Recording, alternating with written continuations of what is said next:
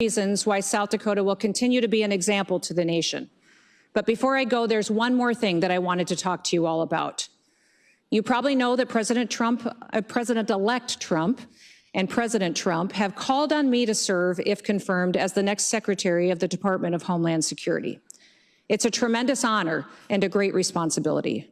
The mission of the Department of Homeland Security is to keep the American people safe from the threats to the homeland. Now, the situation at our southern border is nothing short of an invasion. And over the last 4 years, America's border security has been purposely weakened and ignored. Our laws have not been enforced, and this has led to millions and millions of law enforcement encounters with illegal aliens. That doesn't include the millions of gotaways that we're aware of. And it doesn't include the ridiculous number who got in through the CBP One app. And it doesn't include the many thousands who caught a free plane ride into our country, courtesy of the federal government. Now, too many of these individuals disappear while they wait for an asylum hearing before ever showing up for a hearing, sometimes years later.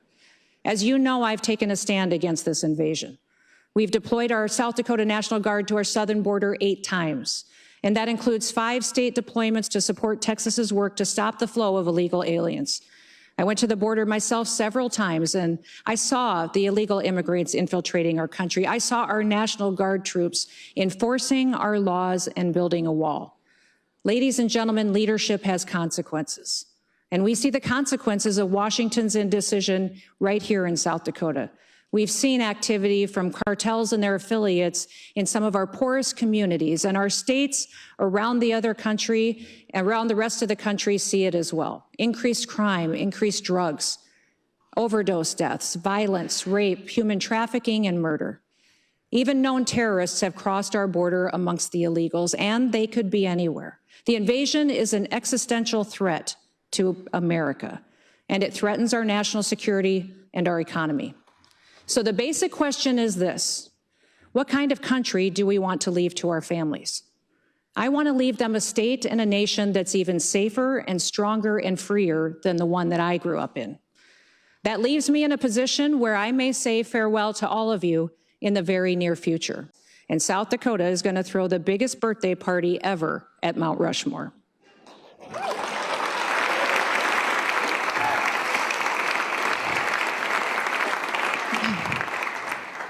The number 2 reason why South Dakota will continue to be an example to the nation is our freedoms. South Dakota has been a shining city on a hill over the past few years. We have proven that freedom works here. And here's what I love most about that fact. We don't have to just talk about freedom. We can look from state to state and compare the results. When COVID came in 2020, South Dakota was the only state that never forced a business or a church to close.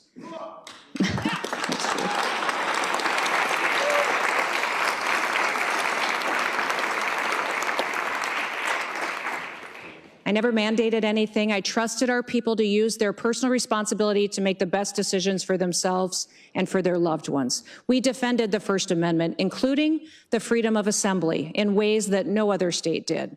And later that year, when other states attacked and defunded our law enforcement, South Dakota invited officers to move to our state, and to our state that would respect them when they got here. And several times over the past few years, when other states accepted piles of federal money with strings attached to leftist policies, South Dakota said, no thanks. We've defended our Second Amendment more than any other state. The first bill I signed as governor was constitutional carry. We blocked local governments from using emergencies to seize people's firearms. We strengthened stand your ground laws. I signed an executive order to protect our God-given right to keep and bear arms from being infringed on by financial institutions.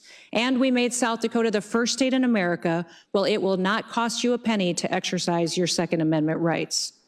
Thomas Jefferson once wrote a letter to James Madison where he said, "I prefer dangerous freedom over peaceful slavery."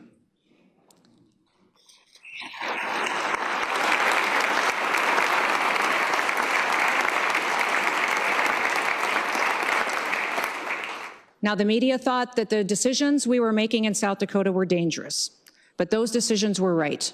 And in the future, when tough decisions are in front of our state, we will have an easier time making the right choice. We have the courage of our conviction. Thank you, Mr. Chairman. Governor Noem, welcome. Congratulations on your nomination. I'm delighted to see you here. I do notice the chairman of the Ways and Means Committee is over your shoulder there. I'd have to question your judgment about who your friends are based on that. The great chairman from the state of Missouri. It's fantastic to have you here. You know, the Department of Homeland Security is not particularly old, but you already have what I hope will soon be the distinction of succeeding the worst secretary in the history of the Department of Homeland Security. Alejandro Mayorkas has been an absolute disgrace to that department and frankly to this country. And I'm delighted to see you willing to step up and serve. Let me just ask you something. I repeatedly asked your predecessor when he sat where you're sitting whether the southern border was secure. And he repeatedly told me under oath, it is secure, Senator. And he repeatedly said under oath, our policies are working, Senator, meaning the Biden administration policies that, of course, gave us this devastating open border. So let me just ask you, is the southern border secure as we find it today? Senator, no, the southern border is not secure today, but in just 3 days, we will have a new president in this country, President Donald J. Trump, and he will secure our border. That is refreshing candor. I'm glad to hear it. Let me ask you about a young man from my state. This is Travis Wolf, who's 12 years old when he was killed just over a year ago by an illegal migrant who mowed him down, and I choose my words carefully, mowed him down in a motor vehicle, hit him head on, doing 75 and a 40, killed him. Others were severely injured. Just yesterday, a witness sitting where you are sitting today told this committee that migrant crime is, and I quote, not an actual concern. Not an actual concern.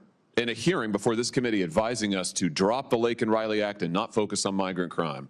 You know, in my state, with the death of people like Travis Wolf and Officer David Lee, who was assaulted and killed in St. Louis, and officers in Kansas City who have been assaulted by illegal migrants, and others who have been carjacked and stabbed, would you agree with me that migrant crime sure as heck is an actual concern and that you intend to do something about it? Yes, Senator, absolutely. And I am so sorry about Travis and my prayers go out to his family. I can't even imagine what that is like. And thank you for telling his story, because there's so many families in this country that have that same story. And they don't understand why the federal government is allowing people to come into this country illegally and then perpetuate crimes against their people and then give them resources and shelter and food and debit cards to go take care of their families when they go to work every single day to make sure that they're providing for their families and are held accountable to when they break our laws. So, let me ask you this. Will you work with President Trump to reinstate the Remain in Mexico program that the president had in place in his first term, which does so much to ensure that those who would seek to abuse our asylum system are not allowed into the country, and those who have legitimate asylum claims, their claims are processed in due order and in due course, but they wait in Mexico until those claims are fully processed. Will you work to reinstate that program? Yes, Senator, the president and I have talked extensively about this and will 100% partner with him to reinstate the Remain in Mexico policy and make sure that it's in place. Fantastic. I think Travis might be alive today if that policy had been in place. Let me ask you about CBP One, the phone app that I've called Concierge Service for Illegal Immigrants. I'm sure you're familiar with it. This was the Biden administration's effort to allow asylum seekers to apply ahead of time using their phones, but not actually to provide any evidence that they needed asylum. There was a newspaper report, a press report that said the only problem with the app is it never asks users, are you seeking asylum? They don't ask for any asylum evidence. They simply release these so-called asylum seekers who use the app into the country on parole. Sometimes they're never given a hearing. The Inspector General actually did a report, a full investigation report on CBP One, and found that frequently users of this app were claiming the same addresses in the United States as their intended destination, even though they didn't know each other, they weren't family connections. In other words, it has been completely abused. And the idea that the federal government would pay for this kind of concierge service for illegals, I think, is outrageous. Will you end the use of the CBP One app? Yes, Senator, if confirmed, and I have the opportunity to be secretary on day one, CBP One will be shut down. There's data and information in there that we will preserve so that we can ensure we know who's coming into this country and who's already here. that we need to go find, but also we make sure that there's another program, CHNV, which I'm sure you're very familiar with, where our federal government actually paid to fly people into this country directly from other countries without any vetting or knowing who they are. So there's several of these programs that need to be eliminated, and we need to ensure that we're following legal immigration laws. I'm glad you just mentioned CHNV. This is this is a mass parole program. Of course, as you know, our law allows parole in only very limited circumstances. There are 2 circumstances, and it requires case-by-case evaluation. The present administration, soon to be gone, has granted mass parole in direct defiance of the law, not case-by-case evaluation. The CHNV program is one of those instances. Will you put a stop to this abuse of our parole law and our asylum system? Yes, we will go back to case-by-case evaluation of these parole cases and ensure that we have more resources if you will partner with us to make sure that our legal immigration system is fully utilized, that we have more judges, more immigration courts, so that we can process people legally and make sure that they are going through that process rather than, like Joe Biden has done, use this as an excuse to allow people to come into our country with no consequences. Let me ask you about another low light, not a highlight, but a low light of this last administration and DHS.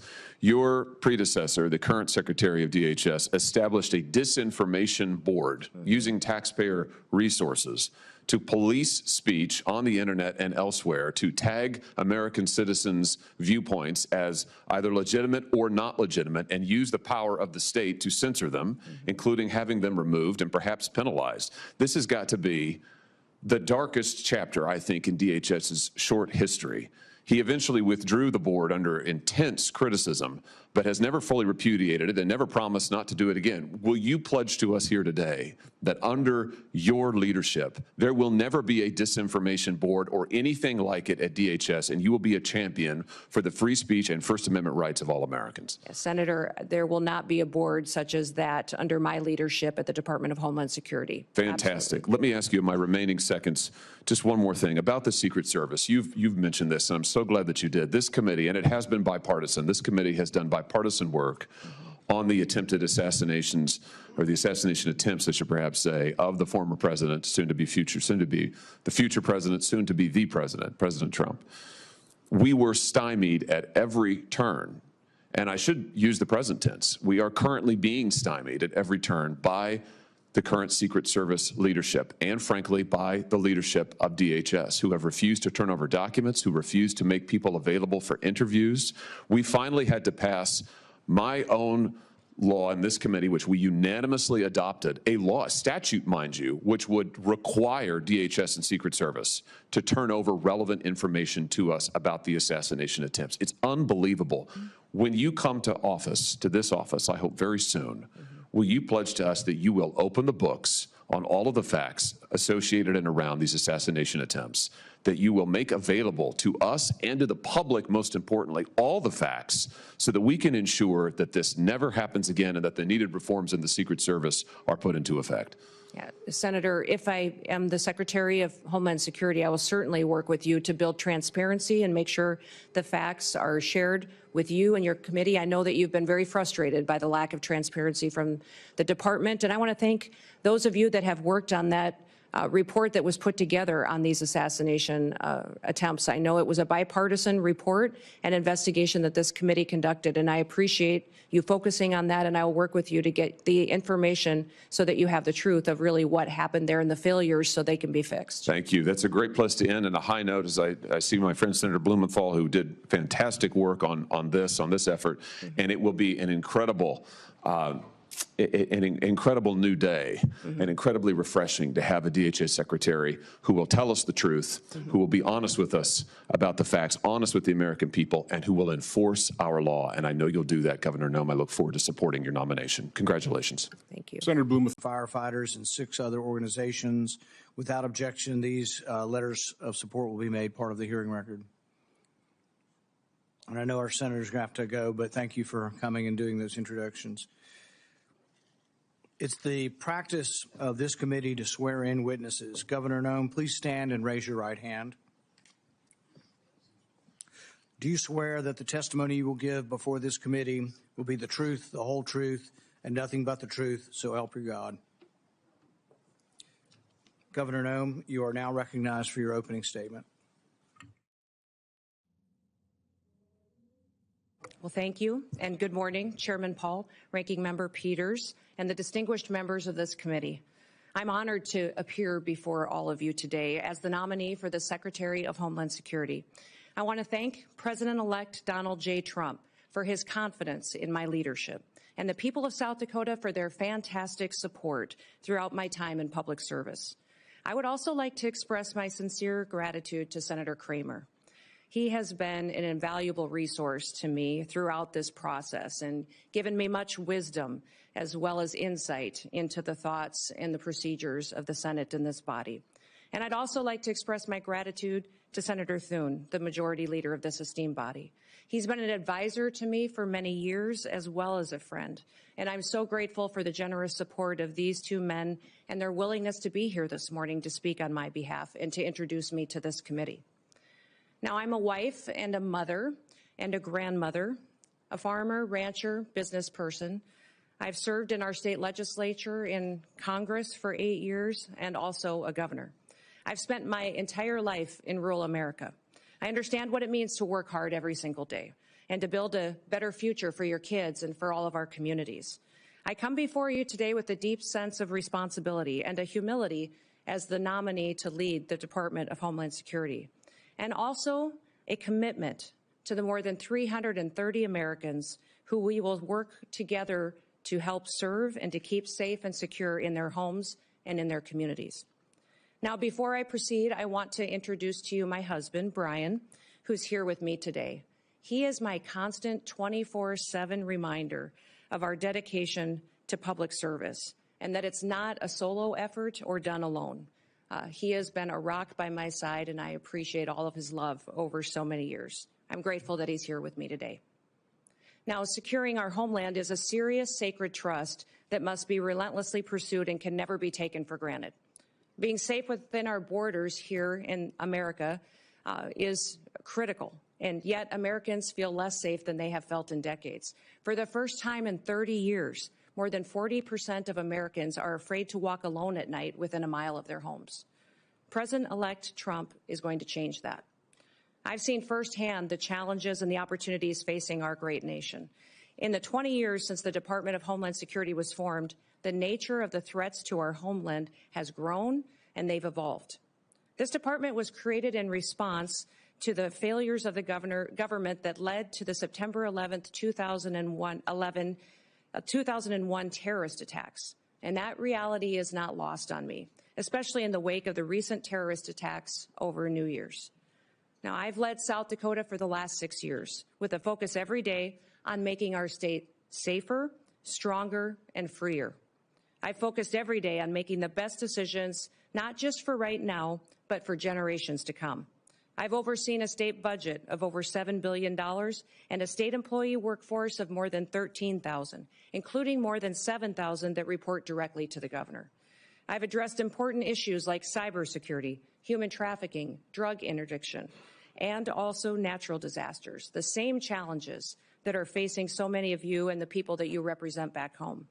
I've secured our state and supported the rule of law. And if confirmed as the 8th Secretary, that is the same approach that I will take to leading the Department of Homeland Security. As we face the evolving threats of the 21st century, the mission and the success of DHS is more critical than ever. We must be vigilant and proactive and innovative to protect the homeland. The challenges in front of us are extremely significant, and we must secure our borders against illegal trafficking and immigration. We must safeguard our critical infrastructure to make sure that we're protected against cyber attacks, respond to natural disasters, and also terrorism. I firmly believe that we can meet those challenges head-on with resolve. Innovation, we can use collaboration with federal and with state partners. And, Senators, I want your input. Border security must remain a top priority. As a nation, we have the right and the responsibility to secure our borders against those who would do us harm. And we must create a fair and a lawful immigration system that is efficient and is effective and that reflects our values. President Trump was elected with a clear mandate. He needs to achieve this mission because 2/3 of Americans support his immigration and border policies, including the majority of Hispanic Americans. I was the first governor to send National Guard troops to our southern border when Texas asked for help and when they were being overwhelmed by an unprecedented border crisis. If confirmed as Secretary, I'll ensure that our exceptional, extraordinary Border Patrol agents have all the tools and resources and support that they need to carry out their mission effectively. The same is true of my commitment to the outstanding men and women of the U.S. Immigration and Customs Enforcement. They are responsible for apprehending, detaining, and deporting illegal immigrants. And getting criminal aliens off of our streets and out of the country will help American communities be safer again. The bravery and the dedication of the Border Patrol and ICE are unmatched, and I will restore dignity to their work. The rising threat of cyber attacks also demands our utmost attention, and our critical infrastructure, from energy grids to financial institutions, is under constant attack by foreign adversaries and criminal actors.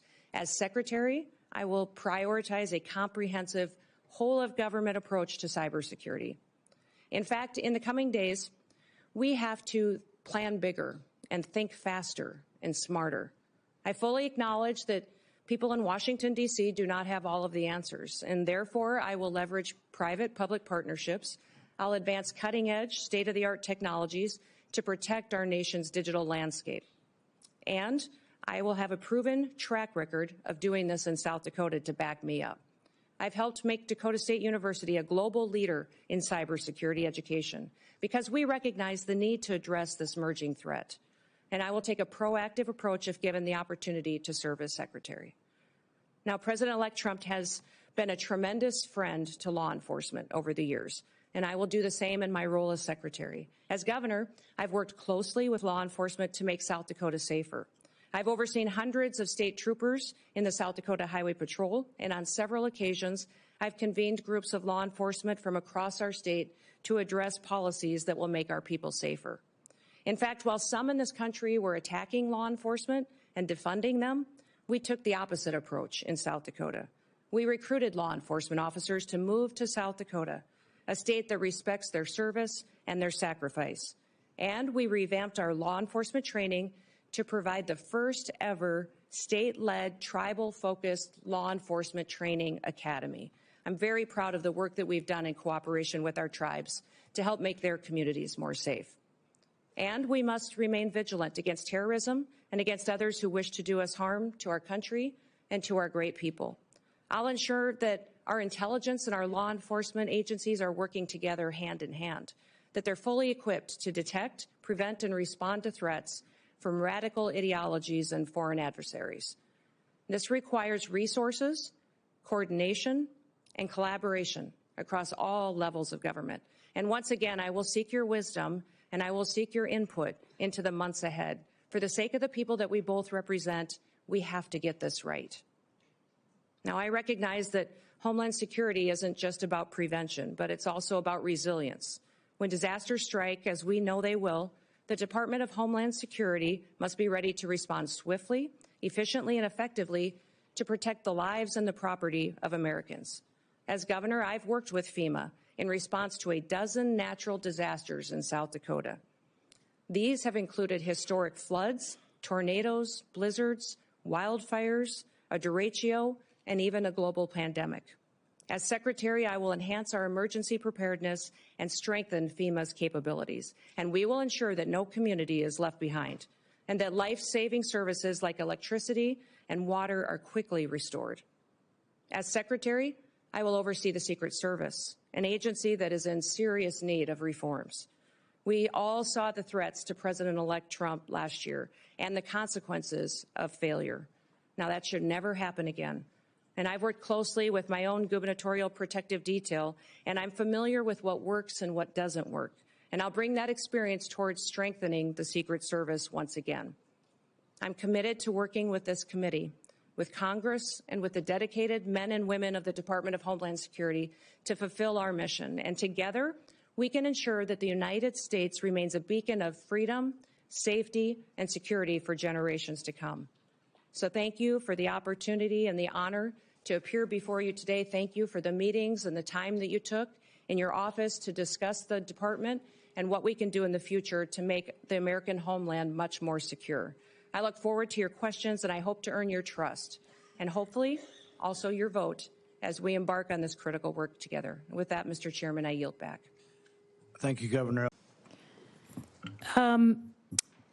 Thanks for being here, and thanks for our time in my office. Governor, I'm a former CIA officer, joined right after 9/11, and served 3 tours in Iraq alongside the military.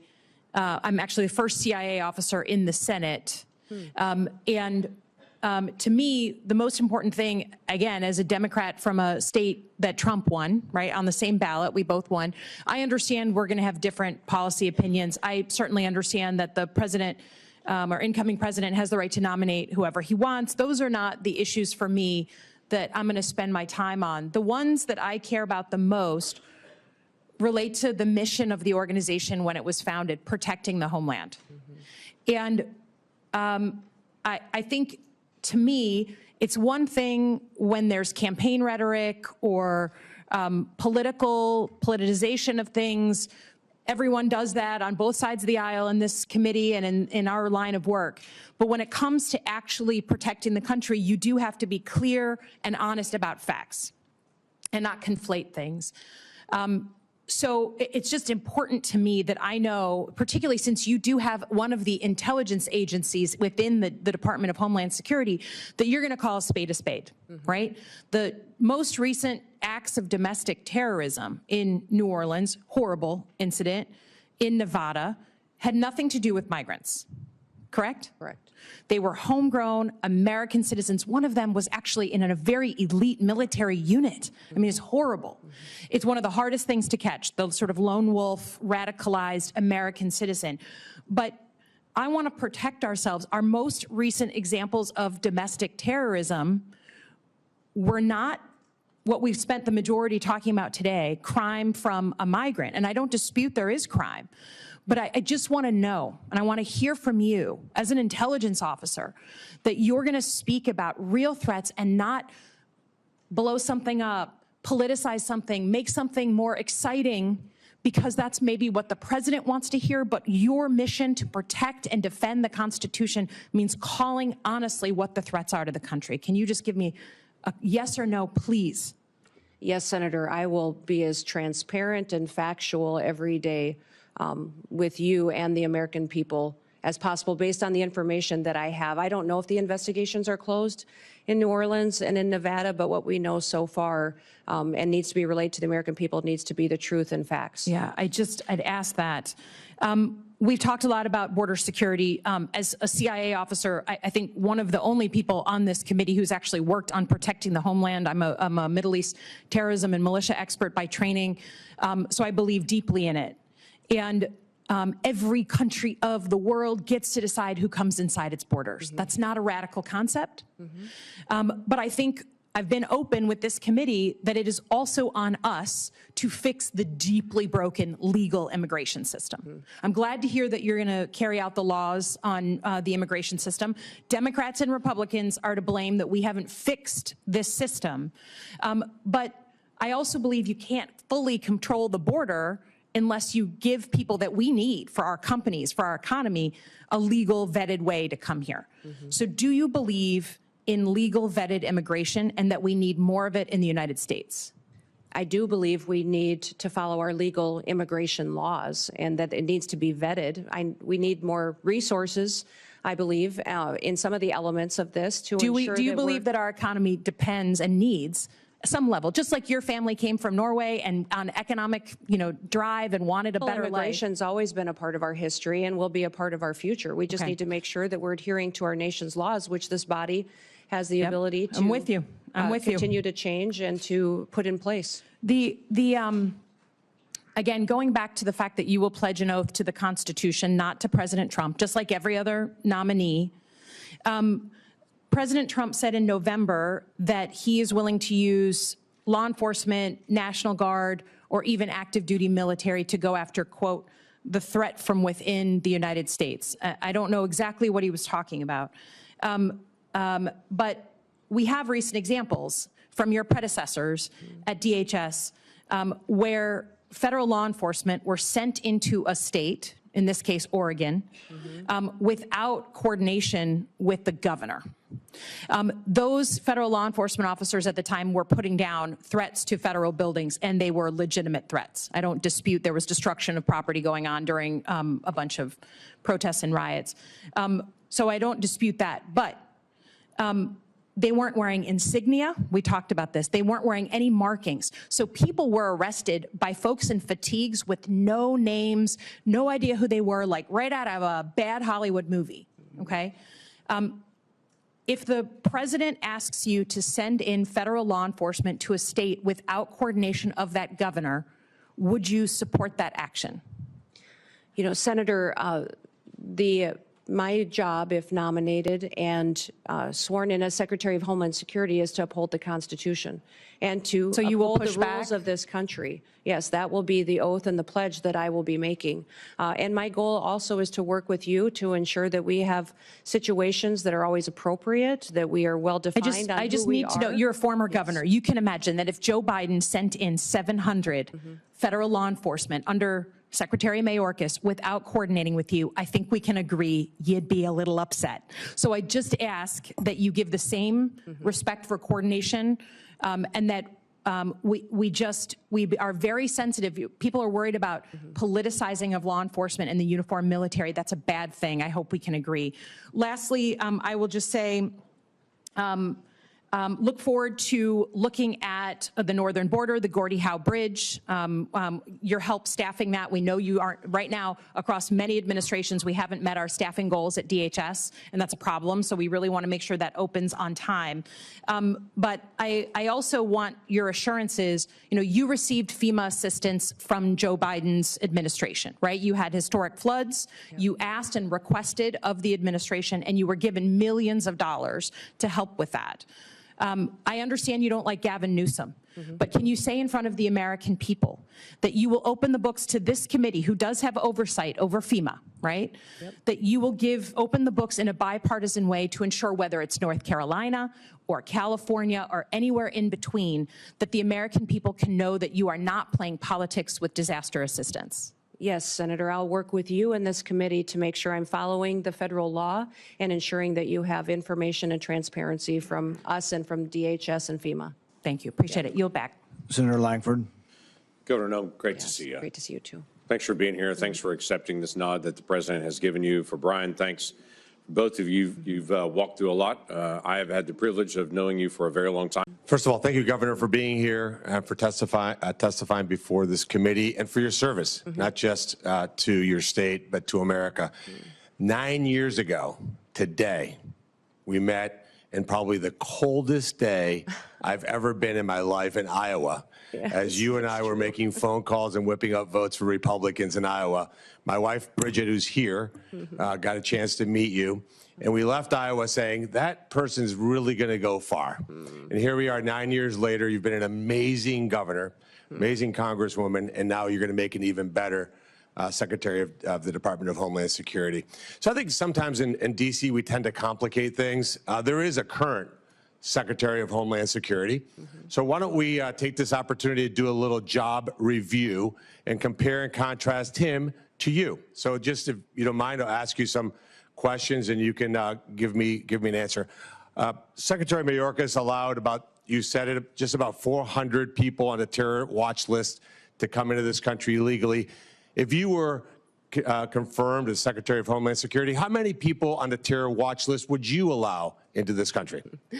Well, Senator, we would work every single day until we had that number was zero. And if you look at the previous Trump administration over his entire 4 years, in comparison to Joe Biden's number, President Trump, it was 11 that were then removed from the country and faced consequences. When you look at the 382 that Joe Biden has let in and the policies continue, is shocking and needs to be changed immediately. Mayorkas let in about 12,000 murderers. How many would you target to let into this country? My goal every day would be to have no murderers allowed into this country and our communities. Mayorkas allowed 16,000 rapists. How many would you target to let in? Every day I'd work to make sure that there was none let into this country. He let 600,000, Mayorkas, 600,000 people with criminal convictions, how many would you allow in? We would work every day to make sure people are safe and that those with criminal convictions are immediately removed.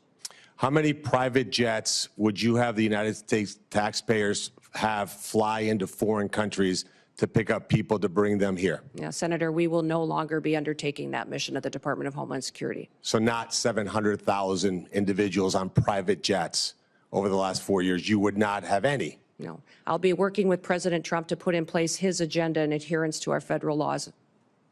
And how many illegals will you plan to house in luxury hotel rooms in Manhattan at a cost of $6,000 per month?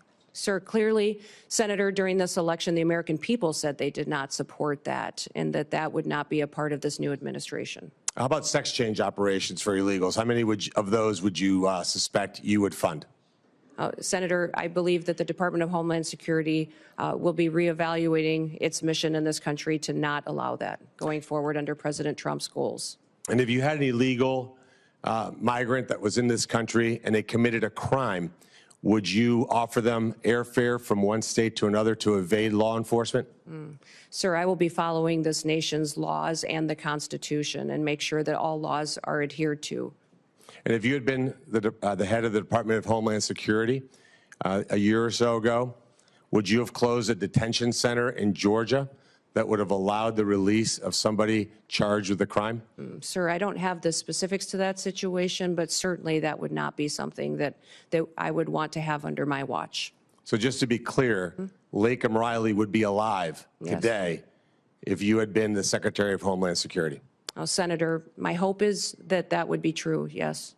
Let's switch to another part of the disgraceful immigration laws that Biden and Mayorkas, who objectively, by the way, objectively has been the worst cabinet member ever in the history of the United States of America. Let's talk about temporary protective status. Temporary being the operative word. Mayorkas and Biden just extended temporary protective status again through 2027. Will you continue to corrupt TPS to allow some sort of open borders agenda? And will you use hot weather of 80 degrees and sunny beaches in El Salvador as a reason why people have to stay in America and not safely return? Yeah, Senator, this program has been abused and manipulated by the Biden administration, and that will no longer be allowed to allow that and these extensions going forward the way that they are. The program was intended to be temporary, and this extension of over 600,000 Venezuelans as well is alarming when you look at what we've seen in different states, including Colorado, with gangs doing damage and harming the individuals and the people that live there. And in terms of our border, like the physical border, I've been there many times, you've been there many times. Who should be in charge? Who should have operational control of our border? The United States government or the Mexican drug cartels? Oh, Senator, the United States needs to control our borders and secure them. So if this were a job interview in the private sector, and you had somebody like Alejandro Mayorkas in charge, and we had the opportunity to upgrade to you, this would be the greatest upgrade in history of the United States of America. But I'm going to end my time with a startling statistic and actually a challenge to the Democrat Party. When Mayorkas was confirmed, every single Democrat voted to confirm him, and 6 Republicans joined all 50 Democrats in that confirmation. If we get to the vote, and hopefully, Chairman, we could do that Monday, because we cannot wait one single day without you being in charge of that department. We should have 100%, 100 senators vote for your confirmation. This will be the litmus test, in my mind, as to whether we have a Democrat Party that's actually serious about doing bipartisan things like securing this country and protecting our citizens. Any Democrat that voted for Mayorkas that does not vote for you should be in front of their voters and removed from office. Thank you for serving, Brian. Thank you for being here, for putting up with the nonsense that you guys have had to put up with over the years. You are going to make an amazing Secretary of Homeland Security, thank you for being here. Thank you, Senator. Senator Slotkin. I want to call your attention to an effort that I've led to help reunite children with their parents, children who were separated as a result of the so-called family separation policy in the last administration. I have introduced a measure called Keep Families Together, not only to limit separation of families at or near ports of entry, but also the Families Belong Together Act for several Congresses to help bring the children, the kids who were victims of this policy and who still are not big back with their parents. I hope that you will support that kind of effort. Senator, the Trump administration never had a family separation policy. They had a zero tolerance policy, which said that our laws would be followed. What I'm alarmed by is the over 300,000 children that went missing during the Biden administration. And when we talk about children and what they're potentially facing as far as victimization in this country and the trafficking that's going on, this administration's lack of desire to find out where those children are or what they may be going through is alarming to me. So I want to stop that. Because my time is expiring, I'm just going to interrupt again with apologies to say, let's put aside. Well, I can't put aside 340,000 children. Labels. Let's put aside what happened in the past. There are still 1,000 children who are separated and waiting to be reunited. I'd like your commitment that you're going to continue the effort to reunite them with their parents. Senator, keeping families together is critically important to me and to this country. I'm concerned about Laken Riley's family, that they no longer have her. I'm concerned about the fact that we have people in this country that don't know where their children are, or people in other countries who sent their children here and they've been lost by this administration. So yes, my focus will be to keep families together. We will uphold our law and we'll make sure that we're doing everything we can to keep our children safe from the trafficking and the drug epidemic that's hit this country. I'm going to end on an optimistic note and say I take that as a yes. Yeah. Thank you.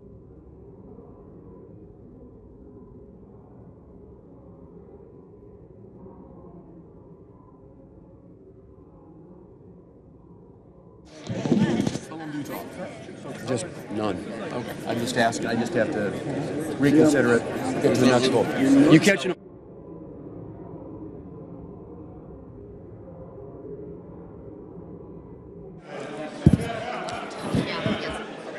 You really start.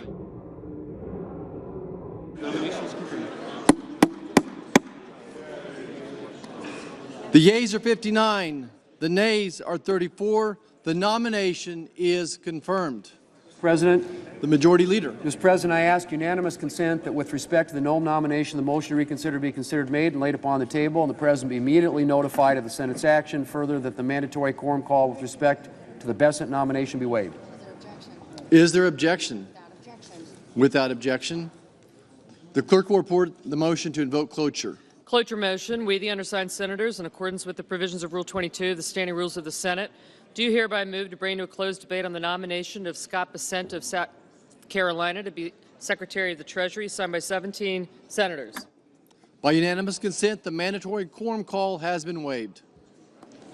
The question is it the sense of the Senate that debate on the nomination of Scott Bessent of South Carolina to be Secretary of the Treasury shall be brought to a close? The yeas and nays are mandatory under the rule. The clerk will call the roll. Ms. Alsobrooks. Ms. Baldwin. Okay, you guys can go. Did you get me? I did. Yes. Cotton, yes. I got you. Mr. Banks. Tillis Hawley. Tillis Hawley. Thank you. With a party of common sense. On day one, I directed every member of my cabinet to, and by the way, Pete Hegseth got approved.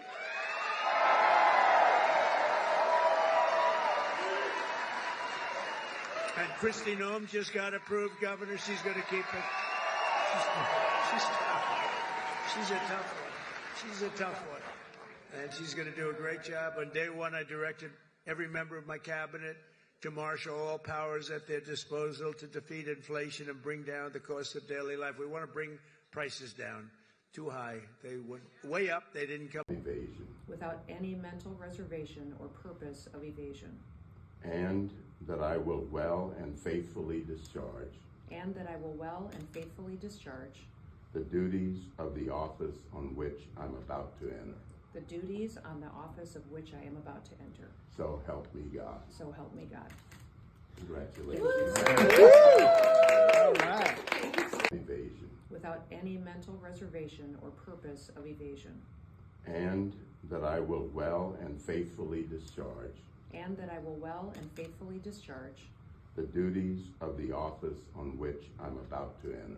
The duties on the office of which I am about to enter. So help me God. So help me God. Congratulations. All right.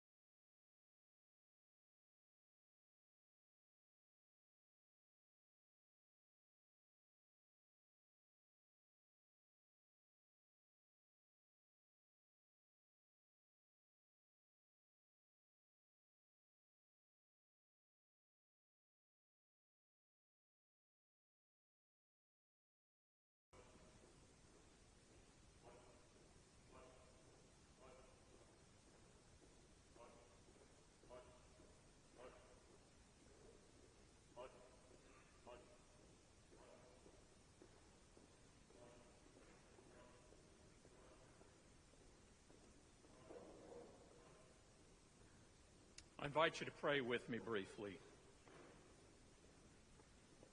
Eternal One, the history of our great nation is replete with change and transition.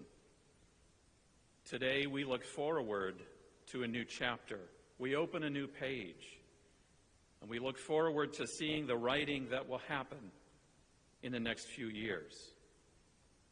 We ask your blessing on Secretary Noem as she steps into this position and leads us.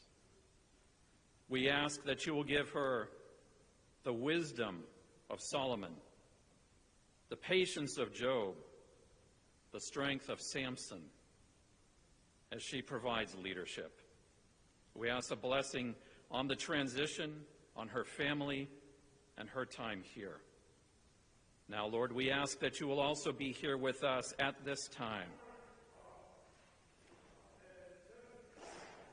as we go through the time-honored traditions to welcome a new leader.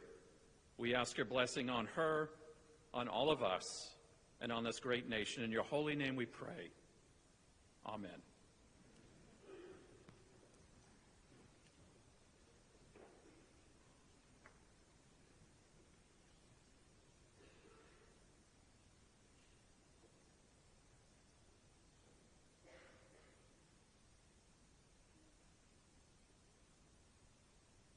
Please remain standing for the Acting Deputy Secretary, Kari Huffman.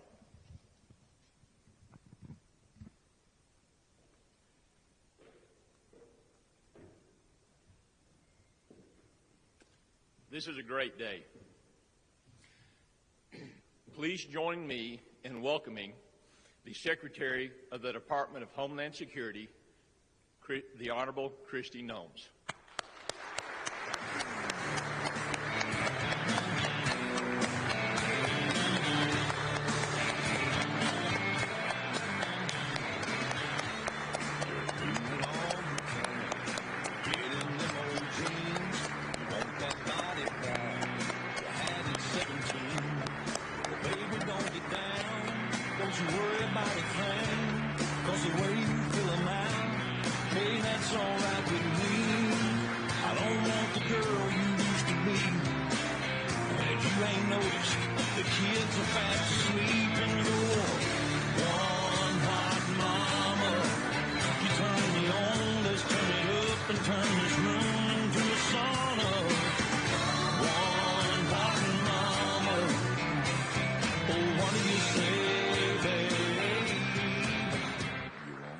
Good afternoon.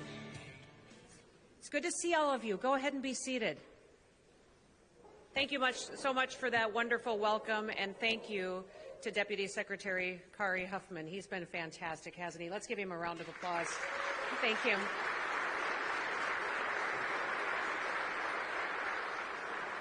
I had the chance to visit with him several times on the phone before I was actually sworn in, and we had candid conversations and visited. And when I got here, he handed me a binder full of papers, and he said, I signed all of this, hope you wanted me to. But I've enjoyed spending time with him and with all of you. Thank you for welcoming me so much. And I am so thrilled to be a part of the family at the United States Department of Homeland Security. Your mission is big and it's vast. And I know that you approach it with the seriousness of which the day and age that we live in requires. So just know that I am committed to fulfilling our mission with you and walking alongside all of you as you do your work every day to make sure that not only do you accomplish your job and do it with excellence, but that you have the assurance that your families will be safe also, and that we leave this country safe for our kids and our grandkids far into the future. Now, as Secretary, that's my responsibility, but it also is my responsibility to do everything that I can to give you the resources that you need to do your job. You need the training, you need the equipment and the resources to make sure you're prepared for every single situation you find yourself in. Now, my background and experience is in business. It's also in serving at the state legislative level. I served in Congress, and I also have served as governor. But that experience tells me that if you want people to perform with excellence, you have to equip and prepare them to do so. And that is my commitment to all of you, that we will walk through every single situation together, and I'll prepare you as much as I can for it, and we'll have the flexibility to make sure that we can always keep the American people first and foremost. I am thrilled that President Trump trusted me with this job. And I'll tell all of you that the reason that he trusted me with this job is because when he talked to me about what my future looked like, I asked him for it. I said, I would like to be the Secretary of Homeland Security, sir, because it's your #1 priority. And I love my job as governor of South Dakota. I love my home and my family. I would not leave them to spend time away unless I was doing something of significance. That's the family I was raised in, that we talked every day about the fact that our work should matter and it should have a purpose, and we should be able to explain why we do what we do, and that it has something that we can show the next generation that really mattered for their future and for this country. So today, I'm hoping all of us will be a beacon of freedom, of light, and of hope, that when people look at us, they don't just see people who are there in a time of crisis or conflict, but we're also people that bring a smile to people's faces and remind them what America is about. You're on the front lines many times, but you're also sometimes the last ones in to help pick up the pieces. And you see people on their very worst days. But that is a presence that you can bring that will bring them comfort and stability in a time when their whole world seems to be shaken. Now, I grew up as a farmer and a rancher. I told this story to a few people the first day that I came into the office, that I grew up with a dad who was a cowboy. And he was much like you would picture John Wayne was in his Westerns. He lived hard and fast, and when he sent us off to school, we obviously lived in the country. We had to drive. He said, drive fast and take chances. So there's not a lot of people that have dads like that. But he also told us every day to get out of bed because more people die in bed than anywhere else. And so we knew that when we got up, we got to work, and we worked together as a family. But that also taught me a lot about how you need to live your example, and an example in front of the people that you lead of what you want them to do, but that they also could respect you in the process of being in front of that organization. The one story I'll tell you, and I shared it with Kari the other day about my dad, was I remember one time I was building fence with him when I was about 10 years old. And we were building fence, stretching wires, and out there putting up about 1.5 miles of this fence. And he turned to me and he said, Kristi, where's the post maul? Which is the post pounder that you pound the posts in with. And I turned to him and I said, it's in the truck. And he said, go get it. So with my dad, you ran everywhere you went. I turned and ran to the truck, grabbed the post maul, brought it back to him, handed it to him. And as I handed it to him, he said, you should know what I need before I know what I need. And I remember being a 10-year-old girl thinking, how am I ever going to know what he needs before he knows what he needs? But what he was doing was teaching us to think ahead. and to think 3 steps ahead of what he needed and have it ready and prepared for him so he could be more efficient, he could get more work done, and we could do a better job.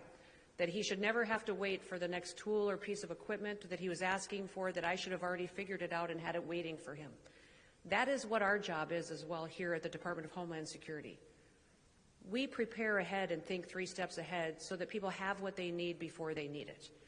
We have lots of stories and lots of experiences where we've responded beautifully or we've been there, provided safety and security investigation, protected communities, picked up the pieces after disasters, kept them safe as they flew, protected their cyber infrastructure. All of the agencies under this umbrella, the work that you do is excellent. And then we all remember times we maybe could have performed a little bit better. I will challenge you to think ahead and to think what people might need before they actually need it, how we can pre-deploy resources, how we can be more efficient, and how we can be more nimble to respond to the situations that we find ourselves in. We do have some challenges, and the world is a dangerous place. And we've got dangerous, evil foreign governments that want to take us down. We will be the first line of defense for anybody that's in the American homeland. We will do everything that we can to protect the American people. We have jurisdiction over people who live here, people who leave here, and people who come here. We have jurisdiction over products that come into this country and which ones leave. We have jurisdiction over our internet, what comes in, what goes out, what kind of business has. Virtually, I tell people we have jurisdiction over everything. And we will exercise all legal authorities that we have to protect this country because it is the only last light of freedom left. We woke up this morning more blessed than 99% of the people in this country because we woke up in the United States of America. We woke up in a country where we get to exercise our freedoms, and that responsibility has been laid at our feet, and I know that the people in this room and the people in this department are up to the challenge and up to the task. I will walk alongside you, support you, lead when we need it, but all the time be there to hopefully inspire you to know the kind of work that you do and how important it is for this day and age. So may God bless you, may God bless the United States of America, and may God keep us all safe. Thank you. Thank you for being here.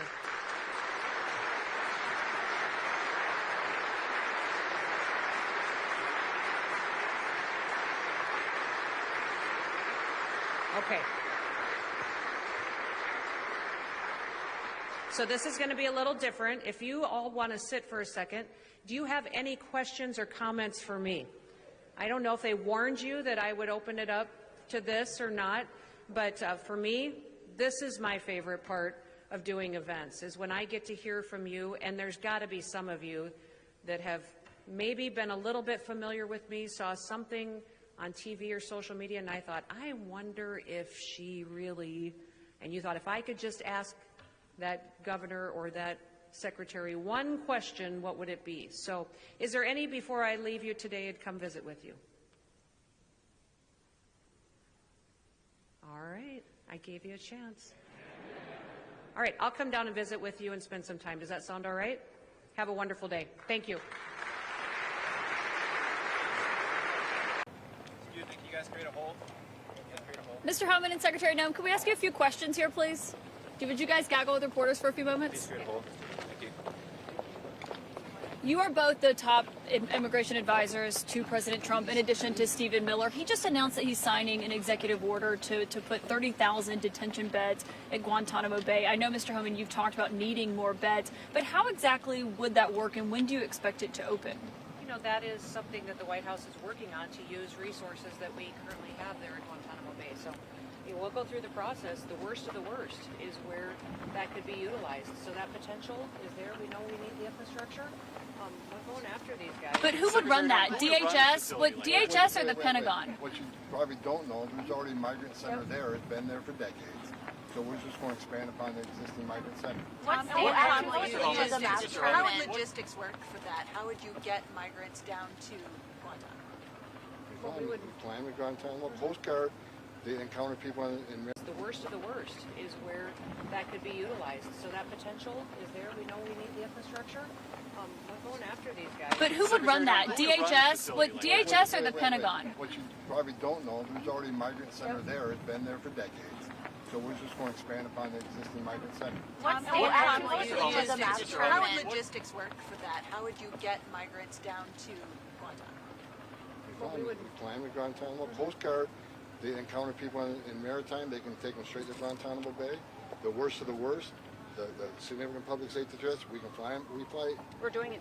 We're already doing it. Would So that what be is more the expensive We're building it out and using more What is resources. the worst? Yeah, What is the Mr. worst Holman, of the worst? Secretary Noem, what kind of civilian oversight would there be?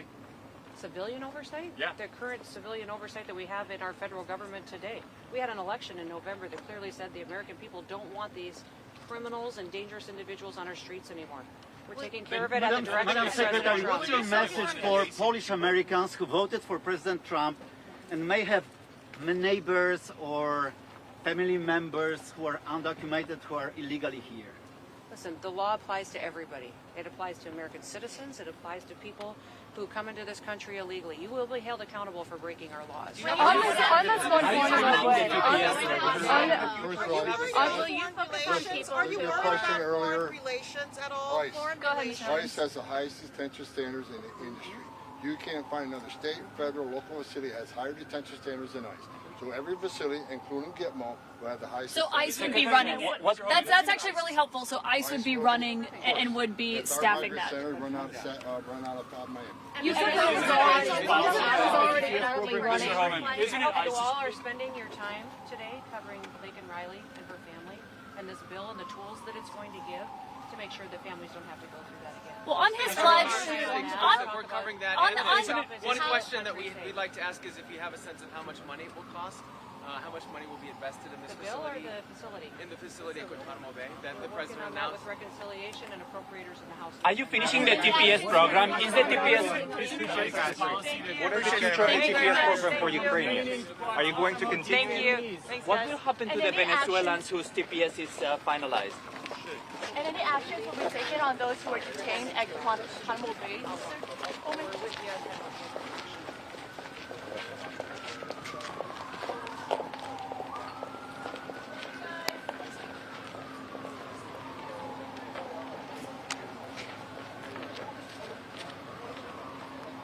Great.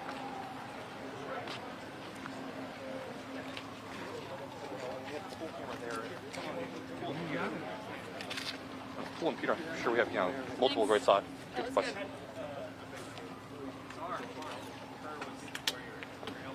I would do the best I can. How's your audio on that? It's fine. You got something to say? Hey, so when you go back, just leave the B and C in mind. Don't get it on the ground. Just push it up, right? Otherwise, you're not going to get what you want. Do we care about it? Well, back in. That's both of them, right? Both of them.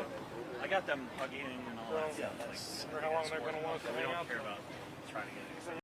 I'm Kristi Noem, the United States Secretary of Homeland Security.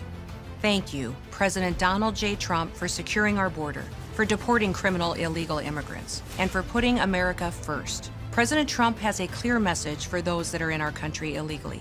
Leave now. If you don't, we will find you, and we will deport you. You will never return.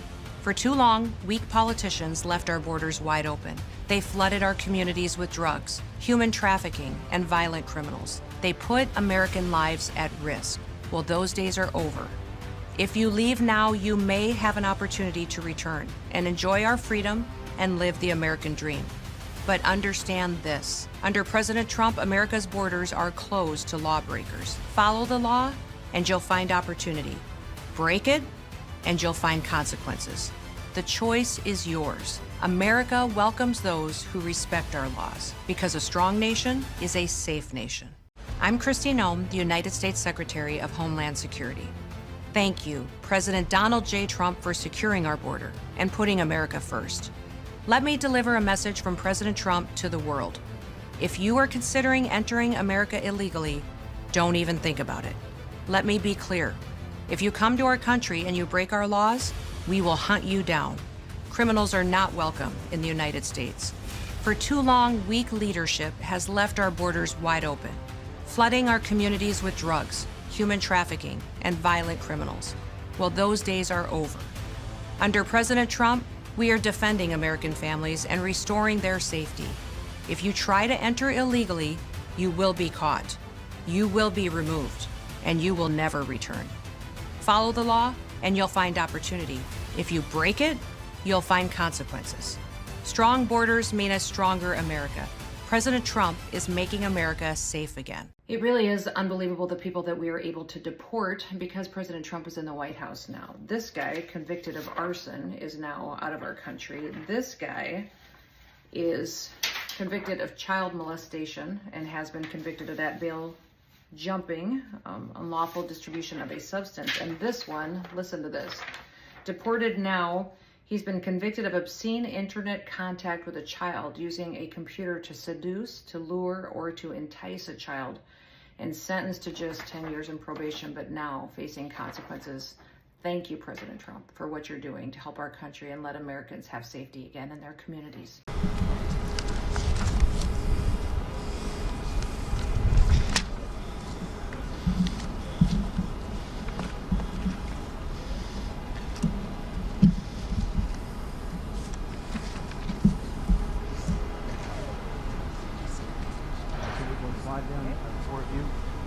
All right, Commander.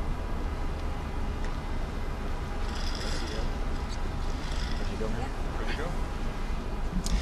Good morning and welcome, ladies and gentlemen, to this morning's press briefing.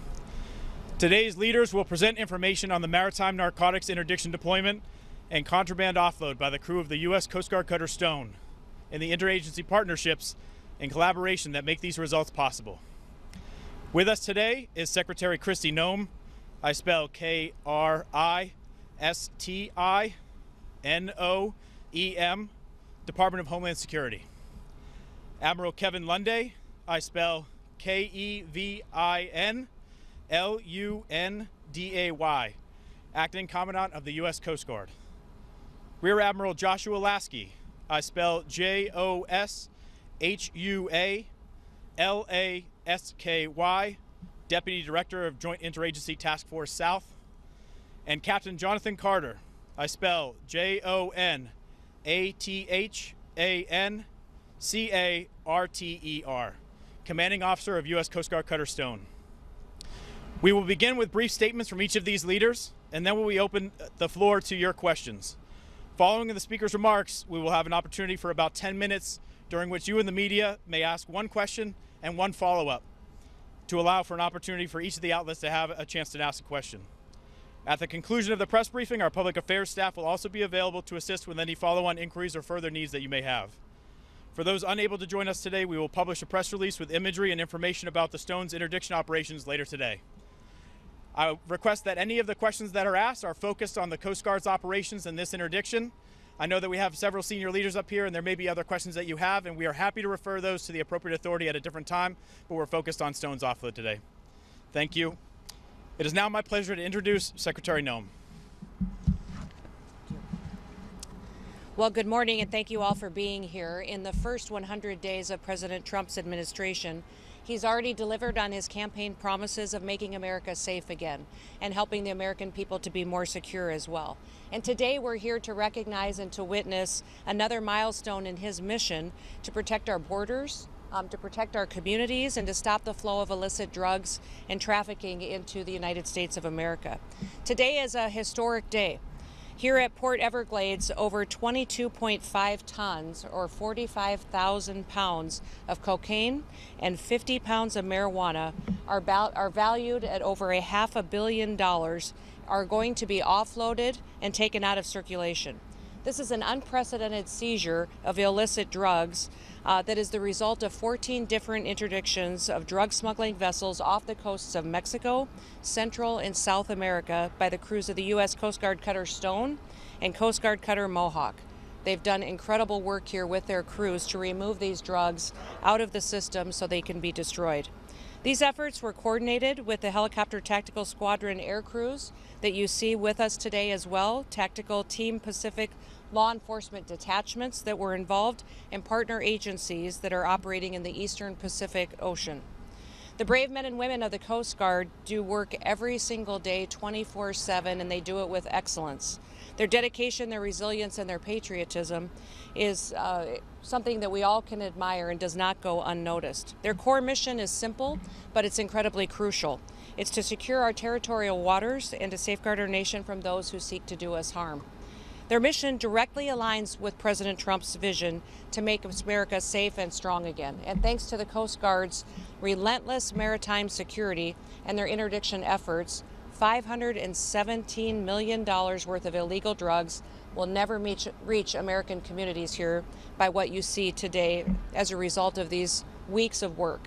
That means that fewer families are going to be torn apart by addiction, that fewer lives are going to be lost to overdoses, that communities will be safer, and fewer resources will be at the hands of dangerous, violent cartels that seek to do all of us harm. This action is a testimony to President Trump's commitment to delivering for the American people, and he has unwavering dedication to our military strength, to our border security. Our law enforcement are producing incredible results, and his leadership is making America safe again. I want to thank all of the leadership teams I have behind me, but also those that are here today that have taken part in these interdiction efforts. They've done incredible work, and the Coast Guard has partnered with many other agencies that you see represented here today to do this work, and it's that kind of cooperation which helps our country be successful in going after these dangerous criminals. In just the last month, decisive action was taken to secure the extradition of 29 different Mexican drug cartel bosses to face justice in the United States. Today's massive drug seizure is further proof of that work.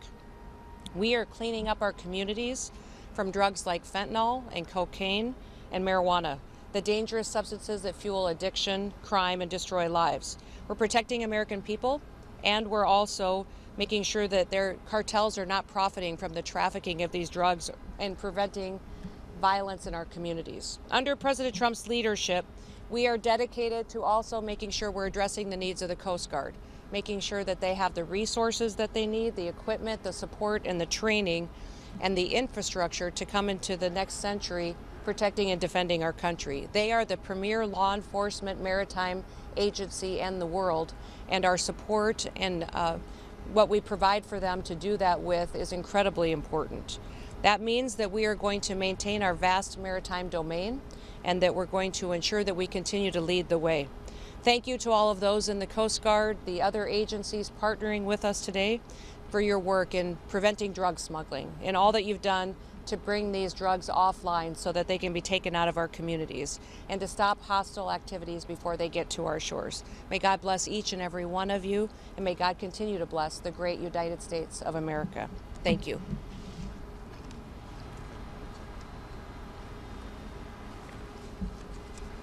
Good morning. Around us right now is over $500 million worth of cocaine that, had we not stopped it, would have been headed for our communities. In the last 2 months, since the 20th of January, the U.S. Coast Guard, working with others, has seized over 80,000 pounds of drugs. Now, while this cutter and crew are headed home after a long patrol to their families, the rest of the Coast Guard remains deployed, conducting operations and on mission.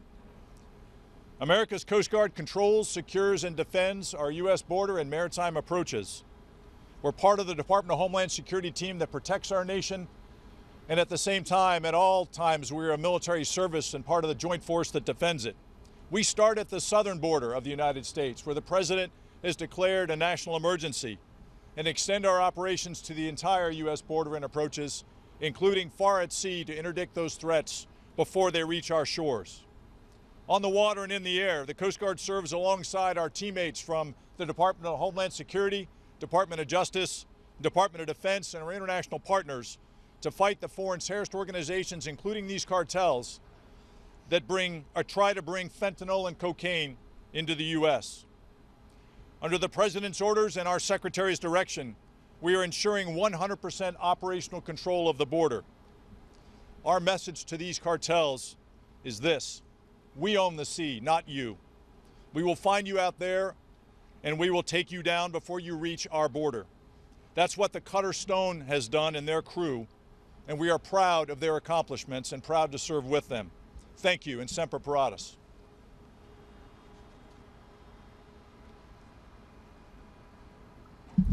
Good morning, Madam Secretary, Commandant. I just want to thank everybody for the opportunity to come here and say thanks today. When you work at Jihad of South, you have a tremendous opportunity to see how our government comes together to deal with this challenging problem. Each of our military services, all of the law enforcement agencies under the Department of Homeland Security, law enforcement and the attorneys under the Department of Justice, and 22 Central, South American, and European partners come together every day to find and stop these movements of illicit drugs trying to reach the shores of the United States. It's work that is about dismantling the cartels who are polydrug, who do not just traffic in cocaine, but traffic in fentanyl and other harmful substances and activities as well. And it is about saving American lives. Cocaine killed 25,000 American citizens last year.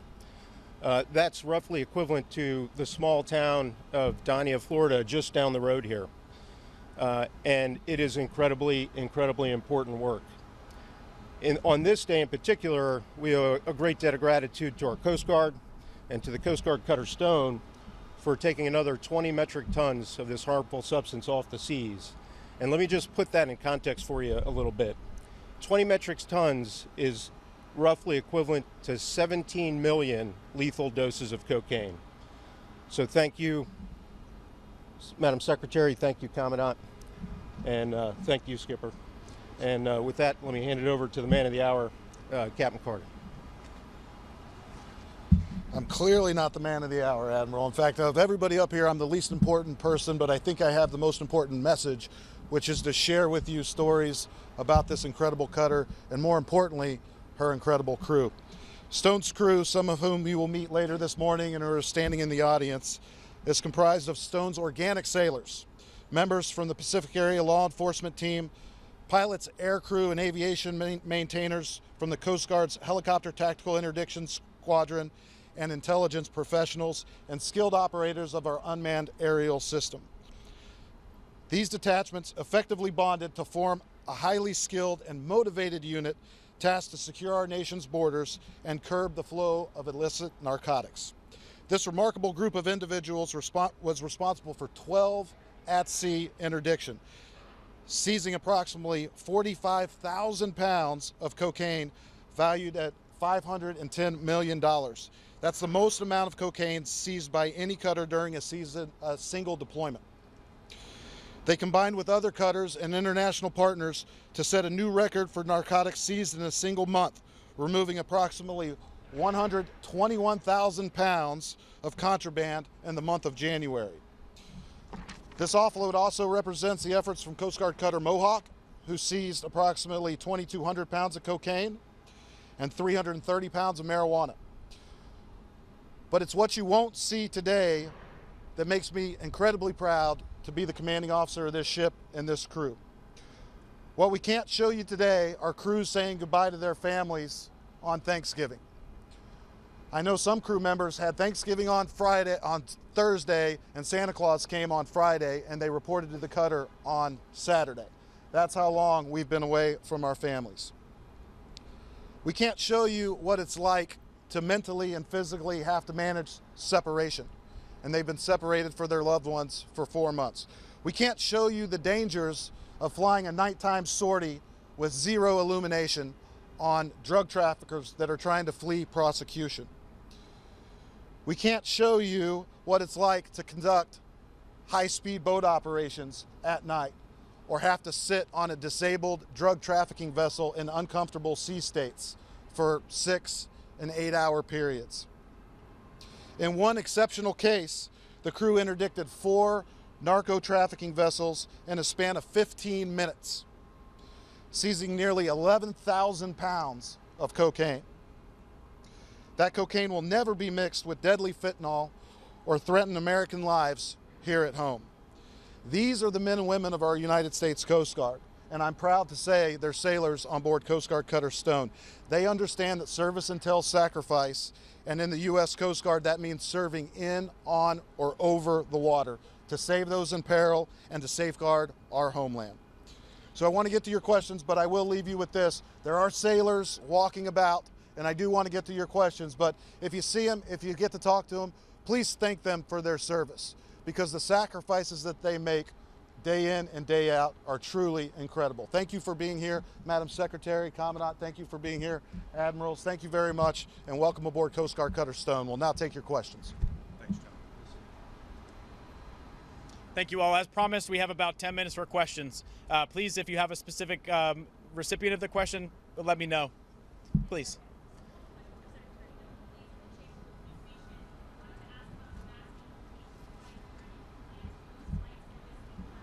We're going to keep this press conference on topic, focusing on the Coast Guard and all of their works to what they've done to bring this drugs offline and to focus on their interdiction efforts today.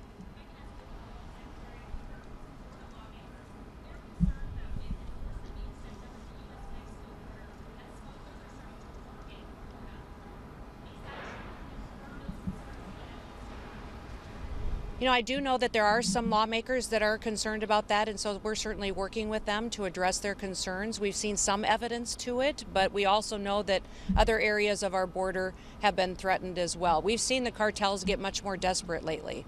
As the border has become more secure and they're not able to follow their traditional routes of trafficking drugs and humans and conducting their violent activities into the country, they've become more desperate, and we've seen more interactions. And obviously you've heard on the news and in reports and in factual information too that even violent activities against our law enforcement officers and those in the military have been escalated, sometimes up to 200% to 300% in some areas, because of what these and those who perpetuate crimes, how they're feeling today with their focus on securing our nation. Thank you very much. As a reminder, the focus is on the Stone's interdiction, so please keep your questions to that. And also please announce your outlet as you ask your question. Please.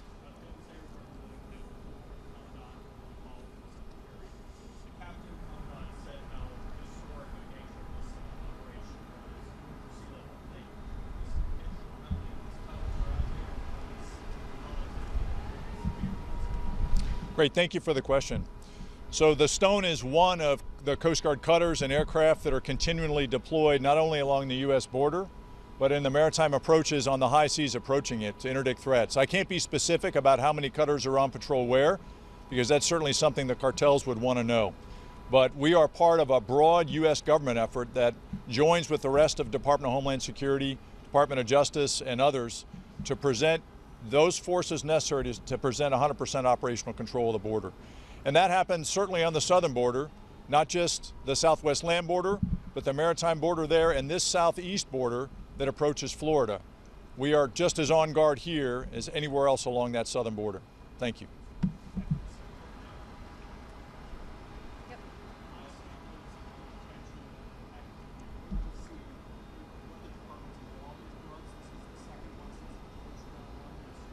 Well, and again, we're going to focus today on Coast Guard Cutter Stone and their work with Mohawk and the rest of the teams on what they've been able to accomplish today at bringing security to our country.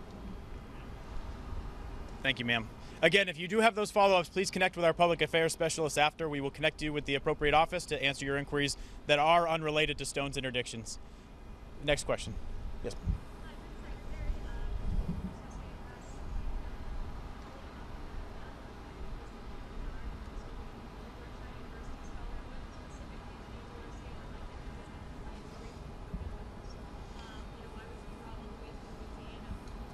Respectfully, again, I ask that the questions are kept to the Coast Guard Cutter Stone and the Coast Guard Cutter Mohawk's interdictions. There is definitely an opportunity at a later time, not the focus of this press conference, to have other questions. And we're happy to take those and refer them to the appropriate authority. Any other questions about the interdiction or our nearly $500 million drug offload today?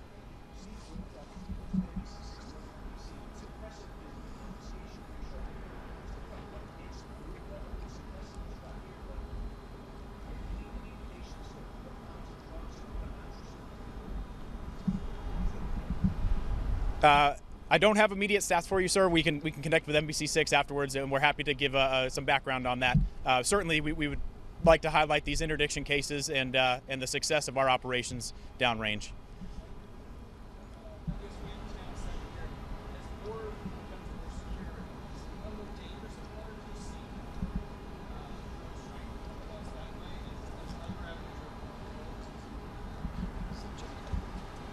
Thank you for the question.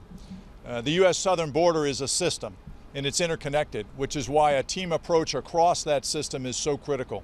So as we see greater control on illegal crossings and attempted smuggling across the U.S. southwest land border, we can expect that those cartels will try and get their drugs or move people a different way. And that's why continued presence, operational presence, and enforcement to ensure we have 100% control of the entire border at all times is so critical.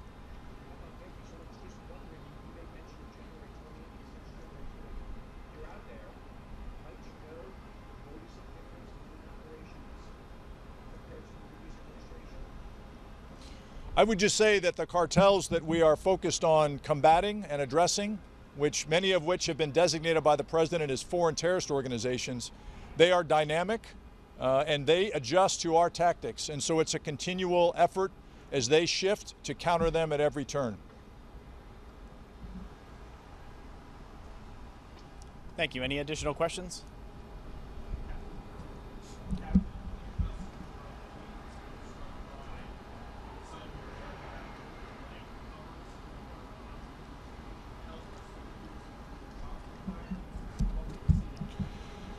Sure, yeah. Thank you for that question. It takes a lot to stop people trying to flee prosecution. And some of the tactics that we use are we do employ warning shots and disabling fire from our helicopters when they fail to yield to just being, in the proximity of the Coast Guard. And so many of the cases do require disabling fire. We execute the safe employment of force, and then we dispose of those go-fast vessels at sea as hazards to navigation. And so, yes, sometimes it is a souvenir to take those back and display those just as we're proudly displaying the actual contraband themselves. So, if the Coast Guard has a flaw, we make this mission look easy. It's not easy. And the Commandant was talking about tactics changing. We have to keep up with those changing tactics.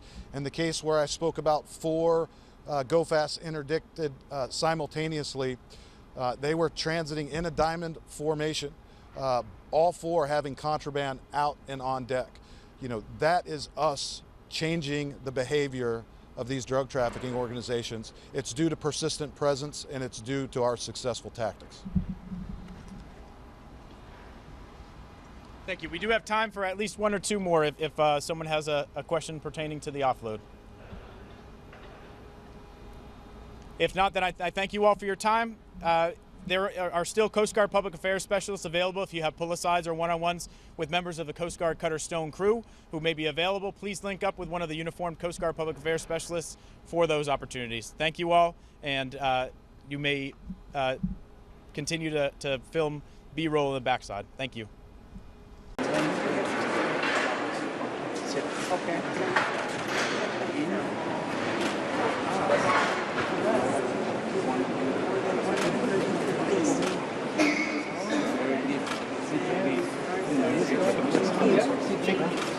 Venga para acá, por favor.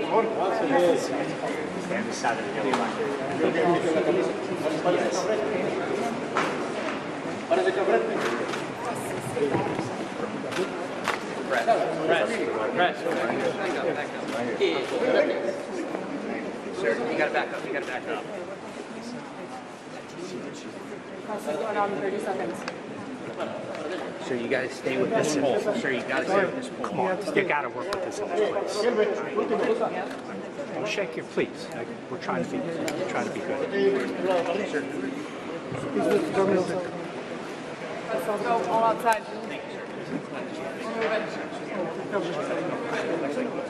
We're moving.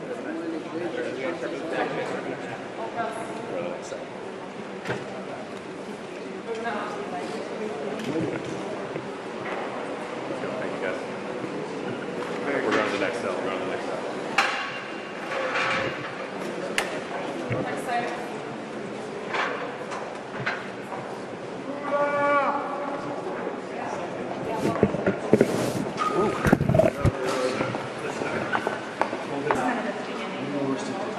You can probably see what you want. Yeah, just hold here. Just hold here.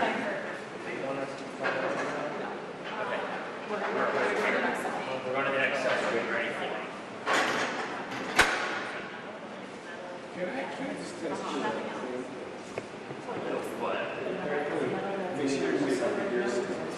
To be able to let the desk know that we're going to feed it back. Go out in front of our shot goes down, they know.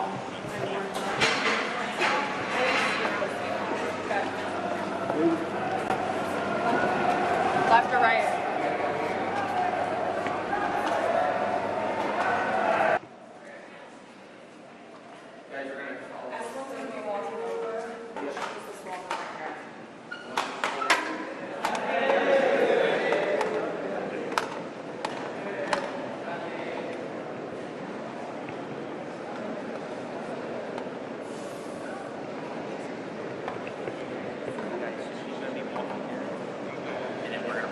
Back.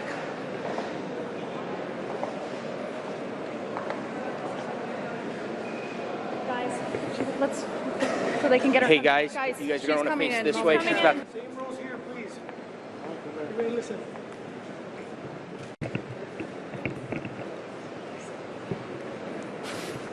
That's all right.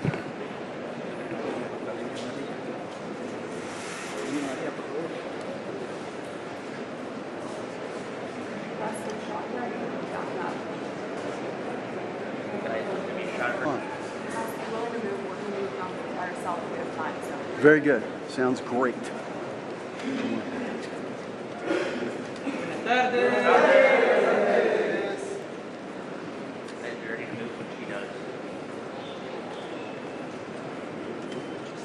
Buenas tardes.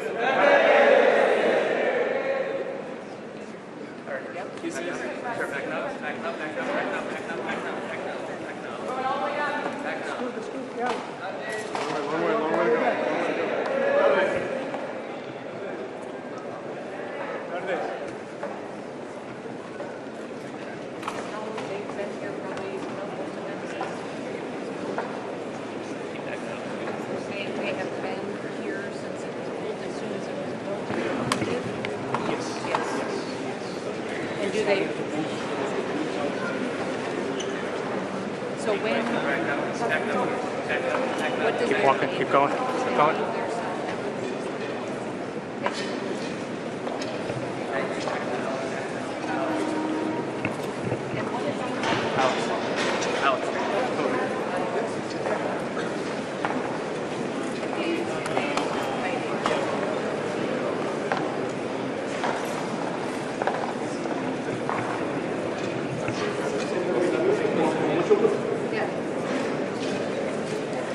Back up. Hacer de aislamiento ahorita. Ahorita vamos. Ah, ok, vamos a la 15 ahorita. Vamos a esa 15 entonces. No, ahorita vamos a hacer de aislamiento. We're going to be in isolation cell. There's a prisoner out at the desk in front of us, so I'm going to be closer to me. There's people there. I don't know what they're doing. I'm sure the health secretary is second. We're way ahead. Harry, don't forget the video. We're going to film a video of the secretary. For soon.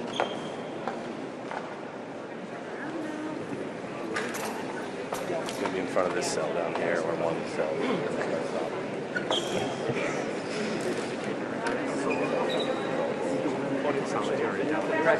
No press.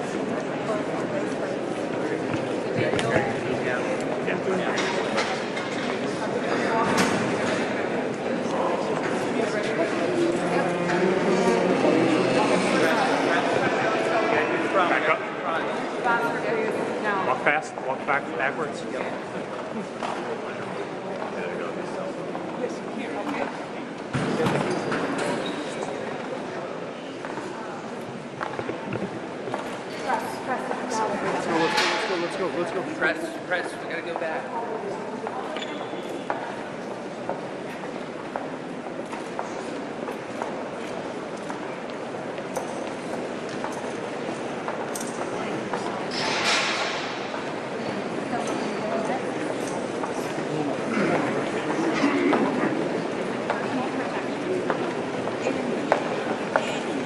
Keep going, Michelle. Beyond 15, that's not Come on, I just started.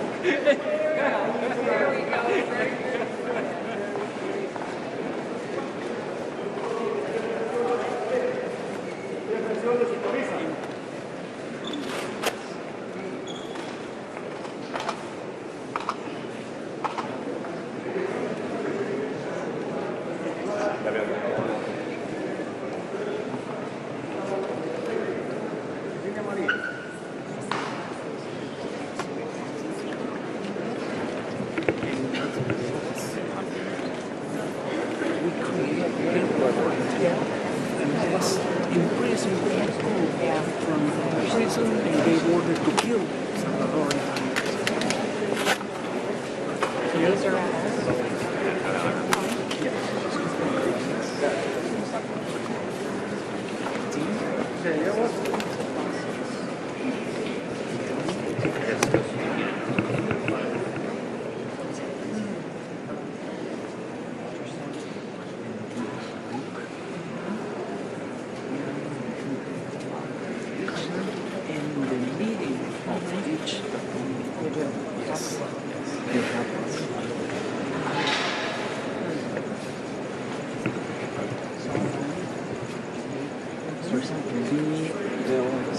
Yep.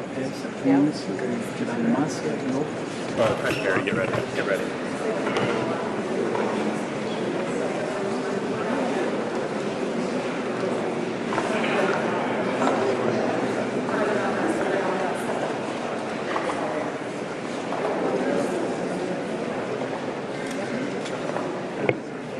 You want to put something there? See if it's up to you. I'm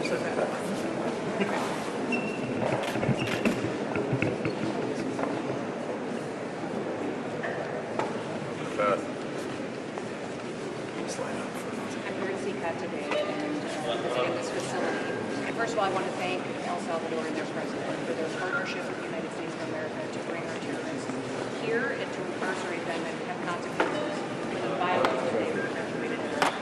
I also want to come our country illegally.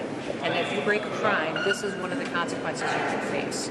First of all, do not come to our country illegally.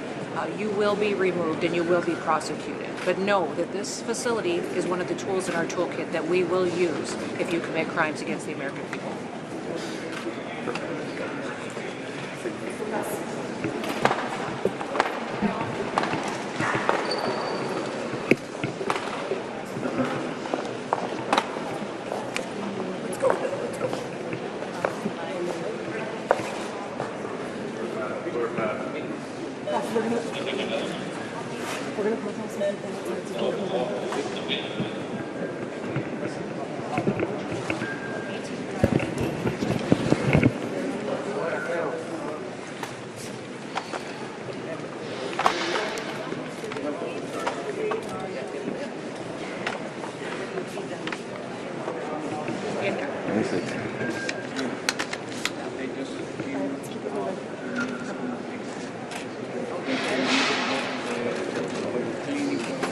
And you had a whole conversation.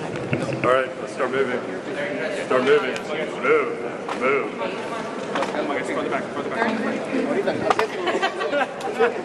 move. We gotta move. Come on.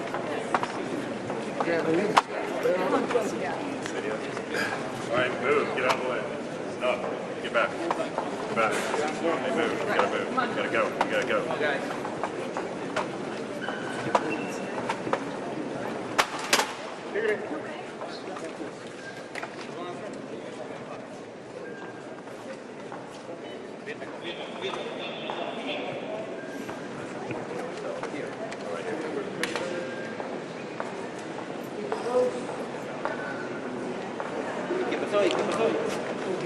Keep it moving.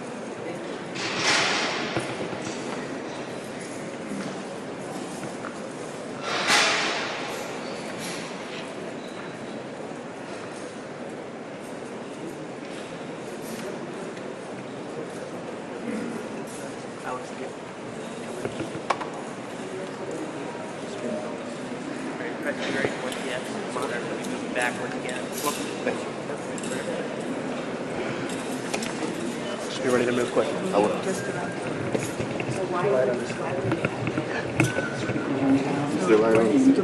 You're just at the waiting room. Screen is that at the waiting room, waiting to come here. I have another one, another prisoner. That's in another prison, but that is a wonderful click of one of them.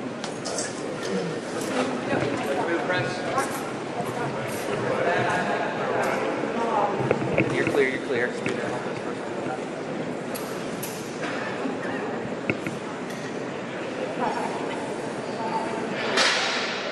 Going on the other side of this profile here.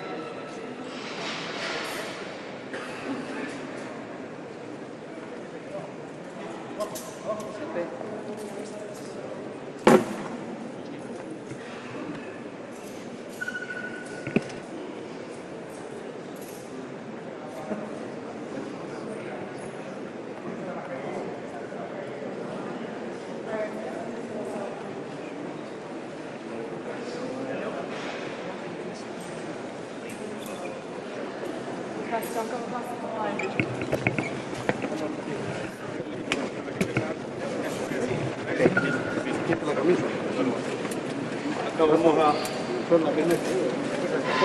Acá vamos a mostrar algunos de los perfiles de internos que habitan el sector. En este caso tenemos a Eric Alexander Villalobos Acosta, alias Damon City, miembro de la Mara Salvatrucha, con una condena de 867 años. Date vuelta. Entre los delitos están organizaciones terroristas, proposición y conspiración en el delito de homicidio agravado en grado de tentativa, homicidio agravado, otra vez homicidio agravado, tráfico ilícito, fabricación, portación, tenencia o comercio ilegal de armas de fuego o explosivos caseros.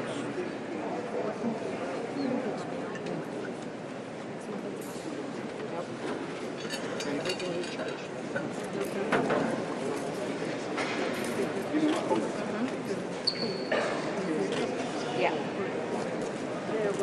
But you already have a record. Samuel Rigoberto Santos Amaya, date vuelta, miembro de los 18 sureños, alias Smok o Cura, condenado a 260 años, entre los delitos, homicidio agravado, agrupaciones ilícitas, homicidio agravado imperfecto.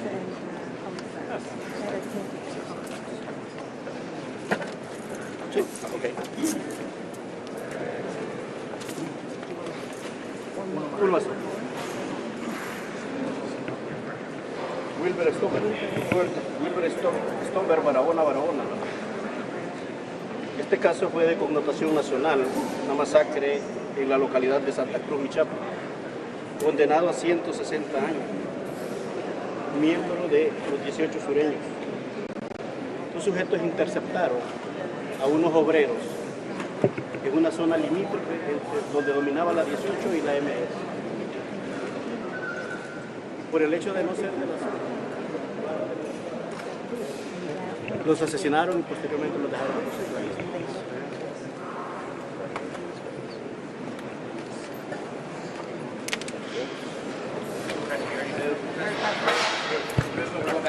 Press exit. Full exit, keep it going. She's walking quickly. Nothing more, nothing more. Keep it All the way going. down, all the way down, all the way down. After that, straight. Understood.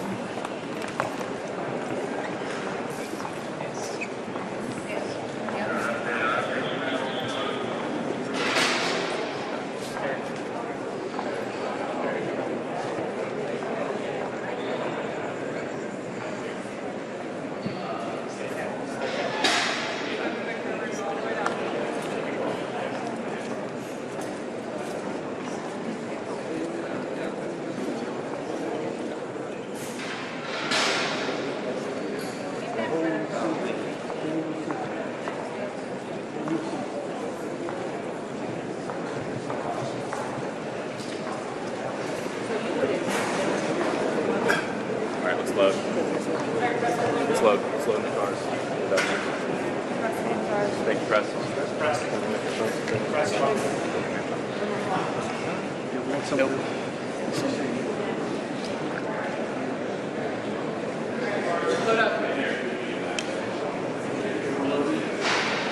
Not 16,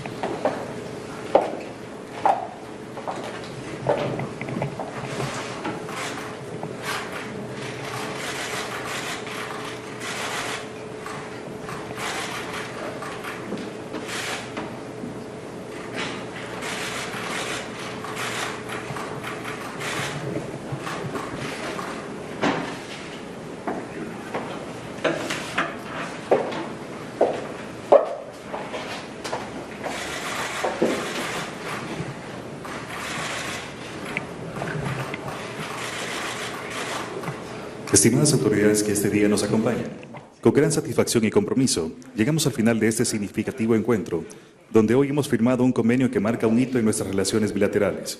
Este acuerdo refleja no solo la voluntad de colaboración entre nuestras naciones, sino también el respeto mutuo por nuestras culturas y formas de vida. With great satisfaction and commitment, we come to the end of this meaningful gathering, where today we have signed an agreement that marks a milestone in bilateral relations. This agreement reflects not only the willingness to collaborate between our nations, but also the mutual respect for our cultures and our ways of life. Con la firma del convenio concluida, despedimos a las autoridades que hoy nos honran con su presencia. Les agradecemos por su compromiso y visión para hacer posible este proyecto. Buenas tardes. With the agreement signed, we bid farewell to the authorities who honored us with their presence today. We thank you for your commitment and vision in making this project possible. Good afternoon, everyone.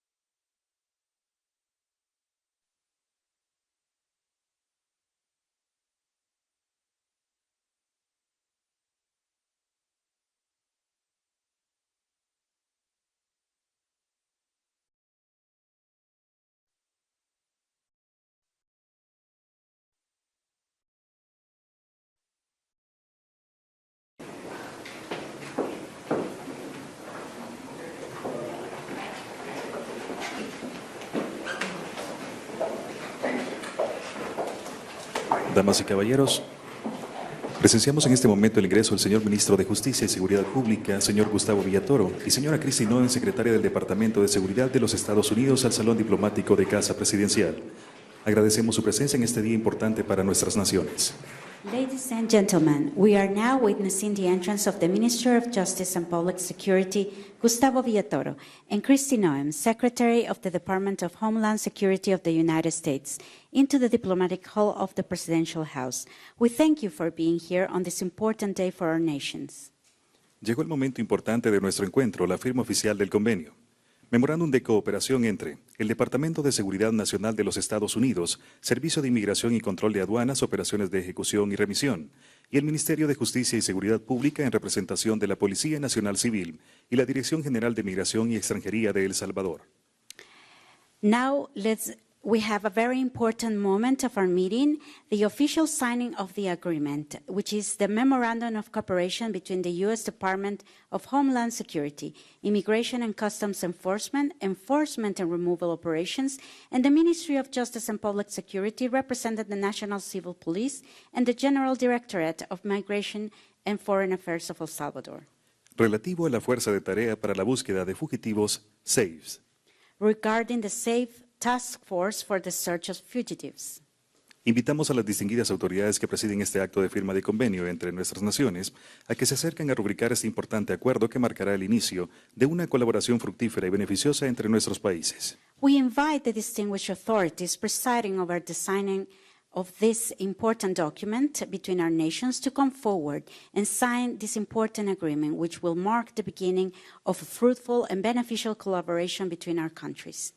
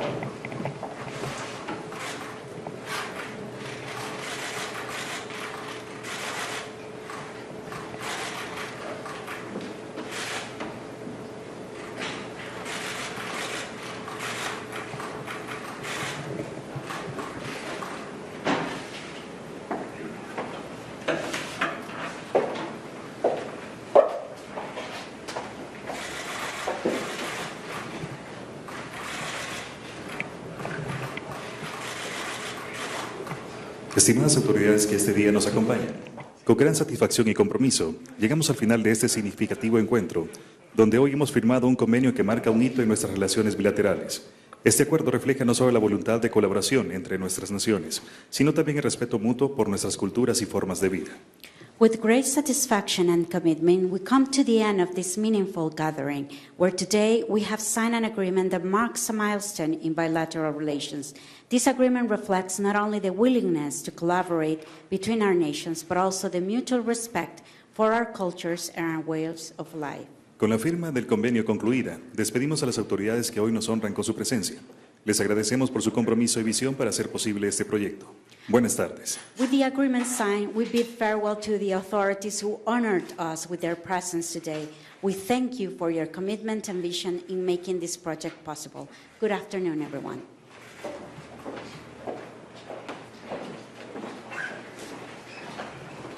Good evening, everybody. We had a fantastic meeting today here in El Salvador with President Bukele. We talked about our cooperation on getting the worst of the worst out of the United States and out of our communities, making people safer. He has agreed to continue the partnership on making sure that TDA members will be able to be here in El Salvador and work together to make sure that SUPERCUT is a facility that we can continue to utilize into the future. And then also very focused on MS-13 gang members, that we would bring them back and bring them to justice as well. So we talked extensively about migration and immigration issues, how we have such a strong partnership and an unprecedented opportunity to work together to do what we can to make our countries strong and to bring public safety to our communities and make sure that our economies are doing well. It was a great day here, and I'm very grateful for the relationship that we have with the President. And I conveyed President Trump's thankfulness for his willingness to work with us to continue to build on the relationships that we have. Did you have any questions for me? Yeah, Secretary, do you guys have plans to send more TDA members to the prison we visited today, and how long are they going to stay there for? You know, I think that is one of the discussions we'll continue to have. The President today indicated that he would be open to working with us in the future on still continuing to receive TDA members and MS-13 members, and so we are grateful for that. We recognize that we still have thousands of these terrorist organization members in our country, and that we want to get the worst of the worst out so that we can bring more security to the American people. So he was very open to that, and this unprecedented relationship that we have with El Salvador is going to be a model to other countries on how they can work with America to not only help us make America strong and secure again, but also to help their countries as well, and to bring them more security and economic prosperity. What's the plan with the TDA members in the prison? I mean, are they there indefinitely? Is there some end date? Are they going to go back to Venezuela eventually? You know, President Bukele and his team plan to continue to incarcerate these individuals, and we'll continue to work with them to potentially use that facility that we'll utilize in the future. Are you guys any closer to a deal to get those deportation flights picking back up? You know, this year already in 2025, El Salvador has received 51 flights, and another one landed today. So we're continuing to do that, and we will continue to partner with them to continue those flights throughout the rest of President Trump's term until we get these criminals and these illegal aliens out of the United States and back to El Salvador, where the President has welcomed those individuals. You know, SUPERCUT is a very unique facility in the fact that it is only housing terrorists and those who belong to these terrorist organizations. So that's what I think is really unique about that facility, is that El Salvador recognizes that these gang members are members of a terrorist organization, which is exactly how President Trump is approaching MS-13 and TDA as well. So having world leaders recognize the threat that they are to our society, and how terrorism doesn't just come from overseas and attacks from overseas, they come from within our country, and they've targeted us specifically. That's a strong relationship we can build on to make sure we're going after these dangerous individuals. Secretary, is there any mechanism to bring back people if the court orders you to do so on the merits, say to give them full hearings on whether they are actually TDA members? You know, we're going to let the courts play out, but we're going to continue to work to make sure that we're getting dangerous criminals out of America. Thank you. Thank you very much. Here we are with Marco and Brian today. They're letting me roll with them. We're going to go out and pick up somebody who I think is got charges of human trafficking. We earlier had an op that swept up somebody who was wanted for murder. So appreciate the good work that they do every day, and we appreciate them working to make America safe. Have you seen this picture? Let me explain to you how this is all cosplay. Number one, anyone that's ever been in combat, whether it's Marines, been an officer, or anything else like that, you would never wear a flak jacket like that. Sloppily put on. It's going to get snagged on something if you try to breach a door or go through any kind of very high-intensity situation. Number two, what's going on with your ejection port there? Either means that there's a round-in chamber or you're just being slapped and keeping it open. Number three, you have a magazine inserted. That tells me you likely have a round-in chamber. And if you have a round-in chamber, the most important thing you have to always dealing with weapons handling is you have to assume every weapon is loaded. And you're pointing that weapon directly at that guy's head to the left-hand side. So that is a problem, Secretary Noem. And number four, the bigger and biggest problem of all, stop deporting people without due process. You continue to deport innocent men and women that have rights to stay here, and you're deporting them out of this country when they should be here and they have a right to stay here. Well, Mr. President, thank you for your leadership at the border. For the second month in a row, you have broken the record in the history of the nation for the lowest number of encounters at the border, which is absolutely remarkable. You have said that America's laws matter and that they'll be enforced, and we're hard at work now to get people to go back home that are here illegally. So the Alien Registration Act has been in place long enough now that those individuals that are here illegally, if they haven't registered, then they can be charged criminally, and they can face fines up to $1,000 a day and face deportation if they don't go home, and they'll never get the chance to come back to America. So we're encouraging people to use the CBP Home app to register, and we're working on the resources and funding to buy them a plane ticket to send them home. I went to El Salvador, Colombia, and Mexico, and those countries and others are thinking about setting up programs to support these individuals when they get back to their countries. So when they get there, they'll have housing and food assistance, and so making sure that these folks have the opportunity to go home so that they can get the chance to come back to America is important. And so it's a very big self-deport operation that we're starting. Thousands of people have already Yeah. self-deported.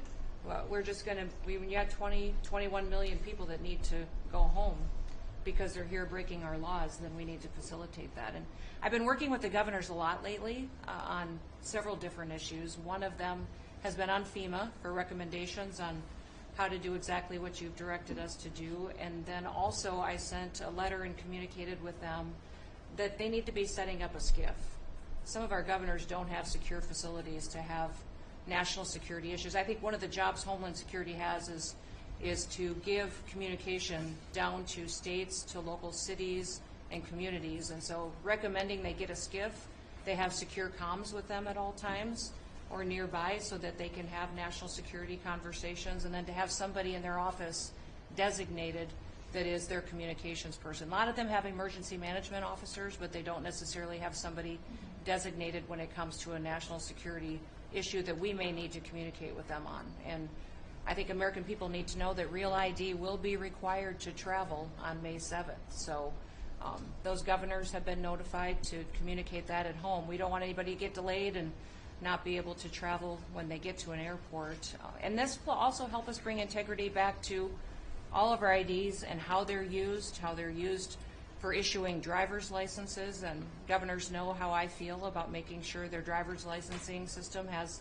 integrity, because a lot of people use their driver's license to vote.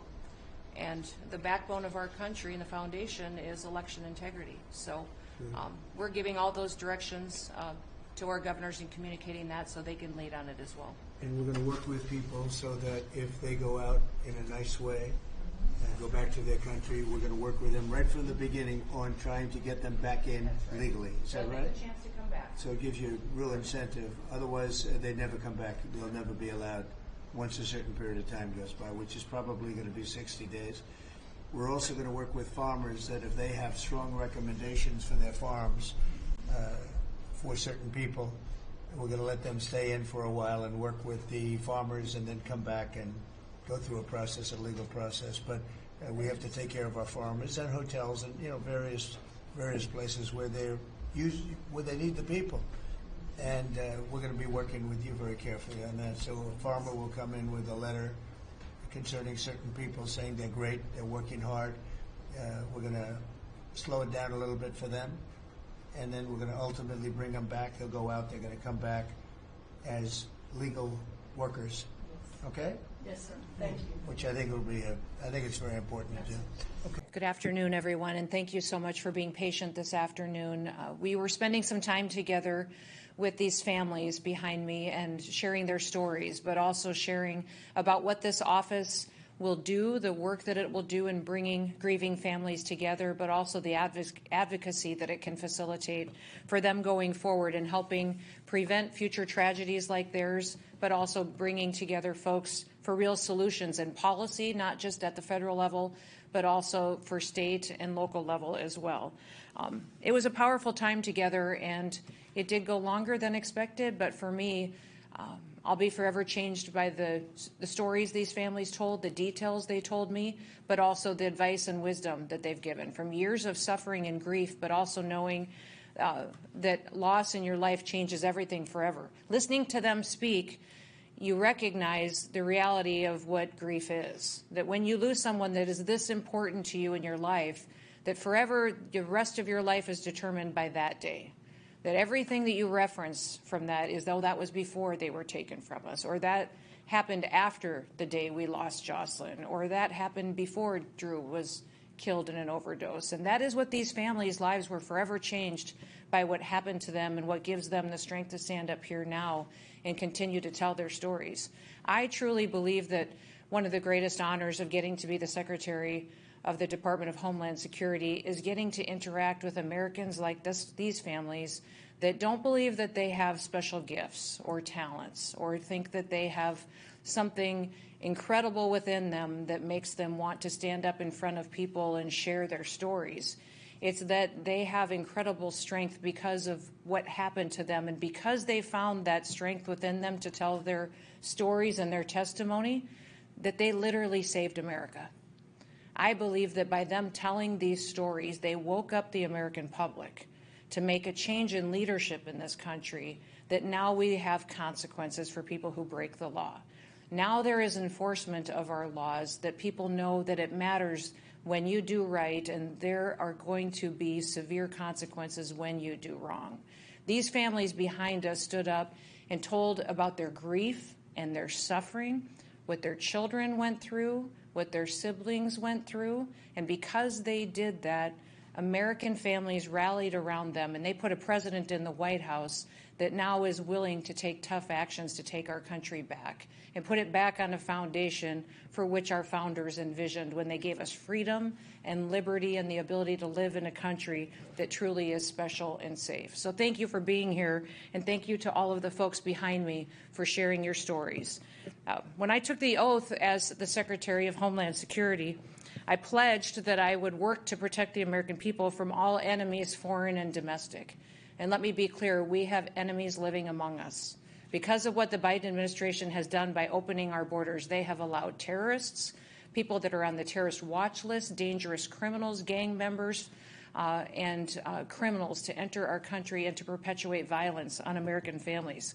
And that is going to stop now. The book of Proverbs tells us that it is for us to stand up and to speak for those who can't speak for themselves today. And there are a lot of statistics in the world, but Greg was sharing earlier today about the fact that just since 2019, we have 1 million parents that have grieved and lost their children just because of fentanyl. And the loss that this country is suffering because of drug overdoses and trafficking is taking out the next generation of Americans. So it's up for us, and it's our responsibility every day to speak for them, because they can no longer speak for themselves. I'm standing here today with angel families who lost their loved ones, and as I listened to them, I was changed, not only by what they said, but by watching their faces and the emotion that hit them. Today we have many that told their stories. Alexis, you're familiar with, as she lost her daughter Jocelyn, but also Jackie spoke very powerfully about the fact that, we fear that people will forget those that we love. I think one of the greatest fears of losing people is that people will forget them and that forget what they were like. She talked about how Jocelyn was a happy girl and funny and gifted and talented, and we should remember those traits, not just how we lost her. We also have others here, Sabina, Tammy, and her husband, Jeremiah, who talked about being unfiltered, which I think it's probably time for us to be a little unfiltered when we talk about the reality of these tragedies.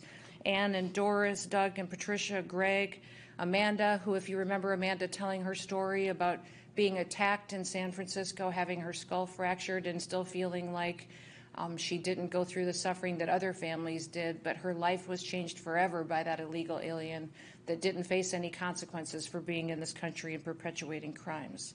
Agnes, Maureen's husband, Michael, I believe, had to leave already, but I just want to thank all of them for being here. I'm going to tell a little bit of their stories before we give them the chance to speak and talk about what the Voices office will do for them and their families and others in this country. Tammy's daughter, Kayla, was just 20 years old when she was strangled to death by an illegal alien in 2022. She was in her bed sleeping after working the night shift when her killer broke in and attacked her. Kayla's killer was a member of MS-13, and he came into this country illegally from El Salvador and was able to get in due to the open borders of the Biden administration. He was a known gang member, and he was sentenced to 70 years in prison for Kayla's murder.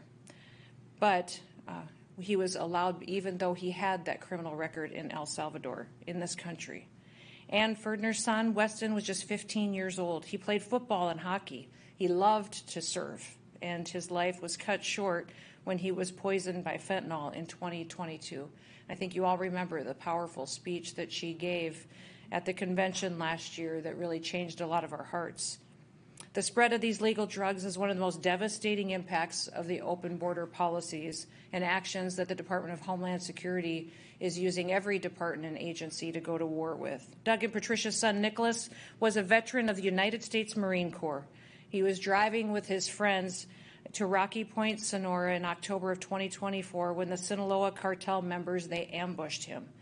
They chased him down and shot him in the back while he was trying to escape. And he was just 31 years old and was serving in our military. Now the Sinaloa cartel is one of the cartels that President Trump has targeted and has designated as a foreign terrorist organization. And that is going to bring all of the departments, agencies, and the military to bear to fight these organizations as the terrorists and the enemies of the United States that they are.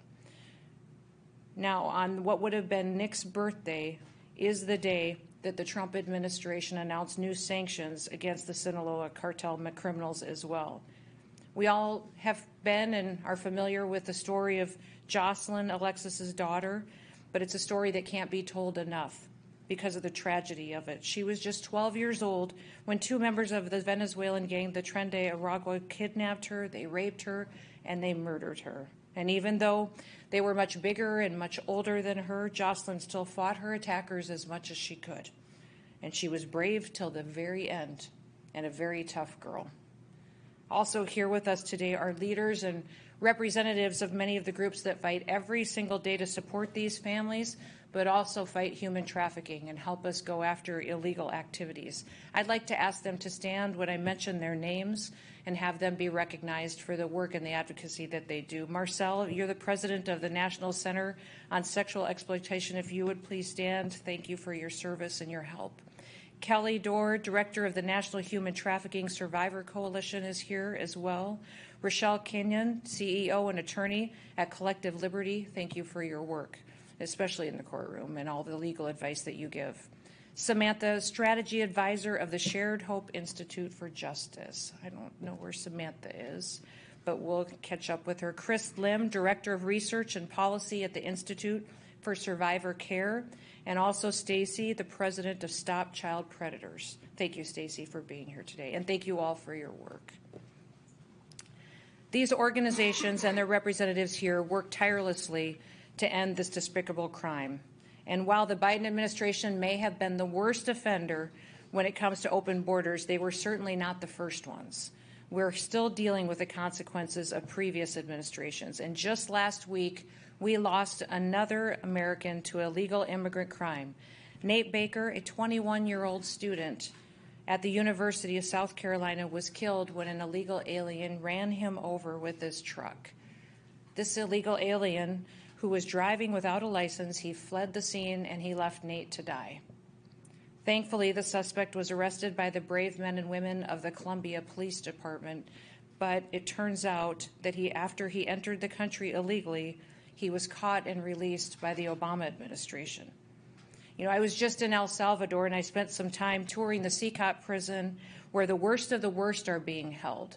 And to see that there was real consequences for these individuals that are members of gangs and terrorist organizations is a reality of what I think every single person needs to recognize will happen to them if they perpetuate crimes affiliated with these terrorists. It's the prison where we have sent many members of the TDA terrorist organization. We have already deported over 800 members of the Tren de Aragua gang since President Trump just returned to office. It was TDA members and their associates who murdered just 12-year-old Jocelyn Nungary and nursing student Laken Riley last year. And we're getting these dirtbags off of our street, and we're making them pay consequences for what they've done to our country. But we know that these two girls are not alone and that there's many families and countless others who have paid the consequences for their violence. Cartels are setting up networks to bring in ingredients for fentanyl into Mexico from China. They're participating with Chinese businesses and PRC affiliates smuggling it in, laundering money, and bringing it into this country. America is in a new war with China over this issue, and cartel terrorists have been helping them fight it. And terrorists have been helping them, and we are going to fight back with every tool that we have. Just last week, CBP seized 34 pounds of fentanyl in California, and on that same day in Nogales, Arizona, CBP seized 73 pounds of fentanyl, 121 pounds of meth, and 9 pounds of cocaine in a single arrest. In fact, our Coast Guard just made a historic interdiction mission with over $500 million worth of cocaine that they seized.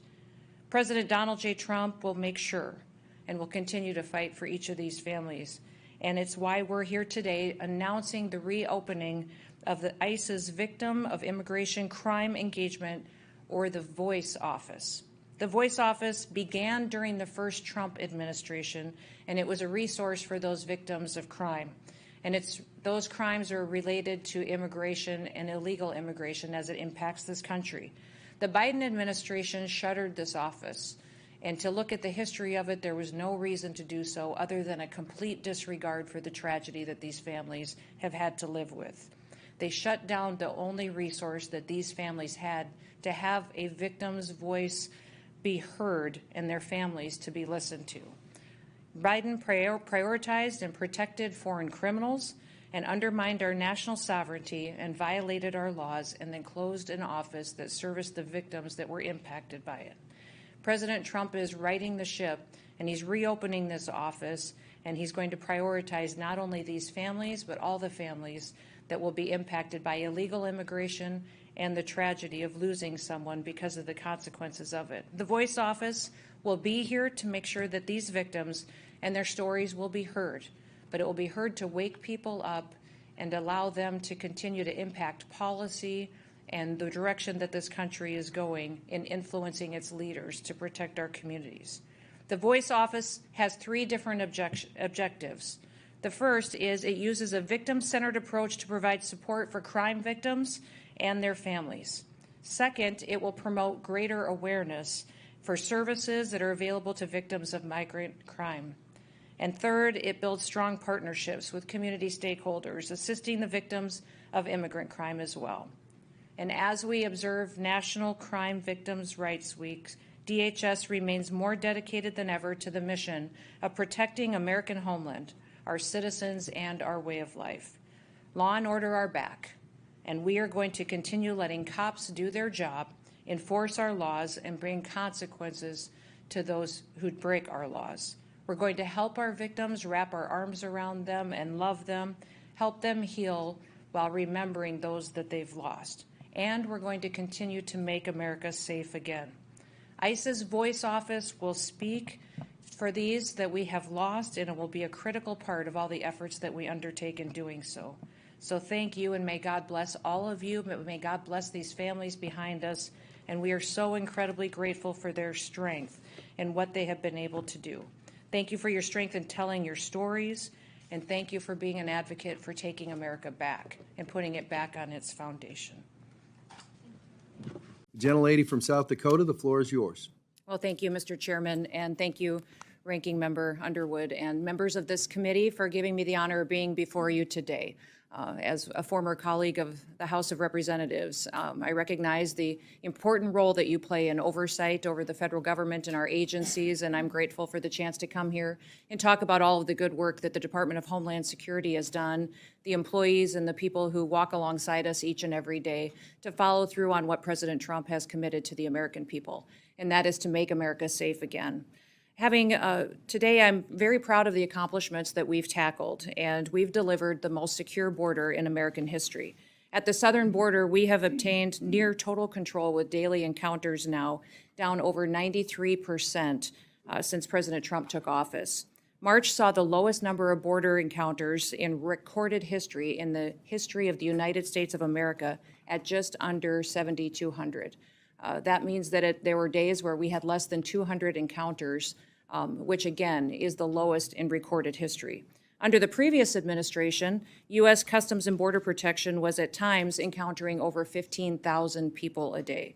which mean efforts were diverted into processing and facilitating an invasion of our country instead of doing their jobs. This astonishing turnaround is a testament to the resolve and to the leadership of President Trump to make America safe again, and it is accomplished by the incredible work of the people of the department. The secure border has allowed the Border Patrol to zero in on cartels and their illicit activity, and President Trump has designated 6 different cartels and criminal gangs as foreign terrorist organizations.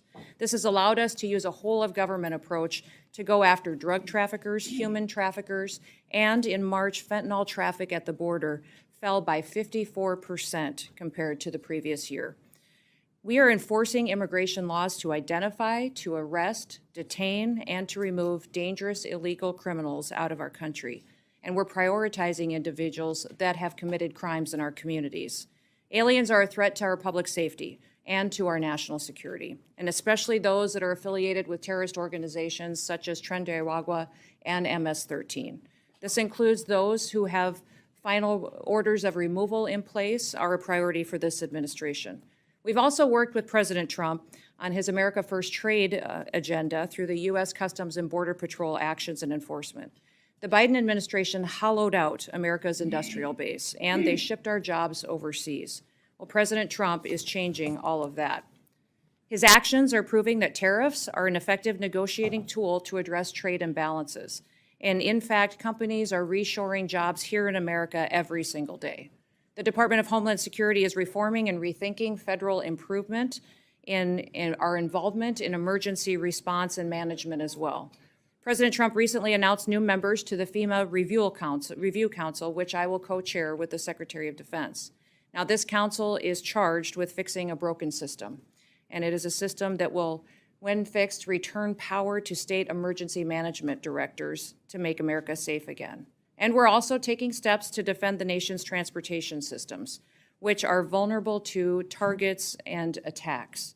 The Transportation Security Administration is responsible for ensuring the security of all of those that travel.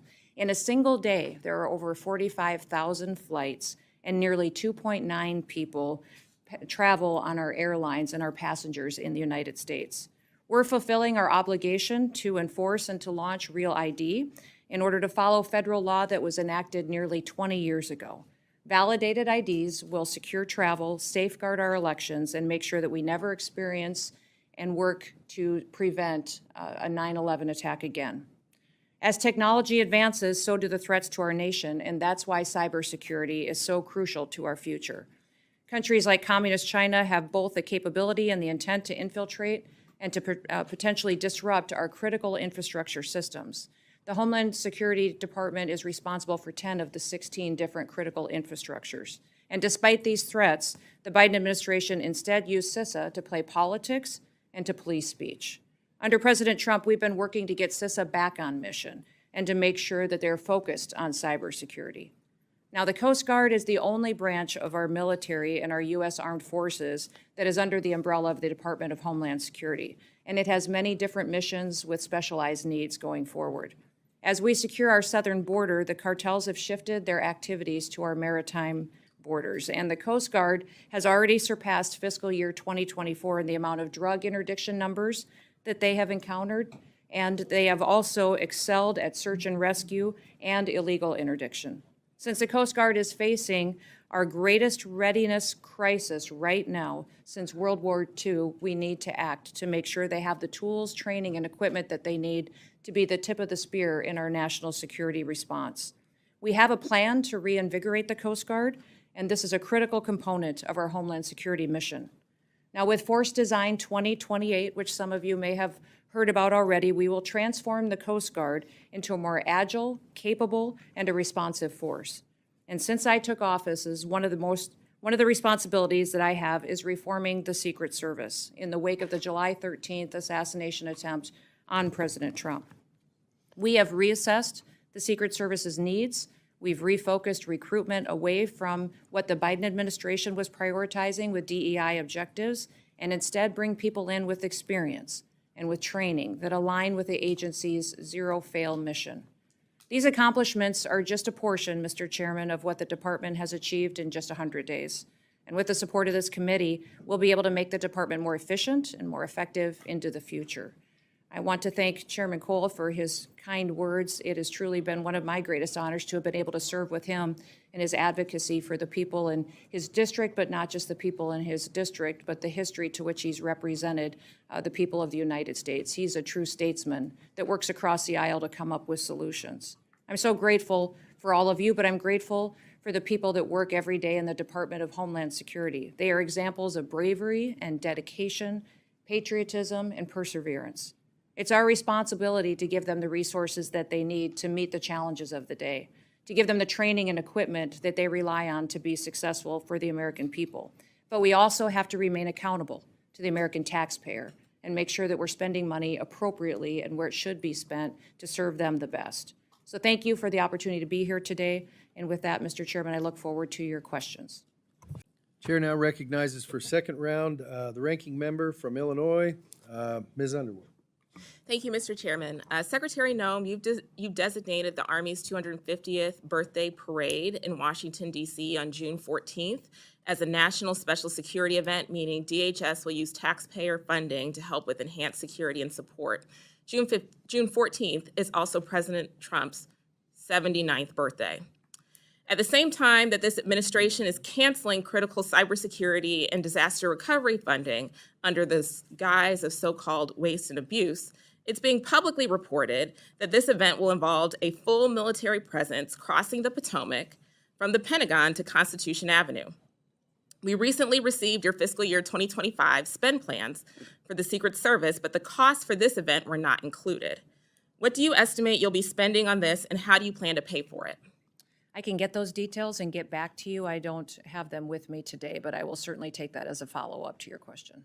Okay. Do you plan to designate NSSEs for the birthdays of other branches of our armed services that do not share their birthday with the president, but also happen to be celebrating their 250th anniversaries in 2025? I will look and work with the administration and with the different departments and agencies to identify what would be appropriate for all of those, and we'll continue to keep you updated on that as well. Now I want to focus on CISA for a moment. America is under constant and growing threat from cyber criminals and foreign adversaries, as we're still seeing with Salt Typhoon.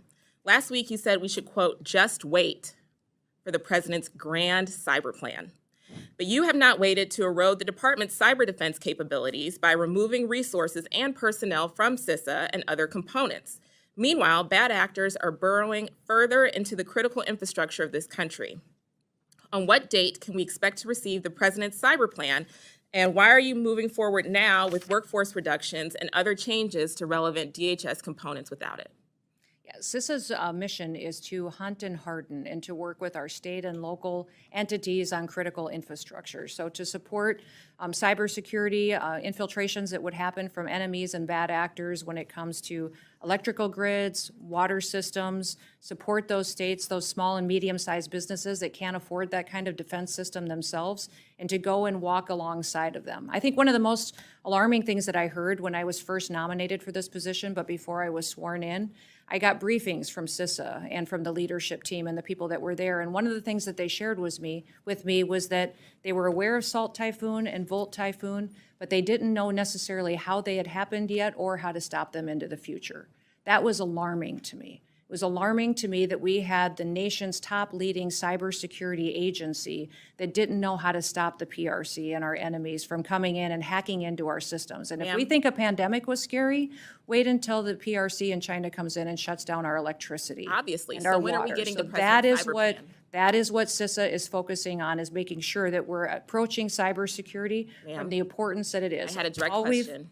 Yes. Do you know when the president's cyber plan will be released? It will be coming out shortly, and that is the president's prerogative. Okay. I have been Thank advising you. him on Thank what that you. will look like. Despite the growing cyber threats, your budget cuts nearly $500 million from the main agency charged with protecting our federal networks and so much more. So if you are so outraged by the threat of the PRC and our federal networks, why are you cutting $500 million? When you recently spoke at the RSA conference, you said that we needed to put CISA, quote, back on mission. But let's be clear, that mission is designated for you. We in the Congress told you in the department and CISA how to execute on that mission. And you all have been moving money away from CISA, and that does not help achieve that mission. Lastly, Secretary, as a nurse, I have always prioritized taking care of the health of our DHS workforce and giving them the tools that they need to do their jobs, not just physically, but mentally. DHS has made great strides in recent years here with popular programs that provide personnel and their families with the resources that they need and the support for the mental health of our agents and officers. I hope that these programs can continue for fiscal year 2026. And I'm curious if you agree that this is a priority for the department, and will we see continued funding for it in the budget request? Absolutely, we will continue to focus on the priorities of the healthcare needs of all of our employees. Great. Well, although we disagree on many other issues, I hope that taking care of the hardworking men and women at DHS can be an area of shared values and bipartisan success, and I'm looking forward to working on them together. I yield back. Thank you. Madam Secretary, I have a question related to something more close to home for me in the community in El Paso with DHS employees. For decades, CBP employees who work at our land ports of entry have been contractually allowed by CBP to have an off-site location for their union. And this off-site location is completely funded by union dues, not by taxpayer money. And again, this was something agreed to in their contract. I was shocked and alarmed to learn that they were told by DHS they could no longer be off-site, and they were forced to come into a DHS facility in El Paso. It's a conference room, media training room. So that part of their contract, that longstanding agreement, was violated in my eyes. Are you aware of this at all? I have heard about it, but I don't know the details of that agreement, so I can follow up with you and get that back to you. And if you would lay out the concerns for being co-located, I think that would be fantastic for me to know. We will. We'll make sure to communicate with your team. Would love to work with you on this. The same has not been true for the Border Patrol Union.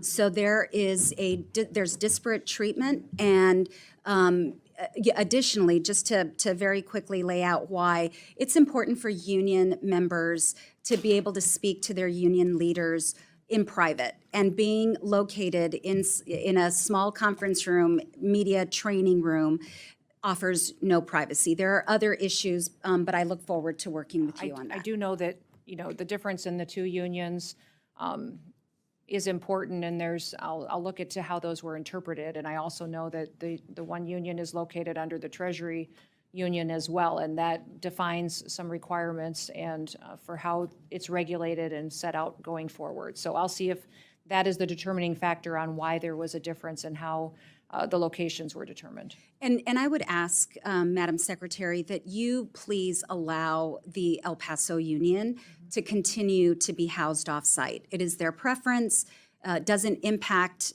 the budget or appropriations. They pay for it.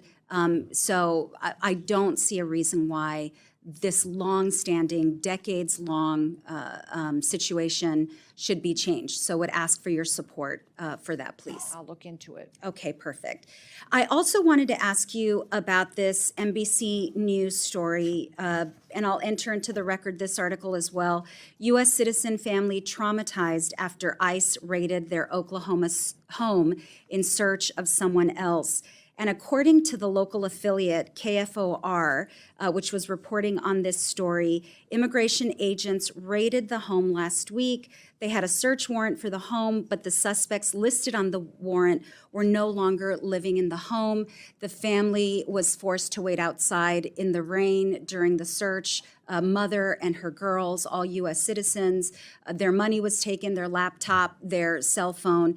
I asked you at the top of our first round if you believed it was important for DHS and if you would attest to the fact that DHS needs to rectify any mistakes.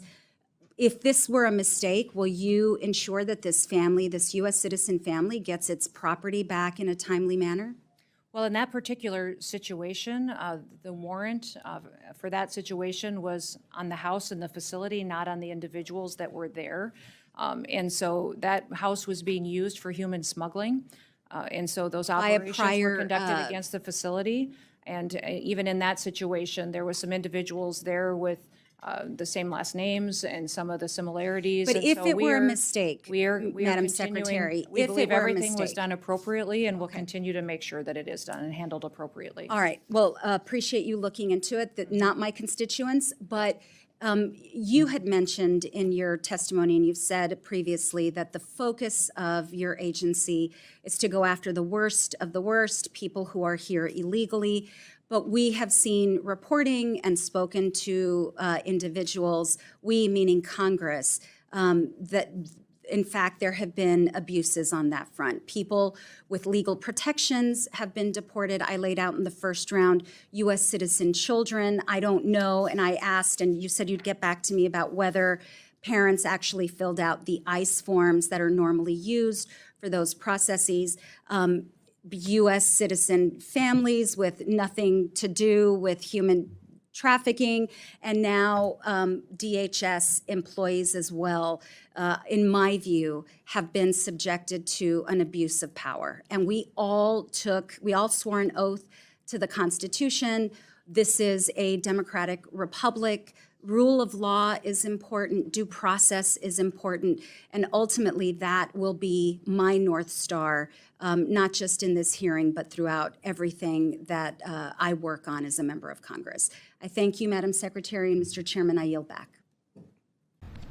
Yes. Secretary, with all due respect to your families, could you answer to people like the governor that believe that you only present circumstantial evidence, that there's no statistical evidence to support President Trump's immigration policy? There's no statistical evidence to support it? What do you mean? That, for example, crime has been down for the last 20 years when immigration has gone up. Well, that's simply not true. And all you have to do is to look at this binder full of people that are right here in these neighborhoods in this state that are still at large perpetuating criminal activity against the citizens that live here. All of these people could be brought to justice if Governor Pritzker would change the state laws and allow law enforcement to participate with our investigators to make sure criminals are brought to justice. We have been reaching out to them and weren't able to get a response yet, but we have been reaching out to them. Sec, were you aware that Emma Schaefer's family is across town at the protest against disappearance and against this? No, I wasn't aware of that. Is that her immediate family? Yes, Yeah. her mother. Yes. Thank you. Did you have a question? Mm-hmm.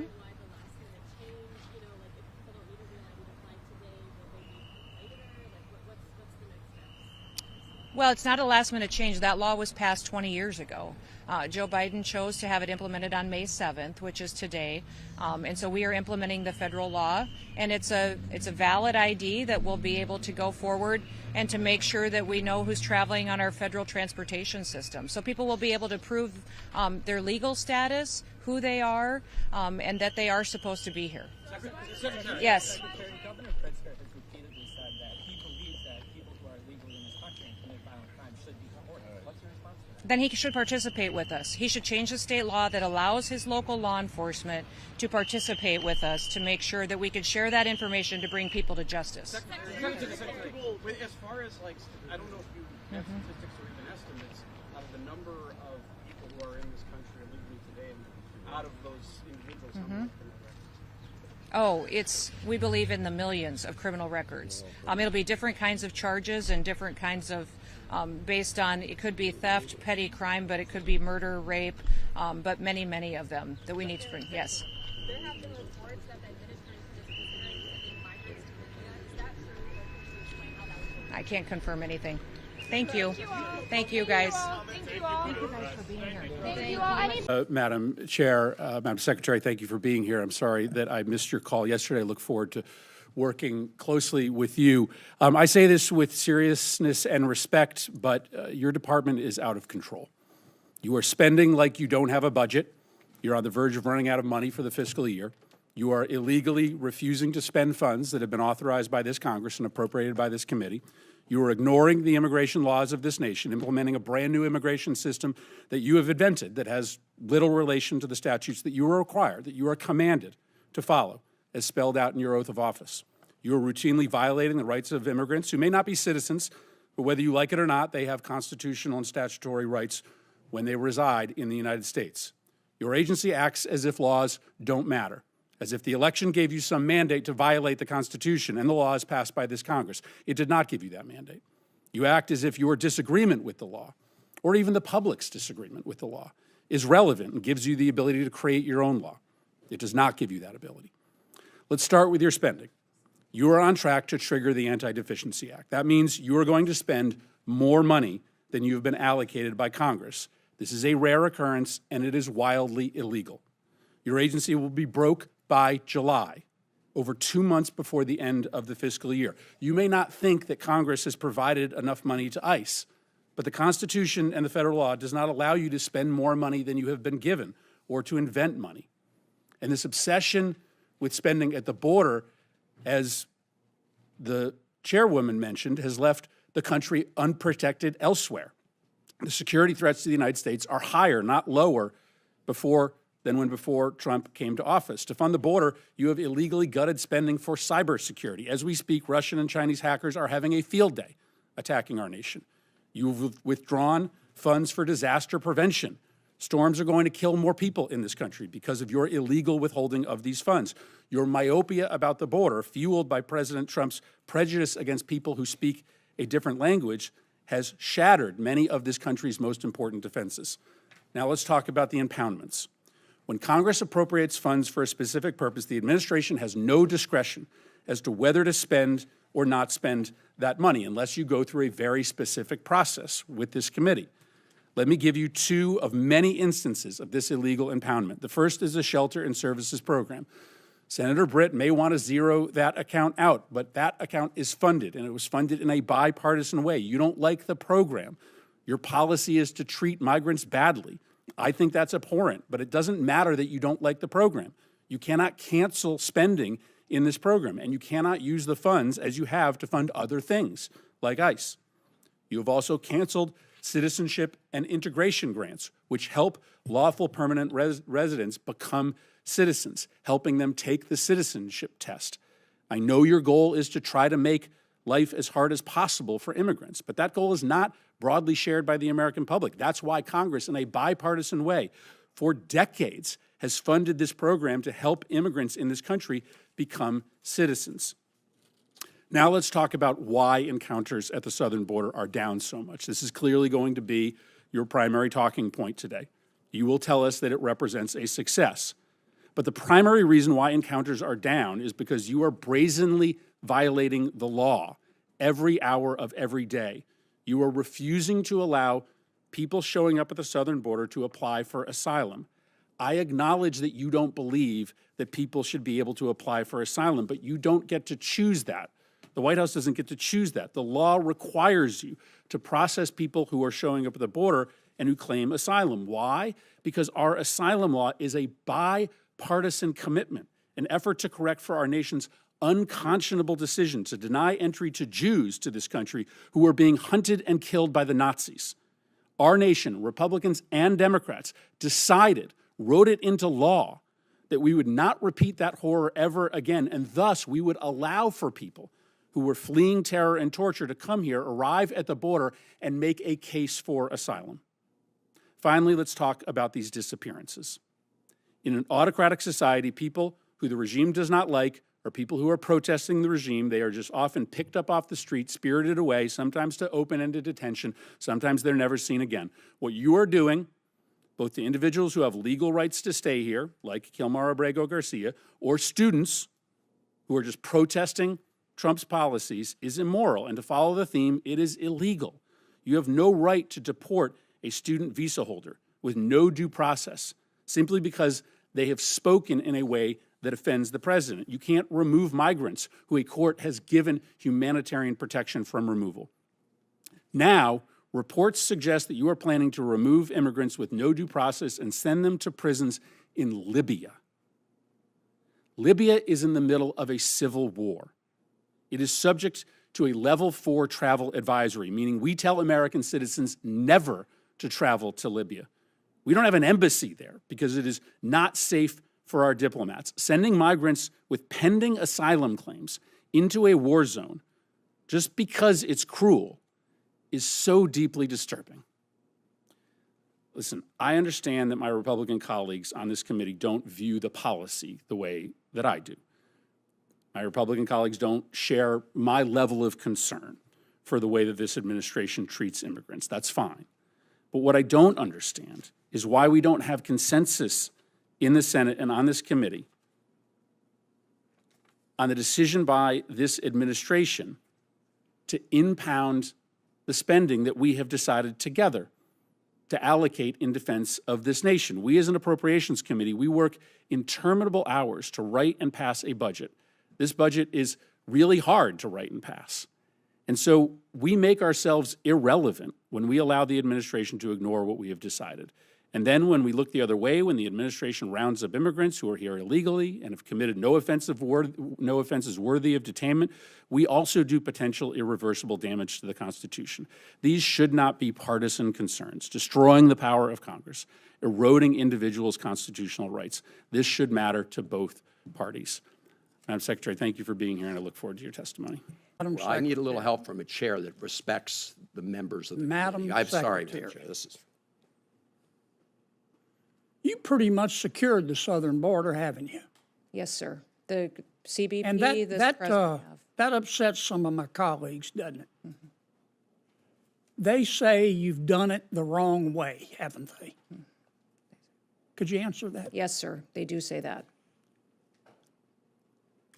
Do you think they're upset because you supposedly did it the wrong way, or you think they're upset that you did it at all? I think they're upset that by President Trump enforcing the law, it happened so quickly and successfully. Yeah.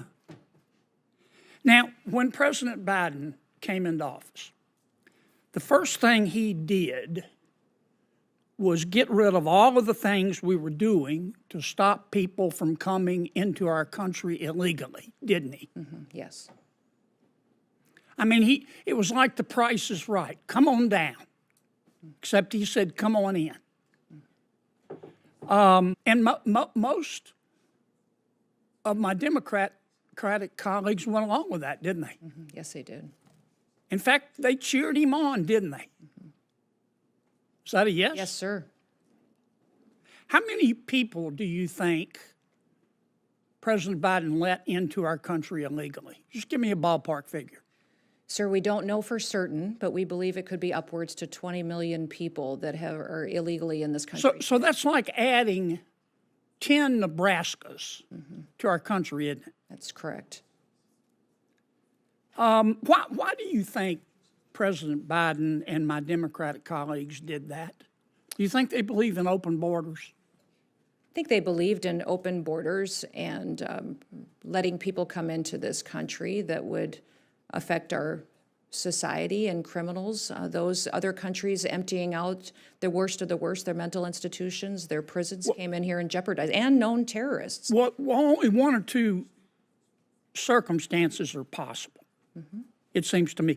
Either President Biden and the Democrats who supported him believe in open borders, or the people that President Biden put in charge of securing the border you wouldn't trust to run a snowball stand. Right? That is correct. So nobody is that incompetent. So it has to be, they just believe in open borders, do they not?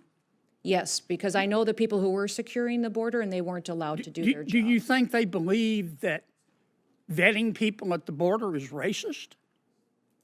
Yes, I do. I think by the way they allowed people in and granted them immediate parole status. Do you think that President Biden and some of my Democratic colleagues, I don't want to paint with too broad a brush, Madam Secretary, thought of these foreign nationals in our country illegally as potential new voters?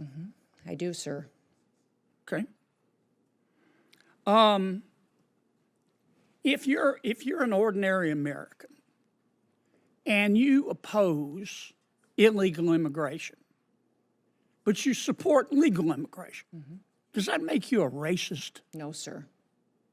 No, sir, not at all. It just means that you believe there should be a rule of law, and that's what America was built on. And that's what you've been enforcing, right? Exactly. We have been following the Constitution and the rule of law in this country. And I want to be sure I understand. because there's been a lot of confusing testimony here.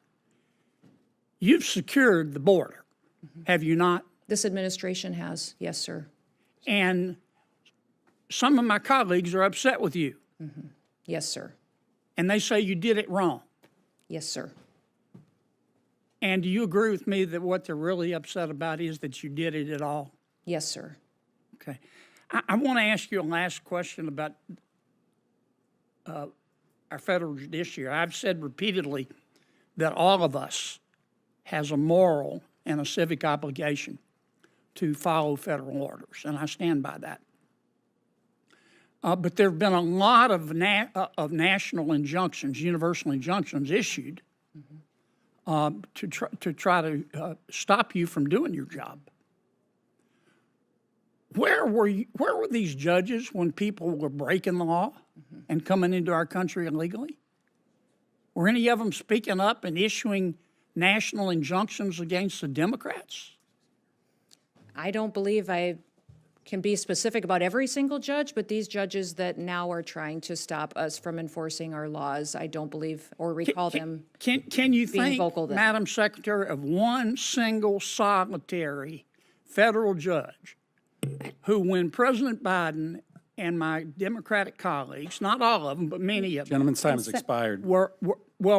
Secretary or Senator Murray went on over about 2 minutes, so I'm going to take a minute. Senator Van Hollen just got shut down. Yes, right if on you the can, zeros. if you can finish your question. Can you recall one single solitary federal judge when President Biden and my Democratic colleagues were letting 20 million people come into the country illegally? I don't recall. Can you think of Thank one you. single solitary judge you. that issued a national injunction more than to one stop question. them? No, I can't recall. I can't either. If there weren't you, for Senator double Kennedy. standards Madam around Chair. here, Okay. Madam there And wouldn't so be any Senator Peters. standards at all, Madam Secretary. Thank you. Committee, Thank Madam you, Chair. Senator Kennedy. I'd- Senator Peters. Madam, let me just say, let's apply the rules fairly. Senator Van Hollen was asking tough questions, but was shut down pretty immediately when his time was expired. Can we at least have a commitment, Madam Chair, that senators on this committee will be allowed to submit questions for the record, Absolutely. and that you will Yes. Absolutely. ask the secretary to answer those questions? Senator Van Hollen. Thank you, Madam Chairman. Madam Secretary, it's good to see you. Good to see you too. And I was glad to see in your recent testimony that you reaffirmed your obligations to uphold the Constitution of the United States. And I understand you had an exchange with Senator Murphy on the Abrego-Garcia case. And so I'm just going to put the question directly to you. Are you or DHS doing anything to comply with the 9-0 Supreme Court order to facilitate his return to the United States? Just yes or no? Now, this administration is following all federal court orders. Madam Secretary, this is And a simple it's the question. I'm president's asking- prerogative on Madam- conversations that Madam happen Chair, with the president of El Salvador. I ask a simple question. We have a limited amount of time. I just asked you, Madam Secretary, whether or not you or the Department of Homeland Security are taking any action to facilitate the 9-0 Supreme Court decision to facilitate his return. This is a very simple question. Are you taking any action to facilitate his return, or are you not? This administration is following and complying with all federal court I'd- orders so- to make sure that we So you are. are, because the court ordered that you facilitate his return, so you are facilitating his return. Sir, Senator, thank you for the question, but what I would Madam tell you Secretary- is that we are following court orders. Madam And that your advocacy for a known terrorist is alarming to me. Madam It's Secretary. alarming to me because he's a human smuggler. Madam he's a Secretary, wife I'm going to have to beater, reclaim and my a time. terrorist, and Madam- he's not a U.S. citizen. He's a citizen of El Salvador, and he's home. If he were to come Madam- back Madam here, Secretary- we would take him immediately All right, back to I'm going to El have to, Madam Secretary, you should know a couple facts then, which is, number one, in 2019, the Immigration Court said that he should not be returned to El Salvador because it would put his life in danger. The Trump administration at the time did not appeal that decision. After that, he got a work permit and was working legally in the United States of America. This is also why the district court and the appellate court and the Supreme Court have ruled as they have. I suggest that rather than make these statements here, that you and the Trump administration make them in court under oath, because despite what you just said, the federal district court whose judge is hearing this case right now said, and I'm quoting, that the administration has provided no evidence linking Abrego Garcia to MS-13 or any other terrorist activity. I'm not vouching for the man. I'm vouching for his due process rights. Sir. You've No, been no, vouching no, for Madam him. Secretary, with I would respect. suggest that you defend and Madam- stand alongside Madam, the victims this- of you're- illegal this is crime in this political country, rhetoric. the citizens who live here and Do are you- United States Americans. I would suggest you advocate for them as hard Madam as you do Secretary, those foreign terrorists. I know you're doing a political speech No, here. I'm I not, get it. sir. I'm I'm asking questions of law. No, you're just spewing I truly rhetoric. believe this. I Well, you're truly believe spewing this rhetoric. as an Let me ask American. you this. Do you agree with Justice Scalia in the Supreme Court opinion in Reno v. Flores that, I'm quoting, "It is well established that the Fifth Amendment entitles aliens to due process of law in deportation proceedings." End of quote.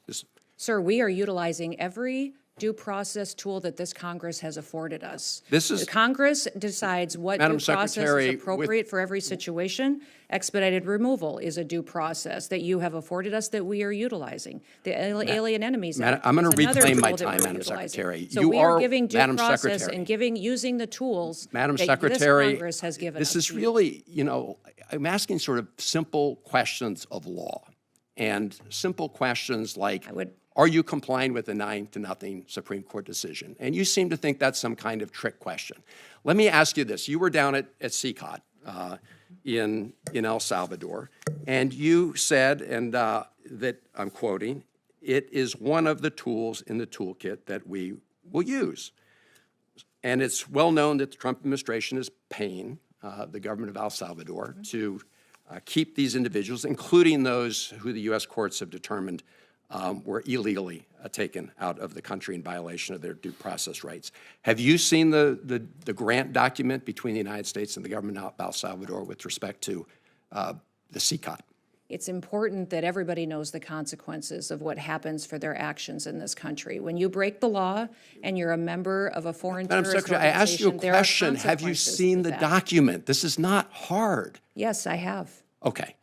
And what are the provisions of the doc? So do you know what entities in El Salvador are Sir, receiving the I'm sure funds? you can see this document as well and have looked at it for I'm evaluation. glad you raised that, Madam Secretary, because I sent you a letter along with many of my colleagues here on April 8th asking for, among other things, that document. Will you respond to the letter that we sent? I will respond to your letter. Thank you. Can I get some sense of when?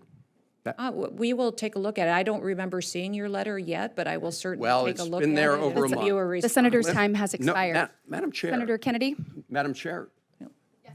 Madam The Secretary. Secretary, I have some additional questions. No, related sir, to that's up fire to you cap. to manage that time. Senator Kennedy. Madam Well, I need a little help from a chair that respects the members of the committee. I'm sorry, Madam Chair. This is The floor belongs to the gentleman from Washington State, Mr. Newhouse, for your questions. Well, thank you, the gentleman from Nevada and the lady from Illinois as well. Thank you, Secretary Noem, for being here with us to discuss. This is our agency, the Homeland Security. I want to focus on a couple things that I've spent a lot of time working on, and when you were in the House, you did too, and I want to thank you for that. That has to do with agricultural labor. I was very delighted to hear President Trump in early April make several, I thought, were very important comments about the agricultural labor force, as well as some of the, what would you call, hotel, entertainment kind of workers whose current workforce certainly lack a legal status. So I'm talking about H-2A and H-2B. He proposed a plan to allow undocumented agricultural workers an opportunity to touch back with the ability to come back to the United States with achieving a legal status. I can't overestimate or overstate the importance, as you know, of an agricultural labor force to produce food and fiber in our country. So I wanted you to, if you could, provide any kind of an update that you could share with us on the discussions there at the cabinet level. But also, in that same vein, a major cattle producer and processor in Washington and Idaho recently shared some of their concerns with I believe it's called the termination of parole process for Cubans, Haitians, Venezuelans, and Nicaraguans. Apparently, the workforce there, up to 15% of their workforce is made up of people from those countries. And so I wanted to give you an opportunity to either speak with us about that or follow up with my staff later. No, thank you so much for talking about the important programs that we have to facilitate a workforce in this country that have contributed so much in certain industries and different areas going forward. President Trump has been very clear that he believes that people that are here illegally need to go home. He has backed that up with his policies that you don't get to come into this country and have the law apply to some people and not others, that the scales of justice should apply equally to everyone, and that individuals who are here illegally need to face consequences for that and go home. I think one of the reasons that you've heard us recently talk about self-deportation is because our preference is that the individuals who are here illegally self-deport. We will facilitate purchasing their plane ticket and a stipend once they return to their home country, so they have the opportunity to do exactly what you talked about by touchback. They have the opportunity to come back to America then and to do it the right way. They will face the consequences for breaking our laws originally, but we want everybody to have the opportunity to be a part of the American dream. If individuals who are here illegally wait until we have to go out and find them, arrest them, deport them, spend up to $17,000 by getting them back home to their home countries, President Trump has been very clear. They will never get the chance to come back. So I would encourage everyone in this country that is in these industries to proactively tell the story. That's why you've seen us aggressively carrying the message to people that the United States is now following the law, that we are now securing our borders, and that we're getting people out of our country who've broken our laws. But if you do work with us, that you will have the opportunity to come back. Those visa programs are ones that we continue to have discussions with the administration, with many of you on. There's some latitude given to the Secretary of the Department of Homeland Security, but I will remind you that Congress consistently maintains the authority to determine how many are issued in this country and if they are issued into the future. And so we always will follow that as that goes forward. And as you talk about the importance of what the work we do at the Department of Homeland Security, I know that working with these folks that are in these different industries, that we will continue to have those conversations with all of you. When we talk about different policies that the department is following, many times it's Congress, it's the House of Representatives and Senate who sets the policy that we are following and gives us the authority to do and take the actions that we are. Okay, very good. Look forward to working with you Yes, more on that.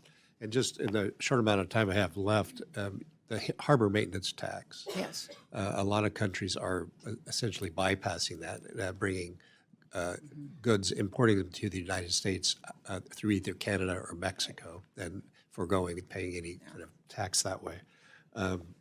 In your, certainly we have a lot of illicit drugs coming through. We need to get a handle on that as well. But in your testimony, you highlighted the importance of the CBP enforcing tariffs on imports, and this seems to be an appropriate place to put a lot of time and energy. I'm going to, just so you know, I'll have some legislation here shortly addressing this kind of stuff, but I wanted to draw your attention to a lot of the efforts that other countries are going through to avoid paying that tax. Yeah, thank you for pointing that out and for talking about it in this committee hearing, because I think a lot of people don't realize that that's one of the factors that we're dealing with too at the federal level, is having other countries unfairly manipulate their processes to avoid paying what is due to the American people. Since President Trump has been in office, CBP has made 21 different enforcement actions on tariffs. So they've put in place that many adjustments and changes to other countries as goods and services come into this country, and have done it with excellence. I'll remind everybody that CBP is the oldest law enforcement agency in the country and has collected tariffs for many, many, many years.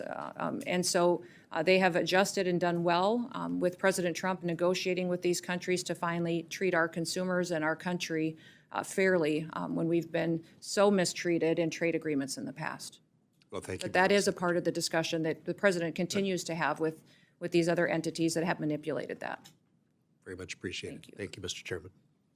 America is under constant and growing threat from cyber criminals and foreign adversaries, as we're still seeing with Salt Typhoon. Last week, you said we should, quote, just wait for the president's grand cyber plan. But you have not waited to erode the department's cyber defense capabilities by removing resources and personnel from CISA and other components. Meanwhile, bad actors are burrowing further into the critical infrastructure of this country. On what date can we expect to receive the president's cyber plan? And why are you moving forward now with workforce reductions and other changes to relevant DHS components without it? CISA's mission is to hunt and harden and to work with our state and local entities on critical infrastructure. So to support cybersecurity infiltrations that would happen from enemies and bad actors when it comes to electrical grids, water systems, support those states, those small and medium-sized businesses that can't afford that kind of defense system themselves, and to go and walk alongside of them. I think one of the most alarming things that I heard when I was first nominated for this position, but before I was sworn in, I got briefings from CISA and from the leadership team and the people that were there. And one of the things that they shared with me was that they were aware of Salt Typhoon and Volt Typhoon, but they didn't know necessarily how they had happened yet or how to stop them into the future. That was alarming to me. It was alarming to me that we had the nation's top leading cybersecurity agency that didn't know how to stop the PRC and our enemies from coming in and hacking into our systems. And if we think a pandemic was scary, wait until the PRC in China comes in and shuts down our electricity. Obviously. And so our when water. are we getting So the president's cyber plan? that is what CISA is focusing on, is making sure that we're approaching cybersecurity from the importance that it is. I had a direct question. Yes. Do you know when the president's cyber plan will be released? It will be coming out shortly, and that is the president's prerogative. Okay. I have been Thank you. advising him on what Thank that you. will look like. Despite the growing cyber threats, your budget cuts nearly $500 million from the main agency charged with protecting our federal networks and so much more. So if you are so outraged by the threat of the PRC and our federal networks, why are you cutting $500 million? When you recently spoke at the RSA conference, you said that we needed to put CISA, quote, back on mission. But let's be clear, that mission is designated for you. We in the Congress told you in the department and CISA how to execute on that mission. And you all have been moving money away from CISA, and that does not help achieve that mission. I now recognize Mr. Goldman for 5 minutes questioning. Thank you, Mr. Chairman. I would like to go back to Mr. Kilmar Abrego Garcia's case, Madam Secretary.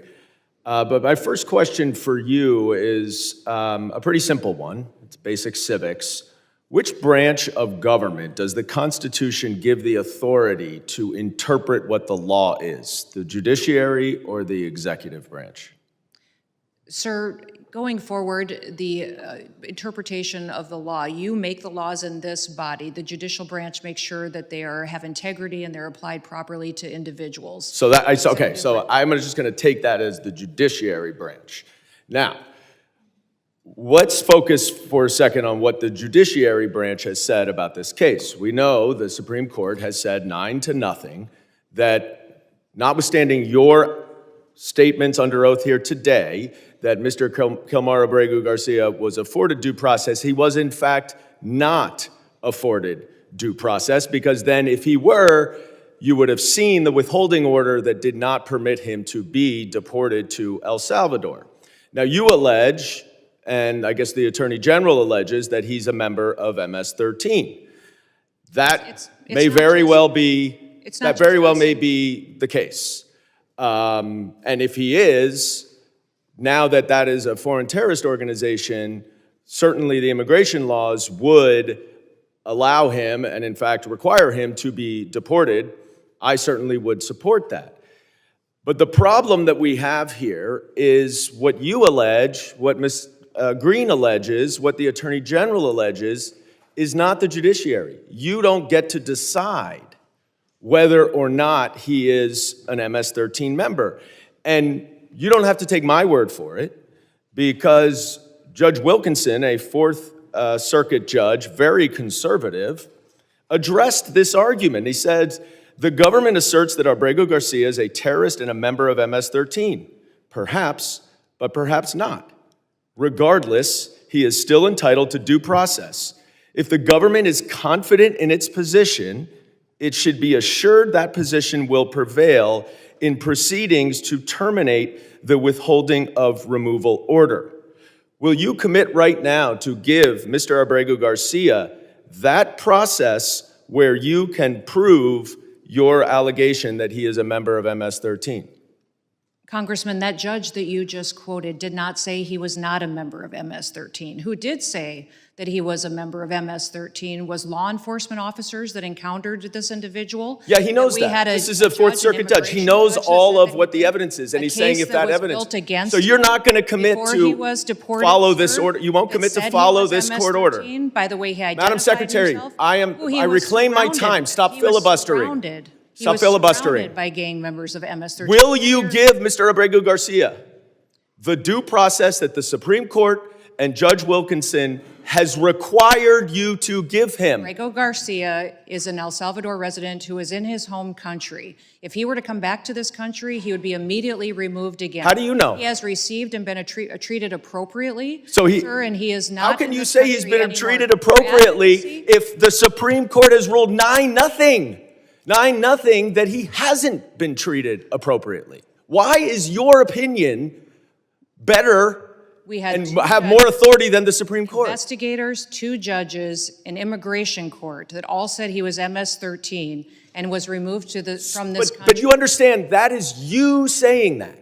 That is you saying that. That is them saying that. This no. is investigators and law that is enforcement you officers making that in the case they determination. built against him. If you don't the trust our law court enforcement has considered all that. The judge has considered all that, Madam Secretary. And if you would be quiet, because I'm reclaiming my time, you are not following this court order. But let's focus on the court order, because this opinion also says that to facilitate, which the Supreme Court is requiring, is an active verb. It requires that steps be taken. What steps have you taken to return Mr. Abrego Garcia to allow him to get due process? Abrego Garcia is in his home country. What steps have you taken? If your continued advocacy for him were to... I'm not advocating for him. I'm advocating for a court order, Madam Secretary. The court order says that you must take steps to follow the court order. You are here under oath. What steps have you taken to return Mr. Abrego Garcia pursuant to this court order? It's got to be extremely discouraging to be one of your constituents. To see you fight for a terrorist like this and not fight for them is extremely alarming to me. I'm fighting for due process, and that's under the Constitution. Gentleman's time has expired. Due process. The gentleman's time has expired. I now recognize Mr. Swalwell for 5 minutes of questioning. Thank you, Madam Secretary. You have an important job. I think you have one of the most important jobs in the cabinet. Thank you for doing it. I want you to have credibility and be taken seriously as you do the job. And so I want to put to rest this question about Mr. Garcia and this photo that the president posted on April 21. Madam Secretary, you agree that the letters MS and the number 13 in Times Roman numeral font, that they are doctored on this photo, right? Congressman Abrego Garcia. No, I'm just asking about this photo. It wasn't based off of tattoos. It was based off an entire case. And I'll accept that case against him. For the purpose of this question. You agree, though, that this is doctored. Is that right? The same protocols that are Madam applied Secretary, to every I want you to have with credibility, law and enforcement. I want you to be taken seriously. Is this doctored or is it not Sir, doctored? I am taken quite seriously Is because it doctored I or not my job doctored? with the importance that the president has given me to do I understand. my job. Is it doctored or not One thing doctored? that's important to remember is that every single time a case is built, Madam Secretary, I have a 7-year-old, a same 6-year-old, and a 3-year-old. I have a bullshit detector. I'm just asking you, is this doctored or not doctored? Sir, the protocols in the case built against Can you Abrego answer the Garcia question? were exactly the same. Madam Secretary, I don't have you're- any knowledge as to that photo you're pointing to. Okay, can you I take don't, her, sir. can you show her the photo? Walk her the photo down there. No, that one. Please take a look at this photo. It was tweeted by the president on April 21. It's been hanging out there for about a month. So what is your point? My question is, the numbers and the letter, MS-13, could you look at the photo, please? It's right in front of Are you. you saying Abrego Garcia is not a wife No, beater? no, ma'am. That he's not a criminal, ma'am, he's not a human trafficker, and he's not a member of MS. You vouched for Mr. Garcia when your team said, ma'am, you vouched for him when you said he was mistakenly deported. I didn't vouch for him. I did not say In that He photo, should have been deported, absolutely. It's so There was telling never that a you mistake won't look at the to deport him, photo. And we will not be bringing Was him back it to this doctored or country. not? In staying here, if Can you he look comes to back your the right country, he at would the be photo in taken front right of you? away. Madam Secretary, can you look to the right at the photo in front of you? I have seen this Okay. photo as you held it behind your head. Thank you. And the letters MS and the numbers 13, are those doctored or not? Testimony today is on a doctored photo. You don't want to talk about the facts. Okay, The so importance of our national security. you acknowledge it was To doctored. make sure that the United States is protected. Madam Secretary, from this is not a violent hard question. criminals? Are those doctored or not? Sir, Is that actually on his hand or not? This is unbelievable to me that you're focused. It's on unbelievable a to me photo that you can't think- look at the photo and tell the American I looked people. at the photo, but I don't have any knowledge as to this photo. Okay, so it's been hanging out there for 4 weeks. You are one of the chief law enforcement officials in the country. What have you done to investigate whether the president misrepresented the reason that that person has been detained? Sir, have we you spend our done time- anything to try and figure out whether that was doctored or not? The mission of the Department of Homeland Security is to secure our nation and to make sure that we're out there going after those that are the worst of the worst, the criminals, the bad actors, Abrego Yes. Garcia. So the answer is the you've done known nothing to terrorist, correct the member president. of MS-13, a wife Okay. beater and a human Okay. trafficker that should never have been in this country to begin with. So, Madam Secretary, thank you, Mr. Burnett. 2 weeks ago, your agency deported a 4-year-old American citizen in a stage 4 cancer battle. What are you doing to get him back to the country so he can get his treatment? Congressman, this mother wished to keep her family together and to take her child with her. So as every single person is given the opportunity to, medical care is given throughout the process. so it sounds like And for this nothing. child, medical care was confirmed in their home country so that it would continue, and those treatments and whatever needs were needed to be had into the future were confirmed to be provided there before. That child's home country is the United States. Do you believe you have a right to deport a U.S. citizen? That mother chose to keep her family together, and that is what President Trump is that's- focused on. that's making not the sure facts of the case. that- yes, it is the facts. Madam This Secretary, mother moving on, do you, confirmed that she wanted to do keep you her have a child right? with her, and our families and parents are given that ability to keep their children with them when they return to their home countries. Madam Secretary, do you have a right to deport a U.S. citizen? No, we do not deport U.S. citizens and have not deported U.S. citizens. Except the 4-year-old that we just No, referenced. that mother chose to keep her child with her, and that is her prerogative, and the law was followed in allowing her the opportunity to do that. So, Madam Secretary, I'm a former prosecutor. I have put people away for life sentences who are gang members. I don't need to wear costumes to show how tough I am. What makes me different from you is when I put those individuals away, I did it with the weight of the law behind me. And I yield back.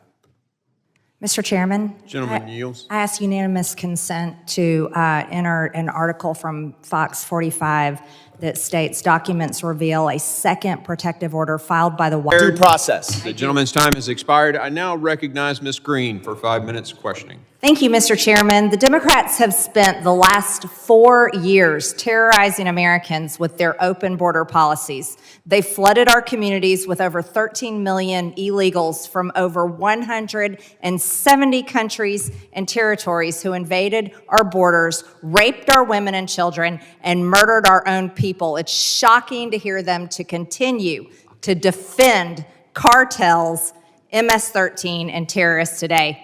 Democrats claimed over and over again that legislation was needed to fix the problems that they created, yet to this day, no new border legislation has been enacted, and border crossings are down 93%.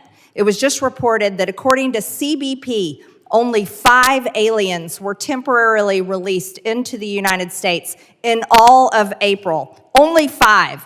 This is compared to the 68,000 released in April of 2024 under the Biden administration. Thank you, Secretary Noem, for your great work and your leadership. This is truly saving America. There's nothing Democrats love more than defending the cartels, the criminals, and the rapists, and now we finally have a president in the White House and an administration that defends the American people. As you're aware, Secretary Noem, CISA previously developed a censorship laundering scheme through its counter mis, dis, and malinformation, MDM, efforts that suppressed conservative opinions and went after President Trump's supporters. Members of Congress, senators, including myself, were permanently banned. I was permanently banned on Twitter under this. What started as an election interference campaign eventually developed into censoring issues well beyond the election and COVID and climate change. Through their NGO partnerships, tickets were created on posts they thought were misinformation and subsequently sent to social media platforms with recommendations for them to be censored. Would you please provide an update on your efforts to investigate the severity of MDM efforts during the Biden regime, and what steps are you taking to ensure CISA will never again serve as the United States government's Ministry of Truth?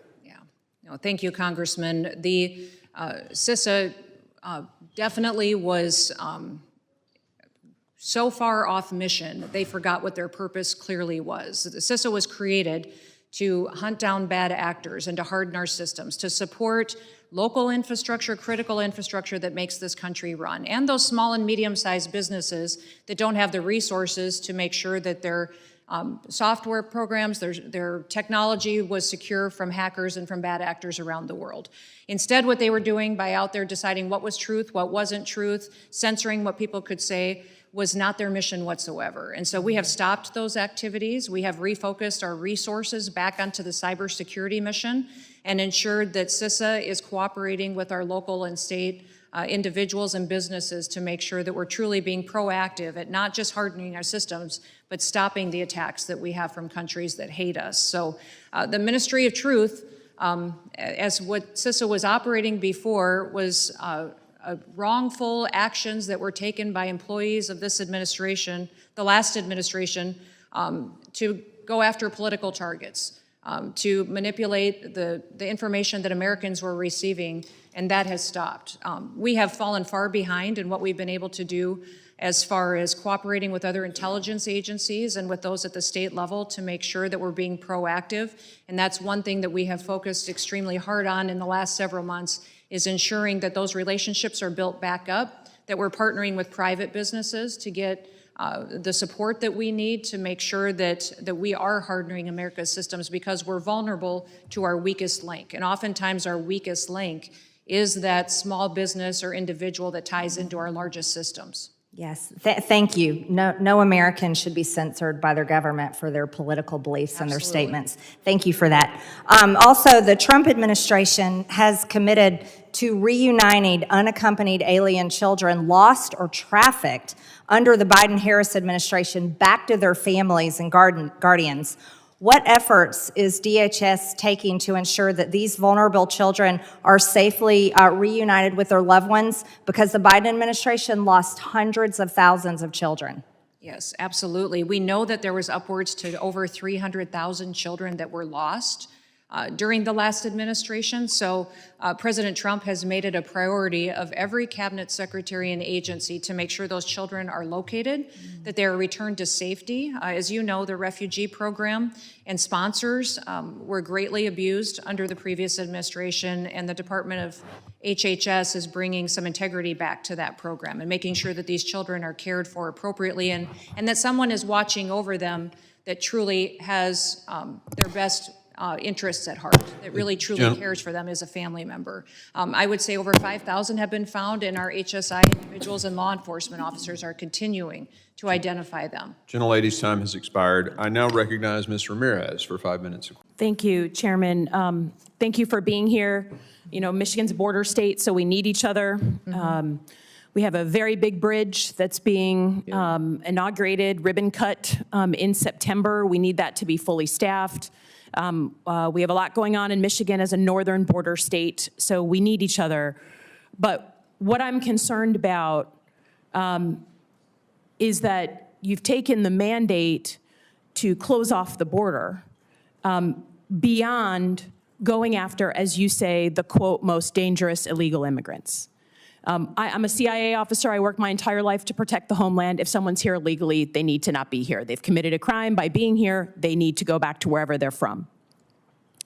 But my concern is that either through sloppiness or intent, you have gone far beyond going after the, quote, most dangerous illegal immigrants and gone into legal immigrants who were given the ability to be here, and even American citizens.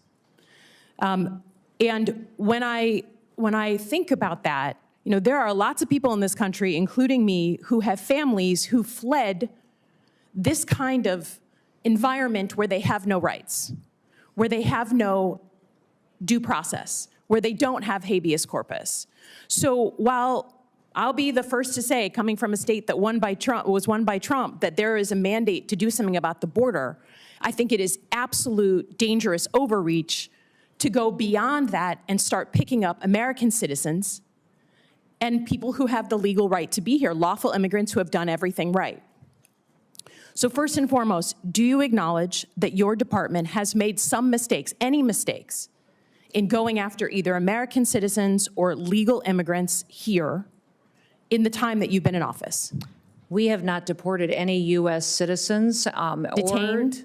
Or people get interviewed. If they get interviewed and they go through that process and we find that they're U.S. citizens or legal immigrants, they stay in the United States. Have you deported We have to go any through the vetting process. Have any American citizens, including children, been deported during your time in office? We have children that mothers have chosen to keep with them. So those By my mothers count, you have 10 American citizens, including children with cancer, who have been deported out of the country. I understand you're saying it's their choice. But It's hard to imagine a small child having a choice. But have you gone after legal immigrants? Again, your standard in your opening statement was the most dangerous illegal immigrants. Does that include PhD students and master's students at colleges across the country, unarmed? Are they the most dangerous illegal when they have status and no weapons? I don't decide who gets status through a student program. The Department of State decides that, and we enforce it. Oh, come on. That's what our Department of Homeland Security does. I just would offer Those that, student again, I programs, have no qualms with going after folks who are here illegally. That is not my concern. That was part of my job, was to prevent people from coming here illegally in a former life. My concern is you're sending a chill down the spine of America by going after people who either have legal status or American citizens. And when my colleagues ask you about habeas corpus, and you say, literally, we can review the tape, that you believe it's a right the president has, you sat here in front of all of us and swore an oath to the Constitution, and that is not at all what habeas corpus is. It is a right that we all get, that American citizens get, that people who are in the United States legally have. So my concern is, it's complete overreach. I don't think American citizens, even those who voted for Trump, believe that you should be able to just grab someone off the street, sloppy, who has the legal right to be here, and certainly an American citizen. And I just am concerned that while you say you're going after the most dangerous folks, what you're actually doing is going after folks for political reasons, right? A PhD student that's unarmed are absolutely not is not doing at the that. top And we're not of the list. deporting U.S. citizens, and we're not deporting 10 people of them who have have been legal deported. status here. 10 American if citizens the children have gone deported. with their parents, it's because their let me parents ask you wanted another them question with them. about cybersecurity. You know, you've cut $500 million from the budget. What specific programs are you cutting? Because there are programs that really aid states and locals that we depend on for cybersecurity. And we know that right now, while we may have good security in the federal government, if you are a local state official, you're depending on the federal government. So have you cut the ISAC program, the program to states and locals on cybersecurity? The president's recommended budget has a reduction in $491 million. Does it cut that program? I've heard and the what talking it's point. doing is Does it putting cut the CISA program? back on mission. You and it's can't ensuring say that that this is the most cybersecurity cyber is secure. going to be strengthened. You cannot say it's the most cyber secure administration if you're cutting the program to my state and to your state. It will and if you be look when on record, that's what you've cut. I yield back. Time has expired. Senator Hawley. Thank you very much, Mr. Chairman. Secretary Noem, good to see you. Sorry. Madam Secretary. No need to be sorry, Madam Secretary. Welcome. Thank you for your service. I think you've probably seen this chart. Yes. Why don't you bring it a little bit closer here? For the first time, I've brought this chart, and it's showing good news. For the previous 4 years, it described a disaster, a catastrophe, a clear and present danger to this country.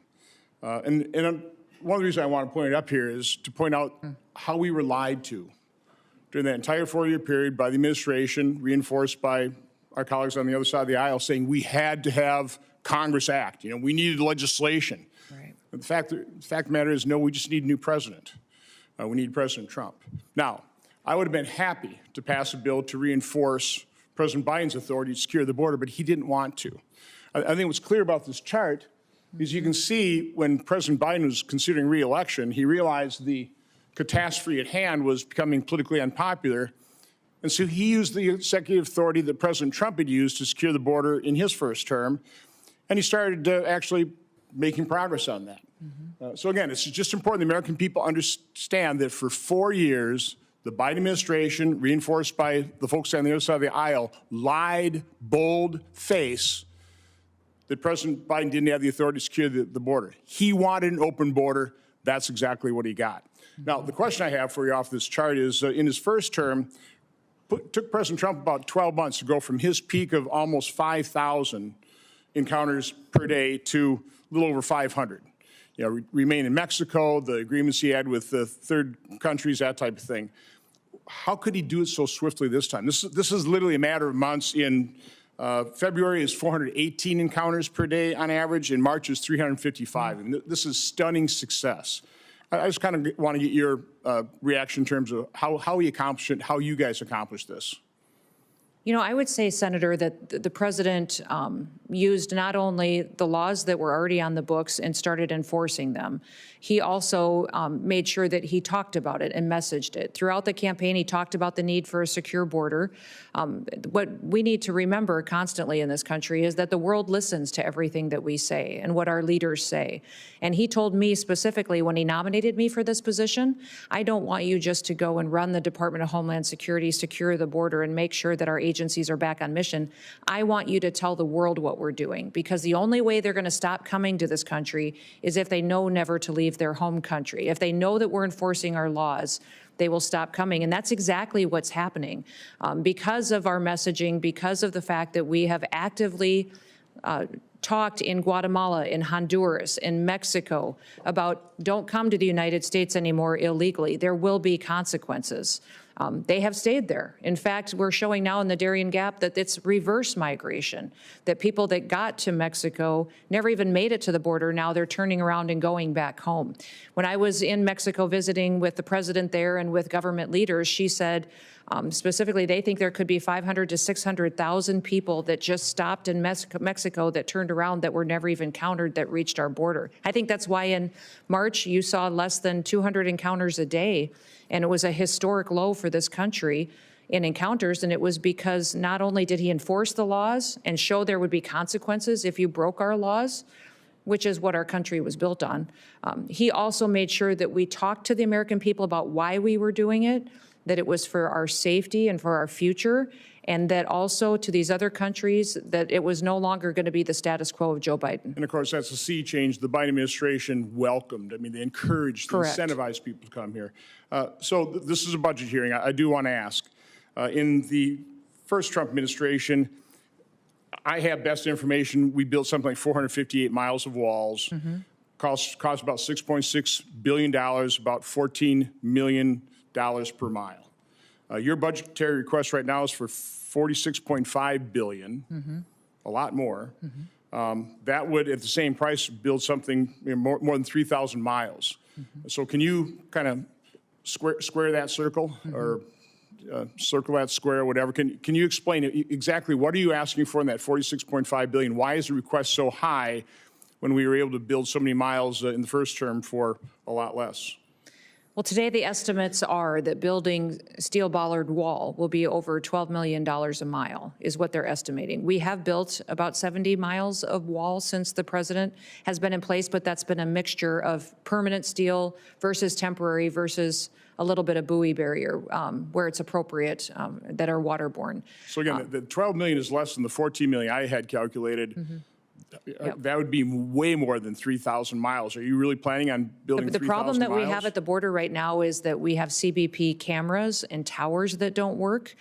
We have some authorities there with the FAA on infrastructure that helps us do surveillance of areas where there isn't a wall that is not even operational. I would say 1 out of 3 actually are functioning today, which makes the individuals that are there work even harder. And we know that we talk about gotaways and what happens today.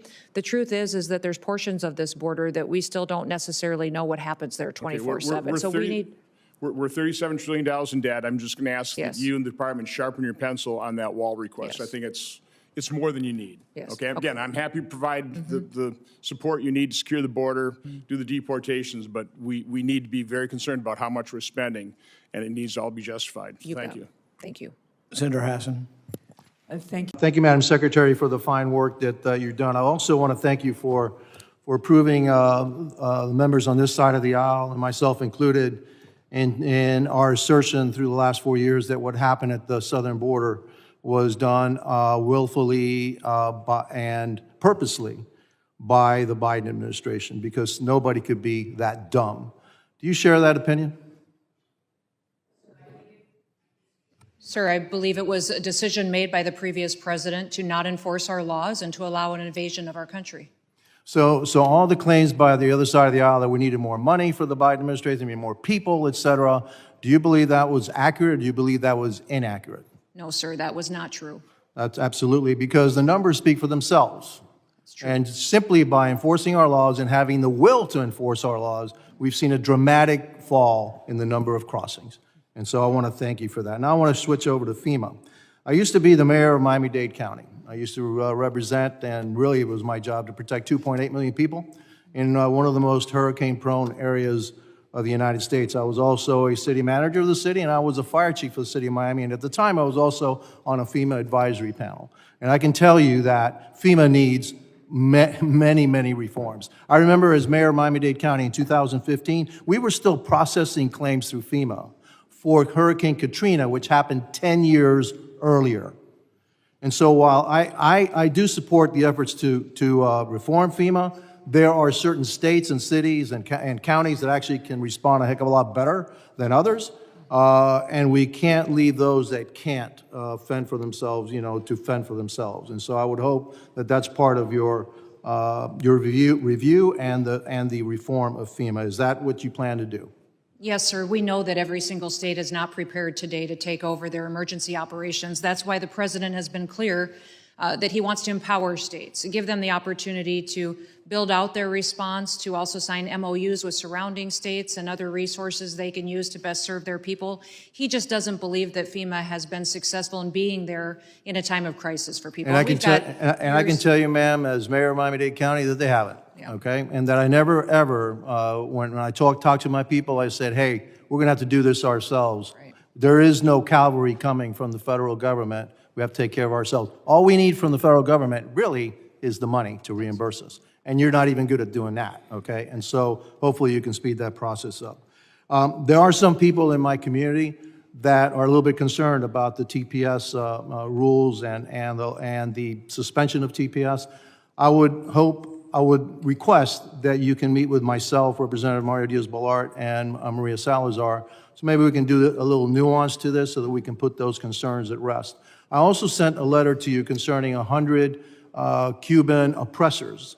They're actually living in the United States that were granted either asylum or entry into the United States that should have never been here, and we need to deport those. Have you received that letter, or what's your department doing about looking into and vetting those 100 names that I gave you? Yes, sir. I received your letter and read it this week, and will be responding to you. And that is something that President Trump is focused on, is adding integrity back to the programs that we have. Our immigration programs, our services like TPS, like the visa waiver program, our parole, our asylum programs, a lot of those got perverted and changed and misused and abused during the last administration. And adding integrity back to them is incredibly important for this administration. TPS was always meant to be a temporary program. I agree. Built on giving people an opportunity to be safe from violence or environmental crisis that may be happening in their home country. Those individuals, we're working with them, and we'll have a chance to meet with you and the other congressmen to address their needs and see what their options are. They do have 60 days from the time it is published. Those individuals that you spoke to me about, that still has not been published in the Federal Register, so they have several months here that we can work on the solutions to make sure that they're in a program that's appropriate for their situation. Fair enough, ma'am. I appreciate that, and I hope we can have that meeting soon. Finally, I'm going to give you another example. When I was mayor of Miami-Dade County, there was then Senator Kamala Harris and a lot of other Democrats were demonstrating outside a homestead facility that was meant for children, saying how bad the conditions were, et cetera, et cetera. Well, as mayor of Miami-Dade County, I asked to actually go in there. I viewed it. I went in there. Since I speak Spanish, I actually spoke to the children. They're all being treated great. There was nothing happening there that would make me ashamed to be an American. And so what was great about that, it was that we were actually taking care of those children, unlike what happened under the Biden administration when we lost about 300,000 of them. With that, I yield back. Thank you. Gentleman yields. I now recognize Mr. Commencement Speaker, Secretary Kristi Noem.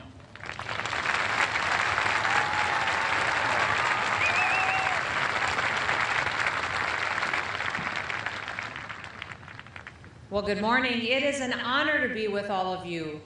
You are rock stars.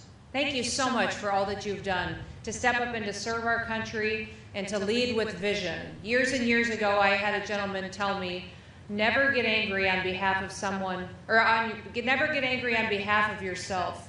Always get angry on behalf of other people. And he also said to me in that same conversation that I had with him, he said, a leader with no followers is just a man out for a walk.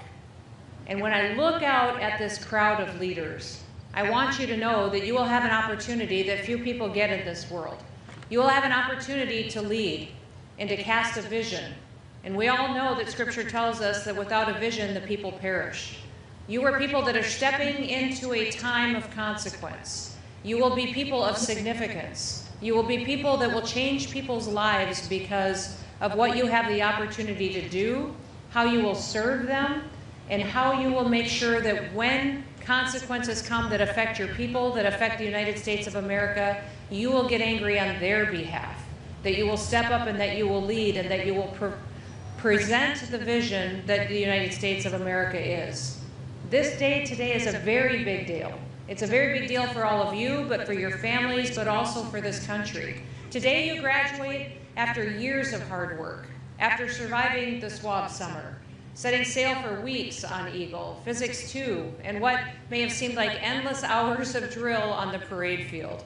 You are more than just a graduating class.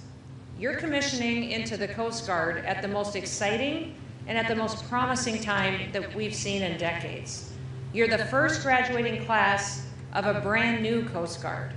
You're the next generation of Americans that are the finest maritime fighting force that we've had or that we've ever seen before. But this moment means so much more than just a diploma and a handshake. You know, when President Trump asked me to serve as the Secretary of Homeland Security, the goal was very simple. Our mission is to make America safe again, and to do so with honor and with integrity. A top priority of that goal is transforming the United States Coast Guard. In fact, I remember having many conversations with President Trump, and one of them most recently about the Coast Guard. And he said to me, Kristi, as we sat in the Oval Office, what do they need? And I said, sir, they need everything. They've been neglected for too long. They need cutters. They need airframe. They need infrastructure that supports that. They need training and equipment. They need more coasties out there serving alongside of them, and sir, they are the point of the spear in our national defense. They are the key elite group that will lead our other military branches into the future and secure our country, not just here on our coastlines, participating with our military, but they will lead across the world in how they conduct missions with our Navy, our Army, our defense forces, everywhere that they go. And he said, Kristi, make sure we get them what they need. Get them the future that they need. Now, I want to share with you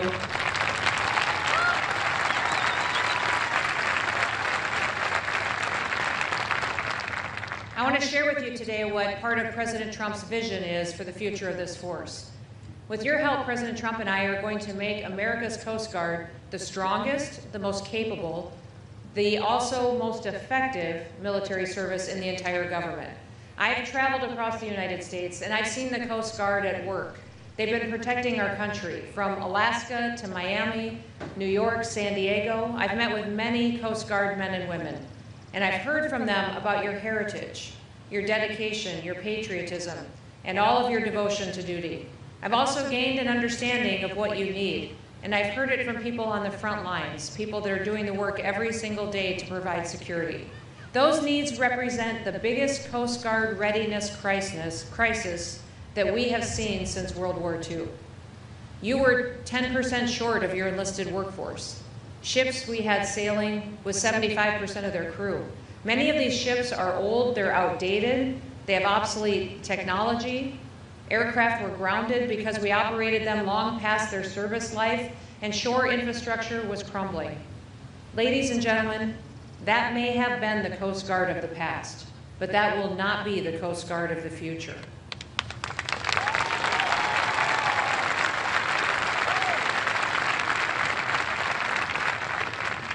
A new chapter for America's Coast Guard, one like we have never seen before, starts right now.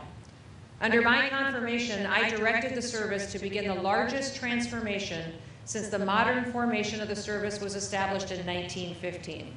We call it Force Design 2028. Force Design 2028 is our roadmap to revolutionize the Coast Guard. And today we're going to begin implementing that bold blueprint. Force Design 2028 focuses on 4 different campaigns: on people, organization, acquisition, contracting, and technology. We're going to build a more agile, capable, and responsive fighting force. To do this, we will improve training systems. We'll boost access to medical care, modernize both the Coast Guard Reserve and the civilian management system. We will reorganize the service, and we're going to be more effective and capable in ensuring that the Coast Guard will always be ready to meet the challenges of the 21st century. As part of this campaign, the service will reduce the number of its admirals by 25% so that we can return the decision-making to the front line, where it belongs. We will develop a high-velocity acquisition and contracting system. This new system will rapidly deliver equipment and resources to the services that needs it to fulfill its commitment to the American people. We'll accelerate the adoption of secure, cutting-edge technologies that are fit for the challenges of our future. And these changes will define the Coast Guard that you will lead. You're coming into the Coast Guard at a better time in history than it's ever seen before. Now, President Trump and I are deeply committed to protecting and to defending this nation. We recognize that the Coast Guard's vital role in our safety and security is paramount. We are growing the number of icebreakers to meet the demands associated with the Arctic region, and we're focusing on recruiting, and we're succeeding. Admiral Lundy tells me that the Coast Guard has already exceeded its annual recruitment goal by 108%.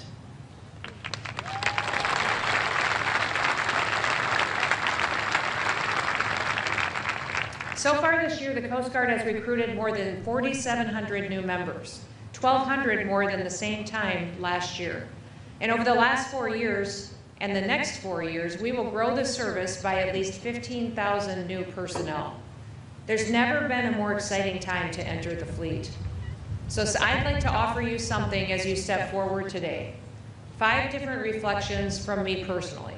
Lessons that I have learned over my lifetime that I wish I would have known at your age, and lessons that I hope you carry forward with you in your noble service. Number 1, that you are needed. Now, I would say that as I was growing up, I grew up as someone who didn't necessarily know I had any gifts or talents to offer the world, but I want each of you to know that you do. Each of you brings something special and unique to the Coast Guard. I realize that our armed forces prioritize discipline, precision, unity, but each of you has a special gift, a unique talent. Use those, let those shine. Use those to serve others and to do your job and your duty that you have assigned to you within this Coast Guard fleet. Use your talents to find special ways to contribute to our nation's safety, our security, and our prosperity. And of that note, I do want to give a couple of shout outs to some of the incredible achievements that we've seen out of this class. I know Parker Madden and Wyatt Duthu both reached 100 career hits in baseball. Where are they at? I heard they stand up, be recognized. Awesome.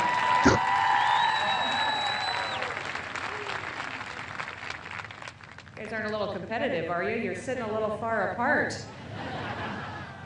Declan Rooney reached 1,000 career points in basketball and was named to the NUMAC All-Conference team. Where's he at? Stand up. Nice work. In women's basketball, we had Glory Bethan set the Coast Guard record in career blocks. Where is she at? Nice work.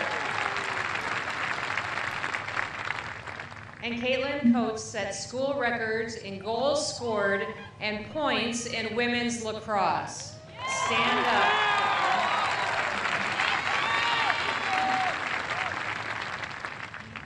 This year, Samuel Humphreys received the Dale G. Gable Scholarship Award for the highest proficiency in math, science, and engineering coursework. Where is he at? Nice.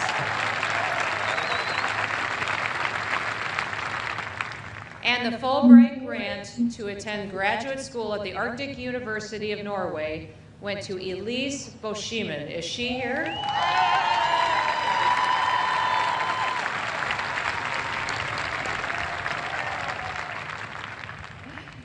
You're all a bunch of overachievers. Thank you so much for setting the bar so high. Whether your accomplishments are in sports, academia, or something else, your skills will prove valuable in your service. There will always be a role for you to play. It may be something that you don't even expect, but it will be exactly what you were meant to do. Number two, the second thing I'd like to leave with you today is I wonder if any of you have ever been in a vehicle, driving down the road, and you realize your car is not functioning properly. It jerks, something's wrong, you're not quite sure why, you can't turn the corners properly, it's sticking, something's wrong, and then you look down and you realize you have the emergency brake on. Have anybody ever done that before? I have.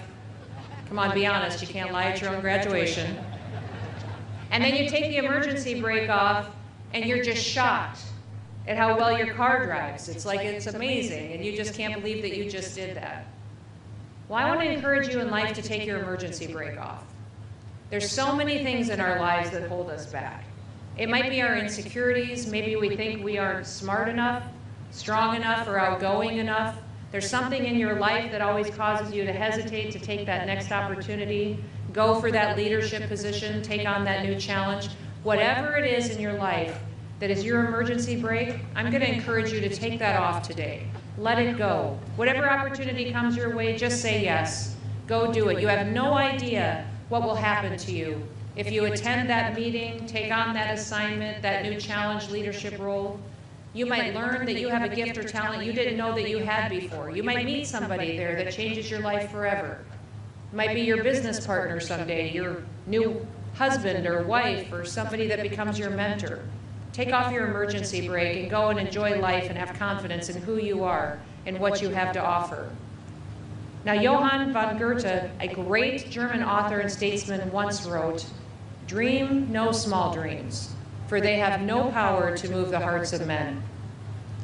This country was founded by brave men and women who dreamed the huge dream of a nation founded on the principle of freedom. This Coast Guard has been built and strengthened by the dreams of men and women working to save lives. So what will you dream? What will you build, invent, create, fix, teach, heal, or protect? The Coast Guard needs you to dream those big dreams. Our nation needs you to build and to dream those big dreams. What dream will come next for you? Only you get to decide that.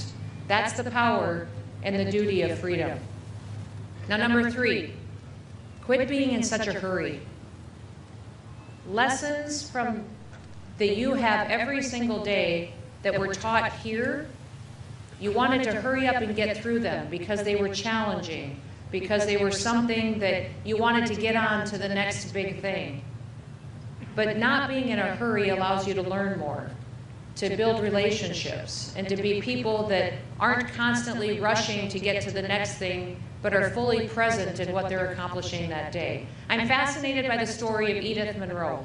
Now, you all know the story of her son, Douglas Monroe, the only Coast Guardsman to ever be awarded the Medal of Honor. But just as incredible in its own way is the fact that his mother, Edith, decided to join the Coast Guard after he gave what President Lincoln called the last full measure of devotion to this country. Edith Monroe took the oath to join the Coast Guard's Women's Reserve just 2 hours after she accepted the Medal of Honor on her son's behalf from President Franklin Roosevelt. She was 48 years old when she joined. When asked why she decided to join the Coast Guard, she said, "We are a Coast Guard family through Doug.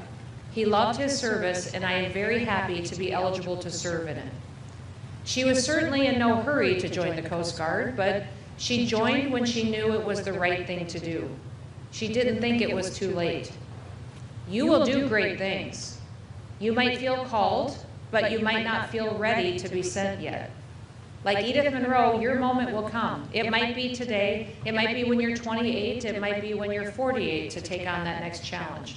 But when that moment comes, seize it, grab it, take a hold of it, and you will win and win that challenge. Now, number 4, life is built on the power of relationships.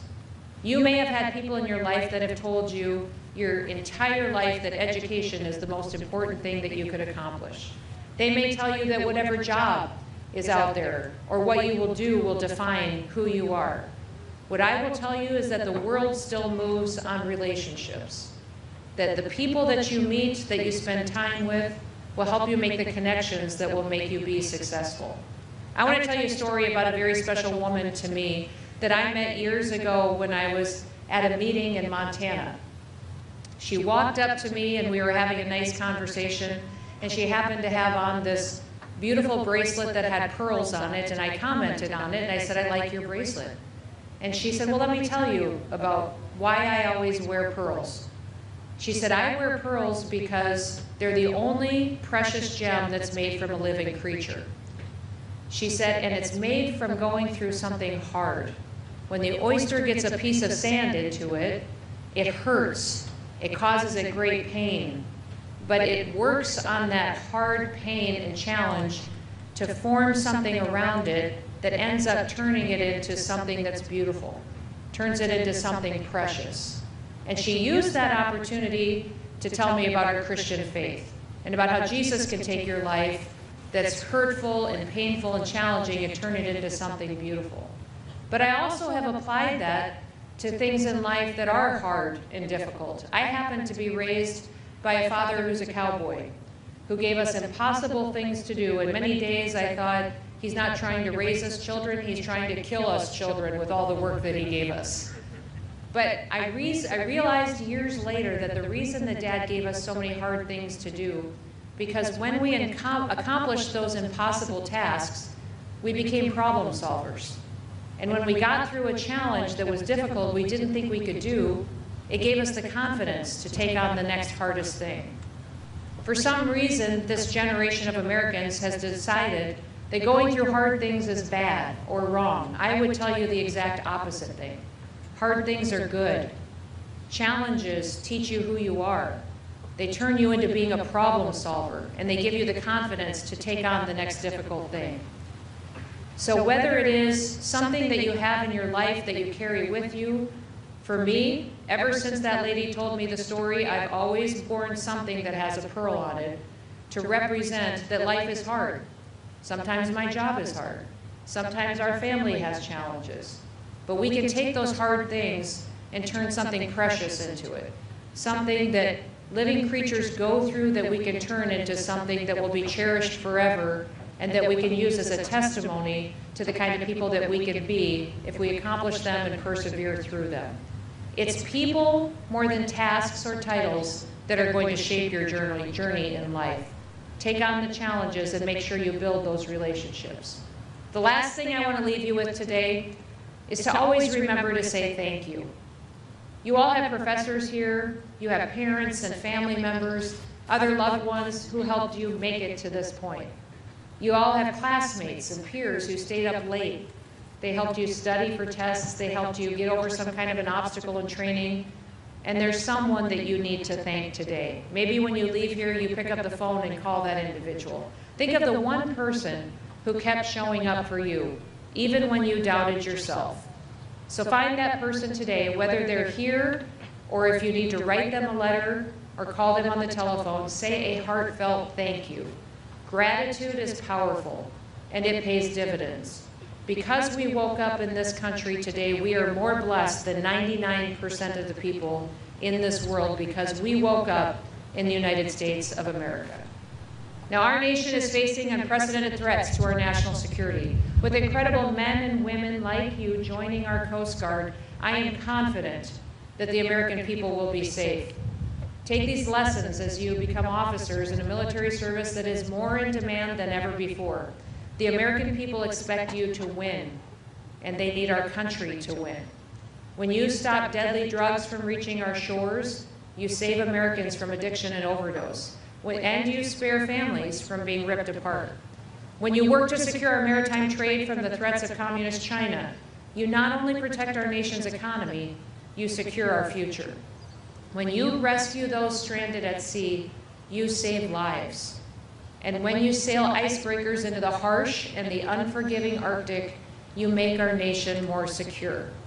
Your bravery, your dedication, your selflessness are reflected in your motto, Semper Paratus, always ready. Whether you leave here today to go to a cutter, if you go to flight school, a sector, defend our nation, maybe in the cyber domain area or anywhere else, you will be challenged.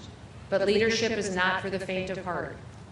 2 Timothy tells us that God has not given us a spirit of fear, but of power and of love and a sound mind.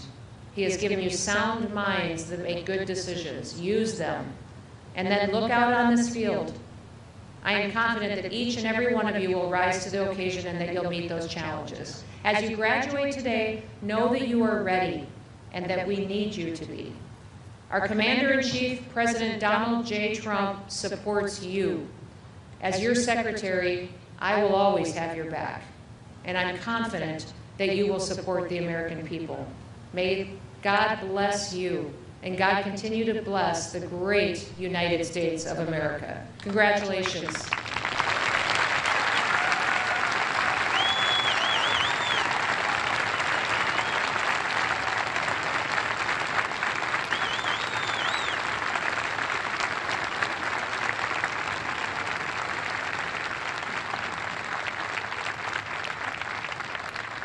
I want you to stay standing for a moment because I've got a big announcement to make.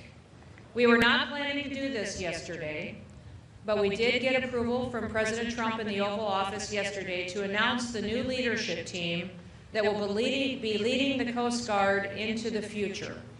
This is exciting news for all of you, as this leadership team has the vision to implement Force Design 2028 and to be examples to all of you as you take on this unprecedented time in Coast Guard history. I'm proud to announce that today Admiral Kevin Lunday will be the new Commandant of the U.S. Coast Guard. Commandant.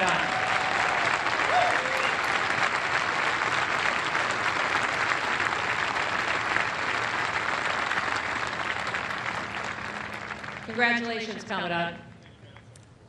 Thomas Allen will be the Vice Commandant of the Coast Guard, recommended for promotion to Admiral. Give him a round of applause.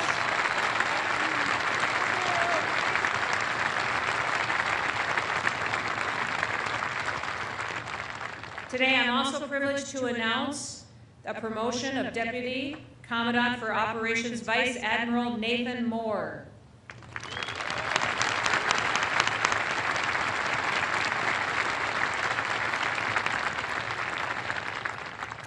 And Joanne Burdian as Atlantic Area Commander, recommended for promotion to Vice Admiral. Congratulations, Joanne.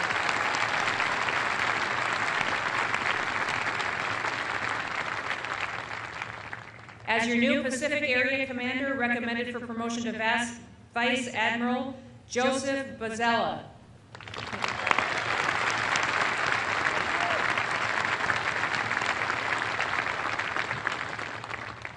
And for the new position of Chief of Staff, recommended for promotion to Vice Admiral, Douglas Schofield.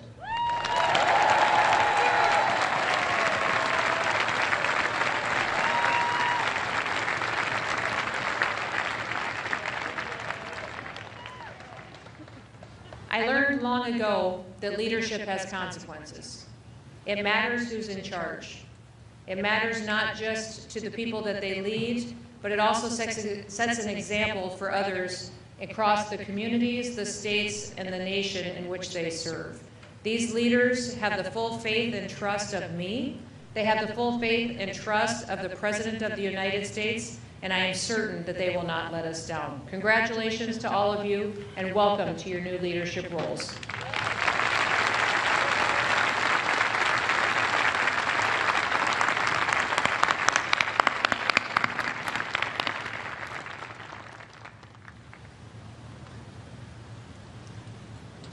Will the audience please be seated? On behalf of the Coast Guard Academy, thank you, Madam Secretary, for being with us here today and honoring the Academy and the Coast Guard with your presence. I would now like to present the United States Coast Guard Band, conducted by Captain Adam Williamson, who will perform the Armed Forces Medley, as arranged by Chief Musician Sean Nelson. All past and present members of the military are invited to stand as the band plays their respective anthem. The United States Army.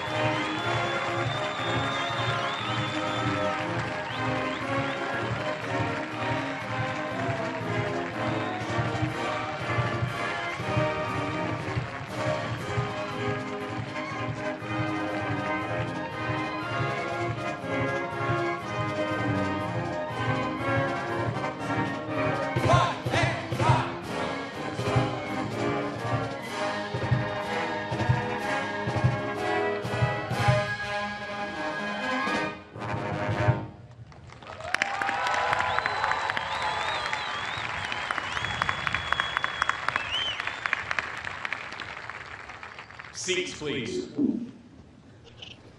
Thank you, Captain Williamson and members of the Coast Guard Band. At this time, I am pleased to introduce Dr. Amy Donahue, Provost and Chief Academic Officer, who will share remarks and present the candidates for degrees.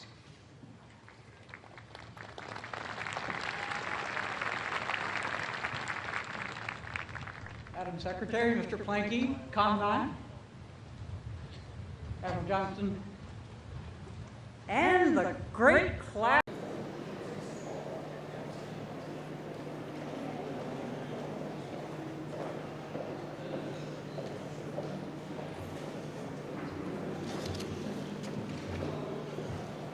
Good morning. I want to thank Secretary of Homeland Security, Kristi Noem, for her important visit to Israel.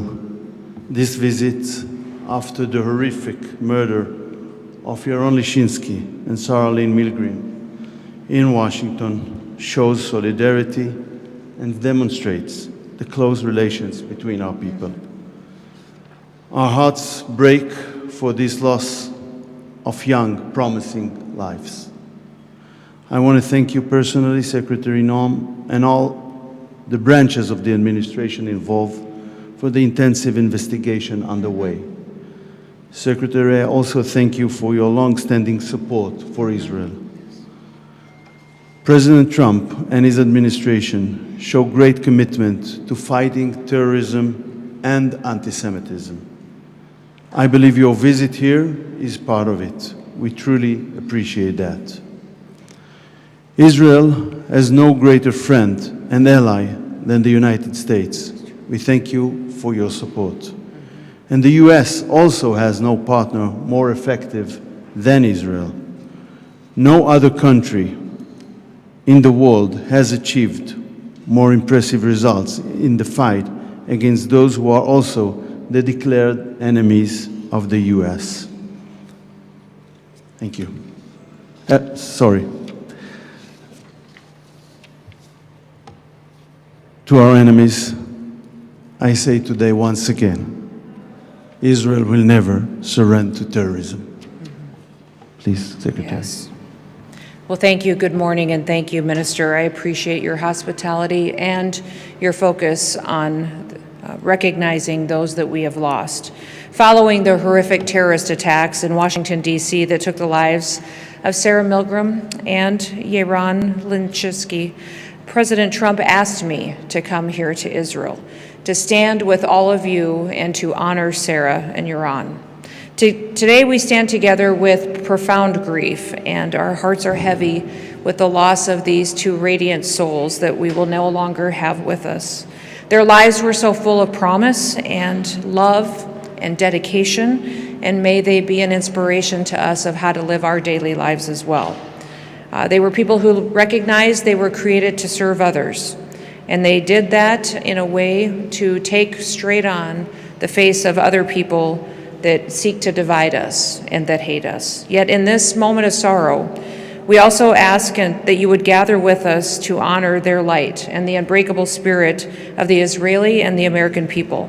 Yaron was known for his infectious smile and his unwavering commitment to peace and the vision of the Abraham Accords. But he believed in peace and goodness. Friends and family shared of Sarah that she glowed with warmth and compassion, dedicating her life to fostering peace and understanding. Her work for initiatives like Tech to Peace and her career in public diplomacy were incredibly important to her. Their love for each other, a bond that was so strong that Yaron had already chosen a ring to propose to Sarah here in Jerusalem, it reminds us of the dreams that terrorism seeks to destroy every single day. But we will not let hatred have the final word. Sarah and Yaron's lives are a testament to the power of love and service. They stood for something that was much larger than themselves, and their memory calls us to do the same.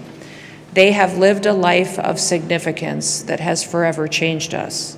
Together they embody the very best of Israel, courageous, hopeful, and dedicated to peace. Now, yesterday at the Western Wall, I prayed Jeremiah 31. Jeremiah 31 says, "Thus saith the Lord, a voice is heard in Ramah, lamentation and bitter weeping. Rachel is weeping for her children. She refuses to be comforted for her children because they are no more. Thus says the Lord to us, keep your voice from weeping and your eyes from tears, for there is reward in your work, declares the Lord, and they shall come back from the land of the enemy. There is hope for your future, declares the Lord, and your children shall come back to their own country." I ask that God may bless Israel and that God may continue to bless their families, wrap his arms of comfort around them during this time. President Trump extends his greetings and his grief to all of you, and he stands with you as we fight this hatred in the world and know that Yaron and Sarah's lives will be of significance and will matter and will bring a unity among us that will help us defeat our enemies. May God bless Israel, and may God continue to bless the great United States of America. Thank you, Minister.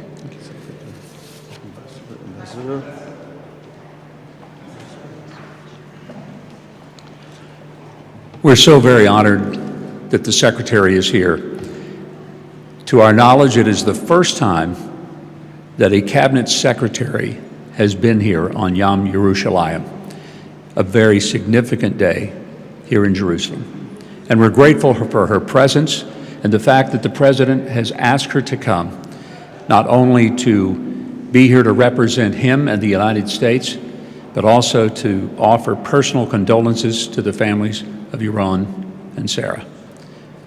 Their lives were taken from them last week.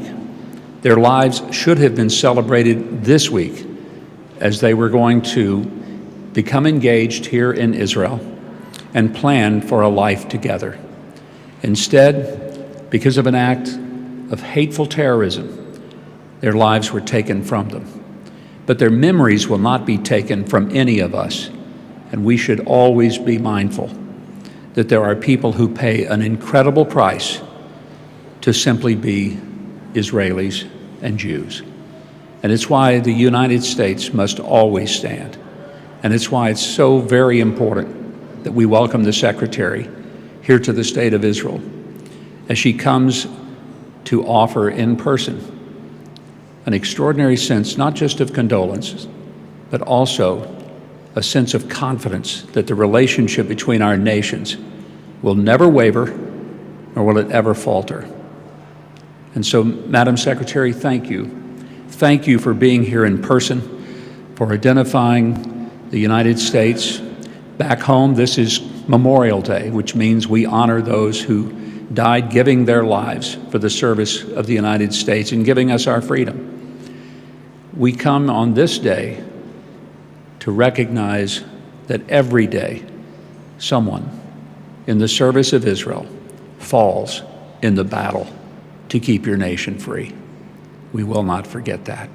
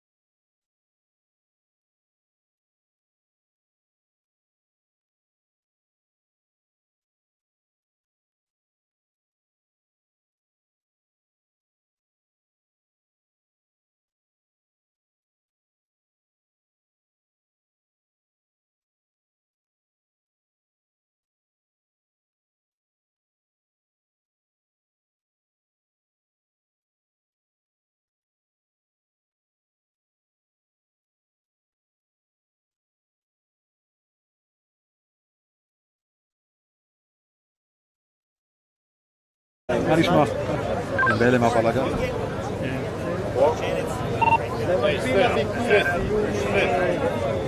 טקס פתיחת יום ירושלים, 4,000 אנשים ללא חריגים. משך, תחילת פיזור שיהיה סטרילי.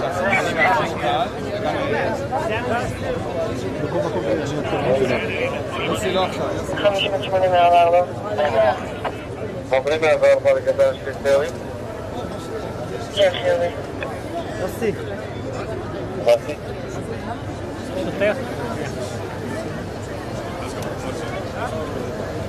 ככה זווית מצוין. רגע, אני יוצא יאללה, מג"ב! תן לנו. דבורה צד שני, דבורה צד שני.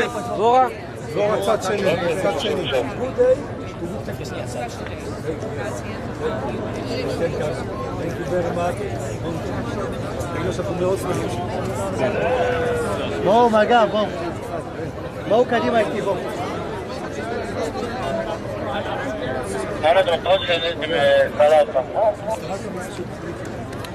ותגיד לו, לגבי הפרופים, אני בדרך כלל פה, אני פחות יפה, שיחליט, אין להם זמן.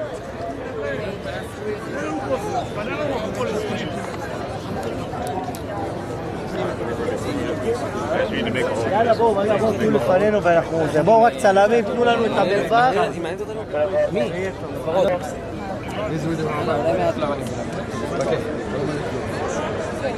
זה הדבר האחרון.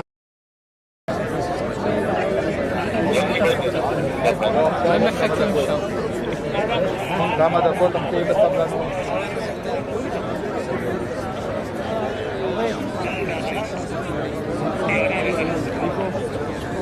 בדרך לפה. חבר'ה, זה נמצא בליבה. יש בליבה חוברת של סולי, רוץ תביא אותה.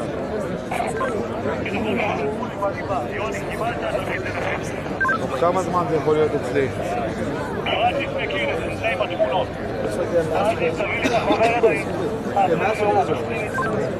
אבל למה כל הוראה 4 פעמים? כבר אמרתי לפני 10 דקות, תביאי לי את החוברת. חבר'ה, אף אחד לא מדבר בקשר, אף אחד לא מדבר, רק מי שנתתי לו הנחיה.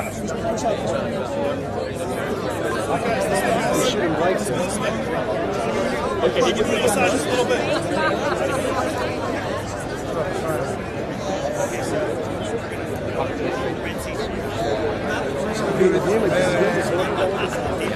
Excuse me.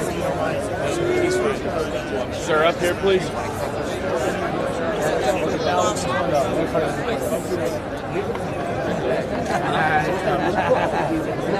אני נכנסת לעזרת נשים, ואז אחרי שיוצא כל מחיר הדגל. לא, דבורה יורדת איתה לעזרת נשים. תכינו לקבוצה. בוא לחנייה, תראי את ההתקפצות. עוד פעם אתה שואל, בוא לחנייה. יש לך את המחיצה של הגברים? נקודה. עוד שנייה נפתח. הנה, גם סולי עכשיו ברילה בטח. סולי עכשיו ברילה. סולי, תקדמו אבל, סולי. סולי, נתת לו יוני. סולי, לא כאן, אי אפשר, אין צילום שלנו, חבל.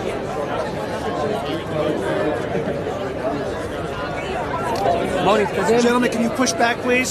Give some room to work, please.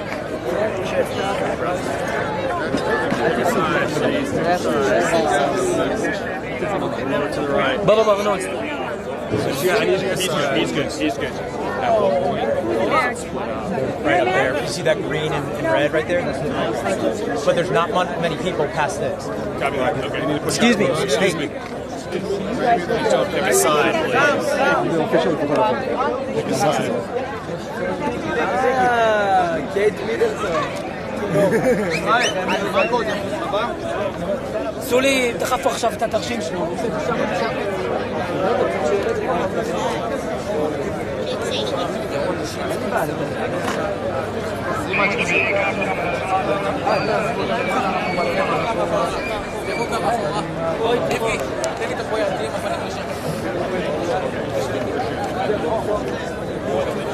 תקדם אותי.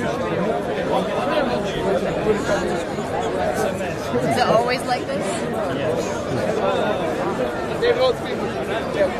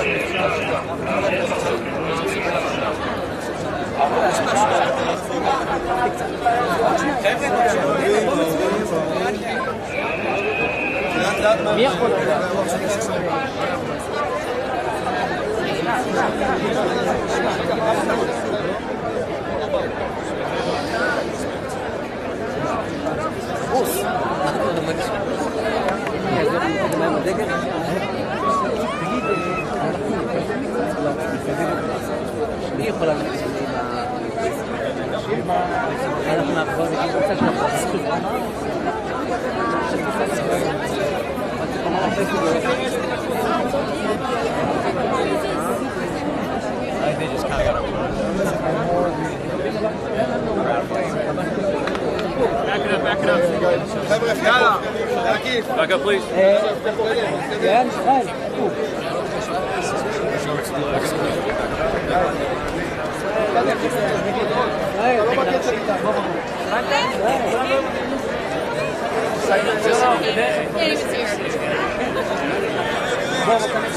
That's all.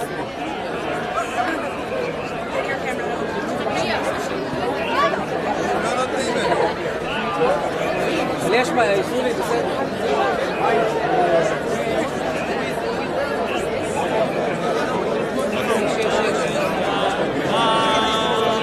Push past this, sir.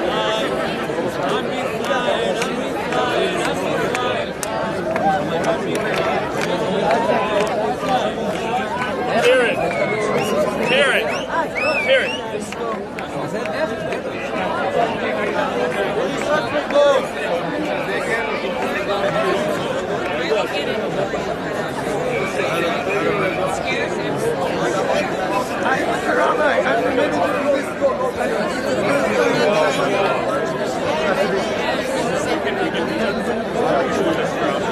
We have to make a path for us, so just get the picture from over there. Push forward. Get it up, get it down there.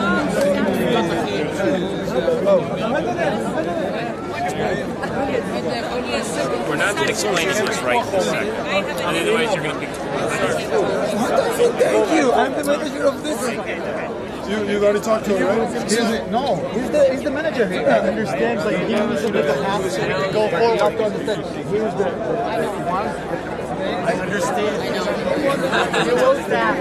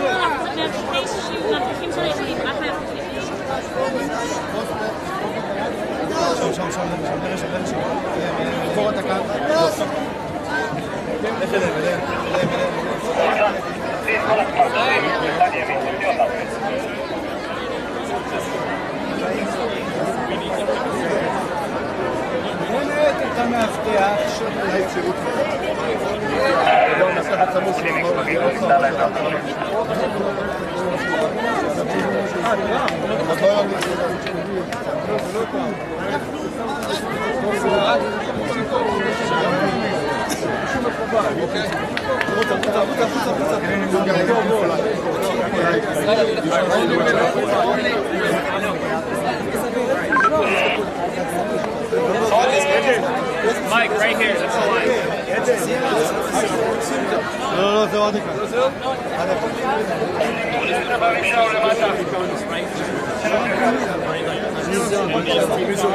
Right where I am. Karen. That way. That way. That way, please.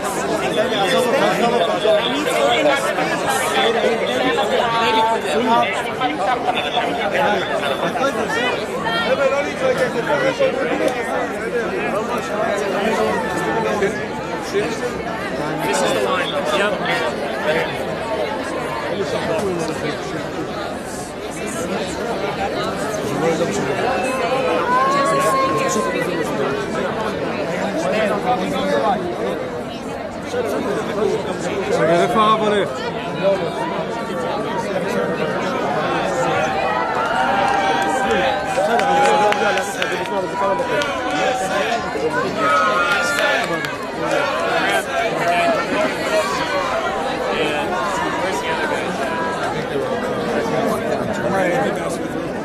So we go the other side, guys? Anybody that you want on the other side? Hey.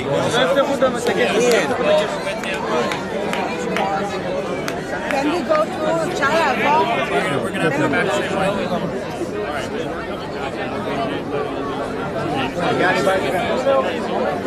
Now, are they going to come back this way? זה משלחת של שגרירות ארצות הברית.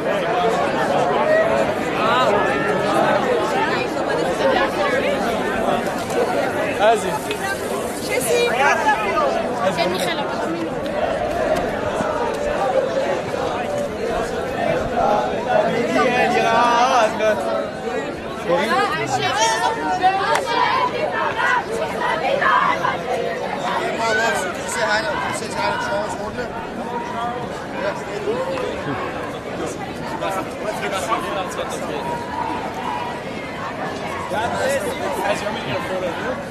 Let's just get a selfie. Before you do for us.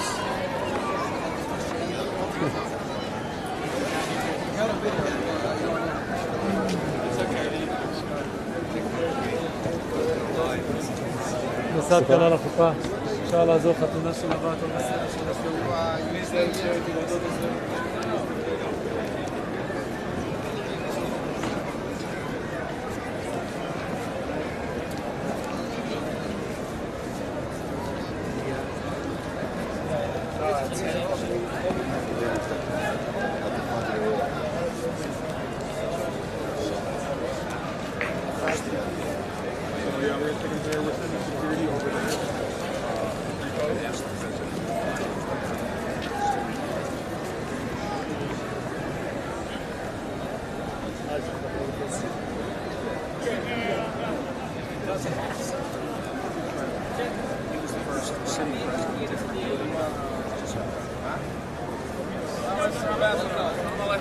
Nice to see you again. Mike, can we take a selfie?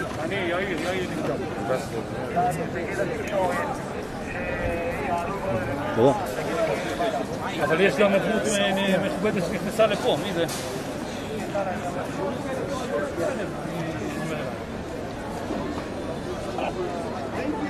פשוט מצלמים אותה על המחיצה. Now with a big smile. ארנון, הוא אומר שהטקס הולך למעלה. וואו, כל מרגע. להביא לרחבה הופה. הופה. יאללה. זה פינוק יש לו. אתה יפה. אני לא בטוח. אני לא בטוח. מגב, טיפה אחורה.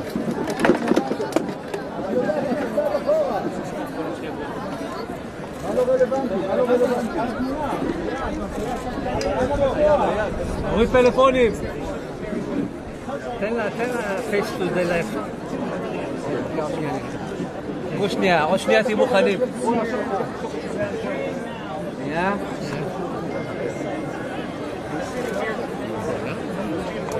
מה עם דבורה? יצא אותו. רגע, וואי! יצא עוד שנייה כזה טוב.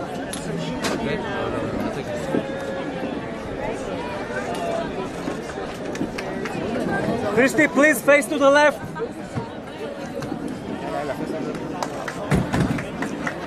Face to the left.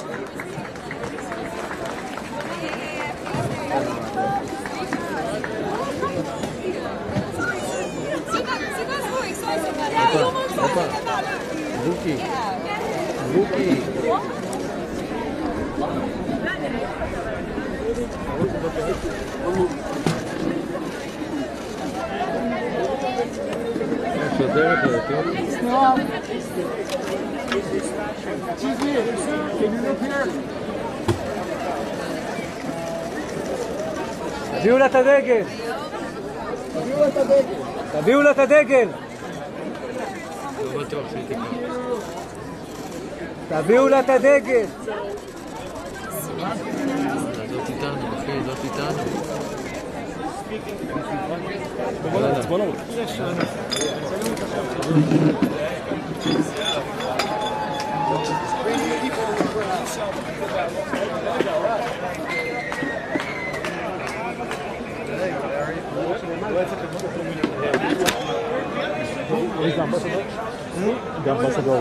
Yeah, he left.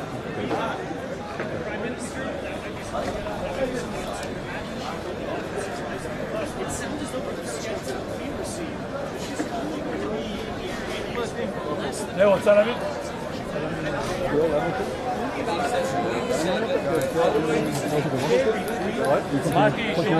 Yeah, you, David, and I are here. We won't have anything to do, but you know. There's this rolling rift between Jerusalem and Washington. So, Prime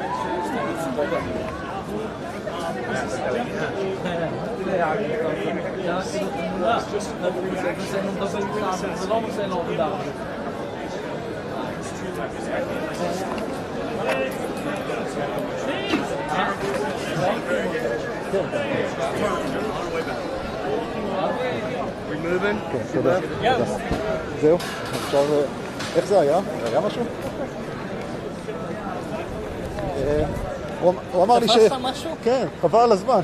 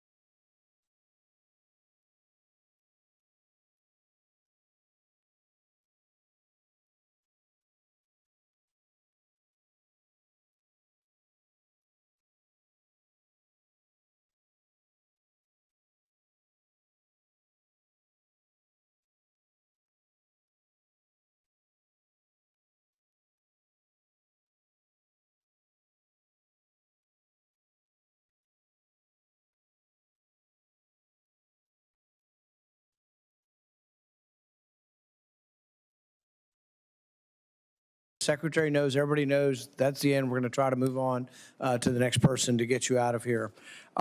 We talked a little bit about the wall earlier. The administration has asked for $46.5 billion for the wall.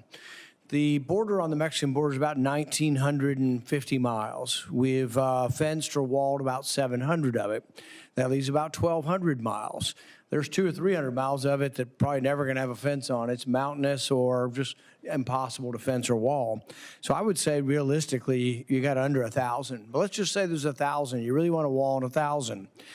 CBP says it's 6.5 million per mile. Your response today was 12 million per mile. That means $12 billion for 1,000 miles. We're off here by a factor of 3 or 4 with 46 billion. Where's the rest of the 46 billion? The administration says they want 46 billion for a wall. You could pave all of it and still have, 34 billion left over. What's the 34 billion going for? Yeah, Senator, thank you for the question. We do have 702 miles of wall today. 598 of that are steel. The rest of that is temporary that's in place. Since the president's been in office, over 70 miles has been erected. We have 11 contracts that have gone out and allocated. We also have 5 more that are pending. Based on the dollars that have been requested, it's not just the infrastructure that would be built, that would be the actual wall construction. It would be also surveillance equipment. The number's way off. 1,000. You could do 1,000 miles for 12 billion. You're asking for 46 billion. So I'm one who's not impressed and would have to see more detail as to where the rest of the money goes.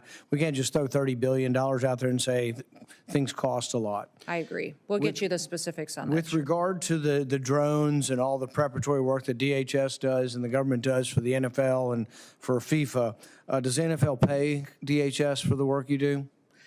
Boy, not to my knowledge. I will. Well, I mean, here's my point. The NFL makes billions of dollars. We're $2 trillion in the hole. I don't care if government shares their technology and government helps out the World Cup. They ought to pay. Yeah, people are paying hundreds of dollars for tickets. I mean, thousands of dollars for the NFL, for Super Bowl and things. They're also paying for FIFA. And so these people ought to pay. And so I'm one holding up these authorizations, and I'll let them go forward. But I want people to pay. I mean, it's ridiculous that the average taxpayer who could never afford to go to an NFL Super Bowl has got to pay for their security. Should the government help? If we have technology they don't, perhaps. But they ought to pay. So NFL, FIFA, I think they all ought to pay. And we'll be insisting on trying to put language in that. If you're a for-profit entity and the government's helping you, you ought to pay for it. With regard to TSA Quiet Skies and Tulsi Gabbard situation, I suspect there are going to be other people that were caught up in this thing as well. I'm horrified by the idea that we took a former congresswoman and we're surveilling her and riding on jets with her. There was another story of an air marshal whose wife, might have been at January 6th or something, and now we're, have air marshals following another air marshal or his wife. So I want to hear the whole story of what happened. I want to hear that people have been let go, that they're no longer doing this. If there were abuses of Tulsi Gabbard's liberties, I want to hear from that. But I want repercussions to come from this. And I think you've said something's coming. Please let us know, and let us know how the program the destruction of civil liberties can be minimized. I frankly probably have trouble with the whole program, but let's see if there's some way. But we need significant reform. If it needs legislation, please come to us with that. Thank you for your testimony today. Thank you. Thank you again, Secretary Noem, for being here. Hi, everyone. I'm Homeland Security Secretary Kristi Noem. Today, the Department of Homeland Security and ICE are taking the family of suspected Boulder, Colorado terrorist and illegal alien Mohammed Solomon into ICE custody. Now, Mohammed's despicable actions will be prosecuted to the fullest extent of the law. But we're also investigating to what extent his family knew about this horrific attack, if they had any knowledge of it, or if they provided support to it. I am continuing to pray for the victims of this attack and for all of their families. Our thoughts and our prayers go out to all of them, and I want them to know that justice will be served. Thank you very much, Doug. He's done a great job. They all are. Russell, vote. Sure. Thanks, Mr. President. From a funding perspective, the accounts that support the important work that these cabinet secretaries are doing are funded. They are flush. The main one, the Disaster Relief Fund, has $13 billion. It's projected to get us all the way into the end of the fiscal year. So we're in a very good place, and the President has personally been a steward of the taxpayer resources on every one of the expenses that the states have come in for to put us in a position where we are ready for this season. Thank you. Great job. Thanks, Rose. Christine. Yeah, and Mr. President, we are in hurricane season right now. It will last for the next several months, and we are prepared for what is coming. We are anticipating that we will have higher than usual activity during this hurricane season. We could have 3 to 5 major storms, up to a dozen other hurricane level thresholds that we will meet throughout this season. And FEMA stands prepared and has been working with all of our regions on training, pre-deploying resources, making sure that individuals are out there ready to respond to each state as they bring the necessary resources to take care of their people. But also, sir, you've been very clear that you want to see FEMA eliminated as it exists today. So I'm preparing all of these governors that they will have more control over the decisions on how they respond to their communities so that it can help it happen faster, that they can pre-deploy resources and help coordinate on communication as well. So while we are running this hurricane season, making sure that we have pre-staged and worked with the regions that are traditionally hit in these areas, we're also building communication and mutual aid agreements among states to respond to each other so that they can stand on their own 2 feet with the federal government coming in catastrophic circumstances with funding. But we all know from the past that FEMA has failed thousands, if not millions of people. And President Trump does not want to see that continue into the future. So this agency fundamentally needs to go away as it exists. And we need to have a response to states that supports them when terrible things come and when the worst day of their lives happens, to where the financial resources are there, but they have decision-making power right there in the state to respond. So the next several months, we expect it to be high activity, and the federal government is here to support the people of the United States with President Trump's leadership. While he's doing that, he's also going to make sure that they're better set up for the future so that they have the ability to really take care of their families when a crisis or a terrible storm does hit. We've got many governors that just recently had terrible, tragic losses from tornadoes, from other events that went through their states, and FEMA was extremely responsive, and they've all been very happy. I think, Mr. President, you even spoke to one of those governors this morning, who is very happy, and the Missouri governor as well, who is very happy. As soon as something happens in their state, I'm in direct communication with the governors to make sure they have what they need, but also making sure that they have the ability to make decisions to respond to the people that live in their states. Thank you very much. Great job, everybody. So we want to wean off of FEMA, and we want to bring it down to the state level. A little bit like education, we're moving it back to the states. For the secretary, because the fact of the matter is, a half a dozen violent criminals that you're rotating on your. I also want to talk about specifically how many of our ICE agents have been and what they have tried to insert into the state. So I want to say thank you to every single person that has been able to do this. Hands up, hands up. Also, I want to talk specifically I have questions for the secretary, because the fact of the matter is, a half a dozen violent criminals that you're rotating on your. I also want to talk about specifically how many of our ICE agents have been doxxed for doing their duty, how they have been targeted, and how their families have. Every day, I get handed a list of the people that we've arrested in this country that are here illegally, that are criminals. And these are some of the worst of the worst. Here we have a Guatemalan we picked up today, aggravated assault against a police officer. This one, rape of a victim under age of 17 years old. This one robbed a disabled senior citizen. This individual, 12 different sex offenses against children. If you look at it, it's 2 counts of statutory rape of a child, 2 counts of indecent assault and battery. These guys are off the street today because of the work of our ICE enforcement officers, law enforcement across the country. Thank you for making America safe again, and thank you, President Donald J. Trump.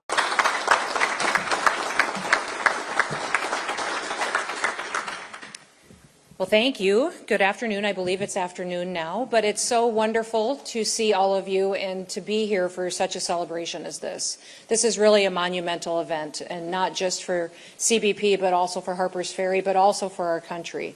And so I want to thank you for taking the time to be here for this ribbon cutting and to recognize all that it took to get to this point. I do want to give a special thank you out to our Assistant Commissioner Cooper for having me here, for the invitation, and for the hospitality as well. This is going to be my first opportunity to take a tour of Monarch Hall, and I'm looking forward to seeing what the center can bring in advanced training and technologies to each and every single one of the people that joined to serve the public and the people of the United States. I also want to thank Senator Moore Capito. I call her Shelley, because she's been a friend of mine for many years. And I want you all to know that I believe she's going to go down in history as one of the most effective senators that this country has ever seen. She has been so incredibly powerful in her advocacy for things that truly do matter. Would you please give her a round of applause?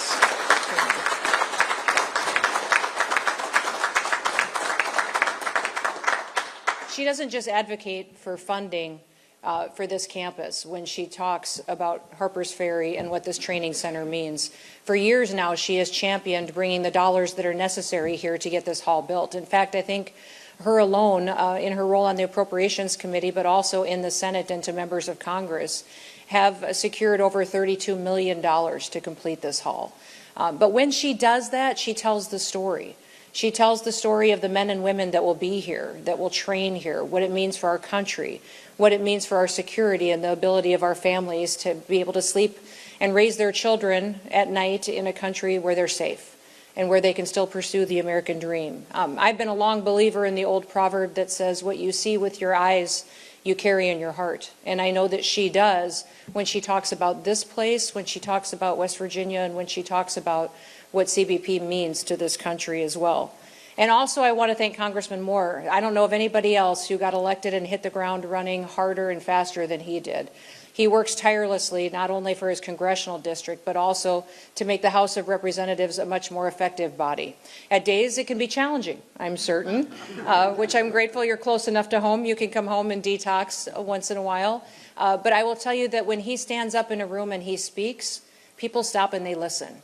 And that rarely happens with members of Congress. When other colleagues are gathered together to learn about the facts behind a project or want to know for certain what truly is the situation that this policy will bring forth in this country, when Congressman Moore speaks, his colleagues listen to him, and he speaks with wisdom and discernment. So I want to thank both of them for being advocates of this facility and advocates of CBP and the work that they do every single day. There's a few other people that I do want to acknowledge. We have the opportunity to have Commissioner Rodney Scott with us today. I don't know if this is his first official event since being confirmed as the new commissioner of CBP, but if you would all congratulate him with me, I'm so thrilled at his new leadership role. It is not necessarily all that fun to go through a Senate confirmation hearing, but he did it, and he did it with grace. And I want you all to know that when I look at leadership here in this component, in this department, under the Department of Homeland Security, I turn to Rodney for leadership, and I turn to him to mentor other agencies. He is often someone who can speak with wisdom to somebody else that may not even be in CBP, may be in a completely different department, such as USCIS or ICE or in FLETC, and he can give them wisdom and advice that helps them be more effective in the jobs that they have. So I am very grateful to have him willing to come back out of retirement, kind of, and hit the ground running and be ready to lead. But we do have somebody that is retiring, and that has been the acting Commissioner Pete Flores, and I do want to acknowledge him. I have never met someone who has served with such a steadfast consistency and care for the post at which he is responsible for than Pete. I haven't known him that long. I first met him when I was nominated for this position, but have gotten to spend hundreds of hours with him. And no matter what I said or did or decided, he looked at me and said, "Yes, ma'am, and this information might be helpful to you," and educated me and helped us make the best decision for our country. I've appreciated him more than probably he'll ever know. But if you do get the chance to spend some time with him, let him know how highly I think of him. We are grateful for his leadership.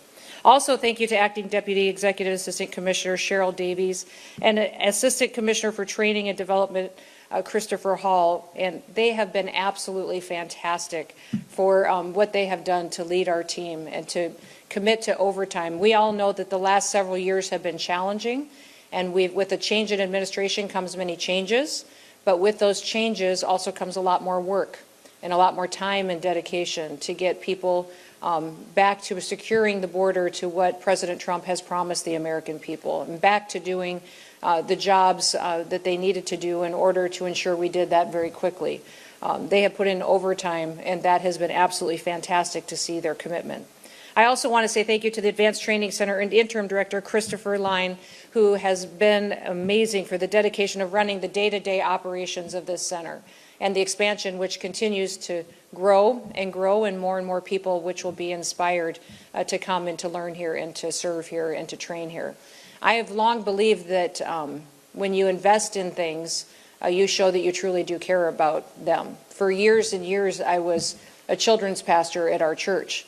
And when I first became our children's pastor, I also was farming and ranching and doing other businesses. But I remember having a conversation with our pastor one day saying it's really hard for me to hear people say that children are a priority when we don't put any dollars into the program.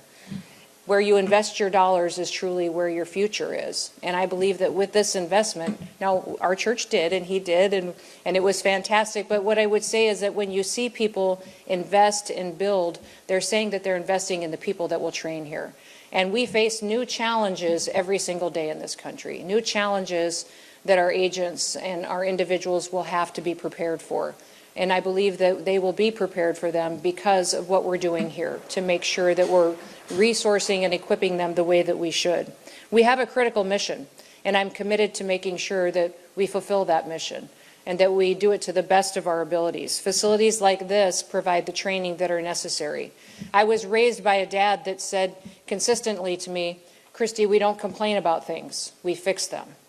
And that is what we are doing today. We see challenges ahead in this country, new threats emerging everywhere, but we don't complain about them. We fix them, and how do we fix them? We fix them with men and women who love the United States of America, and we have trained and resourced and equipped them to meet those challenges head on. Now, we do have a bill that's coming before Congress I hope everybody will support that will be a necessary resource for CBP.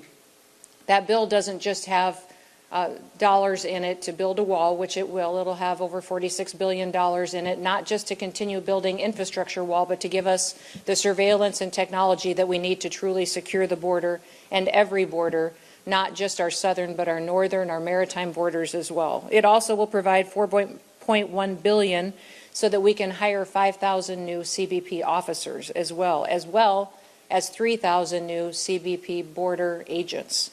It also gives us $2.7 billion to CBP so that we can have the surveillance technologies that we need, and another $1 billion for our vehicle fleet. It allows ICE to hire 10,000 new officers, which we cooperate every single day to secure our country. And it will also allow us to double our detention capabilities that may be necessary as we do our work. It also will address salary and bonuses, which I think is incredibly important. When you make sure that we take care of our people that work for us, we're taking care of their families. I don't know of anybody that can do their job with excellence if their family is in crisis at home. And that's the one thing that I want everyone who works with CBP to know, is that we've got your back, but we care about your family, and we care about your family's futures as well. One thing that I want to leave you all with today is to never lose sight of our priorities, of what our mission is. Our mission at the Department of Homeland Security is to secure the homeland with honesty, with integrity, and to do that in a way that best represents the United States of America. CBP has done that with excellence. They have done their job and overachieved anything to which I could have thought was possible in such a short period of time this training center is going to allow us to do even more far into the future. So thank you for wrapping your arms around this facility and the people that will train here. Thank you to the chaplain for praying over this building and the people that will train here, that God's hand and that this hedge of protection will be over them. And I'm so honored that you invited me to be with you today to celebrate this. This is a special day, and it's a special day not just for CBP, but for our country. May God continue to bless you, and may God continue to bless this great country, the United States of America. Thank you. Good afternoon, everyone, and welcome. It is a pleasure to be here with you all to commemorate the completion of Monarch Hall, U.S. Customs and Border Protection's newest advanced training center facility. My name is Dina Cooper. It is my privilege to be your MC for today's ceremony. I would now like to welcome our distinguished guests. First, the Secretary of Homeland Security, the Honorable Kristi Noem.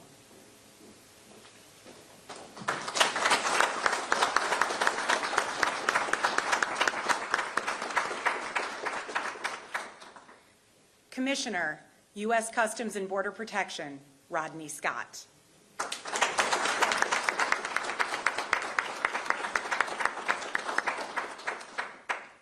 Senator from the state of West Virginia, the Honorable Shelley Moore Capito.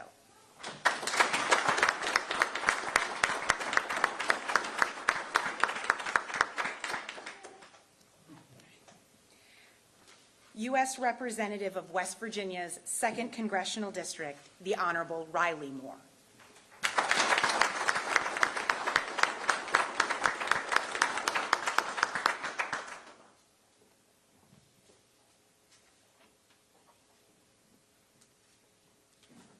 I also thank my esteemed colleagues from the Department of Homeland Security, U.S. Customs and Border Protection, and our partners at the U.S. Army Corps of Engineers for being here today. It is a privilege to celebrate this milestone with you. Ribbon-cutting ceremonies have been used to mark progress and new beginnings. During the early parts of the modern age, the practice brought communities together to highlight the completion of critical infrastructure and the opening of new businesses and buildings. They have been used to signify the culmination of a project from its inception and vision through development and finally completion. About 20 years ago, we held a ribbon-cutting ceremony to open the Advanced Training Center here in Jefferson County, West Virginia, as the first of its kind facility to prepare our law enforcement officers for the varied challenges their frontline duties bring them. It was a vision that came to fruition through close collaboration with our partners in Congress, with multidisciplinary teams to design and construct the campus facilities, and our local community here in Harpers Ferry, who helped us to ensure this center would be a beneficial addition to the beautiful and historic area. We are very grateful to have the continued support of Congress, especially that of Senator Capito and Representative Moore, and the surrounding community throughout the years. The Advanced Training Center has truly found a home in Jefferson County. Our goal has largely remained the same since we initially began the design and development of the Advanced Training Center: to deliver mission-specific training to our workforce to meet emerging Homeland Security challenges at and beyond our borders. Today's ceremony underscores our ongoing commitment to this goal and our dedication to ensuring this campus remains a state-of-the-art training center for U.S. Customs and Border Protection's law enforcement personnel and our leadership team. The building we are looking at now is the conclusion of a 5-year interagency and interindustry effort to plan, design, and develop Monarch Hall. At 32,300 square feet, this 2-story building includes multi-purpose classrooms, collaboration rooms, office space for staff members, and a state-of-the-art green screen room. This newest addition to the Advanced Training Center will provide critical features to enhance the Office of Training and Development's work in fulfilling its mission and meeting the rapidly evolving training demands of our agency. We would not be standing here without the support of Congress, especially that of Senator Capito, who helped to secure the generous funding for the building we are dedicating today. I also want to take a moment to acknowledge Office of Facilities and Asset Management Assistant Commissioner Yvonne Medina and Office of Training and Development Assistant Commissioner Chris Hall. Their joint leadership coupled with the extraordinary efforts of their respective teams, helped bring forth the facility you see today. Finally, I'd like to recognize the collaboration with the U.S. Army Corps of Engineers and Lobar Incorporated. We are grateful for their professionalism and commitment to helping us achieve this milestone in a timely manner and within budget. We are thankful for these combined efforts of all who have been involved in the project from inception to completion. Before we hear from our speakers, I would like to ask everyone to please stand for the presentation of colors from the U.S. Customs and Border Protection Honor Guard and the singing of the national anthem by Ron Madison, Office of Facilities and Asset Management. All uniformed personnel, up 10, up.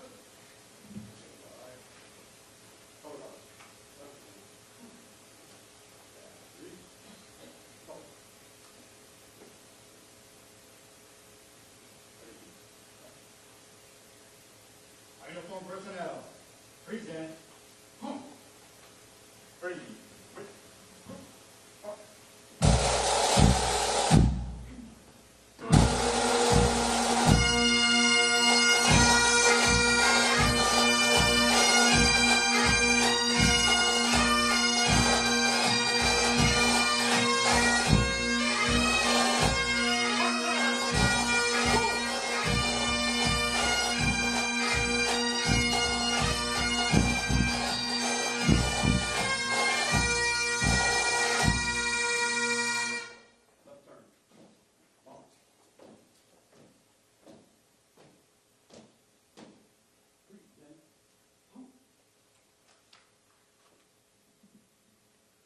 Oh, say, can you see by the dawn's early light what so proudly we hailed at the twilight's last gleaming, whose broad stripes and bright stars through the perilous fight, o'er the ramparts we watched, were so gallantly streaming, and the rocket's red glare, the bombs bursting in air, gave proof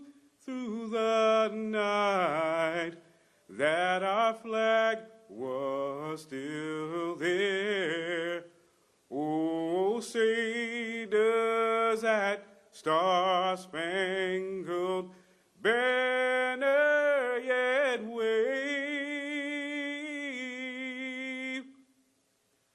o'er the land of the free and the home of the brave?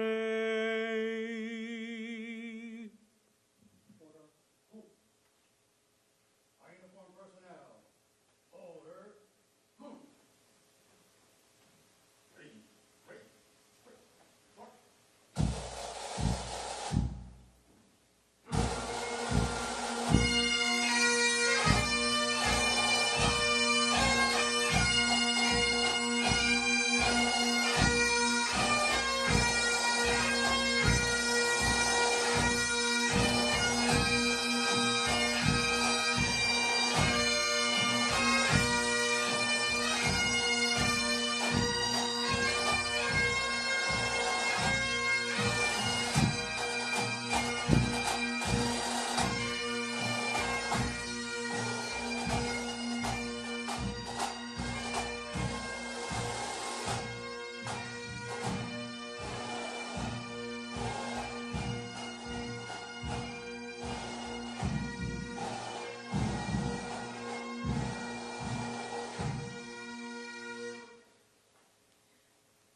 Ladies and gentlemen, please remain standing for the invocation by Chaplain Patrick Orender, Office of Field Operations.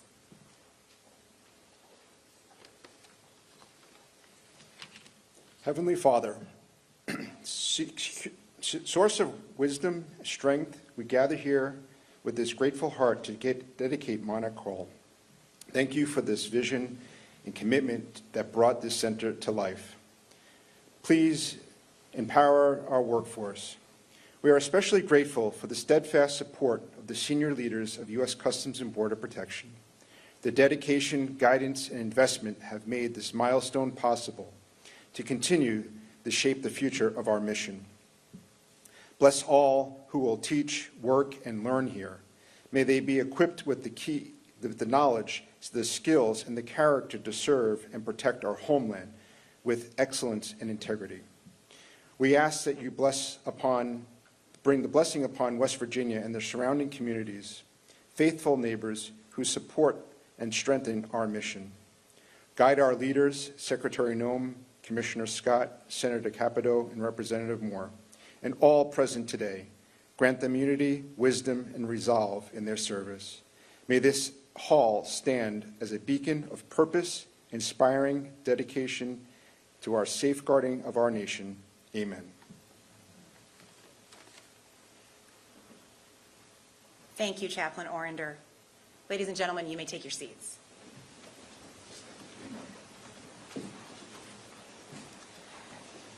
Since becoming the 8th Secretary of the Department of Homeland Security, our first speaker, the Honorable Kristi Noem, has been an unwavering champion of our agency's important border security mission and of our dedicated workforce who serve and protect the American people.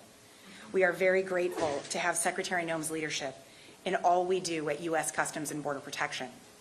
We are especially honored to have her join us today for this momentous occasion. And now I ask you to all help me welcome to the stage Secretary Noem.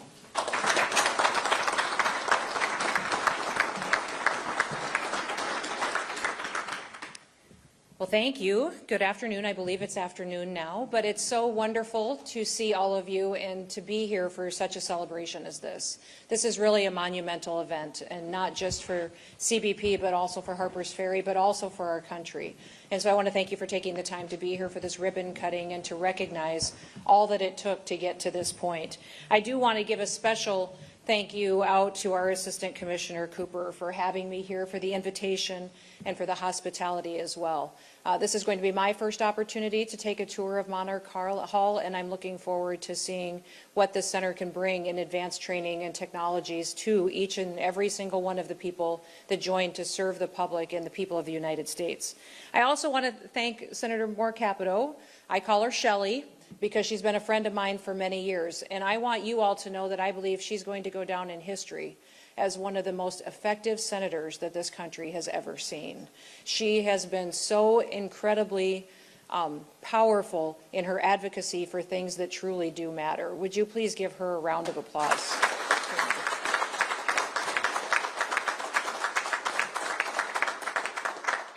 She doesn't just advocate for funding for this campus when she talks about Harper's Ferry and what this training center means. For years now, she has championed bringing the dollars that are necessary here to get this hall built. In fact, I think her alone, in her role on the Appropriations Committee, but also in the Senate and to members of Congress, have secured over $32 million to complete this hall. But when she does that, she tells the story. She tells the story of the men and women that will be here, that will train here, what it means for our country, what it means for our security and the ability of our families to be able to sleep and raise their children at night in a country where they're safe and where they can still pursue the American dream. I've been a long believer in the old proverb that says, what you see with your eyes, you carry in your heart. And I know that she does when she talks about this place, when she talks about West Virginia, and when she talks about what CBP means to this country as well. And also I want to thank Congressman Moore. I don't know of anybody else who got elected and hit the ground running harder and faster than he did. He works tirelessly not only for his congressional district, but also to make the House of Representatives a much more effective body. At days it can be challenging, I'm certain, which I'm grateful you're close enough to home. You can come home and detox once in a while. But I will tell you that when he stands up in a room and he speaks, people stop and they listen. And that rarely happens with members of Congress. When other colleagues are gathered together to learn about the facts behind a project or want to know for certain what truly is the situation that this policy will bring forth in this country, when Congressman Moore speaks, his colleagues listen to him, and he speaks with wisdom and discernment. So I want to thank both of them for being advocates of this facility and advocates of CBP and the work that they do every single day. There's a few other people that I do want to acknowledge. We have the opportunity to have Commissioner Rodney Scott with us today. I don't know if this is his first official event since being confirmed as the new commissioner of CBP, but if you would all congratulate him with me, I'm so thrilled at his new leadership role. It is not necessarily all that fun to go through a Senate confirmation hearing, but he did it, and he did it with grace. And I want you all to know that when I look at leadership here in this component, in this department, under the Department of Homeland Security, I turn to Rodney for leadership, and I turn to him to mentor other agencies. He is often someone who can speak with wisdom to somebody else that may not even be in CBP, maybe in a completely different department, such as USCIS or ICE or in FLETC, and he can give them wisdom and advice that helps them be more effective in the jobs that they have. So I am very grateful to have him willing to come back out of retirement, kind of, and hit the ground running and be ready to lead. But we do have somebody that is retiring, and that has been the acting commissioner, Pete Flores, and I do want to acknowledge him. I have never met someone who has served with such a steadfast consistency and care for the post at which he is responsible for than Pete. I haven't known him that long. I first met him when I was nominated for this position, but have gotten to spend hundreds of hours with him, and no matter what I said or did or decided, he looked at me and said, "Yes, ma'am, and this information might be helpful to you," and educated me and helped us make the best decision for our country. I've appreciated him more than probably he'll ever know. But if you do get the chance to spend some time with him, let him know how highly I think of him. We are grateful for his leadership. Also, thank you to Acting Deputy Executive Assistant Commissioner Cheryl Davies and Assistant Commissioner for Training and Development, Christopher Hall, and they have been absolutely fantastic for what they have done to lead our team and to commit to overtime. We all know that the last several years have been challenging, and with a change in administration comes many changes. But with those changes also comes a lot more work and a lot more time and dedication to get people back to securing the border to what President Trump has promised the American people, and back to doing the jobs that they needed to do in order to ensure we did that very quickly. They have put in overtime, and that has been absolutely fantastic to see their commitment. I also want to say thank you to the Advanced Training Center and Interim Director, Christopher Line, who has been amazing for the dedication of running the day-to-day operations of this center and the expansion, which continues to grow, and more people which will be inspired to come and to learn here and to serve here and to train here. I have long believed that when you invest in things, you show that you truly do care about them. For years and years, I was a children's pastor at our church. And when I first became our children's pastor, I also was farming and ranching and doing other businesses. But I remember having a conversation with our pastor one day saying it's really hard for me to hear people say that children are a priority when we don't put any dollars into the program. Where you invest your dollars is truly where your future is. And I believe that with this investment, now our church did, and he did, and it was fantastic. But what I would say is that when you see people invest and build, they're saying that they're investing in the people that will train here. And we face new challenges every single day in this country, new challenges that our agents and our individuals will have to be prepared for. And I believe that they will be prepared for them because of what we're doing here to make sure that we're resourcing and equipping them the way that we should. We have a critical mission, and I'm committed to making sure that we fulfill that mission and that we do it to the best of our abilities. Facilities like this provide the training that are necessary. I was raised by a dad that said consistently to me, "Kristi, we don't complain about things, we fix them." And that is what we are doing today. We see challenges ahead in this country, new threats emerging everywhere, but we don't complain about them. We fix them, and how do we fix them? We fix them with men and women who love the United States of America, and we have trained and resourced and equipped them to meet those challenges head on. Now, we do have a bill that's coming before Congress I hope everybody will support that will be a necessary resource for CBP. That bill doesn't just have dollars in it to build a wall, which it will. It'll have over $46 billion in it, not just to continue building infrastructure wall, but to give us the surveillance and technology that we need to truly secure the border and every border, not just our southern, but our northern, our maritime borders as well. It also will provide $4.1 billion so that we can hire 5,000 new CBP officers as well as 3,000 new CBP border agents. It also gives us $2.7 billion to CBP so that we can have the surveillance technologies that we need and another $1 billion for our vehicle fleet. It allows ICE to hire 10,000 new officers, which we cooperate every single day to secure our country. And it will also allow us to double our detention capabilities that may be necessary as we do our work. It also will address salary and bonuses, which I think is incredibly important. When you make sure that we take care of our people that work for us, we're taking care of their families. I don't know of anybody that can do their job with excellence if their family is in crisis at home. And that's the one thing that I want everyone who works with CBP to know, is that we've got your back, but we care about your family, and we care about your family's futures as well. One thing that I want to leave you all with today is to never lose sight of our priorities, of what our mission is. Our mission at the Department of Homeland Security is to secure the homeland with honesty, with integrity, and to do that in a way that best represents the United States of America. CBP has done that with excellence. They have done their job and overachieved anything to which I could have thought was possible in such a short period of time. This training center is going to allow us to do even more far into the future. So thank you for wrapping your arms around this facility and the people that will train here. Thank you to the chaplain for praying over this building and the people that will train here, that God's hand and that this hedge of protection will be over them. And I'm so honored that you invited me to be with you today to celebrate this. This is a special day, and it's a special day not just for CBP, but for our country. May God continue to bless you, and may God continue to bless this great country, the United States of America. Thank you.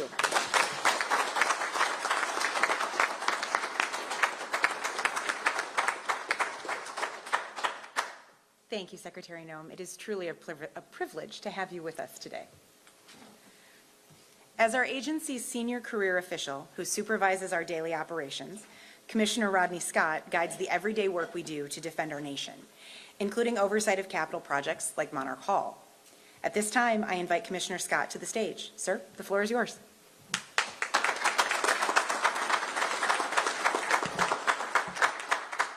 Good afternoon. I'm going to keep my remarks a little bit short, but I really do want to thank Secretary Noem for being here. Thank you for the support you've given us from day one and your investment, not just of time here, but time with the leadership teams.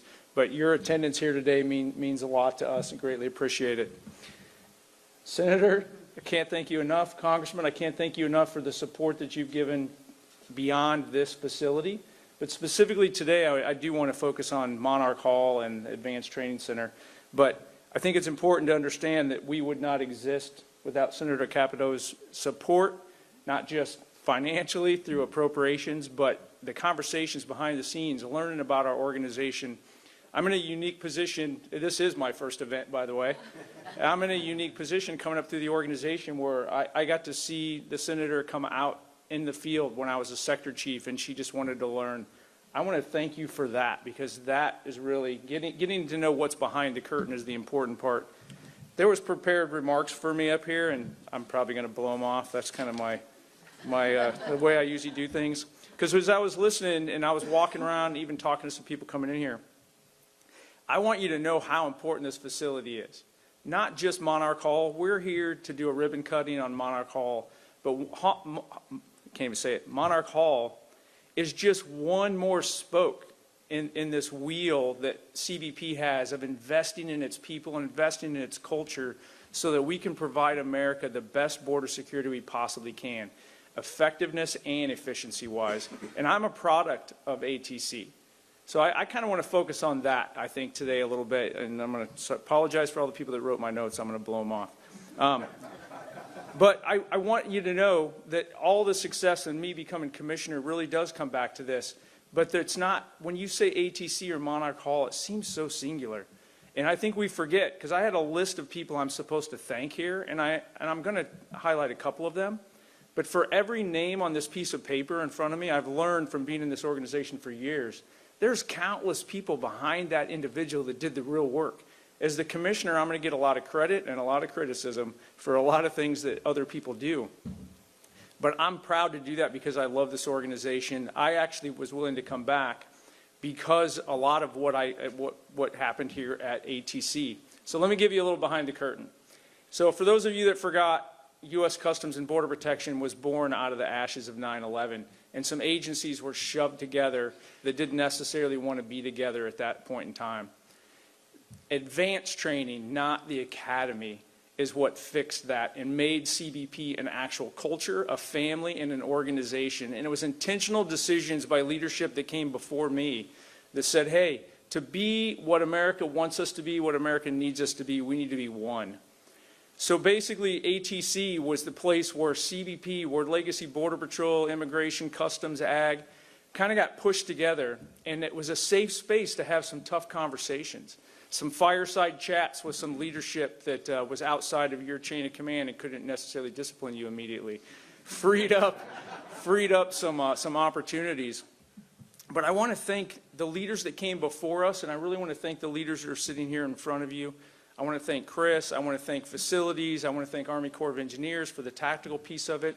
Council. I don't think there's anybody in CBP that hasn't benefited from and or invested in ATC. But it's not just about, giving our current leadership, a weekend away to like brainstorm. It literally has a direct impact on operations. So I'm going to highlight that for just a minute, and then I'll probably shut up. If you look at what this organization has done, and I don't mean to get political here, I just want you to think about this realistically.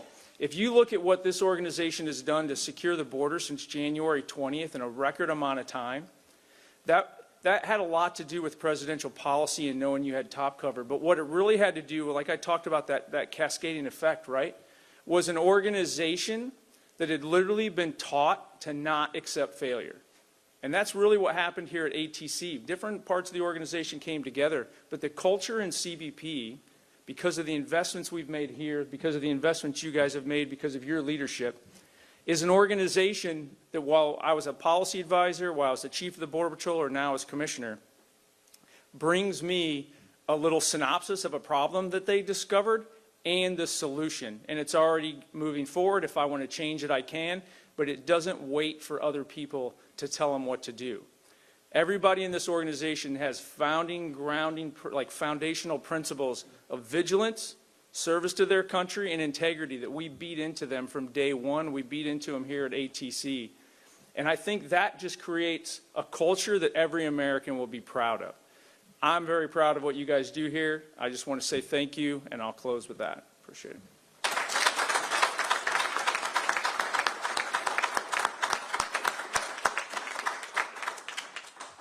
Thank you, Commissioner Scott.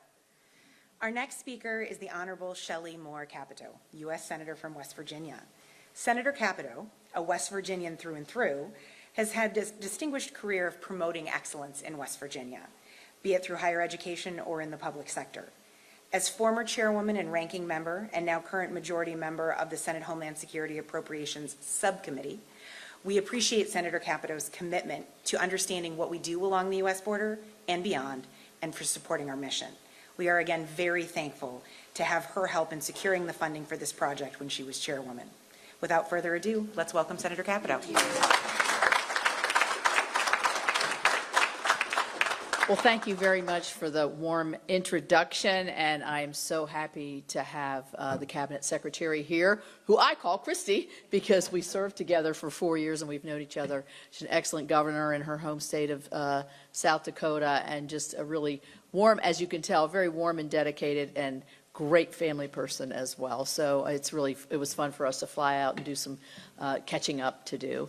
Rodney I met out in California when he was the sector chief out there, and I cannot tell you how excited I was when I saw that he was going to be the nominee for this position. He knows that. I was going to ask you, when did you start your training? 1992. Things have changed since 1992. And think about it. He's seen probably a lot of different things.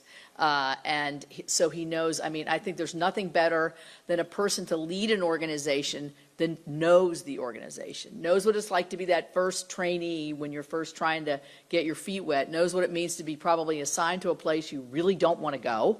How do you explain to your family, but also the different problems that are coming across the desk or out in the field. So Rodney, congratulations on your nomination. You're right, confirmation's not easy to go through, but you have a great mentor here. She's just terrific. Great to be here with Congressman Riley Moore, who is my nephew.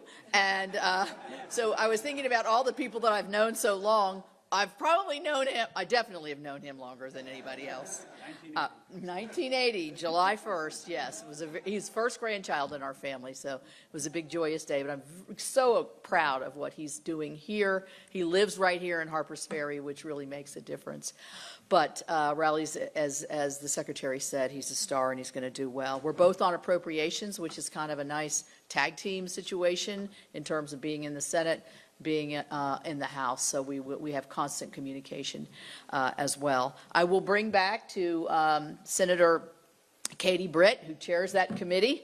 She said, thanks a lot for leaving that. I went to a very non-controversial committee to chair, health, education, and labor. Woo, I might come back to Homeland Security. Yeah, Homeland Security is looking maybe a little bit easier now.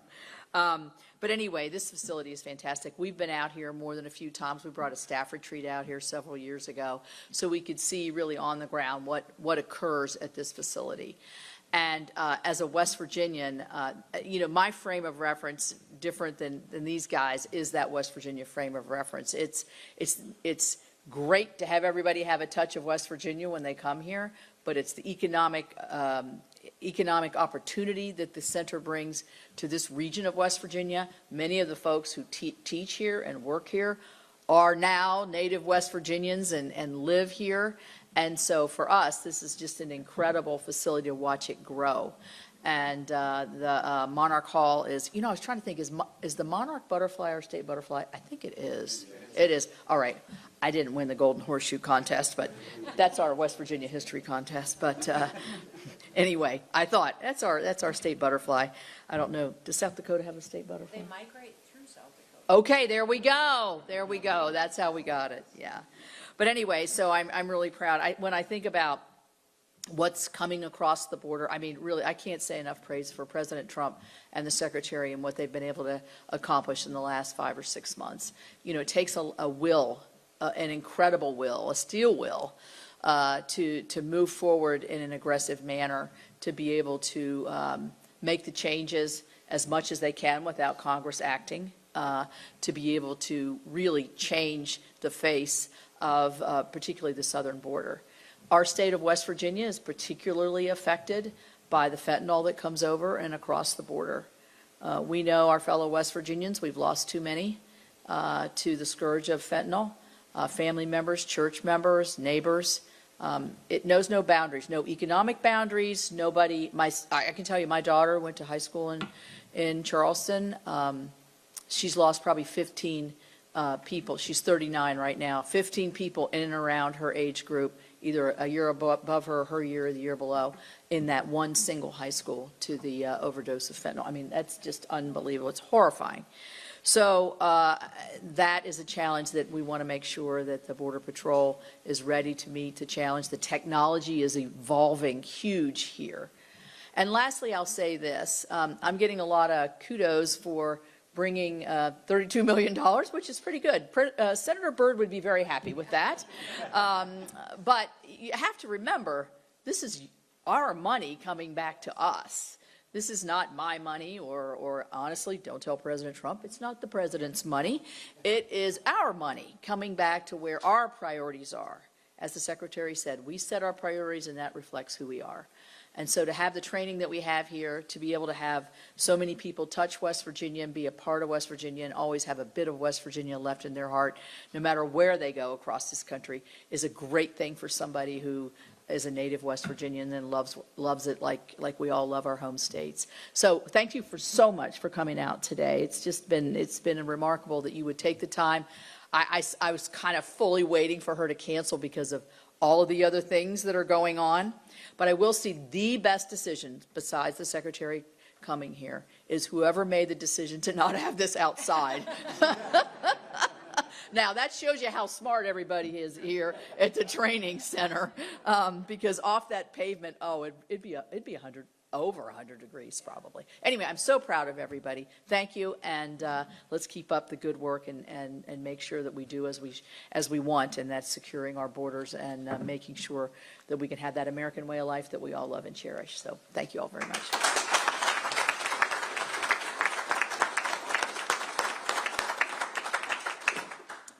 Thank you, Senator Capito. Our next guest is one of the newest members of Congress who represents West Virginia's 2nd Congressional District, the Honorable Riley Moore. So far during his tenure in the U.S. House of Representatives, Congressman Moore has worked tirelessly to further our nation's border security objectives. We appreciate his ongoing collaboration to keep America safe and his commitment to the President's objectives of keeping our borders secure and strong. We look forward to growing in our partnership with you, especially as the representative of this congressional district. Thank you for joining us today. And now, please help me welcome Congressman Riley Moore. Thank you very much. Feels like I was just here because I just was. I got to put on glasses. My aunt makes fun of me because I'm getting old. I got to wear glasses now. It's the way of the world. But no, it's great to be here. And Senator Capito was just touching on the effects of the border in West Virginia before I get into my prepared remarks. This is just last May, 2 miles from here, an illegal immigrant killed somebody in our community and burned her body. Just 2 miles from right here in West Virginia. It's really hard to believe, so it feels like every state is a border state, to be honest with you, with the effects that it's having on everybody. But on that somber note, I do want to say it's a pleasure to be back here at the CBP Advanced Training Center, to be part of Monarch Hall. That is kind of a tongue twister. Monarch Hall ribbon cutting.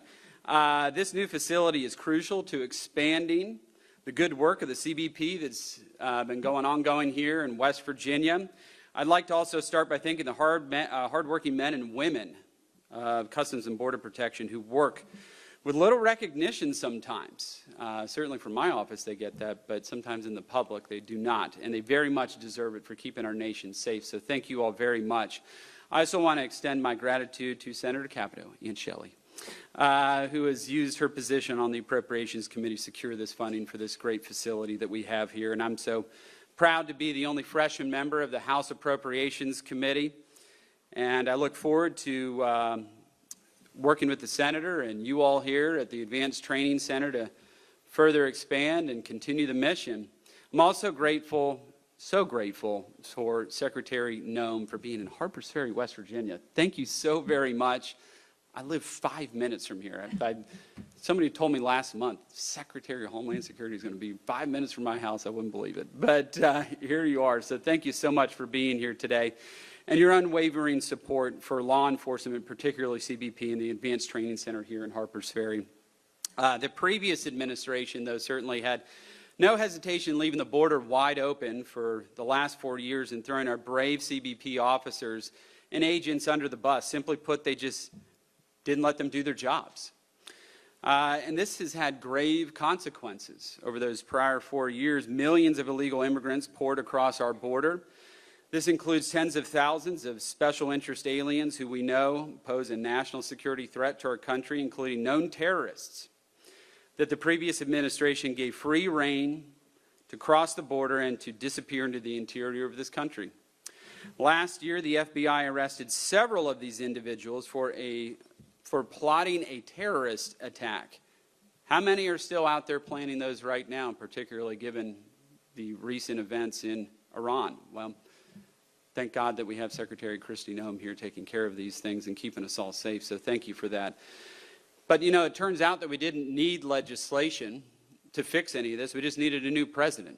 That's all we needed to be able to fix this, and a new administration to come in, and a president who would let you folks do what you do best, protect our border and keep Americans safe. As a result, the number of border crossings has cratered to historic lows. It's hard to believe there's hardly anybody trying to cross right now, with just 8,400 encounters in the month of April compared to 129,000 last year in the month of April. It's just astounding. Just 2 weeks ago, I visited this facility, as I mentioned at the outset, with several of my House colleagues. We did bring some other House members out here. While here, I tried the training simulator, which allows instructors to gauge officer and agent responses to lifelike situations without putting anyone in harm's way. You were there for that, so you can attest to this. I did a good job on this. There was a guy coming up with a knife, and there was somebody in the car. I neutralized both these folks in 1.5 seconds with 7 rounds. One of them a headshot through a windshield. That's correct. So we're big Second Amendment supporters in West Virginia. So I'd like to come back out to the gun range whenever you get some time. But it's a great simulator. It was very, very lifelike. And actually, the simulator gun itself had the weight of like a Glock. It felt like an actual handgun and had a bit of recoil and all that, which I found very interesting. So thank you for that again. And I'm also, if you ever need any help out in the field, though, give me a shout. I'll head on down. But I'm also excited to share that I will also be introducing legislation. We talked about this during our brief in the House to realize CBP's goal to swap parcels of land here currently owned by DHS and Interior, and hopefully get those additional 25 acres so we continue to grow this wonderful facility.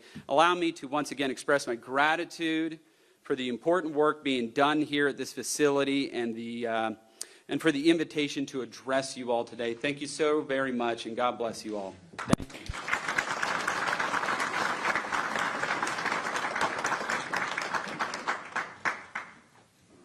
Thank you, Congressman Moore. And thank you to all of our distinguished guests for being with us today. I now ask Assistant Commissioner Yvonne Medina to come forward and present the ceremonial key to Assistant Commissioner Chris Hall.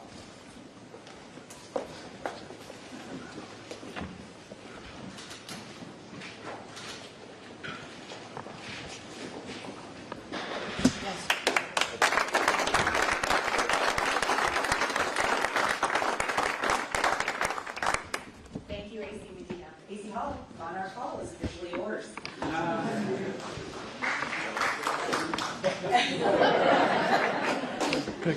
At this time, I ask the representatives from the President.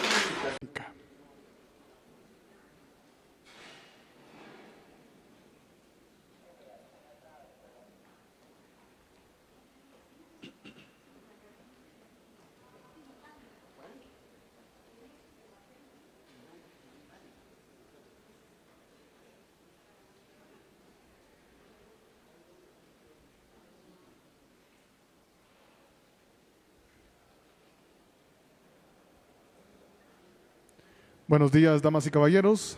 Les damos la más cordial bienvenida al Patio de la Paz del Palacio Nacional de la Cultura, en donde llevaremos a cabo la firma del Memorándum de Entendimiento sobre el Programa Conjunto de Seguridad. Para dar inicio, reconocemos la presencia de las autoridades que serán partícipes de este importante evento. Señor Francisco Jiménez, Ministro de Gobernación de la República de Guatemala. Señora Kristi Noem, Secretaria de Seguridad Nacional de los Estados Unidos de América. Delegaciones de ambos países, señoras y señores. En este momento, damos paso a la firma del Memorándum de Entendimiento sobre el Programa Conjunto de Seguridad entre el Gobierno de la República de Guatemala y el Gobierno de los Estados Unidos de América, firmado por el señor Francisco Jiménez, Ministro de Gobernación de la República de Guatemala, y la señora Kristi Noem, Secretaria de Seguridad Nacional de los Estados Unidos de América.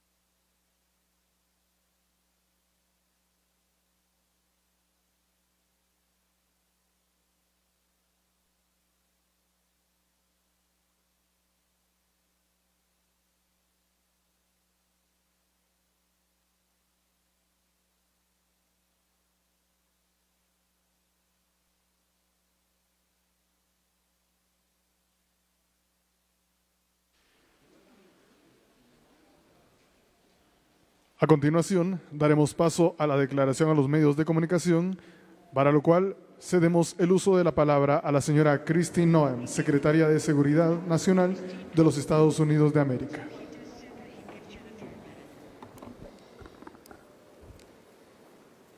Well, thank you, everyone. Thank you for being here today. Today is a historic day, not only for the country of Guatemala, but also for the United States of America. What we have done here today is signed an agreement that is a joint security agreement, which will set forward unprecedented opportunity for us to share information to go after those who would wish to perpetuate harm against the citizens of Guatemala and the United States of America. This joint security partnership will allow us to share background information, biometric data sharing, criminal vetting, and also individuals and security protocols at our airports, at our ports, at our borders, and also between our intelligence agencies so that we can better protect the families that live in our countries. I'm so grateful not only for the President's leadership on this, but also the Minister's leadership on this in pushing forward this unique opportunity for us to become partners to protect our citizens.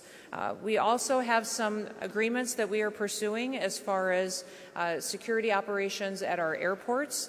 We had discussed this morning in our meetings that we had with the President and on the bilateral level about what we can do as far as joint operations to go after criminals that would wish to do individuals harm, what we can do to make sure that we're sharing technologies, working with private companies on the newest and latest and greatest technologies when it comes to drone surveillance and also counter-drone technologies that will help us take down those that are using this to go out and proliferate the narco trafficking that we see every day in our countries. We also talked extensively about cybersecurity and what we can do to harden our critical infrastructure. As many people know, the Department of Homeland Security is an agency which has 23 different components that are responsible for not only protecting the homeland of the United States of America, but also every citizen that is there that comes in and out of the country, every single product or good that enters the country or leaves, but also we are the cybersecurity agency of the nation. And our job is to not only hunt down bad actors from other countries that may wish to do us harm, such as the PRC, China, North Korea, Iran, Russia, but also that we would harden our systems and help protect our electrical grids, our water infrastructure, and also work with small and medium-sized businesses to give them the information that they need to keep their citizens safe and to keep their necessary daily needs going forward. We shared and discussed how we can work together and continue to build partnerships with Guatemala to share that information with them to the benefit of their nation. We so appreciate the President and the Minister's leadership on migration efforts, on the fact that they have built out programs for that when Guatemalans choose to come from the United States back home here, that they will not only be welcomed and that it will be facilitated, but also that they will be able to have a government that supports them with housing, with caring for their families, with training for jobs so that they can provide for their future and for their children and for their grandchildren. This country can be an example to other countries and can be a leader in the partnerships that we can build and then hold up as an example to other countries on what they can do to welcome home their own citizens. I was so incredibly proud of the President today when he talked extensively about how he wishes to take unaccompanied minor children and reunite them with their families here in Guatemala. We have hundreds of them identified in the United States that President Trump has identified already and found that were trafficked or were separated from their families. Many of them are Guatemalans, and the President has indicated that he would like to help facilitate that return to their families and help them with their education and their training quickly, and would work with us to do that. That is a compassion that we rarely see that rises to the highest levels of government in many countries, and I'm grateful for Guatemala for being a leader in this program and what we can do working together. Unaccompanied minor children is a program under the ORR program in the United States that I'll work with Secretary Kennedy on to facilitate that as soon as possible. I do want to thank you all for hosting so many of our individuals that work on security operations here in this country. Our Customs and Border Protection units have a presence here, as well as HSI. We work with the DEA, FDA, other individuals. We also work with many of our law enforcement individuals and the Department of Justice to help make sure that we're working on extradition efforts of those that are the most dangerous, that would need to return back home to the United States to face consequences for their crimes, but also what we can do to return Guatemalan criminals here so that they can face justice for the crimes to which they have perpetuated. I am incredibly proud to work for a president, and President Donald J. Trump, who cares about his country, who cares about strong borders, and also believes that the law should be applied equally and fairly to everyone. And he has worked extensively and has reached out to many different countries to build the types of relationships like we have here in Guatemala to make sure that we are helping to facilitate that with them as well. Both he and this country want to keep our citizens safe. And in discussing this visit with him this morning, he sends all of his best to the people of Guatemala and is grateful for you and for your hospitality, but also your work to keep America safe and to keep your country safe and to continue to do that together in a united way. May God continue to bless the country of Guatemala, and God continue to bless the great United States of America. Thank you. Gracias. Seguidamente, escucharemos la declaración del señor Francisco Jiménez, ministro de Gobernación de la República de Guatemala. Señora secretaria, muchas gracias por sus palabras. Queridos colegas, autoridades, invitados y amigos, en particular la delegación del Gobierno de Estados Unidos que nos acompaña.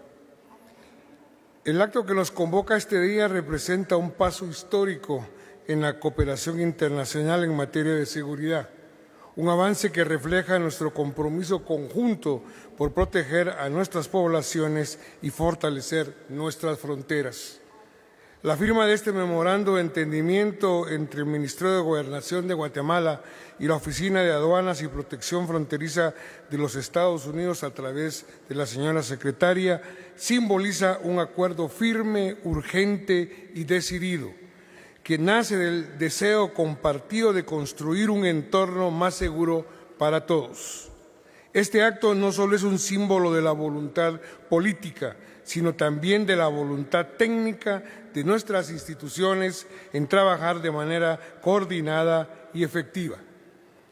Es un reflejo del espíritu de colaboración que nos impulsa a unir esfuerzos, compartir información. Thank you very much. I don't know if this will work. Well, thank you, Mr. President. First of all, I want to thank you for putting the safety and the security of the American people first, and the way that you never lose focus on making sure that America stays our priority and that the families that live here get the chance to grow up and to raise their children in communities that are safe and that give them an opportunity to pursue the American dream. This facility here is a fantastic representation of what can happen when all of government works together and when it's accountable to the taxpayers and to the citizens that live here. The President signed an executive order that allowed us to build partnerships with states and with local law enforcement officers, which is exactly how things should function in this country. More power, more authority given to people locally so that they can take control of their own destiny. And so we have already been working under the 287G program to deputize law enforcement officers, whether they be State Highway Patrol, local sheriff's departments in all of our states, and allow them to go out with our ICE officers, our Border Patrol officers, and make sure that we're getting the worst of the worst off of the streets. We also recognize that as we've been doing that and returning people back to their home countries, that we need detention facilities. We need beds to put them in place so that they can have their due process before they return home. And this facility is exactly what I want every single governor in this country to consider doing with us.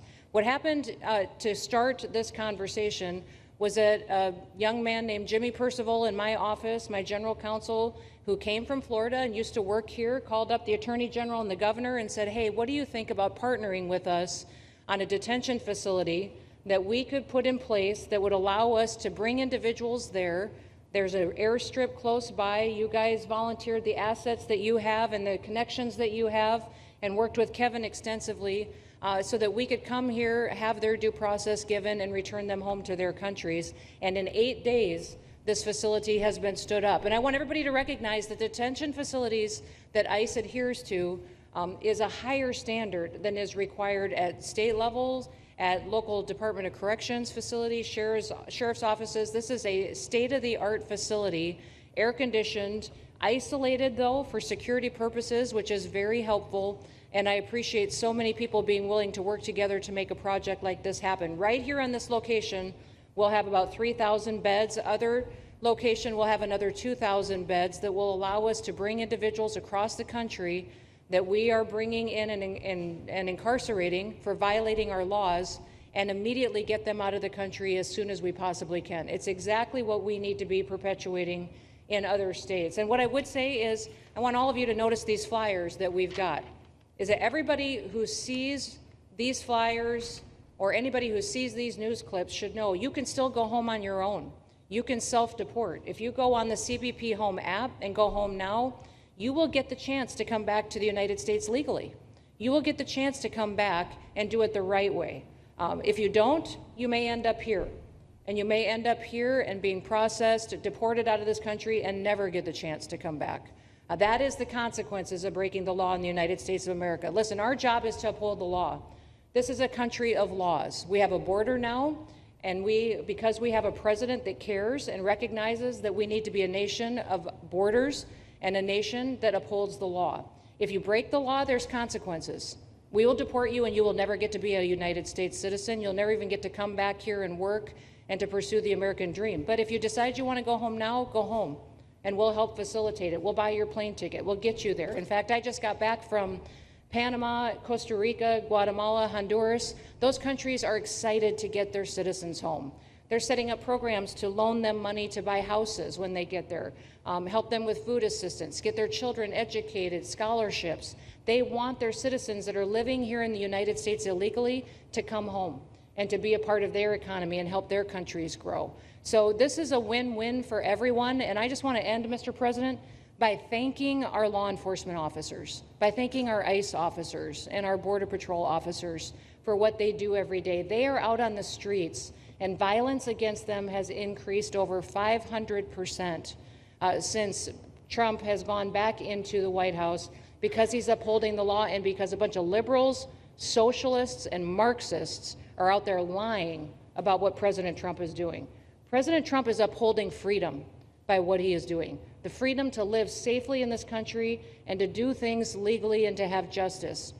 And because those liberals, and I'm calling out you, CNN, I'm calling you out because you lie every single day about what these operations are.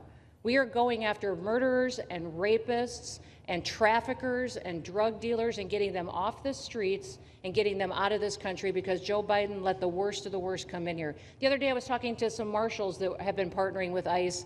They said that they had detained a cannibal and put him on a plane to take him home, and while they had him in his seat, he started to eat himself, and they had to get him off and get him medical attention. These are the kind of deranged individuals that are on our streets in America that we're trying to target and get out of our country because they are so deranged they don't belong here. And they shouldn't be walking the streets with our children, and they shouldn't be living in the communities with our families who just want to grow up, go to job, raise their children to grow up and get a job and to live the American dream. So thank you to all of our law enforcement officers, those in our military that have been helping, our National Guard. Thank you to Governor DeSantis for stepping up and being an example to other governors. I hope my phone rings off the hook from governors calling and saying, how can we do what Florida just did? How can we do exactly what they did? Because we need this big, beautiful bill.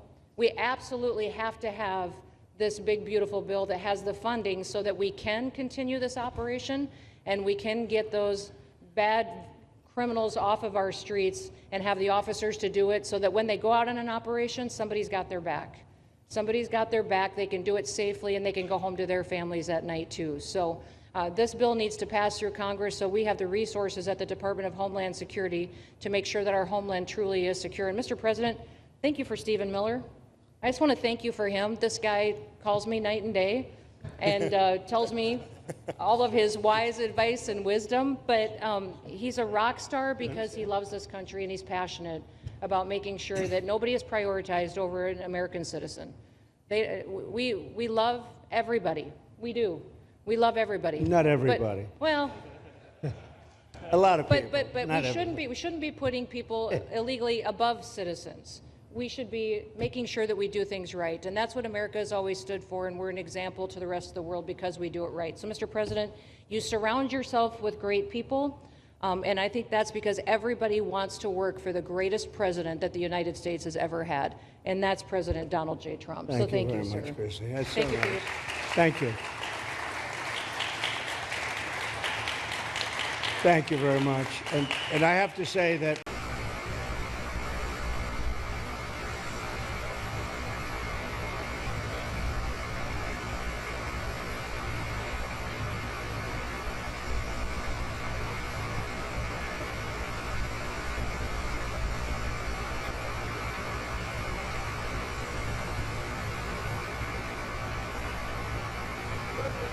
Everybody, trip was nice, and the job they've done is fantastic.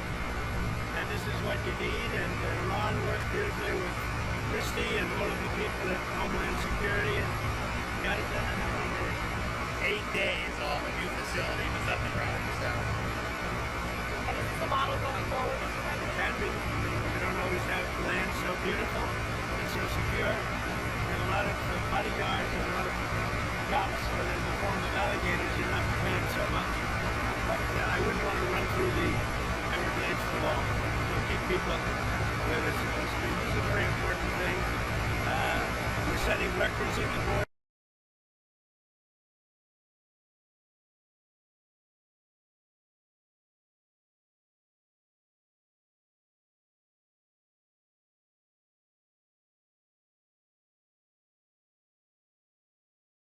Which is great, but Biden let in how many millions, and you got to take care of them. And so this is one example of state operating this.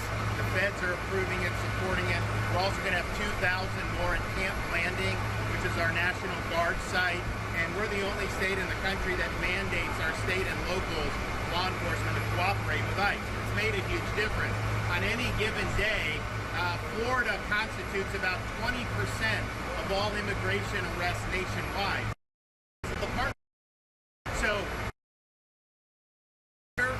what I would just say is, don't let Florida be the only state. We've got very red states that should be doing this just as much as Florida's doing. That will increase their numbers, and then what happens is you'll have a lot of people that will deport on their own because they don't want to end up in an alligator Alcatraz or some of those other places. So I think this is a model, but we need other states to step up.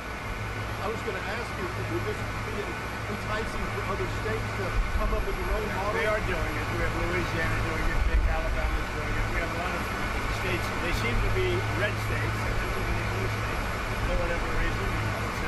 But the red states, Republican-run states, are doing it. The blue states don't do very well at security and policing. What would you say? You know, I would say that exactly right. The governor here has been fantastic in forming this partnership with the Department of Homeland Security.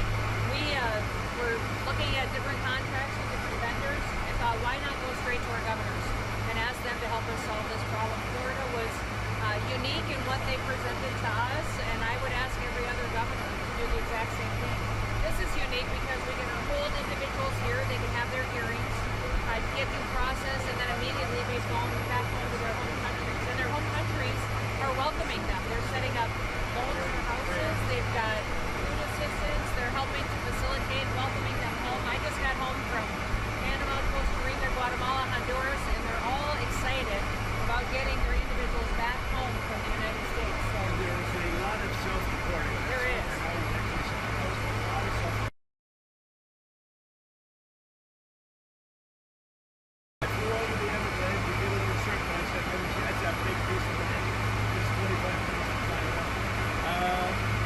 Potential for enlargement for additional facilities?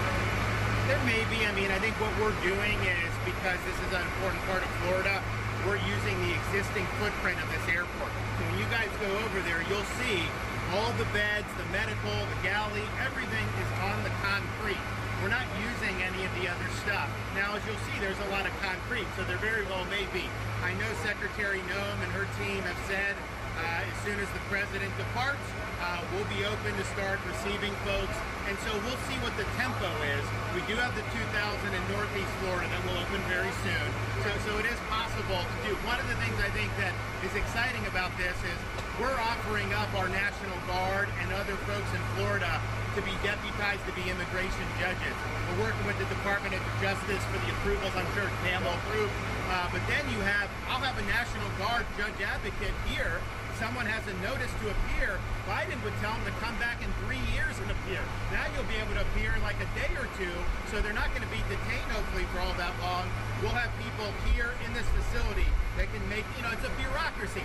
The president's got to deal with the bureaucracy. Now that Supreme Court ruling was good because that's going to allow him to be able to exercise Article 2 the way founders intended, but you still have bureaucracy. So we want to cut through that so that we have an efficient operation between Florida and DHS to get the removal of these illegals done. And are you still prioritizing going after the worst of the worst, or are you now arresting anyone who is here? Doing the worst of the worst always first. And I think it's great government, what we've done. And nobody can ever forget that this group of people, Biden or whoever it was, Biden, whoever it was, but this group of people, a small group that circled the Resolute desk, what they did to this country. Think of it, what your time, all the time you have to waste through this. It's an unforced error. We had no problem with this. There was never anything.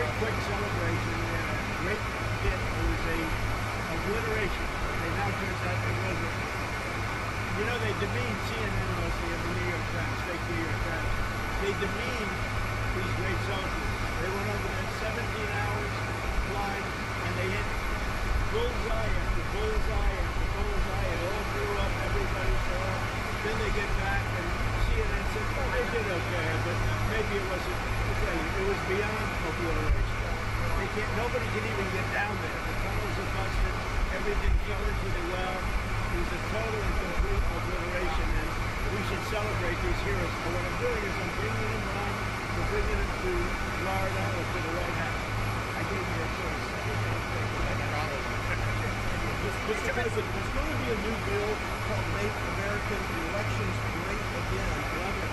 Forcing the U.S. Census Bureau to redo the census to actually get an account of how many Americans proof of citizenship are in our area, in our country, redistricting some of the House districts. Your thoughts on that? Well, I'll speak for both of us. We love it. Really like this. I know all about it. We want to bring our elections back. The election in 2020 was rigged, millions and millions of votes. It had to do with COVID and all this stuff. It really had to do with their crooked people. The Democrats are very good at cheating the election. And that's why I said too big to do. They tried this one too. But after about 9:02, they gave up too big to rig. Ron would love it. I would love it. Kristi would love it. That's what they have to do. They have to bring it back. And we have to look, Ron, they include anybody that happens to be in your state. Well, California would lose like 5 seats if they did a fair census. And even beyond that, the Biden census gypped Florida of at least 1 seat. We only got 1 seat in the last census. Are you trying to tell me that Florida only had 1 seat in that? We should have had at least 2. Texas should have had another one. That could be the difference in the House of Representatives in the majority. So I would love for them to redo the census for 26. My legislature will redistrict those lines. We'll get it to where it's fair. But as it's right now, this country is not fairly apportioned. I've got so many more millions of people in Florida that have representation because of that flawed census. I think it's going to do very well. A lot of people it's captivating. Everybody wants it. It's going to get in. It's going to pass. And we'll be very happy. Elon Musk is ripping into this bill again. Are you concerned the Republicans are going to be swayed by Musk and his money? No, I don't think so. I think what's going to happen is Doge is going to look at Musk. And if Doge looks at Musk, we're going to say, unfortunately. Thank you very much, everybody. I don't think you should be playing that game.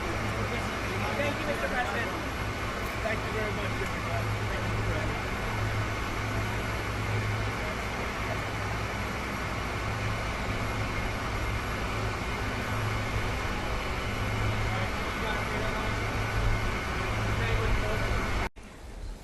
Thank you very much. We've had a tremendous 6 months, and we've had a tremendous 2 weeks, which now is, I guess, 3 weeks.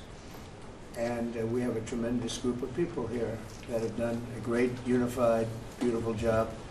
I want in particular, because of what she's gone through this last few days, done an incredible job. As you know, Kristi, I'm going to ask you to say a few words about Texas. The first person there was the first person I saw on television was you, actually. And you've worked great with the governor, who's terrific. And you might want to tell a little bit about the trials and tribulations, but we appreciate the job that you and everybody have done. You had people there as fast as anybody's ever seen. So really appreciate it. We all do. And maybe you could say a few words. Sure. Well, thank you, Mr. President. I want to thank you for your leadership. Texas is strong, and the people of Texas are incredibly strong. They've gone through something that is absolutely horrific, and it is heartbreaking to watch these families suffer the way that they are.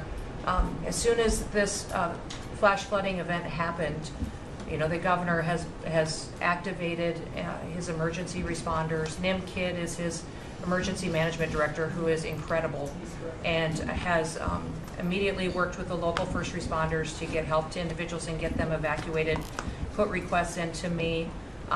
We deployed sort of right away, as you know, because you and I were talking a lot during this time, the Coast Guard. We also had some assets out of Customs and Border Protection. Our board TAC teams went in and helped with rescues and clearing debris so that we could get roads open and people get the help that they need. I think when I got there the most, sir, that day, as soon as I arrived on site, was getting a briefing from all the emergency responders, was just how unified they were in focusing on the fact that we're there to save lives. They were there to rescue people, find people who were still alive, and to reunify them with their family members. We as a federal government don't manage these disasters. The state does. We come in and support them, and that's exactly what we did here in this situation. FEMA went to an enhanced level immediately, but as soon as you signed the major disaster declaration, We were able to get them resources and dollars right away, just like you envisioned through state block grants, to help them with cleanup. And we're still there in presence, and FEMA's been deployed, and we're cutting through the paperwork of the old FEMA, streamlining it much like your vision of how FEMA should operate, and it's been a much better response to help these families get through this terrible situation. We still are looking for people.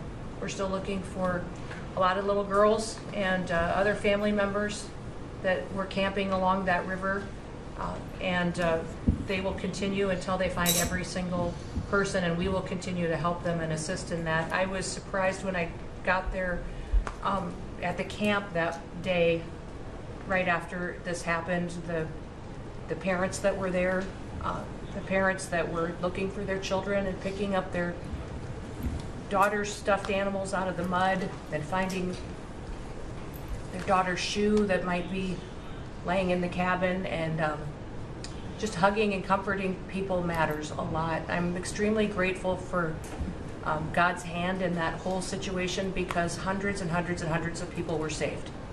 And this is a time for all of us in this country to remember that we were created to serve each other. God created us to take care of each other. And that when we do that, we are happier, we are more fulfilled, and we can walk alongside people on their worst day and help them get through it and come out the other side, knowing that we can continue to live a life that God has purposed for us. So they're grateful for you. Several times the day after the flooding, you and Melania were on the phone with me, and I want to thank you for that. That meant the world. I was able to tell many of those folks that I had been visiting with you, and that you had said, whatever they need, Kristi, let's deploy it and get it down there and be helpful. And on Sunday, when the families were waiting at a church to identify their children's bodies, Franklin Graham and I called in and prayed with the families and read some scripture with them, and he was incredible in making himself available to that as well. We'll be back down there in a couple of days and continue to do all we can, but this is an unprecedented event. It really is. There's been tragedies like this around the country, but everyone is unique in different situations, and the response the federal government had supporting the state through this, I'm proud of the people that stepped up and immediately came. The Coast Guard, when they came in, they had a difficult time even getting the aircraft in and landed. They had to try several times in the weather to get it in and deploy, and I think we've heard about, our one Coast Guard member that was responsible for saving over 165 people, but that entire crew did incredible work. And all the first responders there did incredible work. And I know people are getting tired now, but they're getting reinforcements, and volunteers are showing up. And I just want to commend the governor and his team for being the leaders. And they're so thankful that you're letting them make the decisions and manage the response like it should be, and then us supporting them with the resources of the federal government. We've already deployed dollars to the state, much like the block grants that you've talked about. Right. So very grateful for that, sir. There's never been a wave like this outside of the breaking of a dam. Because this was almost a wave that ended up being 30 feet high, more actually. Now with the dam you can understand it, but this approached almost with that speed. When you see a dam break, it's not a pretty sight. It wipes out everything, and this is the kind of thing that built up so fast. And it's happened 2 or 3 times before over the years, but not to this extent.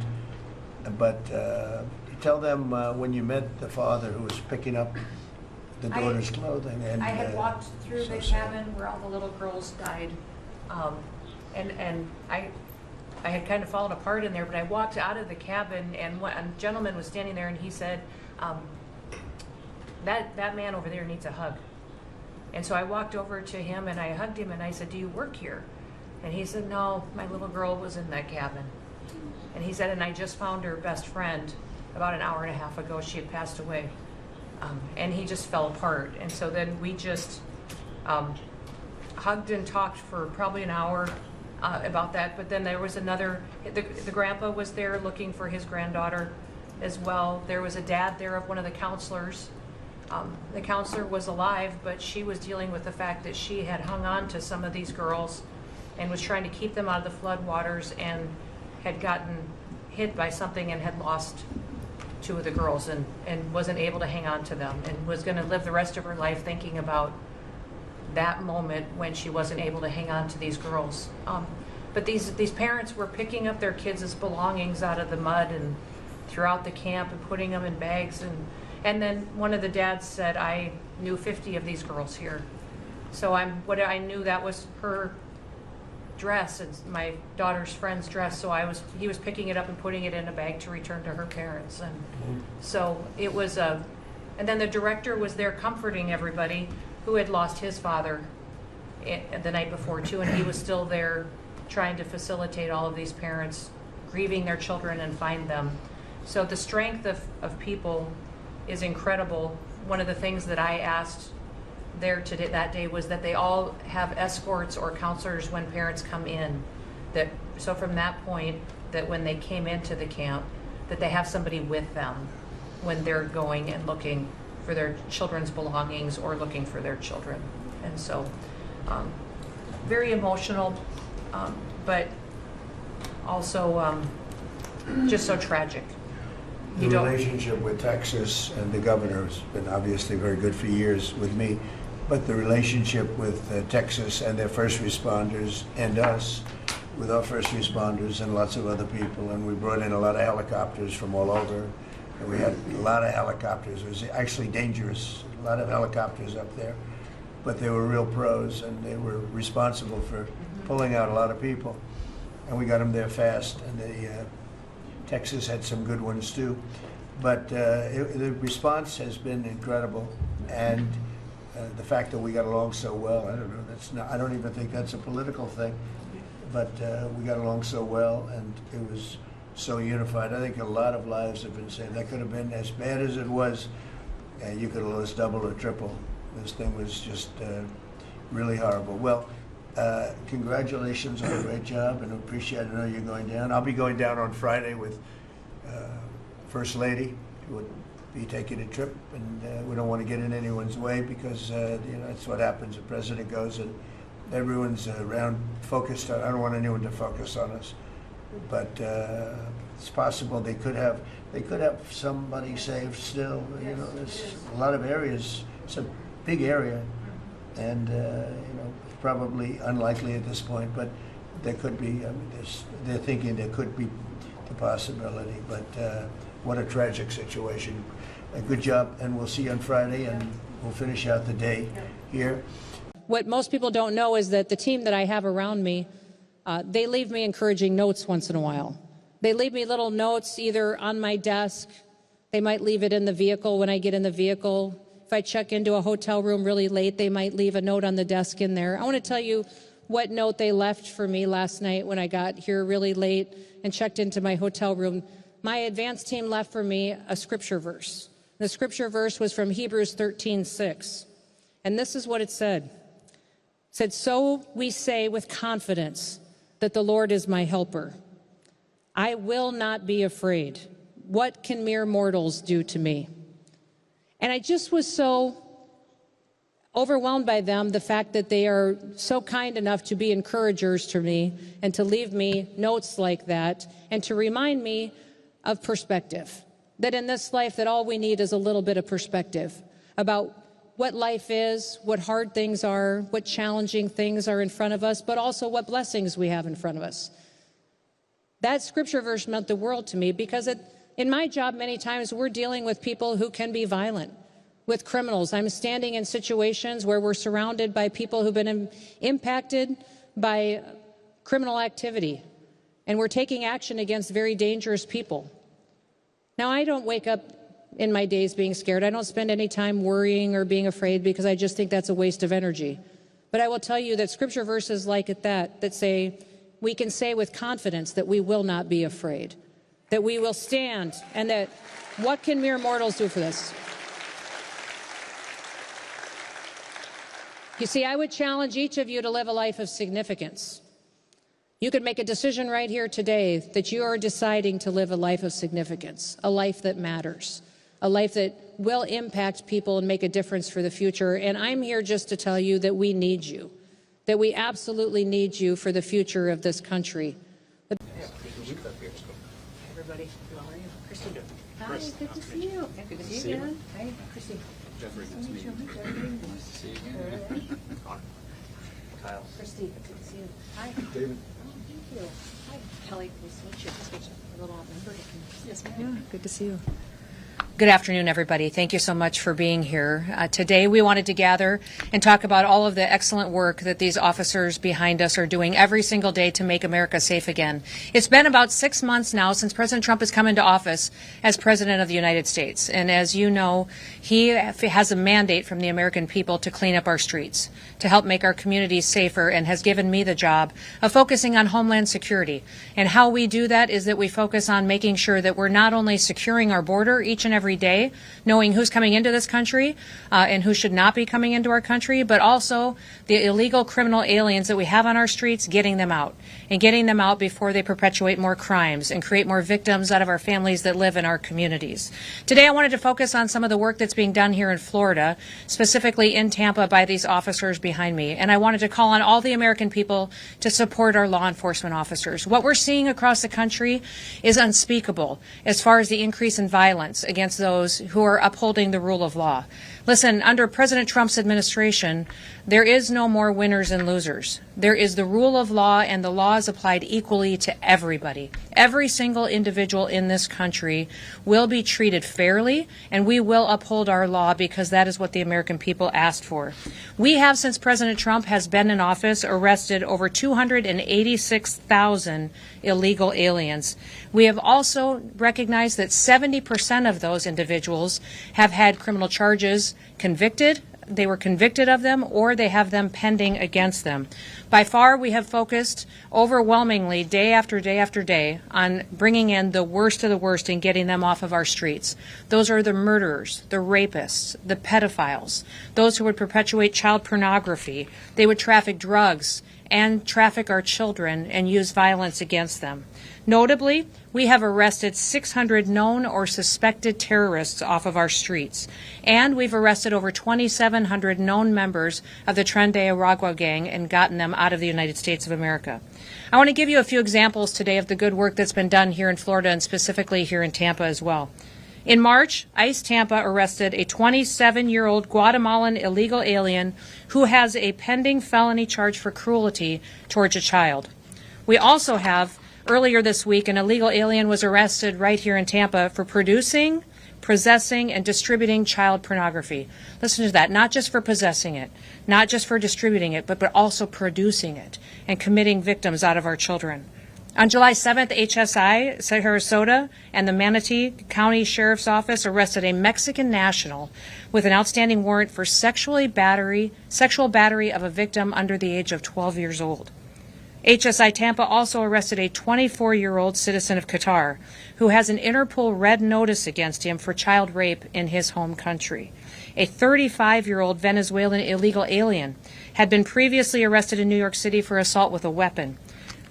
In New York City, of course, they released him. Released him without any consequences, but ICE was able to take him into custody. HSI Tampa arrested him just here in June. We are bringing these individuals to bear for the consequences of the crimes that they have committed. Specifically, those that I addressed today are against our children and shows truly the deranged monsters that they are. This is what President Trump has committed to the American people. What I've committed to the American people as the Secretary of Homeland Security is that we will continue to go after these that would commit crimes and violence against our citizens. We'll get them off of our streets, and we'll do it as fast as possible so that families can sleep safely in their beds at night. We also recognize that child sex crimes are truly the worst crimes perpetuated by the worst and most evil individuals.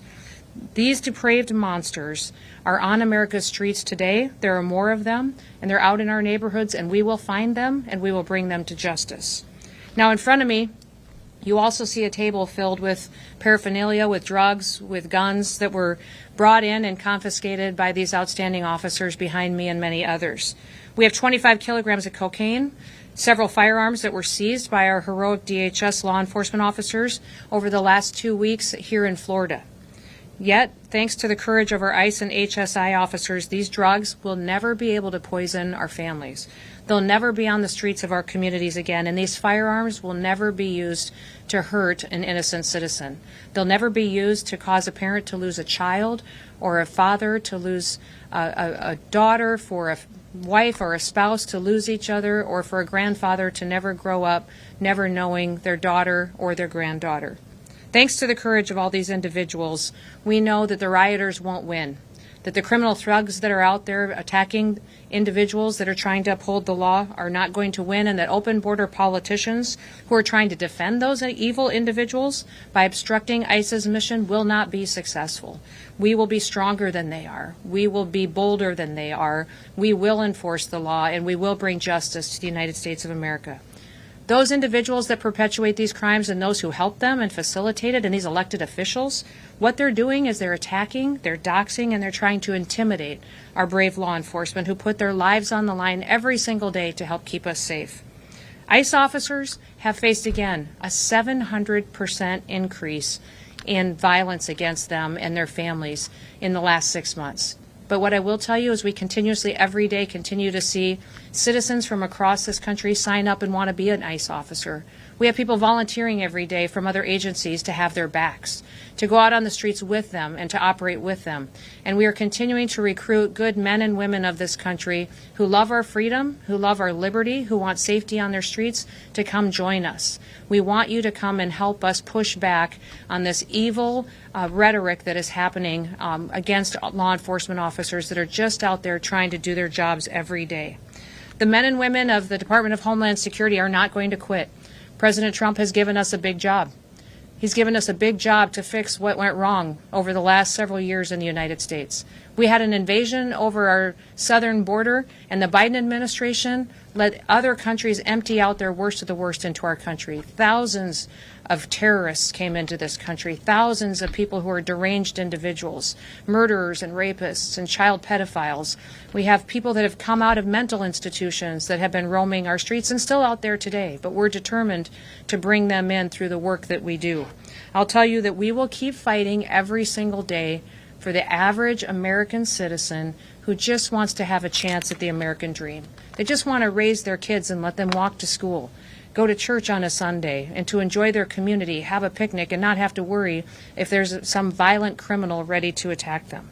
And now that the President's reconciliation bill, the big, beautiful bill, has passed, we also have more resources. We're going to come harder and faster, and we're going to take these criminals down with even more strength than we ever have before. We have the funding to put in the training, the resources, the salary, and the support for our law enforcement officers that they've never had before. We will never apologize for protecting our nation's law enforcement. We will continue to arrest these most dangerous criminals, and we are going to continue to thank our law enforcement officers. I would call on all Americans, if you have a law enforcement officer that you know in your life, go thank them today. Go cook their family a meal. Go spend some time with them and tell them how much you support them. As loud as these haters are, we should be louder in our love and our support. Don't be silent. Get out there and do something to have their backs and step up and be one of the few that helps us save our country too. We will take our country back. Now, I will always have their back. They will have the American citizens' back, and you are all doing the Lord's work. With that, I'll take any questions that you may have for me. Secretary Noem, on Yes. the issue of Florida and Yes. issues, there's been reports of sort of water intrusion, air condition issues at Alligator Alcatraz, and some issues that have deteriorated conditions there. Is that something your department is aware of? And do you have any thoughts on kind of how that's gone since it's initially been rolled out? And I know you were supportive of Yeah, Alligator Alcatraz is held to the same standards that all federal facilities are, and in most states and in other jurisdictions, federal facilities are upheld to a higher quality of standards than what some state and local jurisdictions have. So any issues that were there have been addressed. It's a fantastic resource for us to be able to utilize in order for a detention facility to repatriate people back home to their home countries. And what I would say that this is Alligator Alcatraz is a state-run facility run on our behalf, but we're incredibly grateful for the partnership that we have with Florida. There have been some questions about Florida applying for the grants or the reimbursements that will come back. Has that happened yet? Or is DHS still? I haven't heard of any issues with any contracts. I've heard that it's been smooth. There's reports that Florida hadn't necessarily applied for the reimbursements yet. Oh, they will. They will. We've got a fantastic partnership here in Florida, and I've been so grateful for the governor and his leadership in this facility. 1,000-bed facility can continue to be expanded. We're looking at other locations as well. We've had several other states that are actually using Alligator Alcatraz as a model for how they can partner with us as well. What are some of those? Are there other states? I'm having ongoing conversations with 5 other governors about facilities that they may have. You know, I haven't asked those governors if I can share their names, but announcements will be coming soon. As you all know, we need to double our capacity in detention beds because we need to facilitate getting people out of this country as fast as possible and to sustain our operations. But those governors have been fantastic. I will tell you, they are all Republicans. So I would challenge some Democrats to start taking care of your states, partner with us in a way to make your communities safer. What shocks me every day is these sanctuary cities and sanctuary states where they don't mind letting rapers and murderers run their streets. I mean, every day when you look at who we're picking up off these streets, they're perpetuating violence on communities. And I don't understand local law enforcement officers or governors protecting their people or protecting criminals and victimizing their people. I wanted to ask Yes. as well, of the detainees at Alligator Alcatraz, Mhm. how many of those are people that have committed violent crimes? Oh, I can find out that specific detail to you. You know, you heard me reference earlier that those that we have arrested so far since President Trump has been in office, that 70% of them are convicted or have pending charges against them.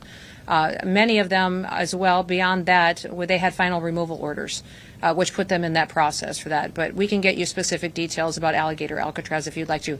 Again, and what I would tell you, it's a state-run facility. It's a first of its kind. It's a new model that we're going to be using going forward. But they have contracts with the federal government through the Department of Homeland Security and ICE that will be held to the same standards as all of our other detention facilities. I wanted to ask as well Sure. a little bit more about if there are any plans specifically at Alligator Alcatraz in terms of like flooding or hurricanes, that sort of thing, safety measures. All of the protocols have been in place to sustain any hurricane that would happen to occur to that area of the country, to that part of the state. That planning was put in before it was ever built, and we have those contingency plans laid out. And the federal government and the state government are in full partnership on that. Yes, ma'am. Hi, thank you so much. Yeah. When will we be able to track these individuals on ICE Locator as of right now? Which individuals did you want to track?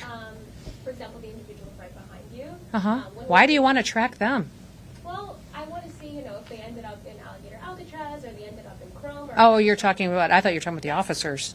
No. Oh, okay, good, thank you. Well, you can certainly, we can get you information if you want them. I have a folder here of people that we have picked up that have committed violent crimes against individuals in Florida, but even outside of Florida, that we can share with you. But we can keep their court processes as public as legally do. They're going through the due process right now and will face the consequences for their crimes, and then they will be returned to their home country to never come back to the United States. But if there's a specific case you're interested in, I'll get that for you. President Trump has talked about worst of the worst Mhm. as being the people who have been the priority targets for immigration enforcement efforts. In places like Florida with such a large migrant community, the people you've highlighted today have crimes, like you've mentioned, but what would you say as somebody who works day in, day out with the president, to folks who may just be scared, who may not have committed a crime, who may be here legally, but are still scared that they could be stopped by ICE or the police or whatever it may be? Yeah, I would tell them to go home. Go home before you get picked up, before you surround yourself with people who are perpetuating crimes. Don't hang out with gang members, cartel members. Don't be a part of a terrorist organization. If you are a good person, you shouldn't be breaking our laws, and you should self-deport.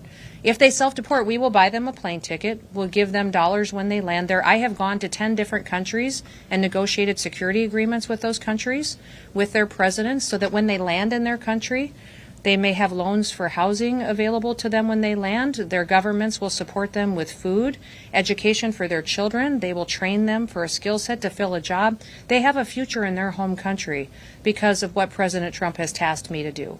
He tasked me to go there and to make sure that when people are here illegally, that they can return back home to their home country and have a future. And then if they want to come back legally, we will absolutely facilitate that. We want people to do things the right way. We just can't allow the law to apply to some people and not to others. So we're hoping that those individuals will self-deport, take advantage of that, and get the opportunity to come back to America if they'd like to again. That is really what we have seen indicated already in the labor statistics that have been we released, is that we have over 1 million illegal aliens that have left the workforce already. That tells me they've left the workforce and gone home because they recognized it was the right thing to do. And then they can apply for our visa programs, they can apply for our work programs that we are now running much more efficiently than the Biden administration, that we are cutting the paperwork on. We're doing a approach that is helping them with the paperwork in a way that's never been done before. If they thought it was too hard to come here and work before illegally, we fixed that. We have fixed it. If you want to go home now, you can come back and we will help you get the visa that you need to come back and to work and to be a part of the American dream. Is that, so the idea of folks leaving and coming back legally makes sense, but there have been ICE agents and others at immigration courts and folks presumably trying to go through that legal process, the asylum process and immigration court. Well, asylum's completely different, though, than a work visa. I mean, asylum, you have to be threatened by your government, and you have to have a real threat against you. And we are adding integrity back into these programs and how they're utilized. So we're not going to allow somebody to claim asylum that doesn't qualify like Joe Biden did. Joe Biden just let people walk into this country and say, okay, asylum, go be free, and did that for tens of thousands of people who were violent and a part of MS-13 and TDAs. So Showing up at their hearings and doing that process represent people. not people who have overstayed, who we had to go look for, people who had final removal orders, people that didn't follow the law. I don't know how you explain that to the American people. Say, okay, you have to obey every single law, and when you break the law, there's consequences for it, but then you say, but anybody from any other country, you get to waive that away. That's absolutely insanity. No country does that. There's nobody that actually defends that except for the fake news and a bunch of liberals who actually are turning out to be communists and Marxists. They're not just liberals anymore. If you look at the Democrat Party, they're a party of communists and Marxists and socialists. So I would completely say nobody defends that. No American that I've talked to on the streets across this country will defend allowing illegal aliens to be treated better than American citizens. That's not what our founders intended. They came here to be free and to have liberty and fought for this country. And they fought the biggest military giant in the world that existed with their own personal handguns and muskets that they used to feed their families to give us this country. You think we're just going to let it go away? Absolutely not. I've got kids and grandkids that I'm going to fight every day for to make sure that they get the same chance to grow up with the opportunities that I had the chance to grow up with. Yes, sir. Back to Alligator Alcatraz, we've seen today from Democratic lawmakers here out of the state of Florida talking about being turned away on an unannounced visit, and I understand. Listen, it's state-run facility, so it's the governor's and the state's position that how they conduct visits. I will tell you, these Democrat legislators before have put us in jeopardy by just showing up unannounced with a bunch of violent protesters trying to break into ICE facilities. So at our federal facilities, we have a protocol in place for when you want to visit. I need to make sure I have enough officers there that I can keep everybody safe when they visit. You don't get to just show up with a bunch of protesters and break down a fence and break into a federal facility. That's never been allowed, and I'm not going to allow it on my watch. Florida at Alligator Alcatraz can make the same decisions if that is what they think is appropriate, but I'll leave that up to them because as far as I'm concerned, the governor and his team have made wise decisions in this area before. Can I ask as well about, you mentioned that ICE agents have seen like a 700% increase in violence against them when they're doing their arrests. I would love to hear a little bit more about any numbers you can share there, how that data has been collected, like how many ICE officers have faced that violence. Oh my goodness, thousands of them have. Thousands of them have. And I will tell you that violence is anything that threatens them and their safety. So it is doxing them, it's videotaping them, where they're at when they're out on operations, encouraging other people to come and to throw things, rocks, bottles, we've seen Molotov cocktails thrown at them. If you watch the video from what happened in California at that marijuana grow facility, that was horrendous. That was horrendous to me. Those individuals that were attacking those officers were trying to kill them. Let me be clear. You don't throw rocks at vehicles like that, and you don't attack them like that unless you are trying to do harm to them physically and to kill them and to take their lives. We went there because we knew specifically from casework we had built for weeks and weeks and weeks that there was children there that could be trafficked, being exploited, that there was individuals there involved in criminal activity, and we found over 100 individuals that were involved in that and unaccompanied children there that we had been looking for. Listen, nobody talks about the fact that President Trump has found over 10,000 children that were missing under the Biden administration. 10,000 children that were just lost because they were put into the system and were being exploited either through sex trafficking or work trafficking or were being victimized. And he has found them and brought their perpetrators to justice. We've had over 400 different sponsors of that federal agency that was run by Joe Biden to exploit these children. 400 different people involved in that have been arrested and brought to justice. Every single person working for this administration to help us uphold the law should sleep good at night with a peace that passes all understanding that you're doing God's work, because those poor children will never have to be victimized again by people who just explain it away and say that that shouldn't happen. I've seen the 10,000 number. Do we have any sense of specifics of where those 10,000 children are found? Yep, we can get you that. Any details surrounding? I can't give you the children's names, but I can give you some more statistics that'll help you build out some of the facts and detail around that. And But then on the California front, I believe a federal judge yesterday ruled that some of those raids in not South Florida. yeah, he's an idiot. I mean, he's frankly an idiot. We have all the right in the world to go out on the streets and to uphold the law and to do what we're going to do. So none of our operations are going to change. He made claims that were absolutely false. We are building cases. We are going in on doing our operations and planning them against individuals that we know are dangerous, that are violent, that have criminal activity that they've been involved in, and that's how we're building our cases. So he's making up garbage, filing decisions, and we're going to appeal it and we're going to win. Just to follow up, though, before the appeal, you said you're going to continue those operations? Yeah, our operations will continue. We will be in compliance with all federal judges' orders, but what he said that we couldn't do is go out and target people based on other qualifications that he made up. We're going to continue to do our investigations on criminal activity and uphold the law. All right. Does anybody else? Trish says one more, so okay, I'll let you two ladies go. Go ahead.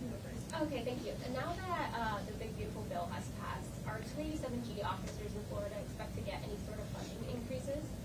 Well, we'll look at how those agreements are set up. Each 287G contract is different according to, which law enforcement entity it signed the contract with. So many of them have financial resources. There will be more resources going into the program. I can't speak specifically to one agreement or another, but if you have one that you're curious about, I'll get you the details on it.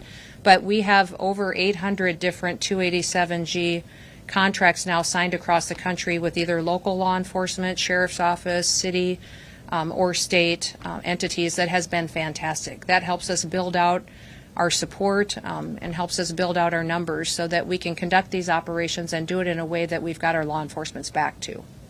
And you had one. Will Tampa Bay be seeing any increases anytime soon? I would think so. The bill gave us incredible resources to come out and to support our law enforcement. The Department of Homeland Security, it's our mission literally is to protect the homeland and to do it with honor and integrity in a way that really serves the American people. So we will continue to look for opportunities to do new things that maybe you haven't seen before that will make sure that we have our security needs addressed.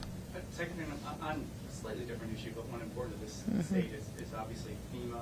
Yes. I know there have been talks in the past about sort of doing away with FEMA in the states. In the wake of Texas, as sort of hurricane season approaches, is there any updated conversation about what to do with FEMA, getting rid of it? I know there's a commission out there sort of studying the idea, but Texas is obviously a big one, and there have been some issues there. So I just wanted any update on the idea of getting rid of FEMA or where we are. So I think some of what you saw for our response in Texas is going to be a lot of how President Trump envisions what FEMA would look like into the future. We did things in Texas for response very different than Joe Biden. In fact, we were immediately on the ground. As soon as the flooding hit, we deployed our Coast Guard. We had helicopters and airframe that were deployed and swiftwater rescue teams out of Customs and Border Protection. Our BORTAC teams, which I like to call the Department of Homeland Security's ninjas. I mean, they can do almost anything, and they're specifically trained for situations like that where the unprecedented is happening. And then I went immediately there on the ground and talked to the governor about getting a major disaster declaration signed, and within an hour or two of them requesting it, it was done, decided by the White House. And we pre-deployed dollars right to Texas so that they could make the best decisions responding to their people. Before, FEMA has never done that before, pre-deployed dollars to a state so that they could use that to save their people, so they could use that to go out and save lives. And that's what President Trump wants. He wants the states to be empowered. Listen, emergencies, and we're in the middle of hurricane season too, so it's important for Florida to know this too. Emergencies are locally executed. They are state managed. The state then manages it. The federal government comes in and supports.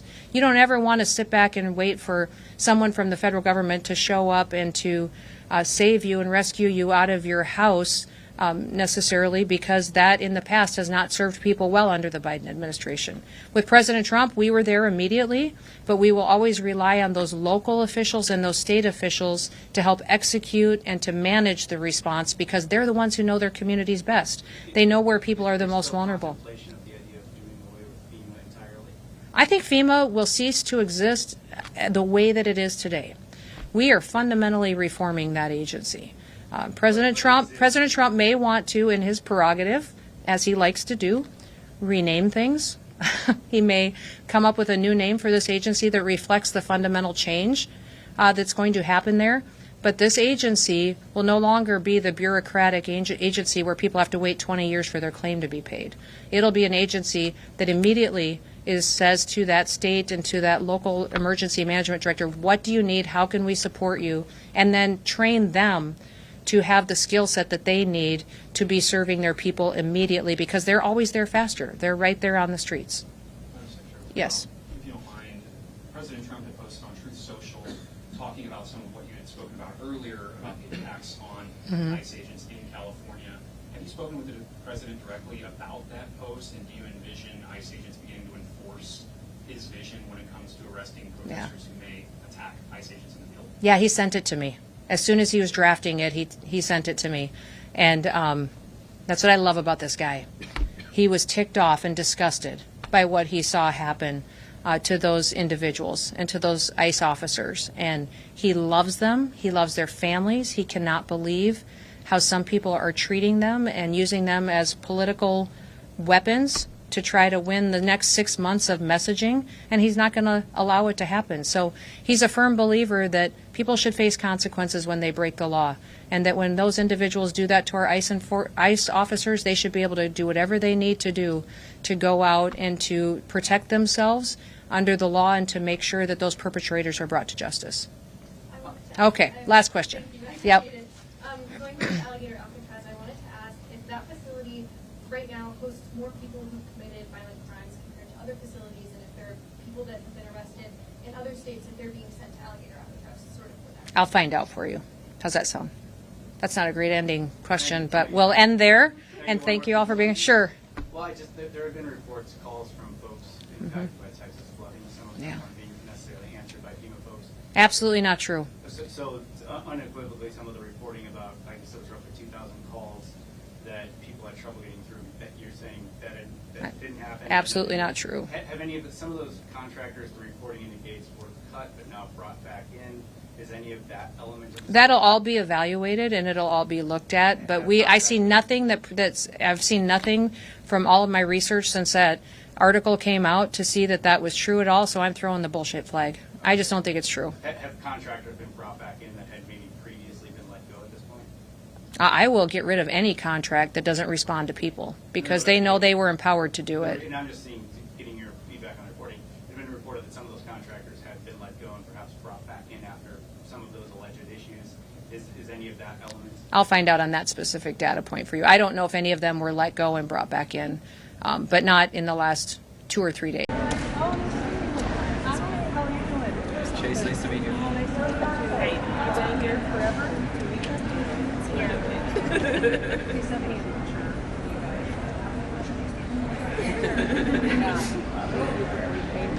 Yeah. Hi. Good afternoon, everyone. I am Kristi Noem. I'm the Secretary of Homeland Security. Thank you so much for coming out today. We have some very exciting news to announce that today we have started a new no shoes policy with the the Transportation Security Administration, TSA will no longer require travelers to remove their shoes when they go through our security checkpoints. This is something that I know for quite some time people have talked about and discussed, and we know that when President Trump was elected that he pledged to make life better for all Americans, and that includes those who are travelers going through our busy airports. We want to improve this travel experience, but while maintaining safety standards and making sure that we are keeping people safe as they go to take their vacations, travel for work, or spend time with their families. So we took a hard look at how TSA does its business, how it does its screening processes, and what we do to make people safe, but also provide some hospitality as well. Now, this is especially important to streamline the process and look at efficiencies that we can build in as we build up for some big events that are going to be coming here in the next 12 months here in the United States of America. As you all know, right now we have the club championships going on. A lot of travelers and visitors are coming into the country, but next year we will also have the Olympics that will be in the United States of America. The World Cup matches will be happening, as well as many America 250 events. All of those will bring us record travelers to the United States. Many, many people will be on airlines traveling in and out of our airports, and it's important that we find ways to keep people safe, but also streamline and make the process much more enjoyable for every single person. TSA first implemented the no shoes policy in 2006, almost 20 years ago. And in those 20 years, since that policy was put in place, our security technology has changed dramatically. It's evolved. TSA has changed. We have a multi-layered, whole-of-government approach now to security and to the environment that people anticipate and experience when they come into an airport that has been honed and it's been hardened. We are very confident that we can continue to provide hospitality to folks and for American travelers and for those visiting our country while maintaining the same standard of security for passengers and for our homeland. The key to our approach is layered security. Passengers will still pass through multiple layers of screening. They'll also go through identity verification, and in fact, TSA has recently experienced some fantastic success with implementing Real ID. As you know, Real ID was put into statute over 20 years ago, and we recently put that into place that it went seamlessly. In fact, right now we are experiencing over 94% compliance with passengers who come through our airports and screening processes with Real ID compliant identification. Now, as you know, most of those IDs, if they're driver's licenses, they'll have a star in the right-hand corner. They may use other federally recognized identifications such as passports or tribal IDs or military IDs. But many people thought that when Real ID was implemented that it would be difficult. It would, some in the mainstream media talked about it being Armageddon, that it wouldn't be able to happen, and it has happened seamlessly because of the hard work of those who work within TSA and because of our security officers who worked very hard to make sure that passengers were compliant, but to do it in a way that facilitated their traveler. So please, I'd encourage all Americans to still go out there if you don't have your Real ID yet. It does help us identify who you are and keep passengers safe. And we would encourage you to go so and to do that. Now we're just getting started. We've implemented several transformational changes at TSA and our security checkpoints already just since the Trump administration has come into office. We have recently piloted different types of security lanes. We have family lane security checkpoints that are open at several airports that allow families to get screened separately from other people so that it can be very accommodating for them and their experience with children or small babies. We also have implemented around some of our air bases and facilities the ability to have a military lane that expedites the process for those who currently served in our armed services, those who are stepping up to defend our freedoms, that they can have a security checkpoint specifically dedicated to them and in those areas where we see high traffic volumes of those who serve. With this no shoes policy, we anticipate that Americans and travelers and those coming into our country will be very excited that they will no longer have to remove their shoes. The one thing that I will say is that doesn't mean that There won't be times, once in a while, where someone will have to remove their shoes. If they get put into a different situation or need additional layers of screening where that may be asked of them. But overwhelmingly, the policy will be that no longer will that be required of every single person that comes to a checkpoint. The golden age of America is here. We're so excited that we can make the experience for those individuals traveling throughout our airports in the United States much more hospitable, more efficient for them, more timely, and that they can get to their destinations and spend much more time with their loved ones and with their families and with those accomplishing great things for their future. So with that, I will open it up to any questions that any of you may have. Yes, ma'am.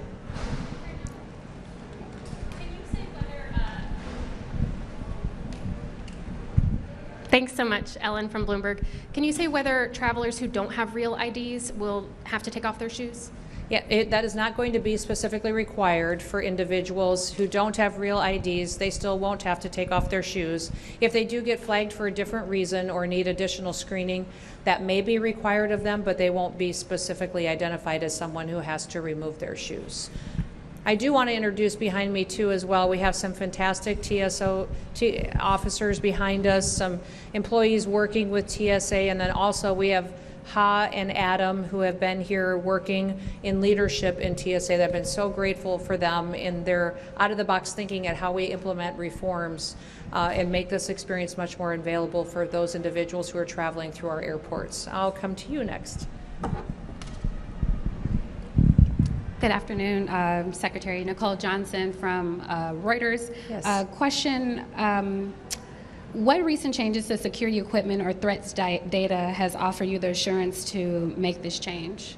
We've gone back and looked at our security processes, looked at the efficacy of everything that we do, every screening process that we have to see what results it is giving us, what information it is giving us about travelers, and then our technologies, if it's giving us the information we need as far as the screening of individuals, whether it's magnetometers or whether it is processes where they're being identified by a TSO.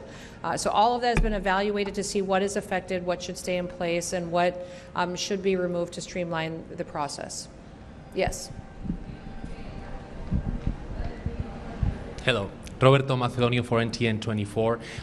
Ms. Secretary, I would like to ask you about President of Colombia, Gustavo Petro. He sent a letter to Donald Trump retracting his accusations about the U.S. government was doing a coup d'etat in Colombia. Do you have any opinion? That the president was doing what in Colombia? He was conspiring against the Colombian government to take them off of the power. This is what President Petro said about Marco Rubio. He sent a letter to Donald Trump retracting himself after these accusations. What do you think about that Petro did? Well, I won't speak to that today since we want to focus on the American security here at our airports today. But I know that President Trump is working very hard to build relationships with all countries in order to make sure that we are returning their citizens back home that may be in our country illegally committing crimes. We've had conversations on security agreements with Colombia, and I know that also trade negotiations have been ongoing with the country as well, and we're hoping for a better relationship there. Yes. Hi, Madam Secretary. Luke Barr with ABC News. Can you talk a little bit about what the next steps are, what the timeline looks like, when this will be implemented, and then why now? What is the reasoning for this policy to be put in place now? And then I have an off-topic question. Well, as soon as President Trump came into office, he encouraged all of us as cabinet secretaries to evaluate every agency and department, see what we can do to save taxpayers money, keep more money in their pockets, to give them more opportunities to enjoy their freedoms and liberties, to keep them safe. And certainly that is my job as Homeland Security Secretary, is to evaluate everything that we do and make sure that we're protecting American citizens here in our homeland. So in working with TSA, we've gone back and evaluated all of our security screening processes and looked at how effective they've been, if they've yielded the results that we want, what kind of technologies can we implement that will keep people safer. I'm excited about the fact that we have the big, beautiful bill that has been signed and put into law. That'll give us resources that we can continue to invest in new technologies. That gave us the opportunity to focus on exit lanes. We can implement technologies there, new screening processes that will help us screen your bags faster, make sure that when we're going through checkout lanes and security lanes that we have the ability to scan individuals. Potentially, if people choose to opt in, use biometrics to identify people quicker so that they have the ability to go through much more in a streamlined fashion. So all of those resources will be plugged into making this a much more efficient, safe, and I would say advanced security system than we've ever had before. But that is, I think, the key to all of government under President Trump's administration is that we evaluate everything that we do and make sure that it is something that is best serving the American people. And that's one of the reasons that you see this policy being implemented today. Yes. Hi, Sarah Ploss with CBS News. Yeah. A little bit of a two-part question for you. Sure. Is this an immediate nationwide rollout starting today? Yes. And then do you feel like immediately you have every airport nationwide has the capability to stop, you know, a shoe bomb or whatever it might be right now from making it through security? We've gone back and evaluated this process and how we screen individuals and looked at the efficacy of it and making sure that everything that we do matters. And if it is something that is beneficial, that helps us in the screening process, we will continue to do it. So there will be individuals at times that will be asked to remove their shoes. If we think there is additional layers of screening that is necessary, that may still happen to an individual. But we are excited with the fact that we have the technology now, that we have the multi-layers of screening in place that we've built in over the recent several years that give us the ability to allow our travelers to keep their shoes on. Yes. Hi. I'm Pavan from Politico. The Supreme Court ruled this afternoon to allow President Trump to move forward with mass firings of federal workers. Will the TSA move forward with a reduction in force, and what could that look like and when? We'll continue to evaluate the decisions out of the Supreme Court, but as always, we comply with court requirements and federal court decisions. Yes. Hi, Alexandra Scores, CNN. Yes. I'm wondering if this shoe removal policy was that some level of security theater? You know, why did we do it all these years? Everything that TSA does and requires of travelers has always been necessary, but they have advanced over the years. Since the no-shoes policy went into place in 2006, we have made advancements in how we screen individuals. As you've gone and traveled through airports, I'm sure you've recognized it as well. We've added new scanners, new technologies, more TSO officers in some areas. If the Real ID compliance allows us another layer of security, knowing who's going through our checkpoints and who isn't, you'll still see dogs being used to be able to check different bags and individuals as they go through. So all of those processes give us the ability to allow travelers now to keep their shoes on. Yes, follow up.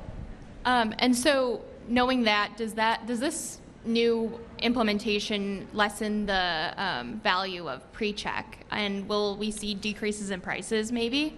I believe pre-check will still be something that many travelers will want to utilize, because when they have TSA pre-check, they won't have to take off their belt or their coat or remove things out of their bag such as laptops or compliant liquids. So TSA pre-check still adds a value to those travelers. What we're implementing here today for every single traveler is just that they get the chance to keep their shoes on, which I think they'll be thrilled about. Yes. Hi, this is Marta Garde from FNU Services. Mr. President said today that you are not going to need so much border funding because no migrants came into the border last month. How much do you think that you can save, and how are you planning to spend those savings? Yes, we are continuing to look at the dollars that were appropriated to the Department of Homeland Security through the Big Beautiful Bill.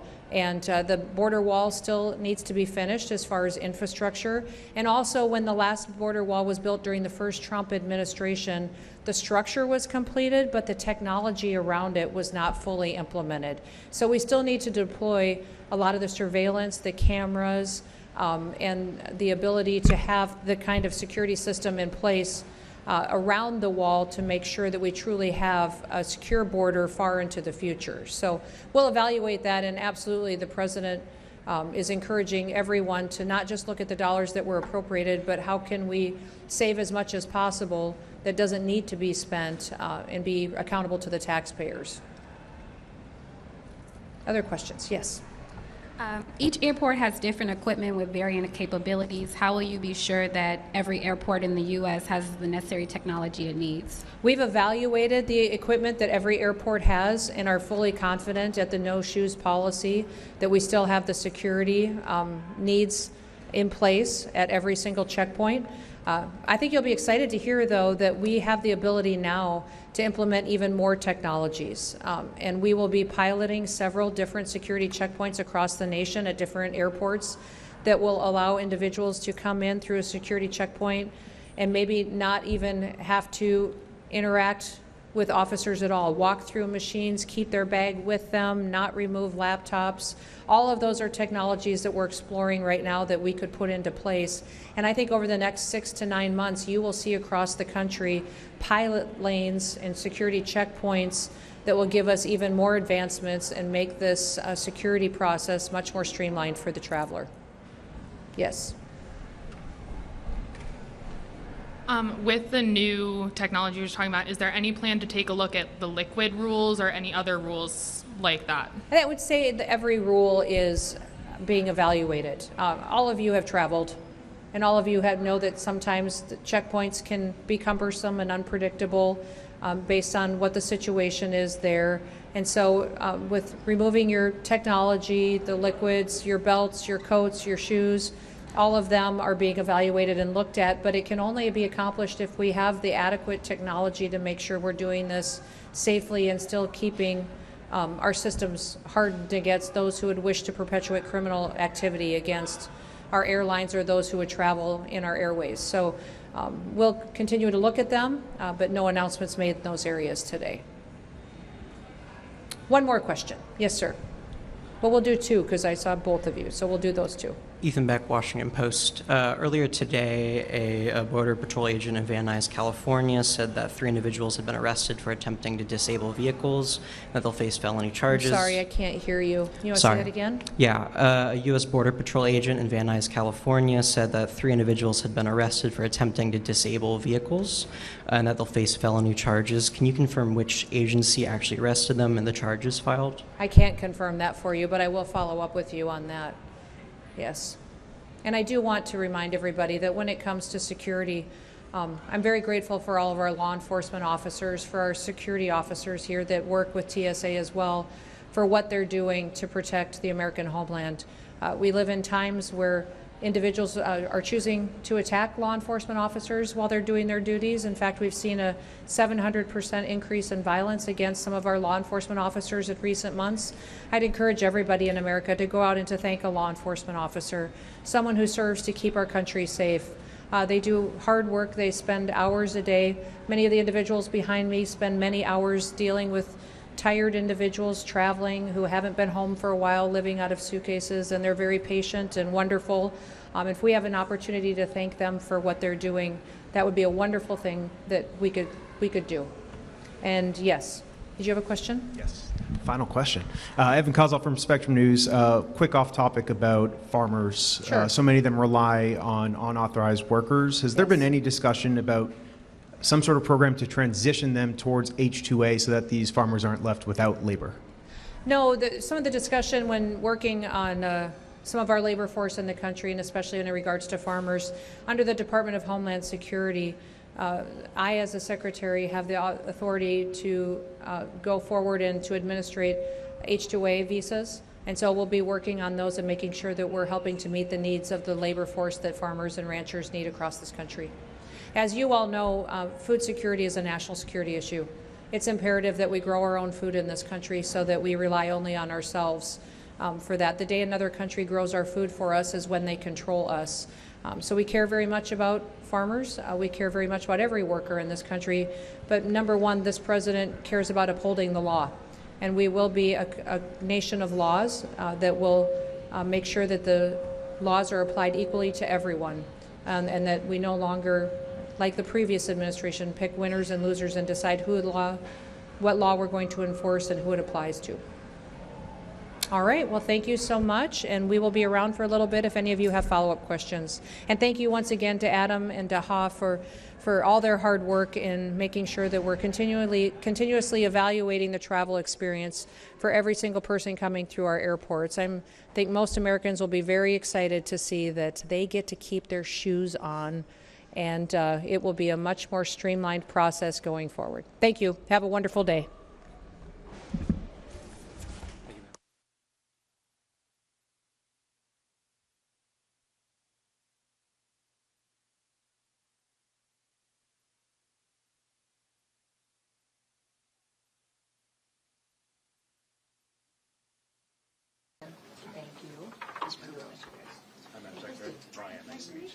Thanks for being here.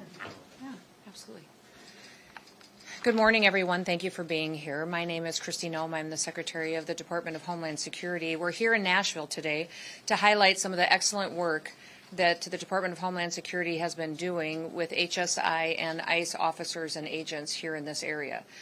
This office oversees not just operations within Nashville, but also throughout Tennessee and Kentucky, and they also are a key component to our investigative efforts that we put into the breaking up of drug and human trafficking rings. I'm so proud of this office and the agents that work here and in this area for what they do to protect children every day and what they do to protect United States citizens and get criminals off of our streets. President Trump has been focused ever since he's been in office on making America safe again. And that is what my job is as a secretary, is to make sure that we're following through on exactly what he promised the American people, to make sure that we're going after the worst of the worst every single day, get the murderers, the rapists, the child pedophiles and pornographers off of our streets and out of this country so that they can be brought to justice and face the consequences for their actions. Since President Trump has taken office, we have arrested almost 300,000 and more criminals and illegal aliens here in the United States of America and brought them to justice and deported them out of our country. 70% of those individuals have criminal charges that they are convicted of, or they have criminal charges that are pending against them.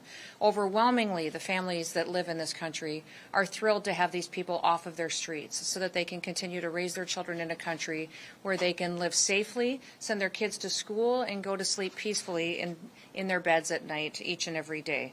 Here in Tennessee, HSI Nashville has arrested some individuals that I want to highlight specifically that are tied to foreign terrorist organizations as designated by President Trump's administration, and also tied to gang organizations that are not only present here in this country, but also internationally as well. 2 Venezuelan nationals with ties to Tren de Aragua have been arrested here. This was done back in January, and their crimes include promoting prostitution and evading arrest. In February, HSI Nashville arrested a 35-year-old Venezuelan charged with homicide after he stabbed his own wife to death. HSI also arrested a 33-year-old illegal alien that was from El Salvador. This individual was affiliated with the MS-13 gang, and he's the subject of a red notice that we participate with Interpol, and is wanted in El Salvador as well for aggravated murder. In January, HSI Nashville here arrested a 22-year-old Guatemalan who was an illegal alien here in this country. The charges against this individual count 3 charges of child rape, sexual exploitation of a minor, and identity theft. Also arrested here is a 60-year-old illegal alien from Iraq. His criminal history includes convictions of rape, larceny, and false imprisonment. And last but not least, that I'll highlight here individually today, is we all remember the story of Kilmar Abrego Garcia, the MS-13 member. He was a human trafficker, a domestic abuser, a criminal illegal alien, and a national of El Salvador, and a member of MS-13. The mainstream media consistently tries to defend this individual as an innocent Maryland man, but I will be very clear, this man has a history and decades-long ties to a gang that has been convicted of human trafficking, and he himself has been deeply tied to those horrific charges and criminal activities. He's here in Nashville currently on federal charges for human trafficking, and the grand jury's indictment describes a monster. Abrego was a full-time human trafficker who would brutally abuse women under his control and even solicited individuals for child pornography. Now, all of these criminals are evil. They're horrible human beings. They're the worst of the worst. And America is safer because they're off of our streets, because of the work of the individuals behind me, but all of the agents and officials within HSI and ICE. Rioters, criminal thugs, legacy media, open border politicians, often you'll hear them standing up and defending the evil criminals that I've been talking about. And in the meantime, what they're doing is smearing and doxing our agents and putting them and their families at risk. Leftists have doxed, attacked, and tried to intimidate the men and women who uphold our laws and keep our streets safe. And now our ICE officers are facing an 830% increase in violence against them and their families. One of the open border politicians is right here in this state and is right here in this city. And I'm specifically calling out the mayor of Nashville. Mayor Freddie O'Connell has gone after our ICE individuals and agents that work with HSI. He's openly doxed them, revealed their information to the public, encouraged people to work against them in their efforts to clean up the streets of Nashville, and he has forced his city officials, his employees of the city of Nashville, to document every single interaction that they have with federal immigration authorities. What the mayor is doing to the city is shameful, and what he needs to do is participate with us and make sure that he's helping us uphold the rule of law. Listen, if people don't like the laws in this country, go to Congress and change them. But what these agents do every single day is to uphold the law and make sure that it applies equally to everyone, and that criminals aren't placed above the American citizens that live in this city and live in this state and in this country. O'Connell and his administration are playing politics, and they're playing politics to a dangerous level that's risking people's lives. Despite the mayor's reckless behavior, we're going to continue to enforce the law here in Nashville. We're going to continue to fight to keep families safe, and here in this city, but also in this state, and continue throughout the country. Bringing violent criminals to justice is our priority, and doing so in order to make America safe again is what we will work to do every single day. We're also seeing similar acts of injustices happen in Nashville by other entities as well. We're seeing obstruction against federal immigration law by Belmont University. As you know, they have openly said that they will house illegal immigrants on their campus and do that in defiance of the federal government. President Trump campaigned on immigration enforcement. The American people voted for immigration enforcement. They voted to clean up their streets and get these criminals out of our country. I'm very proud of the fact that since President Trump has been in office, we have removed over 600 known and suspected terrorists out of the United States of America, that we have brought thousands of gang members from MS-13, TDA, and brought them to justice and deported them out of our country. We're continuing to go after these criminals to protect American citizens. And now that the President's big, beautiful bill is passed, we have the resources to double down. We will bring more agents to Nashville. We will bring more resources to this state. And we will make sure that even though politicians continue to play politics and try to lie about what the work is that we're doing to make America safe again, that we will continue to fight for the families that live here and make sure that these child pedophiles, these rapists, and these murderers are off our streets. We will never apologize for protecting the American people. President Trump is working hard every day to make sure that this is a country where the rule of law is applied equally to everybody, that illegal criminals are not placed above or prioritized above the American citizens that live here and work and are just pursuing the American dream. So with that, I will close and open it up to any questions that you may have. Yes, way in the back. So you said that there's an 830% increase in these attacks against ICE agents. Yes. You've seen a lot of rhetoric, heated rhetoric. One congressman saying that people need to be willing to bleed in their opposition to ICE. Who do you blame for this massive rise of violence against ICE agents? I would say it's the rhetoric of elected officials, of leaders, leftist organizations, and the media. When they don't tell the truth, there's consequences for that. When they don't talk about the facts of what's happening out on our streets and what the American people need, then it gets distorted and the information is used in a way that can undermine what the rule of law is. I would encourage every single media entity that's here today to go talk to an ICE agent about what their job is, what they've been told their priorities are, and what it's like for their family every single day to go out in the streets and try to go after these criminals. The Trump administration has specifically targeted the worst of the worst. The individuals that we are going after are those that are violent criminals, those that are breaking our laws, and those that have final removal orders. And in many of these places, we've negotiated for their safe return back to their own home country. And if they're criminals, they will face consequences for their crimes. I'm grateful for the fact that we have a president that stands up for the everyday American, and I would be thrilled if people would talk about the fact that when you get a rapist off the street, how many families have we protected? When you get a murderer off the street, a pedophile off the street, look at the families that will never have to be victims because that work was done. Too much time is spent focusing on these criminals when you should be focusing on the people who have been victims in the past and the fact that we're stopping future people from becoming victims as well. Yes. President Noem, you speak of the worst of the worst that the Trump administration is going after. You see these four individuals who 70% of them you say that ICE is picking up have criminal convictions and charges. Why not release their names in the rap sheets and investigate? Well, many times the investigations are still ongoing, or they have lawyers where there's appeals going on, and so we follow the rule of law and give everybody their due process rights, but make sure that we're pursuing these criminal cases so that these individuals can face consequences for their crimes. This office here specifically is one of the most outstanding offices that we have in this nation for going after child exploitation rings and child trafficking and human trafficking.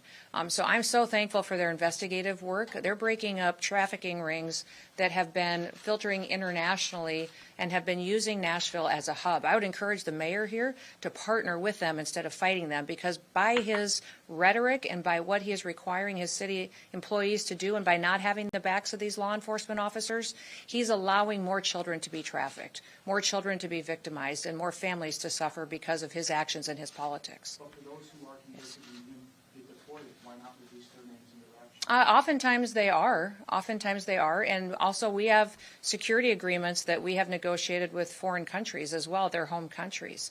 I've been to probably 10 different foreign countries that most of these illegal criminals have come from, met with their presidents, met with their leaders, and negotiated them sharing information with us.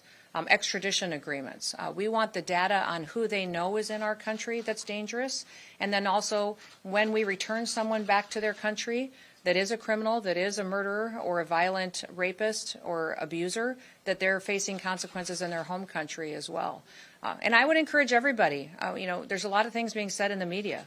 If there is someone that's in this country illegally and they're concerned about being here and interacting with our immigration officials, go home. You have the opportunity today to go back to your home country. If you go home, we will buy you a plane ticket. We will, when you land, give you $1,000 so that you can get started on your feet and provide food and housing for your family.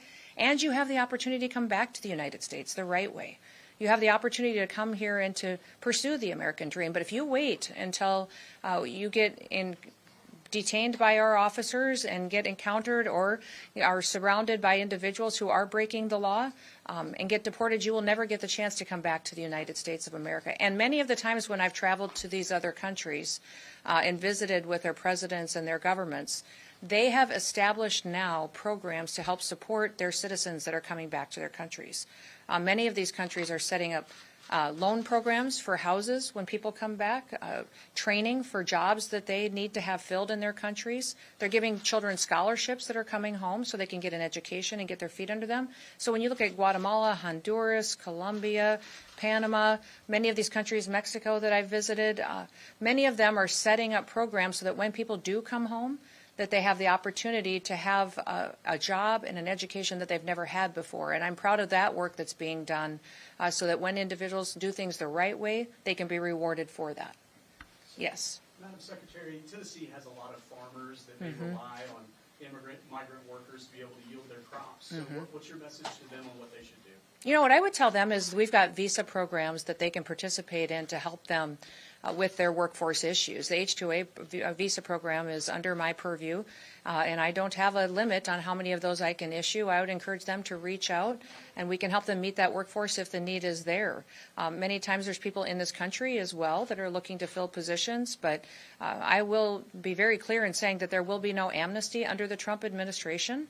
that individuals who are here illegally, we're hopeful that they will come and do it the right way, and that we'll make sure that we streamline and get rid of the bureaucratic hiccups and things that have slowed down the process in the past. We are streamlining the paperwork process and the application process so it's much quicker and responsive to the needs that farmers have. Yes. Because you singled out Kilmar Habergo, I want to ask you about some of the witnesses giving testimony against him. 3 of these people have been deported multiple times. Now they're receiving some kind of pardon to stay in the U.S. Can you talk about who granted these permissions and why is this allowed for some of these people who have been deported prior, who have been convicted felons, to stay in the U.S.? Yeah, no, I can't speak to the specifics of how some of the case negotiations have been conducted, but I am grateful that this man is being brought to justice. He has a lifetime history of trafficking individuals and of taking advantage of minors, soliciting pornography from them, nude photos of them, abusing his wife, abusing other illegals, aliens that were in this country, women that were under his care while he was trafficking them. He's a horrible human being and a monster, and he should never be released free. All that is evidence that the judge finds hard to believe because it's based on the testimony of these 3 witnesses. I hope this judge does the right thing and brings this man to justice for the crimes that he has committed. The evidence is overwhelming, and this judge needs to make sure that he applies the law equally to every single person that shows up in his courtroom. And then I do want to ask you, because ICE operations are taking place predominantly in Latino communities. Can you I wouldn't say that's true. I would say that the media has highlighted operations like that, but we have operations ongoing throughout the country every single day in communities everywhere. So I would not say that anyone could show that they're highlighted in Hispanic communities. They're highlighted in areas that we know we have investigative work and casework to show that we may have enforcement mechanisms that need to be put in place because we have criminal activities ongoing. Well, my audience is predominantly Latino, so they kind of every day say they're fearful because a lot of people have been targeted based on their skin color, not necessarily. That is not true. And so that has been another false narrative that has been put out there in the media that I absolutely want to throw back at you and say that is absolutely false, and don't you dare ever say that again.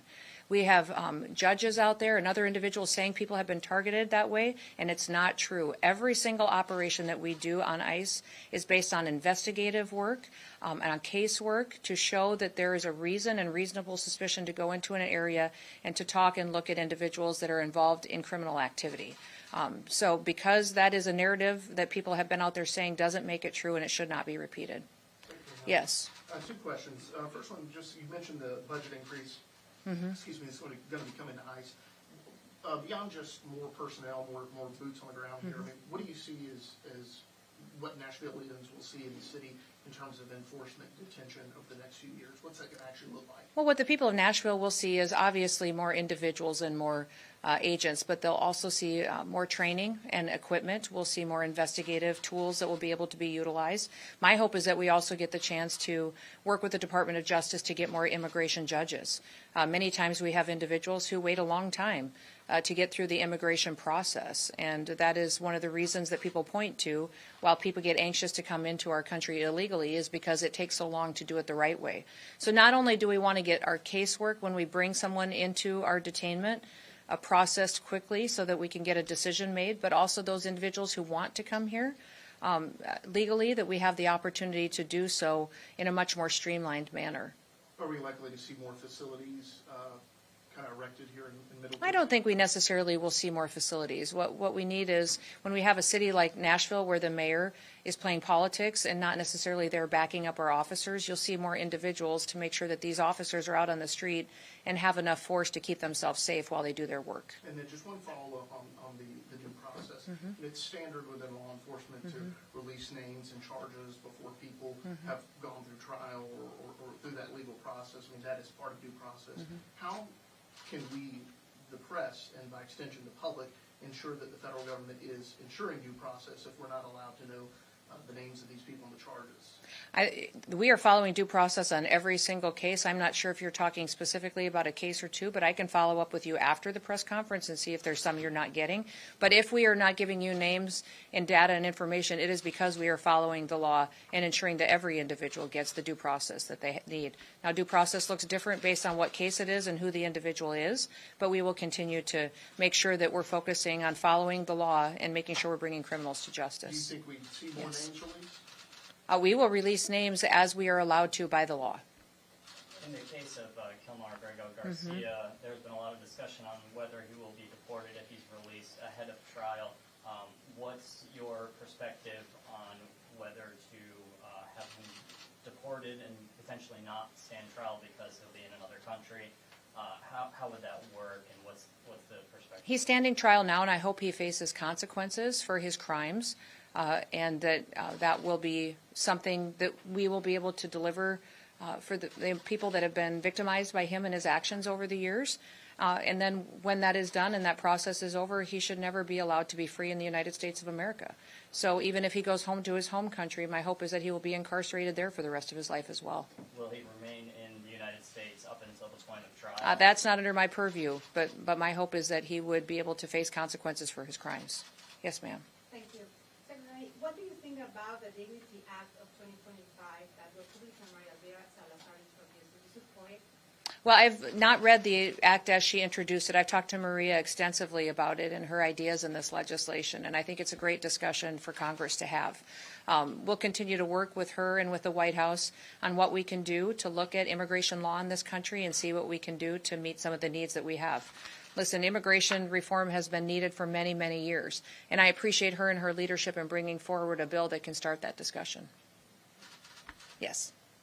Just talking about Kilmar Abrego Garcia, you've mentioned that he is, in fact, an MS-13 member. There was witness testimony that the attorney for Kilmar Abrego Garcia disputed that said that there were no signs or markings and he was, in fact, an MS-13 gang member. So what criteria has DHS used to, in fact, label him an MS-13 gang member? There's a large case built against Abrego Garcia, and people will continue to see that throughout trial, and they'll continue to see that throughout this case. I will say that him consistently being surrounded and working with those gang members to traffic individuals across the state for many, many years and working in conjunction with them and targeting individuals of rival gangs against MS-13 and even helping to help facilitate the murder of a mother of one of the rival gangs that is opposed to MS-13. All of that builds into a case of work that has been done for many years against this individual. He is a monster. And he is tied to a terrorist organization that has perpetuated violence against human beings for many, many years. My hope is that he will stand trial and get the consequences of his actions and that justice will be served for his victims. And you brought up Nashville Mayor Freddie O'Connor that he's been going after ICE agents. I had an interaction with him when he said the real concern is not releasing the names of ICE agents, but No, that is a real concern. It is a real concern that he has jeopardized them and their families. They face violent acts. Their families are targeted. They're doxxed. Their personal information is put out there, and people are treating them horrifically. And he needs to stop and knock it off and grow up and act like a leader and start sending his law enforcement officers to have our backs. Because what we are doing is upholding the law. We are upholding the law every single day. If he doesn't like the law, go change it. Go to the federal government and change the law. But what we are doing here is making our streets safer for the people of Nashville, and the people of Nashville overwhelmingly support getting criminals off of their streets. He should be helping us do that. Well, he's saying that the unmasking of that ICE agents need to be unmasked, that's the real concern. So Mayor O'Connell's much more worried about victimizing our law enforcement officers than he is going after criminals? This guy's priorities are completely screwed up, and he doesn't deserve to be a mayor. He doesn't deserve to be in office. Yes. Secretary, do you have any specific information you can share with us about the number of additional agents or the additional resources you plan to bring to Nashville or Tennessee? Well, that analysis is getting done. We will have dozens of more officers and agents that will be here in the Nashville area. And we will continue to make sure that there are resources not just in Nashville, but throughout the state, and also this office covers Kentucky as well. So we will do an analysis of where we see criminal activity and where we need those individuals to make sure that we can have people go forward and do their operations and do them safely. Clearly, when there is a sanctuary city or there's a sanctuary state, we're going to have to put more federal officers there because there's not a cooperative agreement with the local and state law enforcement that has their backs and allows them to conduct their operations safely. So when you're looking at a city like New York City or Nashville or Chicago, Illinois, we're going to have to put more federal officers there in order to run our operations safely. But we have over 800 agreements across this country with other city, local, and state officials that partner with us every single day. And we're so thrilled to have those leaders in those cities being grateful that we're there cleaning up their streets and getting dangerous individuals off their streets. Thousands and thousands of mayors and governors and local officials and sheriffs and city council members across this country are partnering with us and working with us every day so that when we go out and do an operation, they have our backs. And they're helping us secure locations, and they're partnering with us. It's unfortunate we don't have that kind of working relationship here in Nashville. And last question. Madam Secretary, back in May, ICE agents cooperated with THP troopers for traffic enforcement stop. So far, we've been blocked by local and state authorities to look at biographical data for those people to ensure Hispanics weren't unlawfully being targeted. Will ICE release that data if locals won't? Do you have any indication that anybody was targeted just specifically because of what their race or creed was? CAD reports that I have right now on those show disproportionately Hispanic people being stopped and detained. Every single enforcement action that we have, every single enforcement operation that we have conducted has been based on a casework and investigative reports on criminal activities and where we know that there is those types of things going on and individuals are located. All right, good. We will release any information that's available that we can according to the law, and we have been extremely transparent. This has been the most transparent administration that we have had in a very long time on operations that we have on the ground, and that's one of the things that makes me so proud to work for President Trump, is that he has been an open book on making sure that he's following through on exactly what the American people have asked him to do. Focus on, number one, securing the border. For 2 months in a row now, we have 0 illegal aliens that have crossed our borders and come into this country, and that is one thing that has done amazing results in making sure that we're keeping Americans safe. The second thing he has promised to do, that overwhelmingly the American people wanted him to, was to get the worst of the worst off of our streets. And so our focus is there, and that's what we will continue to do, is to provide operations that remove these murderers, rapists, pedophiles, and human traffickers and drug traffickers off of our streets. When you look at the table in front of me, these are all drugs and guns that have been taken off of the streets from this office and this area, this state, that are no longer out there killing our children, that are no longer out there perpetuating drug addiction and splitting up families and conducting violence on the streets.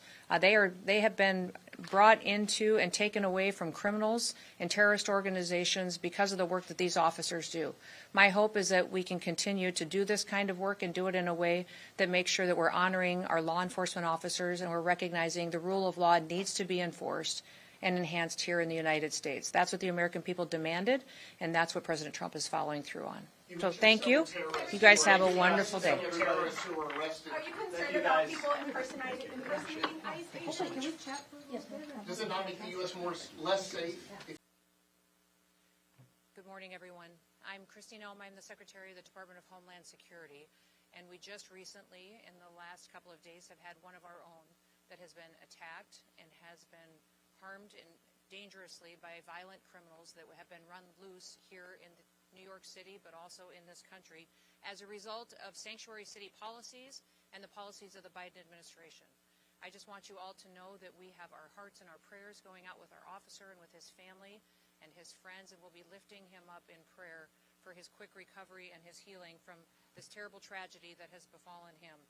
Listen, our officer was off duty on Saturday evening when him and his friend were attacked. They were attacked by 2 individuals that were set on robbing them, and thankfully he had his service weapon with him and was able to defend himself and his friend and injured one of those individuals that was trying to do them harm. His quick action speaks to his tenacity and his excellence in training and skill, and because of that, one of the perpetuators was wounded in this interaction and was incarcerated when he came in to get medical treatment. One of the suspected attackers, the one that was injured, his name is Miguel Francisco Mora Nunez, a Dominican national that was entering into this country illegally back in 2023. He was then released back into this country by the Biden administration. Miguel Francisco Mora Nunez is and has a rap sheet that is a mile long. He was arrested. He was charged with grand larceny and also assault. The state of Massachusetts has an active warrant out for him for armed robbery with a firearm. He also has many other charges against him, such as kidnapping and witness intimidation. There's absolutely zero reason that someone who is scum of the earth like this should be running loose on the streets of New York City. Arrested 4 different times in New York City, and because of the mayor's policies and policies was released back to do harm to people and to individuals living in this city. Make no mistake, this officer is in the hospital today fighting for his life because of the policies of the mayor of this city and the city council and the people that were in charge of keeping the public safe. They refused to do so, and now we have the situation on our hand where someone who has dedicated their lives to protecting the public is now fighting in Sanctuary City and to policies and to change their tactics right now.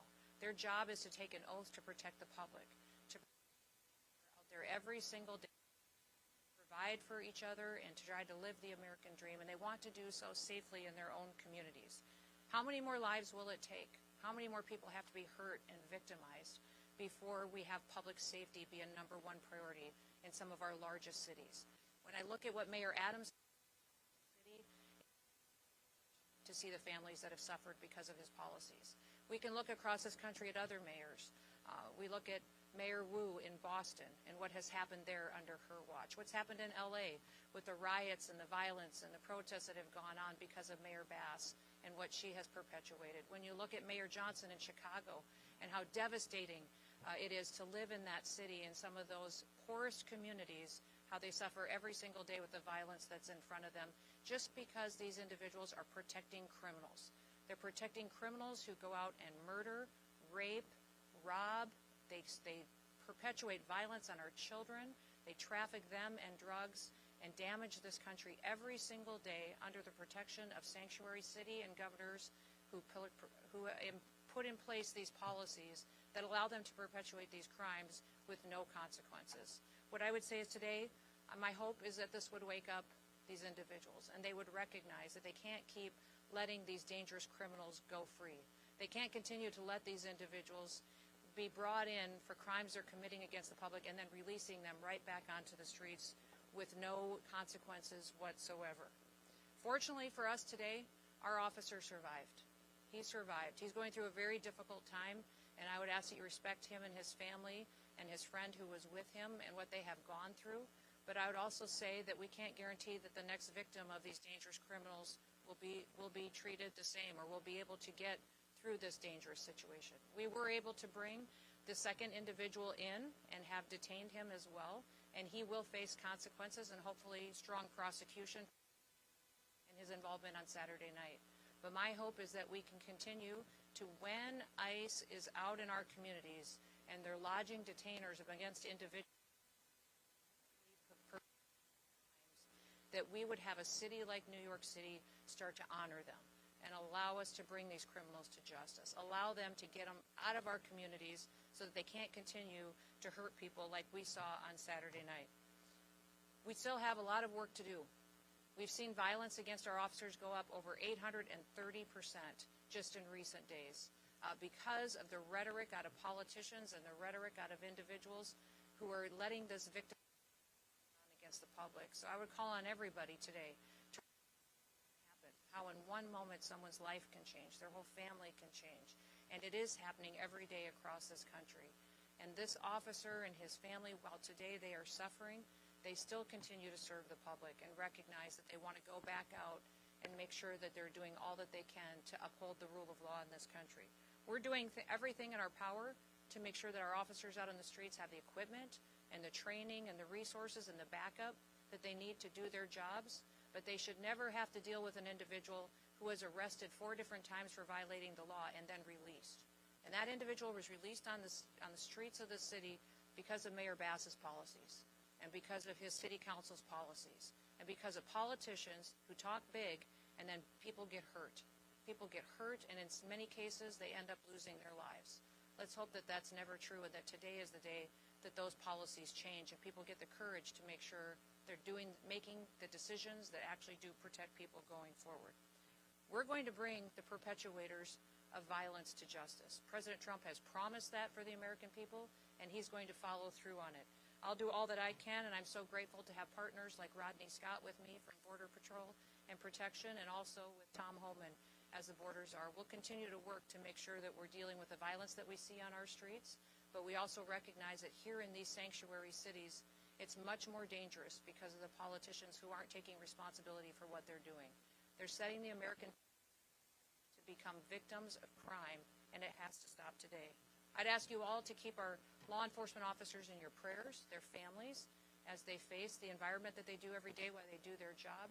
This officer wasn't even on the job. He was out enjoying a beautiful evening with a friend of his and was a victim of crime, and it ended up with him mortally and seriously wounded, and he is going to, because of the great care of the doctors that are taking care of him today, pull through, but our prayers are going to be with him and his family as they work their way through this situation. With that, I will turn it over to Rodney Scott, who is the Commissioner of our Customs and Border Protection. Thank you for being here. Thank you, Madam Secretary, for all the support that you've given us and the support you're showing our officers today and the comments that you just made. My name is Rodney Scott. I'm currently the Commissioner of United States Customs and Border Protection. But as I talk, I want you to remember that I was also the Chief of the United States Border Patrol until 2021. I want to really start by thanking the medical personnel here in New York City at the hospital, the EMS workers, and even the guys behind me in blue that have shown tremendous support to our officer and to his family as well. We should not be here today. The reason these two assailants are inside the United States today is because of failed border policies by the Biden administration. I personally warned the Biden administration against their open border policies in 2021. I was ignored, and exactly what I predicted, many of us predicted, happened. Total chaos along the border. These two individuals, the two assailants, were released into the United States after being apprehended because of failed policies. President Trump stepped up and fixed those failed policies on January 20th of this year. With the support from Secretary Noem, we now have one of the most secure, we have the most secure border that I've ever seen in my entire lifetime. Much of that resolution was by fixing failed policies based on facts and evidence. Sanctuary city policies across this nation and some of these, and even states in some cases, are failed policies. The facts and evidence are there in front of you. It's time for local leadership and state leadership to step up to the plate like President Trump did, acknowledge crime as crime, acknowledge the fact that there's no global information system where we can vet these people coming into the United States. We do not know who they are, and we have to have border security where we simply know and control who and what enters our country, just like we do our homes. This should not be political. I'm calling on all state and local leaders to step up to the plate, get rid of these sanctuary city laws, and simply enforce the laws on the books. Work with your federal agencies so that we can actually root out these criminals from our neighborhoods. Last but not least, I should have said this up front, thoughts and prayers for our officer and his family, and I would ask that you keep them in your thoughts and prayers as well. Thank you for your time, but please remember this. This was 100% preventable. It was caused by bad policy, and it can be fixed with good policy. Thank you.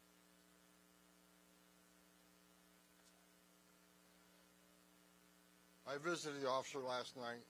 Of course, he was heavily sedated, so I didn't have words with him, but I did talk to his family. They're devastated. It's just a shock to the soul when you walk in and see that young man laying there. Secretary said it, Rodney said it, sanctuary cities are sanctuaries for criminals. Hard stop. I've been doing this since 1984. I've never seen a situation where I see it today. New York City, how many times do you want to see NYPD attacked by illegal alien criminals in the city? Now a federal officer. How many citizens in this city have been attacked by illegal aliens in this city? You see the polls. Everybody agrees we should be arresting public safety threat illegal aliens, but you got a city council here that locked this out of Rikers Island.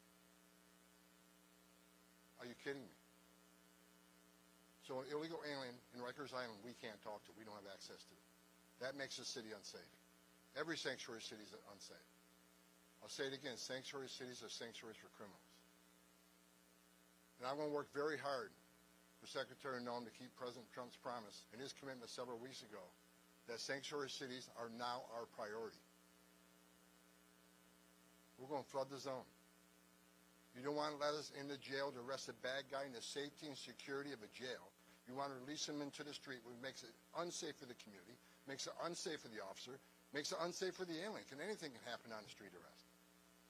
So what we're going to do, we'll have more agents in New York City to look for that bad guy. So sanctuary cities get exactly what they don't want, more agents in the community and more agents in the work site. If we can't arrest that bad guy in the safety and security of the county jail, then we'll arrest him in the community, and we'll arrest him in the jail.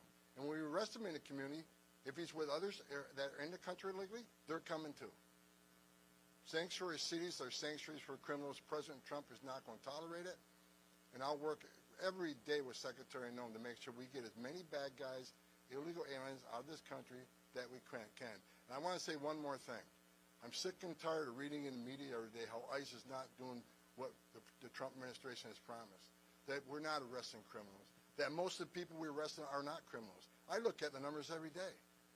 The numbers I looked at the other day, 130,000 arrests and 90,000 criminals. Do the math, that's 70%. And who are the others? Others are those who have final orders, who had due process at great taxpayer expense. A federal judge ordered them removed, so ICE's job is to remove them.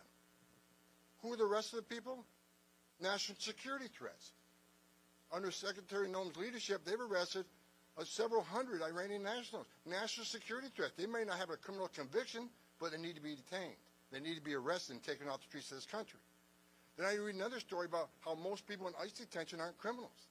Now the story is, how bad would criminals have to be? I saw a story the other day. Only 1% of the illegal aliens removed were murderers. Are you kidding me? Being in the country illegally is not illegal anymore? You got to commit a murder to be deported? If you look at ICE detention, I'll say it again. Look at detention. Who's in detention? I looked at the numbers this morning. A majority are criminals, have criminal history. Who are the rest? Final order cases, who a judge ordered removed.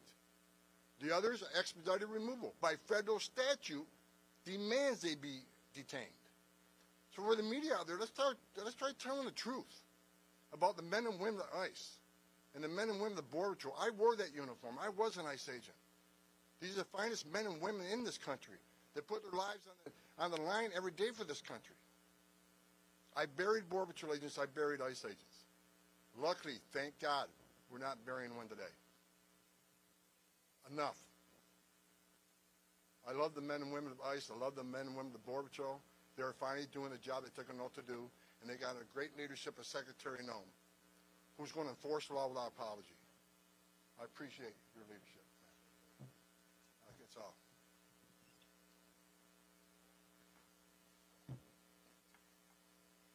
Good morning. Diane Sabatino, Acting Executive Assistant Commissioner, Office of Field Operations. First, I certainly want to express my heartfelt thanks to Secretary Noem, Commissioner Scott, and Border Czar Homan for the incredible support they have demonstrated for the New York Field Office, Office of Field Operations the last couple of days. You know, it is a tragic scenario to get a phone call about an officer, any CBP, Customs and Border Protection employee that's injured in the line of duty. It was even more tragic, this individual off duty. You know, they picked the wrong guy in this particular case, two assailants, you know, just a crime of opportunity. Unfortunately, and I apologize, I'm a bit overwhelmed. I saw the officer this morning, and having met him before and seeing how challenged our officers are in taking care of each other during this hard time. But just to get back to what I was saying, they picked the wrong individual to try to rob. And thank God, when we invest in our CBP officers, we invest in training, we invest in vigilance 24/7. Our officers and our agents stand watch 24/7 on the front line of the United States of America. And we'll take action, and we'll demonstrate that vigilance and dedication at any opportunity.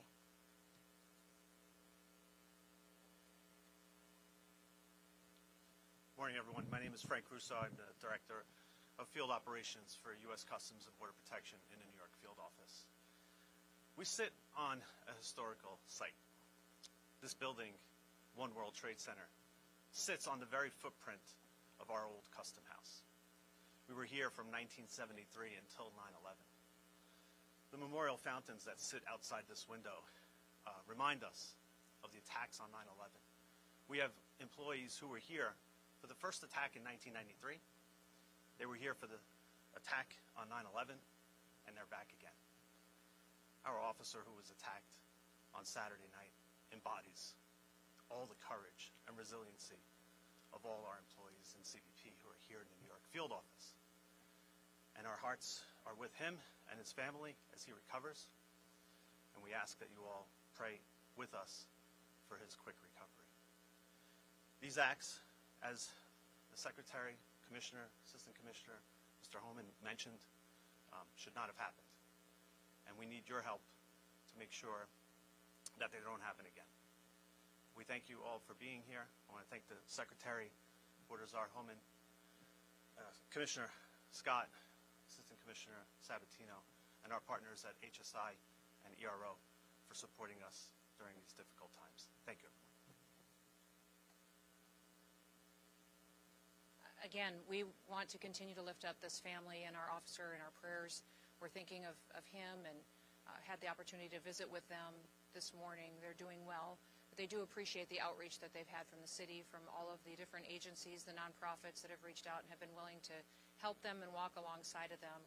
But they also recognize, when I asked them if there was anything that they needed, they said, go after these criminals. One of the things he would have appreciated the most is if you doubled down on these bad guys that perpetuate crimes like these and even use these mopeds to commit their crimes and are well known for using them throughout the city to go out and to rob poor innocent people who are out enjoying an evening on the town with their family members. So we will continue to take that encouragement to go after criminals in this country, and especially those who have perpetuated acts like this that shouldn't be here and should never have been here. I want to remind you that this individual had been arrested 4 different times before this act happened on Saturday night. Arrested and released again and again and again. And what did we think was going to happen from policies like that? When you take a dangerous individual and you allow them to never face any consequences for the acts that they're perpetuating against the public, and then you end up in a situation that could have been prevented. So we're lifting that family up in prayer. We're going to walk alongside them, but also we're going to double down and make sure that these criminal, illegal aliens are not only off our streets, but they're out of our country. And that once again, America can be a country where the rule of law matters, where the laws apply to everyone equally, and never once is an illegal alien put above an American citizen or their safety and their opportunity to have the American dream. So with that, we'll open it up to any questions that you may have. Yes, sir.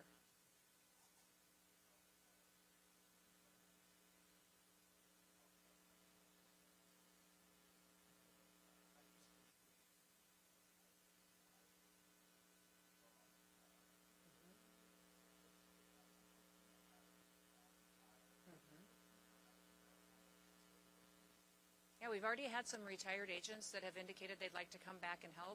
They love the opportunity to come back and work for an agency that's allowed to do its job. Under this administration, President Trump is allowing our ICE and our CBP officers, our law enforcement officers, to do their jobs again, and that's reinvigorating them and their desire to want to be a part of a team where someone's got their backs. What we'll do in a city like this is we'll double down. We'll put more agents here. We'll put more personnel here. We'll give them more equipment, more training for situations where they may have to go into a dangerous neighborhood where local law enforcement won't be there to have their backs. And we'll continue to talk to the public about the truth of what we're doing. The media has lied over and over and over again about what President Trump has given us as direction to do in this country when it comes to criminal illegal aliens. We have prioritized them. They are our targets. We're going to go after those individuals that are perpetuating crimes in our country and remove them and get them out and have them face consequences for what they're doing.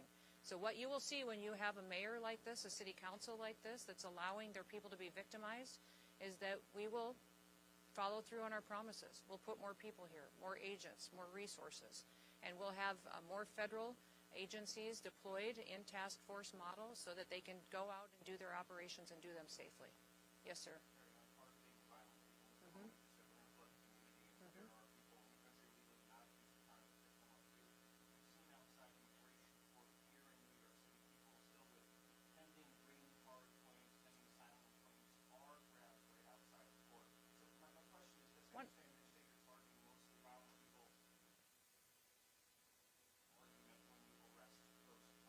Absolutely not. What we're doing is we're targeting those individuals that are perpetuators of crimes in this country, those who have final removal orders, those who have undergone due process and are needing to be removed from this country. We will do that. The biggest problem we have here in this city is that they don't honor our detainers, is that they're releasing people out of the court system, out of jails, and we have detainers against them, and local law enforcement isn't cooperating with us to honor those so that we can get these individuals off the streets. So we're going to continue to do that work every day, but it would be much safer for law enforcement, much safer for the public, if we could do it in partnership with local law enforcement. And we do that across the country.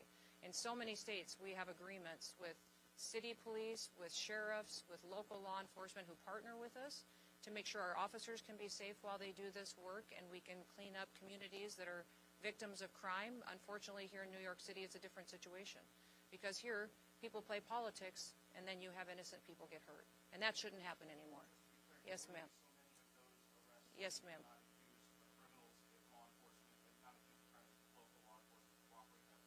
It depends on if you're talking about those who have charges against them, those who have pending charges, those who have final removal orders. Those all continue to be our focus.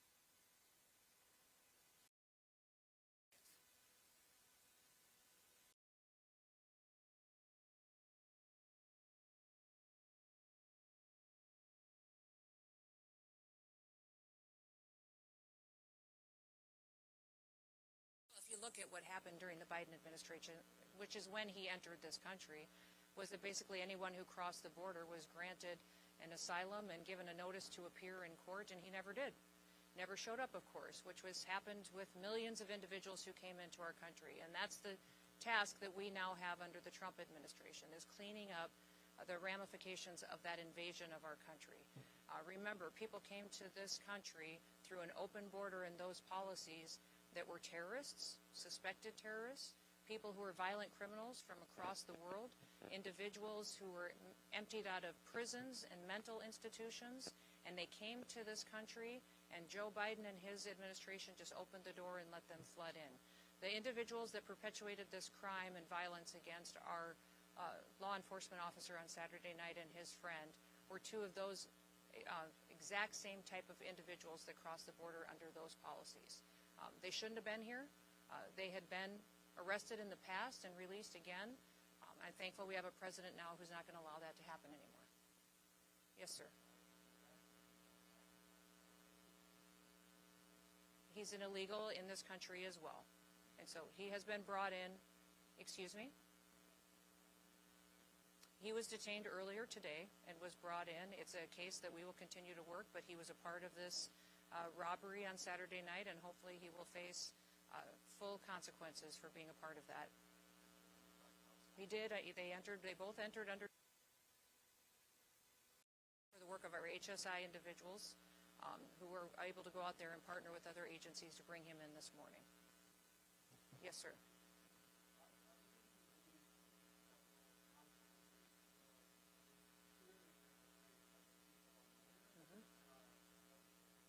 And your city council. Yes.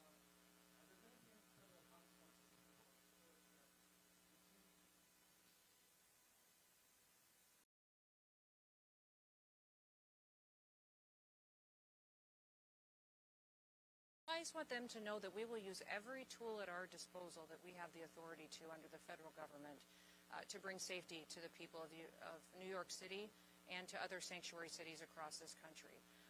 One thing I would encourage the public to do is to continue to speak out for safety, for the ability to walk their kids to school in the morning, for the ability to sleep at home at night safely and not have to worry about violent crime happening right outside of their doorsteps.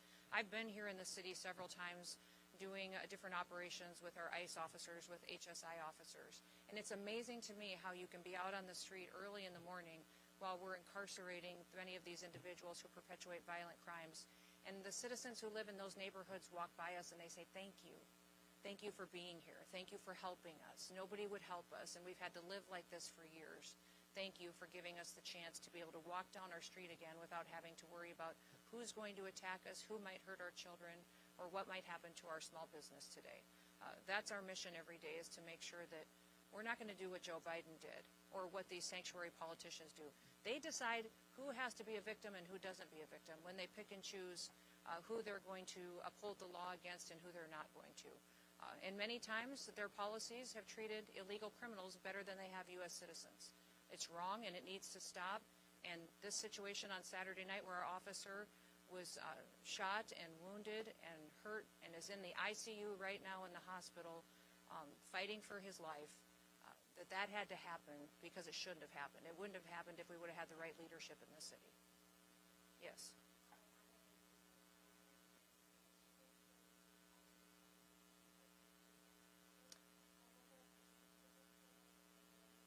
I can't speak directly if there was an ICE detainer out against this individual right at this time, but he had been arrested 4 different times, had several charges against him. If you remember, I spoke about his charges in Massachusetts as well for kidnapping. He had charges against him for larceny.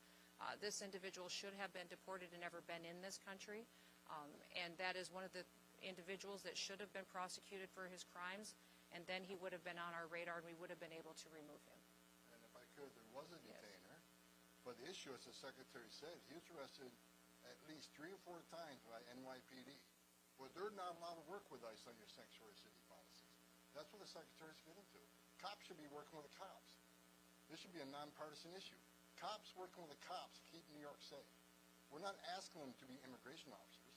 We're asking them to help us remove public safety threat aliens from this country. But NYPD is not allowed to do that. That's exactly what happened in this case.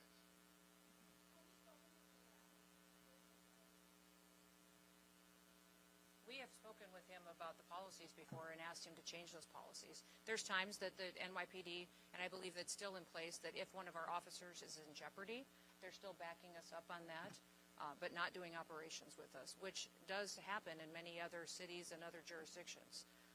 We wish we had that kind of partnership with Mayor Adams, and I know you guys have got a leadership election in this country or in this city that's going to be happening soon. Boy, start looking at the candidates today and see which one is going to start making this city safer.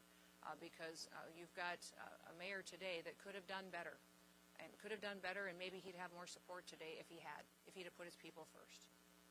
If you look at Commander Shell of NYPD, did an op-ed last night that I read, and I saw him on doing an interview this morning. He's got 4 decades NYPD. Even he spoke up, said this should never happen. NYPD should be working with us on criminal aliens.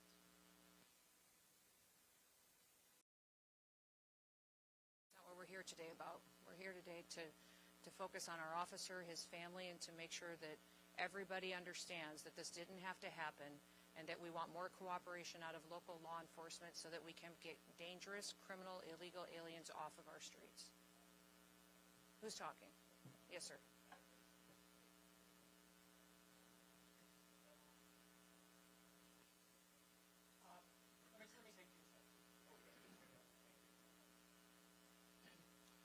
I want to say 2 things. First, the last 36 hours, I've watched the people who work under all of you work tirelessly to bring this case. We are expecting to bring federal charges. The thing that I want to say is the commitment of all of our partners to end gun violence in New York is as strong as it ever has been, and we are going to do that. Take one more question. Look at that. All right, we won't. Thank you all. And then please keep our officer and his family in your prayers. Have a good day.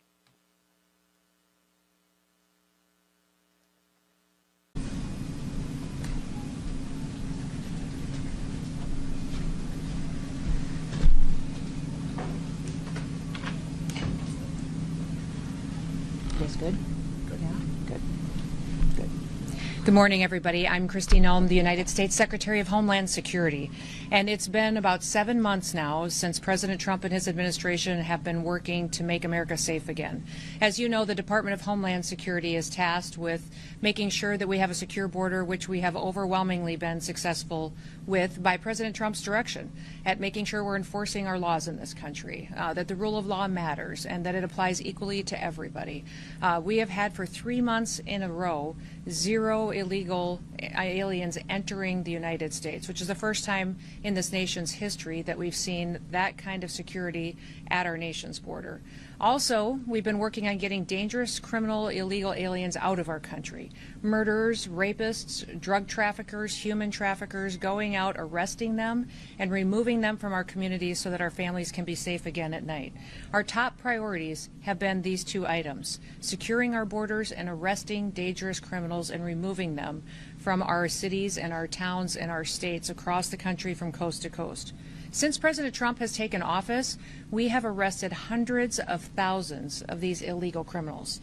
I'm here today because the elected leaders in this state of Illinois are ignoring the law. In fact, they're being obstructionists when it comes to getting dangerous criminals off of their streets. They are deciding that dangerous criminals that are murderers, rapists, money launderers, have committed assault, that are trafficking children, are more important than the families that live in the communities here. That includes Governor Pritzker, Mayor Johnson, and others who have worked so hard to protect these dangerous criminals.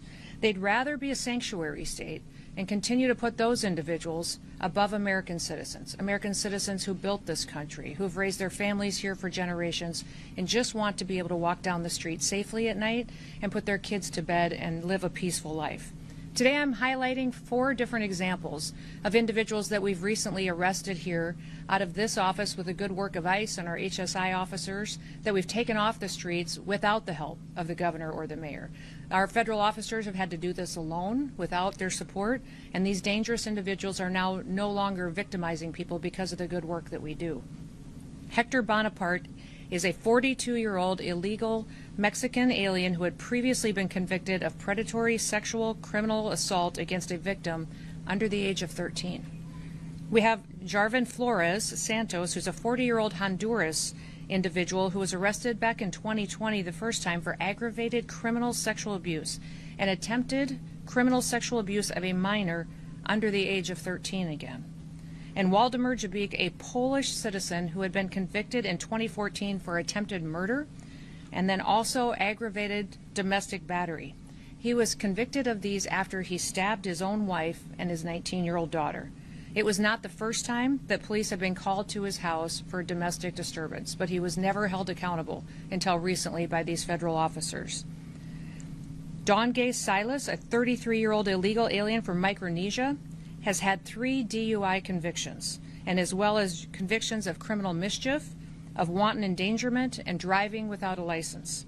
These individuals would still be out on our streets today, committing crimes and attacking people and harming them and hurting our children if Governor Pritzker and Mayor Johnson had their way, because their choice has been routinely over and over and over again to release these criminals back on the streets. The debate over so-called sanctuary policies has real consequences. It has consequences for our law enforcement officers, but also for the families that live here and the businesses that are just trying to provide for their community. Governor Pritzker and Mayor Johnson are answering that question every single day of who should be our priority, who should be our responsibility, and over again, they're choosing criminals. In just the last 7 months, ICE has issued over 1,664 detainers in Chicago alone. 1,664 detainers we have lodged against violent criminals, and that is a 106% increase over what was issued during the Biden administration. Unfortunately, Chicago and its leadership has only honored 8% of those. That means every other person, when they're released from paying for the consequences of their crimes, back onto our streets without any notification to individuals or to the families that have been victimized by them. By getting those 8% at least off of the street, the brave men and women of ICE are saving American lives. Yesterday we announced that now our ICE officers are facing a 1,000% increase in assaults against them. And you read about the stories and hear what's happening from coast to coast every day in our national media and in our press. But it's in large part due to the pro-sanctuary state and cities policies and the language of elected bureaucrats and politicians that are reckless with their lives and endangering their families. Every public official should talk about and work to protect people, to keep them safe and American people's lives safe. I want you to look at the contraband that's in front of me. we have right in 20 kilograms of fentanyl that's in front of me on this table. That's enough to kill 10 million people. And here out of this office, this was interdicted just days ago here in Illinois. And because these federal officers have been out on the streets picking up criminals and dangerous individuals, we were able to take this 20 kilograms of fentanyl off the streets and save over 10 million lives. They're also keeping these weapons out of the hands of criminals that would use it to rob and assault and to murder individuals in these communities. Unfortunately, all of the politicians that have spoken out against their efforts, their desire appears to be that they would like to have more of this on their streets, more drugs out there for their kids and families to be victimized, more guns out there committing crimes. That is not the work that we do in ICE. The work that we do is to protect people and make sure that we remove these weapons and drugs off of our streets and hold those criminals accountable who would go forward and continue to use that to harm individuals. I just want to ask you for 3 things today. Number 1, I want to ask you to support your law enforcement officers. Have their backs. Every single individual that's out there that is noisy and attacking them right now is having an effect that's ratcheting up the rhetoric and distorting facts and not allowing the facts to get out of what the work that they're doing every day and what we've done to help victims get some justice for the harms that were perpetuated in their lives. Those of us that appreciate the work of our law enforcement officers, the fact that we're a country that doesn't pick winners and losers. We apply the law, and if we don't like the law, we should be going to Congress to change it. But that is what these law enforcement officers do, is they continue to uphold the law and make sure it applies equally to everybody. Second thing I'd like to ask you to do is stop putting criminals first. Stop making them the #1 priority. They are perpetuating harm on American citizens, and they need to be held accountable for it. And number 3, I would ask that you think about the family members around you, the people you've spent your time with, the American citizens that live next door to you in your community. Start thinking about what kind of a community they want to live in, what your city should look like, what their families deserve, and put them first. Make them the priority because they're the ones who've invested in this country, and keep it safe and keep it productive and keep it the best country in the world. We'll never apologize here for protecting the American people, but we're going to continue to arrest dangerous criminal illegal aliens. We will defend the homeland. That's what ICE is doing, and I'm so proud to be able to walk with them and to lead with them while they fulfill this mission to really keep United States blessed far into the future. So with that, I'll open it up to any questions that you may have. Secretary? Yes. You guys have spent $20 million of taxpayer dollars on a campaign to get people to self-deport using the CBP Home app. How many people have actually done that? What's been the return on investment for taxpayers in that campaign? Well, actually, the 20 million campaign was to send a message to people that if they were here in this country illegally, that they should go home on their own. If they wait until we arrest them and we have to remove them, they'll never get the chance to come back to the United States. So it wasn't just on the app, it was also encourage them to voluntarily go home. We know thousands and thousands of people have used the app, but we also know that hundreds of thousands of people have left on their own, not utilizing a government program to do so. I've been to, I think, 10 different Central American and South American countries and visited with their presidents, with their foreign ministers, interacted with the Department of State, and over again I'm hearing that hundreds of thousands of their citizens are coming home voluntarily. They've seen the ads, they've seen the messages on social media that if they go home on their own, they'll get the opportunity to come back to the United States the right way. And so most of these countries as well are setting up programs to welcome their individuals home. They have housing loan programs that they're setting up. They're allowing them to have food assistance for several months. Several of the countries I've recently visited with are training individuals and workers to come home because their economy has a need for those individuals. So sending that message has been extremely helpful in making sure that people know that here we're going to enforce our laws and that there's a right way to come to this country. And you're going to be allowed to do that if you voluntarily leave. Do you have current comprehensive numbers, specific numbers? We can get it for you, but each specific country has given it to us along the way. But I would say we believe over 1 million people have gone home on their own. Since the CBP Home app? Since we have started this administration, yes. But we've arrested hundreds of thousands that have gone through our system. Yep. As of July 27th, you've got the contraband display here. You're talking about the worst of the As of the 27th, this is ICE data analyzed by track, 71% of current ICE detainees have no criminal convictions. No, that's not true. Of those that do, Charges and convictions, over 70% of them have pending charges against them or criminal convictions. The others all have final removal orders, which means they're eligible to go back home. are for minor crimes, they're nonviolent crimes, and I'm just wondering, why are so many other people, besides the worst of the worst, getting swept up in this? Nobody's getting swept up. We're running targeted enforcement operations across the country and using our case files and our information to know who is a criminal in this country that needs to be removed and who has a final removal order. Nothing's changed. Huh? What's wrong with that targeting then? What's wrong with our targeting? Yeah, why are so many other people who are just here to work and they're following the law? Well, they're not following the law if they're here illegally. There's a right way to come to this country, and so. Yes, but they're following criminal laws. You're talking about criminals, sir. Yes, I'm talking about criminals in these situations, absolutely. But we also have every situation where we have those that have final removal orders need to go home because their due process is over and they have their paperwork and they're ready to travel. So that has been the priority since the very beginning. Nothing has changed, and over 70% of these individuals that we have gone out and arrested and removed from the country have had those pending charges and criminal convictions against them. That has always been the goal of the president. What is your policy specifically about identification and masks for ICE agents? Are they being told they do not have to identify themselves? ICE is always wearing something that identifies them, who they are, and what operation they're out on. I would say that they wear masks at times to protect their identities from dangerous situations. The leadership teams, we leave that up to them to discern what's necessary in certain situations. And with the rise in violence that we continue to see against these officers, with that 1,000% increase, it's making sure that they are safe while they do this job and that they get home to their families at night too is incredibly important. So it's your understanding they are identifying themselves? Yes, In some cases where they're not wearing identification? I would like to see that because they have identification. They have gone into situations and when they have been out looking for these dangerous criminals and have been verbally identifying themselves, and if there is a mask required, it's for their safety because of the situation that they're encountering. One more question. Like that?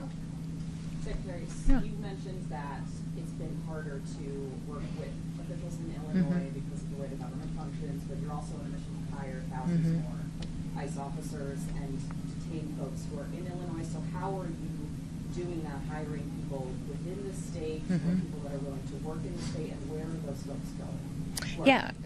The response has been overwhelming. Part of the big, beautiful bill that President Trump advocated for allocated to us the resources to hire 10,000 new ICE officers. We have had that open for less than a week, and we have over 80,000 applicants for those jobs.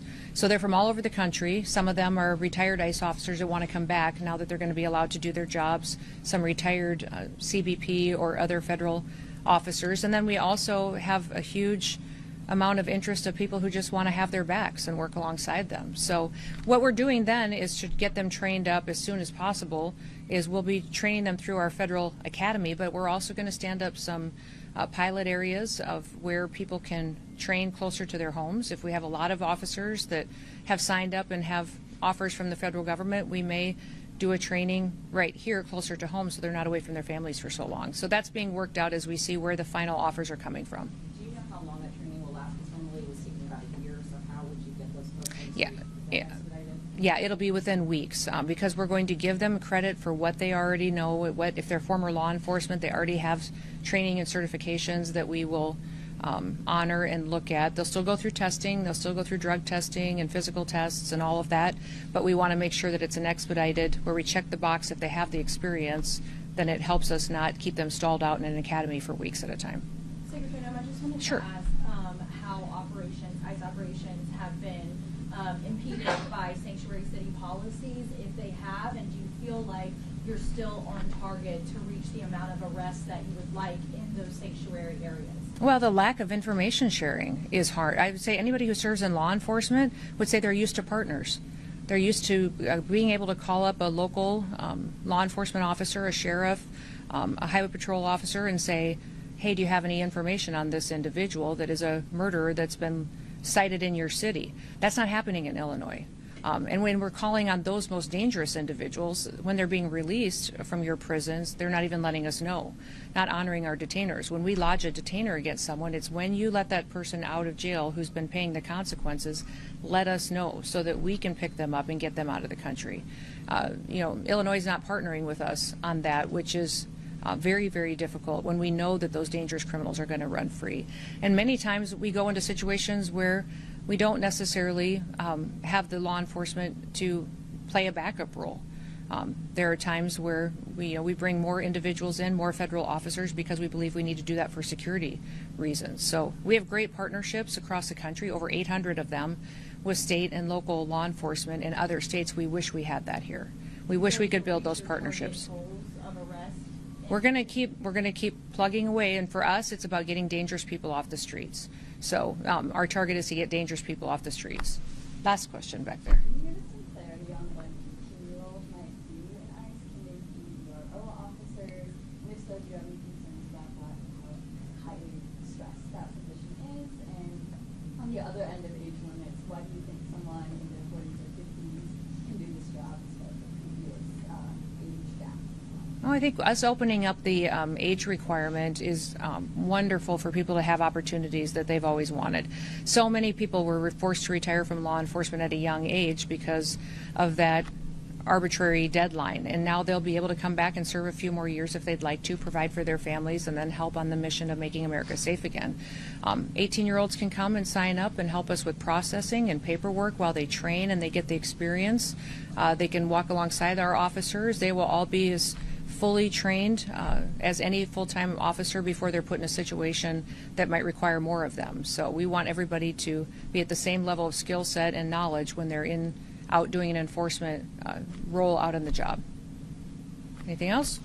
Yeah, I don't expect you to know the details of every specific case, so I wanted to give you a little context that calls for a broader answer on the question. About 4 months ago, I publicized the arrest of 2 men said to be responsible for a mass shooting in Chicago.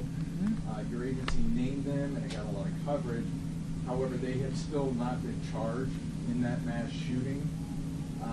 So my question is whether it's people sent to prison in El Salvador or 2 men accused here in Chicago of a mass shooting, is it responsible for ICE to publicly accuse people of violent crimes before they've been charged?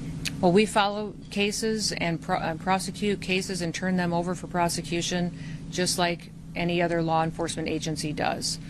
So when we sweep up somebody who's committed an act of violence like that and turn it over, that is public information that is out there. And people need to know who is perpetuating these crimes, and we continue building cases then on who they're affiliated with. Is there further dangers? Our investigators are some of the best in the country that are out there making sure that not only is that person now incarcerated, but who were they affiliated with that could be another danger that we need to continue to look at. So even if they haven't been officially charged? I would say we follow the exact same process every federal agency does, every state agency does for law enforcement. So we have not changed our methods or how we handle cases or how we even communicate about them than we have since the very beginning, or how the Biden administration did, or the Obama administration. We do it exactly the same. What I wish is you guys would talk about the victims more. How many people were shot in that mass shooting? How many people were victimized? How are their families doing? You all spend so much time talking about the poor justice for these criminals that are harming individuals every single day, and you don't even think twice to go talk to a mom who's now lived for a year and a half without her daughter. Go talk to somebody and see how they're doing, trying to get their kids to school, not sure if they're safe. So I would encourage you to remember that there's always victims in these situations, and many times you're focusing on the one who made them a victim. Thank you. You guys have a good day.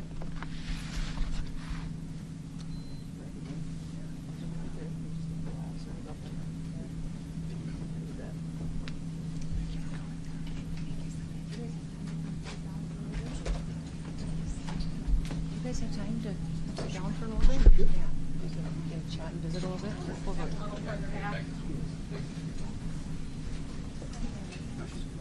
Right. And Johnny, did you want to say something? Yes, one more thing, because as you rightly say, you know, with security and beautifying cities and the whole country, we want people to come and enjoy and have fun. And that's why this is not just the most iconic trophy in the world of sport, but we start on the 10th of September the sale of tickets for the FIFA World Cup. And we have the first ticket here for the final. Good. For you. Oh, good. That's cool. Wow. It's, of course, row 1, seat 1. It's ticket number 45, 47. And it's for the final in New York, New Jersey. So you have your ticket already for the final. All the others, 10th of September, start getting your tickets. That's beautiful, yeah. 6.5, 7 million tickets. Fans will enjoy the security here. Will be fantastic. You're going to do record business, I think. 100%. Kristi, would you like to say something? Yeah, Mr. President, millions of people will come to this country, and we'll make sure they get their travel documents, their visas, that they want to come here and spend their money and enjoy this sporting event. It'll be the largest event in the world. And sir, you're reminding me of something that my dad used to say all the time when I was growing up. He would say, Kristi, you kids need to look like you respect yourself before anybody's going to respect you. And in this country, when people look at our streets, when they look at our capital, you're bringing respect back to this city. And people will respect our country more because it's safe, it's clean, it's beautiful. And what you're doing is transforming this nation by making sure that our laws are upheld. And millions of people are going to come and be able to enjoy it next year, and I'm excited about that. Thank you for doing that. Well, our country is respected again. And a year ago, we had a dead country. I'm telling you, it was a dead country. It was a country that had lost its way. It was a country that was going to fail. Look even today where they say $4 trillion in reductions of deficits. And this was totally unexpected. They didn't expect it. I mean, I don't know where they've been, the people that do this stuff, but it's terrible. I want to thank Kristi for another reason. I said to her 2 weeks ago, I said, Kristi, do me a favor. I built hundreds of miles of wall.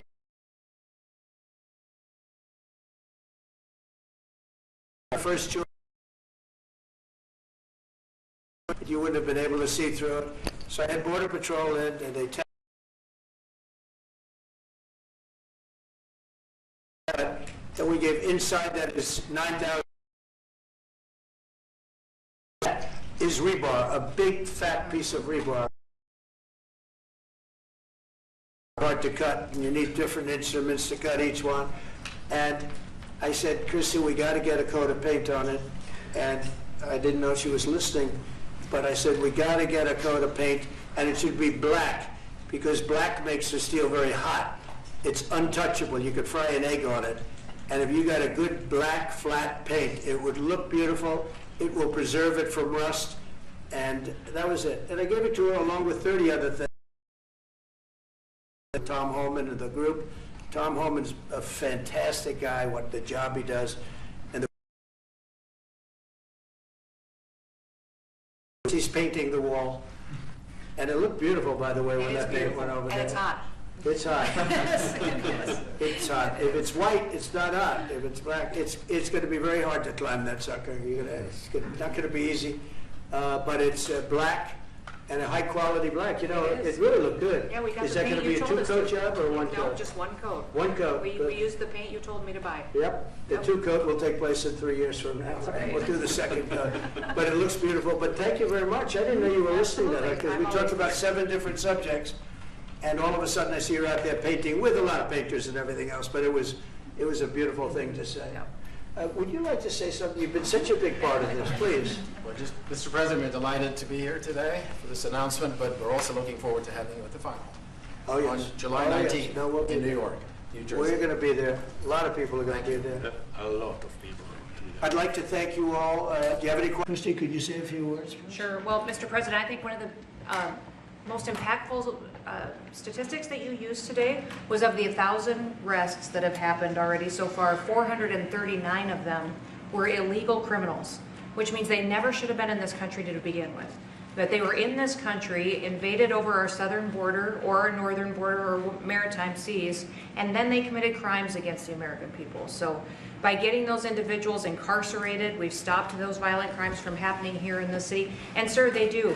Exactly like Stephen was talking, they have ties to cartels. They have networks across this country and other cities. So by what you're doing here is going to have a ripple effect in Miami, in Chicago, in other cities, because you're grabbing those networks and giving us information and targeting information to go and get more criminals across this country. So thank you for the work that you're doing. We have ICE and CBP, Federal Protective Services, Secret Service, HSI, all of our officers are working with all the other agencies every day here in DC, and they're so proud to have this kind of partnership. So they're so glad that you're letting them do their jobs again.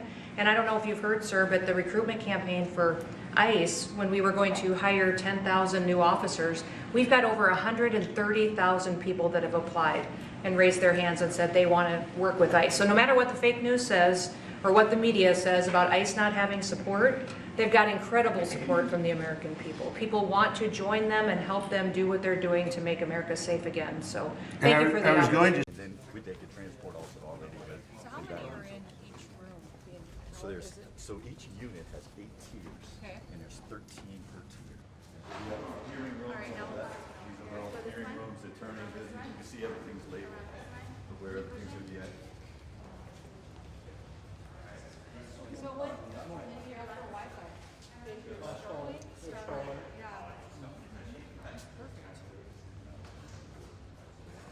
This enough go with an old and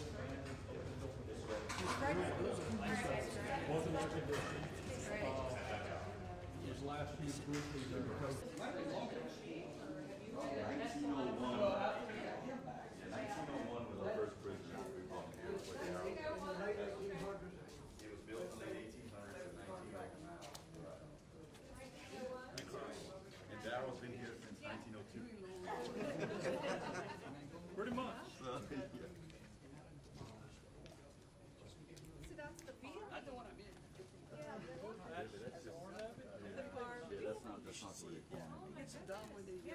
Guys, we're going to have to push it out real quick. Let's move. Good afternoon. Today we're here at this legendary Angola prison to announce an agreement between the United States of America and the great state of Louisiana. There has never been an agreement like this one before. And it is here today at this place because President Trump has selected and built relationships with leaders across this country that don't complain about things, they fix them. And when we called up Governor Landry and told him about our need for detention space and our need to have a place where we can house some of the violent, criminal, illegal aliens that are out there perpetuating horrific activities against the families in this country, he offered us a solution. He offered us a space that we could house these dangerous criminals and make sure that they were never able to harm another child or family member in this country ever again. I want to thank Governor Landry for hosting us. I also want to thank our great Attorney General Pam Bondi for her willingness to consistently work tirelessly to make sure she's defending our laws and she's out there fighting for people that they have an opportunity to live the American dream. She's been strong, she's been hardworking, and she's been fair. She recognizes that the scales of justice apply equally to everyone and that criminal illegal aliens have no place in this country. I also want to thank our Deputy Director, Madison Sheehan, for all of her leadership as well at ICE. She has been fantastic in helping us come up with solutions like the one you see in front of you today to ensure that these criminals are never let go in the United States of America again. And then we also have other leaders that we're grateful for, the Warden, the Department of Corrections and Public Safety. Leaders here in this state have been absolutely wonderful in what they've done to put together this opportunity to open up today the Louisiana lockup. Our one cell block here, as Governor Landry referenced before, called Camp J, has been now repurposed into an ICE detention facility. But not just a typical ICE detention facility that you may see in another state somewhere else in this country. Instead, this facility will hold the most dangerous of criminals that have been out there harming individuals in this country. It will be high-risk alien individuals and criminals, and here are a few of the examples of those individuals that are being moved or are already here today.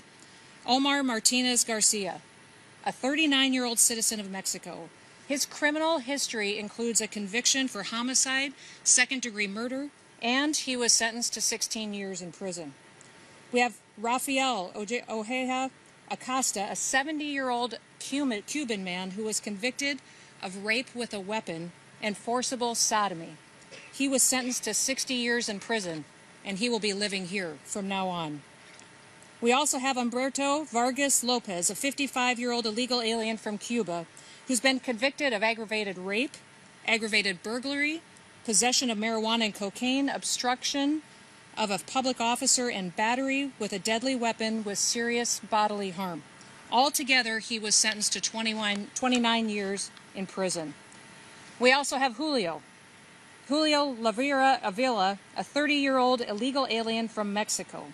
He was convicted of battery, family violence, and cruelty to children in the third degree. He was sentenced to 19 years.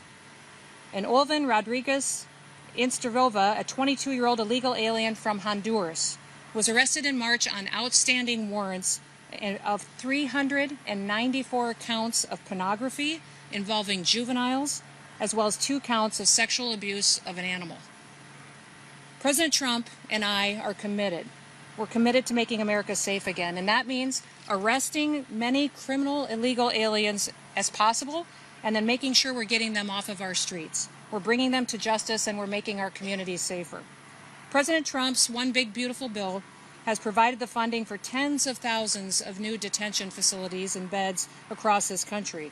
That bill also funds the 287G program that helps us build law enforcement agreements with local communities and state leaderships.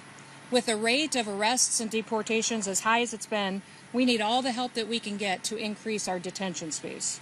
Louisiana is one of several states that is stepping up to help solve these problems, but they're doing it in an unprecedented way.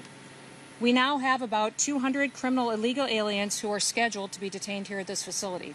The capacity will be up to 400, as Governor Landry specified earlier, and since Angola Prison is located on the grounds of the highest security prison in Louisiana, the citizens here have no need to worry about their safety. They will remain in this facility, and people will be protected from these criminals. So I want to thank you and all of you who care about this country and understand that this president is working every single day to address the crime, address the violence in our cities and our communities, and is bringing people to justice and deporting people out of this country who shouldn't be here. I want to thank Governor Landry for his leadership. He declared an emergency back in July in order to start forming partnerships with us to solve these problems. And I'd also like to thank Governor Landry for his leadership in signing Operation Go, a historic 287G collaboration with Louisiana and our federal agency to arrest and to deport the worst of these criminals. And thank you also to Madison for all of our hard work for helping us get to this announcement today and the operations that are conducted by ICE officers across this country to make sure we're keeping our country safe. Madison knows Louisiana very well. She did great work for Governor Landry when she was here, and she is doing great work in the United States of America and Washington, D.C. as well. I also want to thank Gary Westcott, the Secretary of the Department of Public Safety and Corrections here in Louisiana, for all of his partnership and leadership of his agency. And Scott Ladwig, Acting Field Office Director for ICE ERO, that's in New Orleans, and special thanks to Warden Daryl Vanoy, who returned to serve as warden here at Angola last year, after he had already served as warden once before. He knows this facility well. In fact, he probably knows it better than anyone else. May God bless all of our law enforcement officers, all the men and women who get up every day and work to protect our public safety. And may God continue to bless the United States of America. Now I'd like to introduce to you and have you welcome with me our great United States Attorney General, Pam Bondi. Go ahead. Mr. President. Mr. President. Go ahead. Just to clarify, you said you might go to Gaza. You're saying that's Who the you first with? topic. I'm representing the TV pool, but I'm with NBC, sir. That's too bad. Okay. Well, just to clarify, you said you might go to Gaza, and then the second question I had earlier today, you said the mayor of Chicago and the governor of Illinois should be jailed. Have you asked the Justice Department to look at possible charges? No, I've seen the law, and when you have a group of people where the police call off the safety for ICE officials, I've understood that, and I've read it today in numerous journals, that that's illegal. What they did is I guess it was ICE, Kristi, right? They were under threat, and the police were helping beautifully, and it was fine. And then all of a sudden, a woman was on the line saying, "Everybody, move back, get out, get out." And they were given an order by the second person in the police department, and the governor knew about it, the mayor knew about it. I understand that's a criminal offense. Do you want to comment on that, Kristi?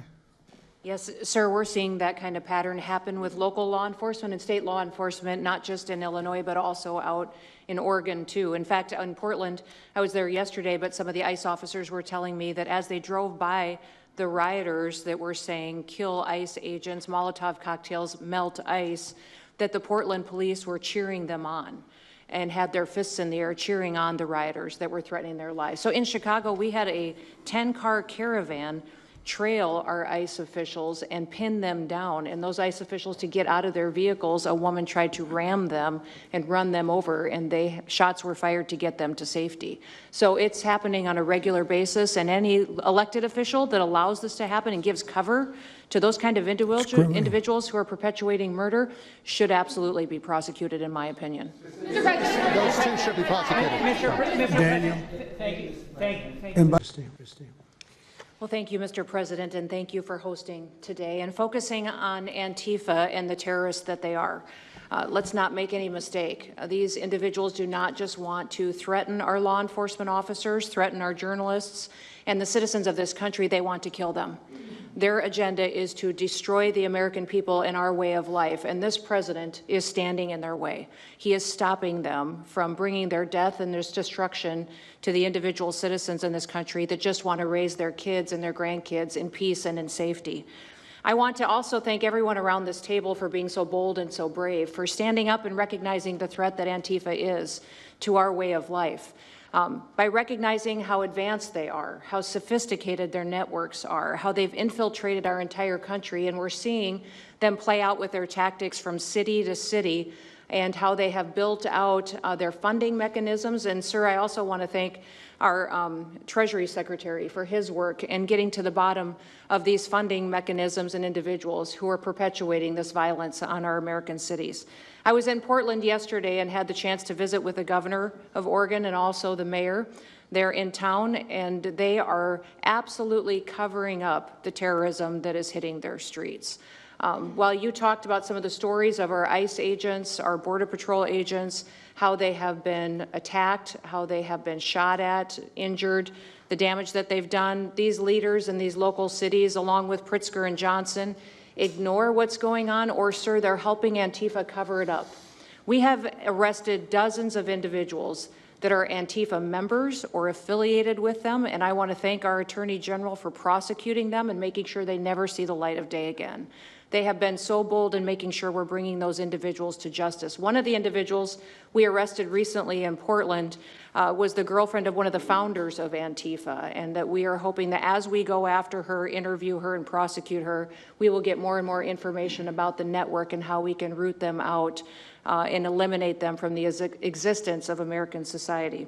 I want to thank the new journalists here today for telling their stories and for being able and willing to go to the streets and to cover what's happening here in America. Many times the legacy media has looked the other way, refused to tell the stories. The networks have not really focused on what this is and what damage it is doing to our country, and how this network of Antifa is just as sophisticated as MS-13, as TDA, as ISIS, as Hezbollah, as Hamas, as all of them.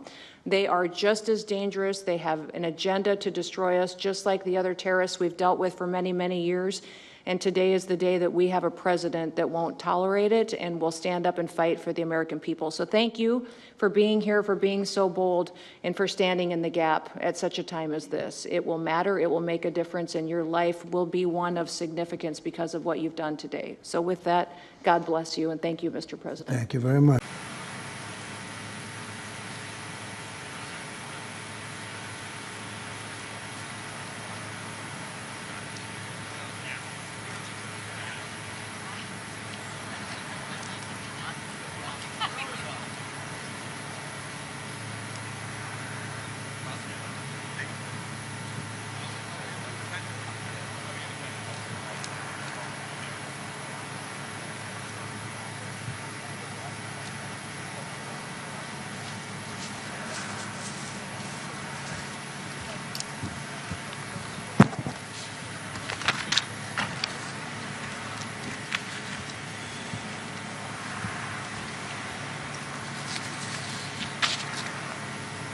We are here today to protect our state and our country.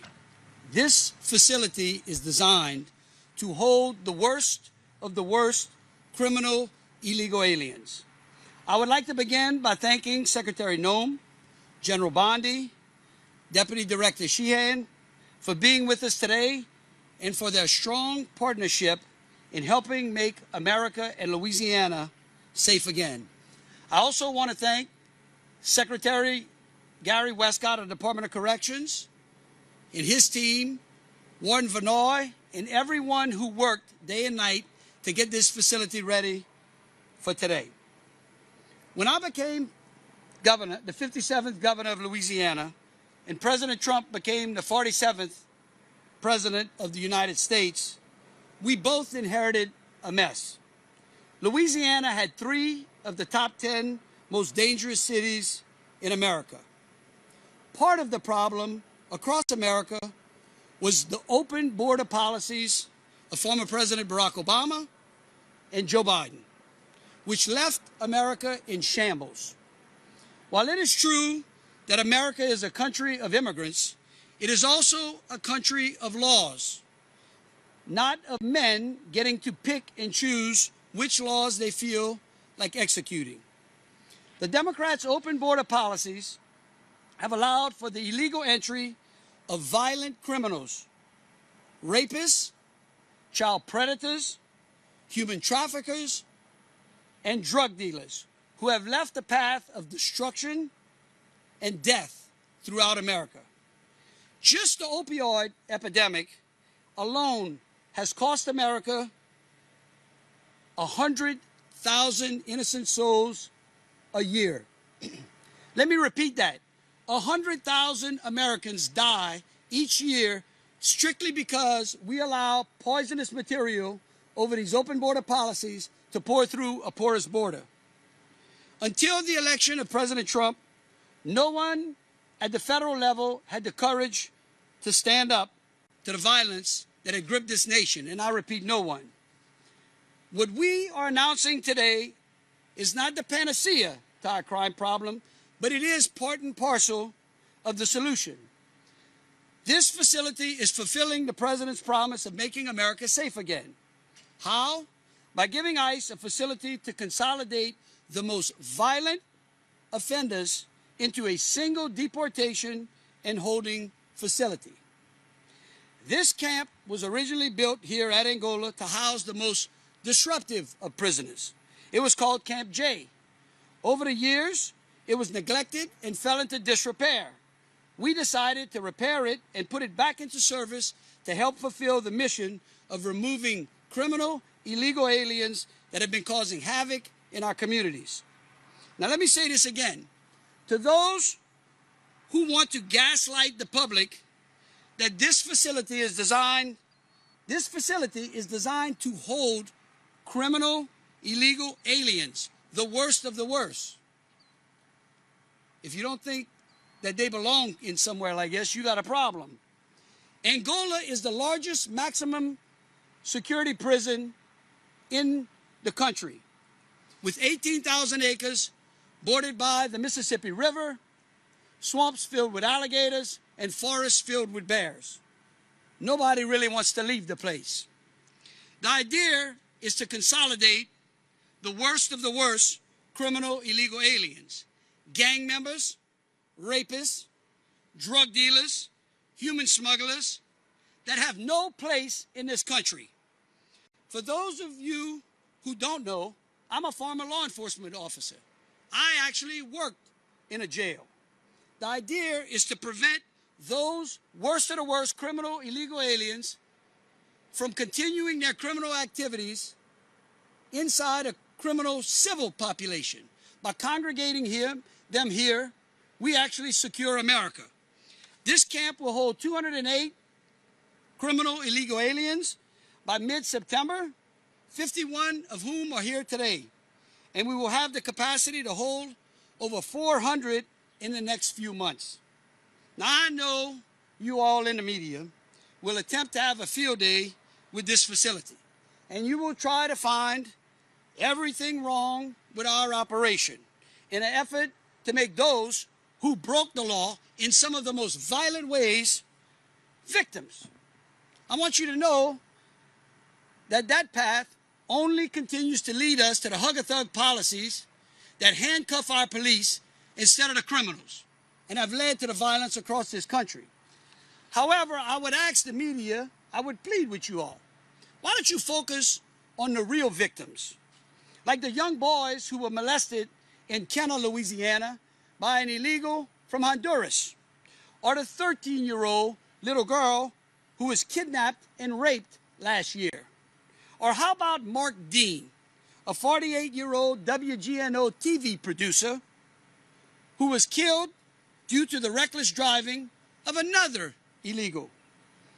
Or the young Nichols female student who was randomly attacked with a hammer outside of St. Thomas's Church. These are just a few of the stories that highlight what is playing out all across America because of the Democrats' open border policies. When we allow our country to be overrun by those who have no respect for our laws or way of life, American families suffer and our communities crumble. I have said countless times that I don't know anyone who has a house without a front door. And so you don't have a country without borders. It's so refreshing to have a president and a cabinet, like the lady standing behind me, who empower law enforcement to do their jobs, to provide American families the safety they have long wanted, and finally puts America and her people first. That is why today I'm proud to stand alongside Secretary Noem, General Bondi, Deputy Director Sheehan, as we announce the opening of the Louisiana lockup, which will house the worst of the worst illegal criminal aliens. And now I would like to turn it over to my great friend, former governor, and now the Secretary of Homeland Security, Kristi Noem. Good afternoon. Today we're here at this legendary Angola prison to announce an agreement between the United States of America and the great state of Louisiana. There has never been an agreement like this one before. And it is here today at this place because President Trump has selected and built relationships with leaders across this country that don't complain about things, they fix them. And when we called up Governor Landry and told him about our need for detention space and our need to have a place where we can house some of the violent, criminal, illegal aliens that are out there perpetuating horrific activities against the families in this country, he offered us a solution. He offered us a space that we could house these dangerous criminals and make sure that they were never able to harm another child or family member in this country ever again. I want to thank Governor Landry for hosting us. I also want to thank our great Attorney General Pam Bondi for her willingness to consistently work tirelessly to make sure she's defending our laws and she's out there fighting for people that they have an opportunity to live the American dream. She's been strong, she's been hardworking, and she's been fair. She recognizes that the scales of justice apply equally to everyone and that criminal illegal aliens have no place in this country. I also want to thank our Deputy Director, Madison Sheehan, for all of her leadership as well at ICE. She has been fantastic in helping us come up with solutions like the one you see in front of you today to ensure that these criminals are never let go in the United States of America again. And then we also have other leaders that we're grateful for, the Warden, the Department of Corrections and Public Safety. Leaders here in this state have been absolutely wonderful in what they've done to put together this opportunity to open up today the Louisiana lockup. Our one cell block here, as Governor Landry referenced before, called Camp J, has been now repurposed into an ICE detention facility. But not just a typical ICE detention facility that you may see in another state somewhere else in this country. Instead, this facility will hold the most dangerous of criminals that have been out there harming individuals in this country. It will be high-risk alien individuals and criminals, and here are a few of the examples of those individuals that are being moved or are already here today. Omar Martinez Garcia, a 39-year-old citizen of Mexico. His criminal history includes a conviction for homicide, second-degree murder, and he was sentenced to 16 years in prison.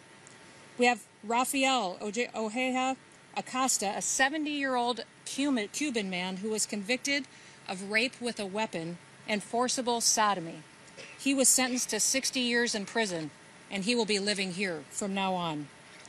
We also have Humberto Vargas Lopez, a 55-year-old illegal alien from Cuba, who's been convicted of aggravated rape, aggravated burglary, possession of marijuana and cocaine, obstruction of a public officer, and battery with a deadly weapon with serious bodily harm. Altogether, he was sentenced to 29 years in prison. We also have Julio Lavera Avila, a 30-year-old illegal alien from Mexico. He was convicted of battery, family violence, and cruelty to children in the 3rd degree. He was sentenced to 19 years. And Olvin Rodriguez Insterova, a 22-year-old illegal alien from Honduras, was arrested in March on outstanding warrants of 394 counts of pornography involving juveniles, as well as 2 counts of sexual abuse of an animal. President Trump and I are committed. We're committed to making America safe again, and that means arresting many criminal illegal aliens as possible and then making sure we're getting them off of our streets. We're bringing them to justice, and we're making our communities safer. President Trump's One Big Beautiful Bill has provided the funding for tens of thousands of new detention facilities and beds across this country. That bill also funds the 287G program that helps us build law enforcement agreements with local communities and state leaderships. With the rate of arrests and deportations as high as it's been, we need all the help that we can get to increase our detention space. Louisiana is one of several states that is stepping up to help solve these problems, but they're doing it in an unprecedented way. We now have about 200 criminal illegal aliens who are scheduled to be detained here at this facility. The capacity will be up to 400, as Governor Landry specified earlier, and since Angola Prison is located on the grounds of the highest security prison in Louisiana, the citizens here have no need to worry about their safety. They will remain in this facility, and people will be protected from these criminals. So I want to thank you and all of you who care about this country and understand that this president is working every single day to address the crime, address the violence in our cities and our communities, and is bringing people to justice and deporting people out of this country who shouldn't be here. I want to thank Governor Landry for his leadership. He declared an emergency back in July in order to start forming partnerships with us to solve these problems. And I'd also like to thank Governor Landry for his leadership in signing Operation Go, a historic 287G collaboration with Louisiana and our federal agency to arrest and to deport the worst of these criminals. And thank you also to Madison for all of her hard work for helping us get to this announcement today and the operations that are conducted by ICE officers across this country to make sure we're keeping our country safe. Madison knows Louisiana very well. She did great work for Governor Landry when she was here, and she is doing great work in the United States of America and Washington, D.C. as well. I also want to thank Gary Westcott, the Secretary of the Department of Public Safety and Corrections here in Louisiana, for all of his partnership and leadership of his agency, and Scott Ladwig, Acting Field Office Director for ICE ERO, that's in New Orleans, and special thanks to Warden Daryl Vanoy, who returned to serve as warden here at Angola last year, after he'd already served as warden once before. He knows this facility well. In fact, he probably knows it better than anyone else. May God bless all of our law enforcement officers, all the men and women who get up every day and work to protect our public safety. And may God continue to bless the United States of America. Now I'd like to introduce to you and have you welcome with me our great United States Attorney General, Pam Bondi. Thank you, Secretary Noem, for your tireless work keeping our country safe, making our country safe. And Governor Landry, thank you for your partnership with the Trump administration to make Louisiana safe and, in turn, make America safe. We're working to secure our borders, remove dangerous illegal aliens, stop drug and human smuggling, and lock up these criminals as long as we can in our prisons.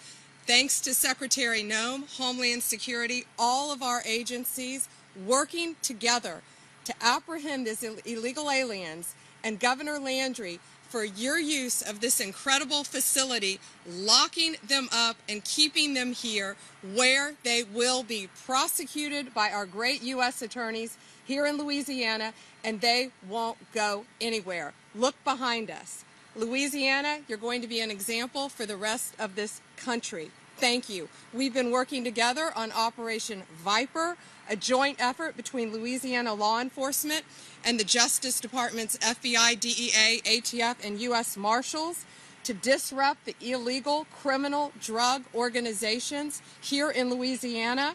Over a 3-week span, we got 140 violent criminals arrested, more than 100 firearms seized, $250,000 in cash, fentanyl, meth, cocaine taken off the streets as a result of everyone working together.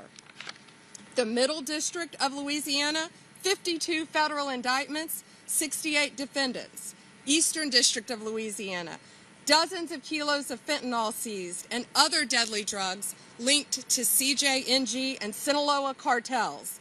They have been seized. Our U.S. attorneys have charged nearly 100 defendants with illegal immigration offenses, and now we have a place to house them all. One example, Miguel Dominguez, who came here illegally from Honduras. In June, he entered our country. He entered a plea in June with 4 counts, one including a firearms charge and illegally distributing cocaine throughout Louisiana. He entered a plea, he will be sentenced, and he will serve his sentence in our country in an American prison because he was committing crimes against Americans.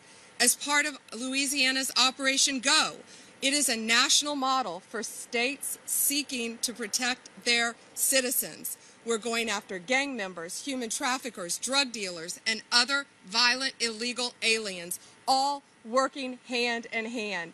And Secretary Noem, again, thank you for everything you're doing, and Madison, to take all of these illegal criminals off the streets, and we will do everything in our power to prosecute them. And Governor Landry, thank you for working hand in hand with all of our federal agencies, because it takes all of us working together, and that's what Donald Trump has always said, to make America safe again. Thank you all.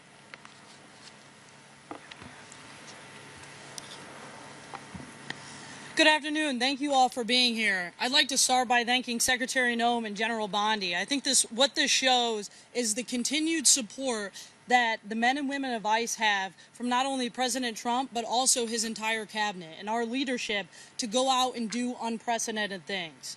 Coming in January, we were tasked by Secretary Noem to make unprecedented partnerships and historic partnerships throughout the country, allowing us to expand our 287G program in a way that it's never done before.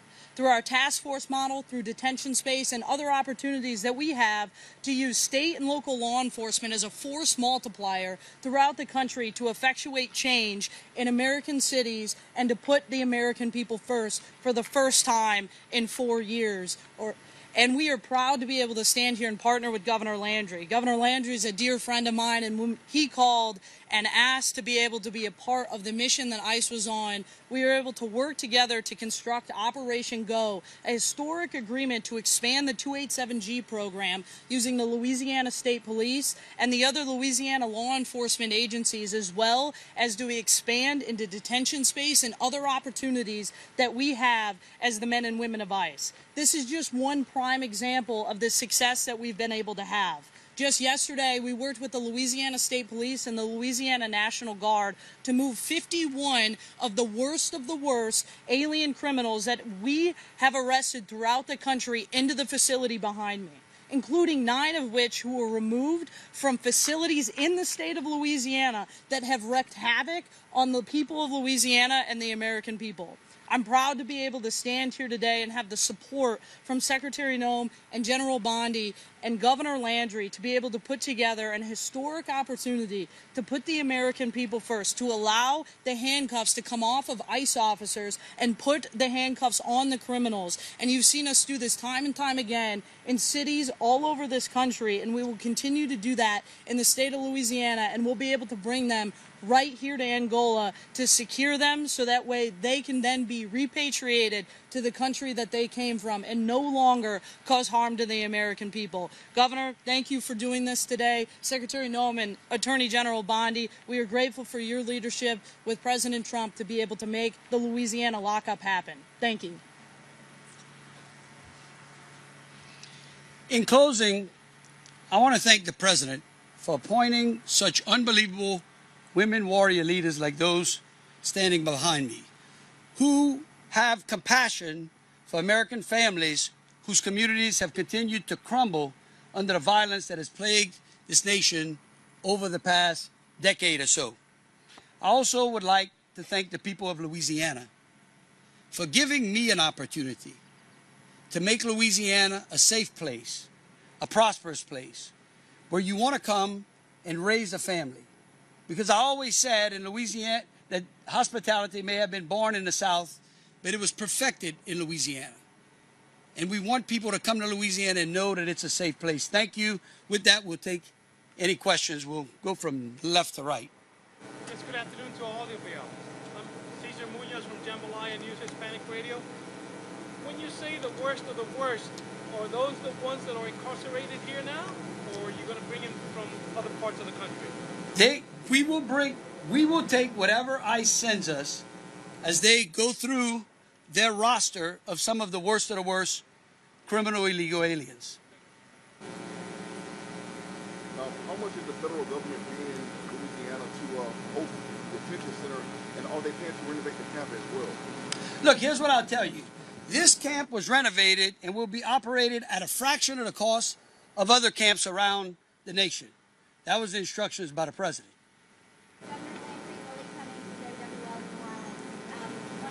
About the National Guard being brought into New Orleans. Can you give us any details on how soon that may happen and how many troops are you talking? Well, y'all know me. I wouldn't talk about any operational elements that we have going on as we combat crime from New Orleans all the way to Shreveport. I will tell you this. Both General Bondi and Secretary Noem have been here since January of this year. Remember, both of them visited New Orleans during that awful terrorist attack on New Year's Day. We don't talk about operations that are ongoing. We only deliver the results after. Thank you. Governor, how long did it take to transform this facility into Louisiana lockup?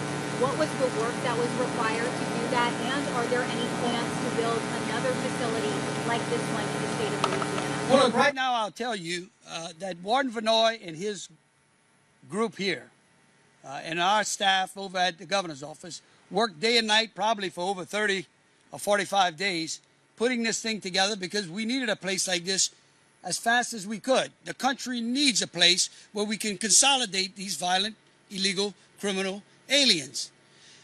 We're going to ramp this place up to about over 400 in the next few months.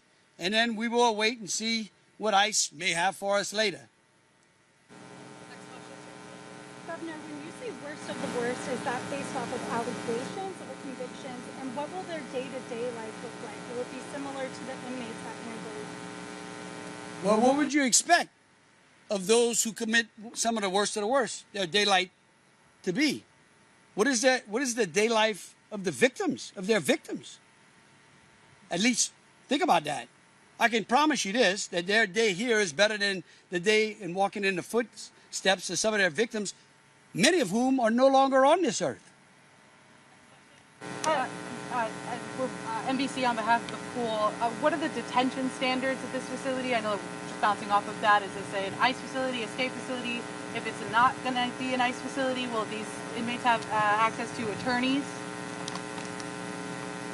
All of the procedures that we will be following here will be based upon ICE's procedures. Oh, you want to? Yeah, sure. So this facility will meet all of ICE's standards, including our standards to have attorneys available, and we have hearing rooms to be able to meet with your attorney as well as see an immigration judge. with Department of Justice. We also have the law library in this facility, just like every other ICE facility. This is a model for the country of what ICE is expecting from our partners, and that's exactly what we have here. You can walk into any ICE facility right now, and you're going to see the same exact standards, and they're going to be met throughout the country, just as Governor Landry did. Governor, any concerns about mixing the populations here with the normal population of Angola, or they're just going to be completely separate? Oh, no. There's no mixing over here. All of the camps are completely isolated from one another. And so this camp will completely be isolated from the criminal civil population. What is the cost that the state is incurring for the renovations and the operations of this facility, and will any of it be reimbursed by the federal government? I can promise you this facility will operate in the black at a fraction of the cost that others have done. That was the instructions I got from the White House. Who will be running the day-to-day operations of the facility, and is it still set up for solitary confinement? The contract is between ICE and the Department of Corrections and GOSEP, and we will have ICE contractors that will help us run the day-to-day activities. Was the choice, every headline about this Angola calls it notorious. Was the decision to choose such a prison with such a reputation deliberate to make people want to self-deport? I'll speak to that. Absolutely. There's consequences for breaking the law in this country now. The law will be applied, and that's what President Trump is doing that's so refreshing and so different from the Biden administration. The Biden administration prioritized illegal criminals ahead of American citizens, and that's not going to happen anymore. So absolutely, the most powerful thing that has convinced people to self-deport was our showing on commercials and on videos of the consequences of breaking the law in this country now. How criminals that come in here and rape people, murder people, that they will face justice and that they will face consequences and they will have to leave the United States and they'll never walk free in our streets again. So absolutely, this is a facility that's notorious. It's a facility, Angola prison is legendary, but that's a message that these individuals that are going to be here that are illegal criminals need to understand, is that if you come into this country and you victimize someone, if you take away their child forever, if you traffic drugs and kill our next generation of Americans, and if you traffic our children and men and women, absolutely there's consequences. You're going to end up here. You're going to end up here because we're going to throw the book at you and everything else that we have until you're out of this country, and you no longer have the right to be free and no longer have the right to be in the United States of America. Yes, sir. Hey, so Governor, is this going to be a place for men and women? How is that going to go? No, there will only be males here. Okay, so where are the women violence going to go? Oh, that's a great idea. After this press conference, I'll talk about that with Secretary Noem and Deputy Director Sheehan. Great idea. Governor, crime in New Orleans is down historically. Are National Guard troops really necessary? And if so, why weren't they sent in earlier? Look, here's what I will tell you. President Trump is focused on getting control of our cities, but not doing it the way past presidents and other administrations have done, where it's temporary.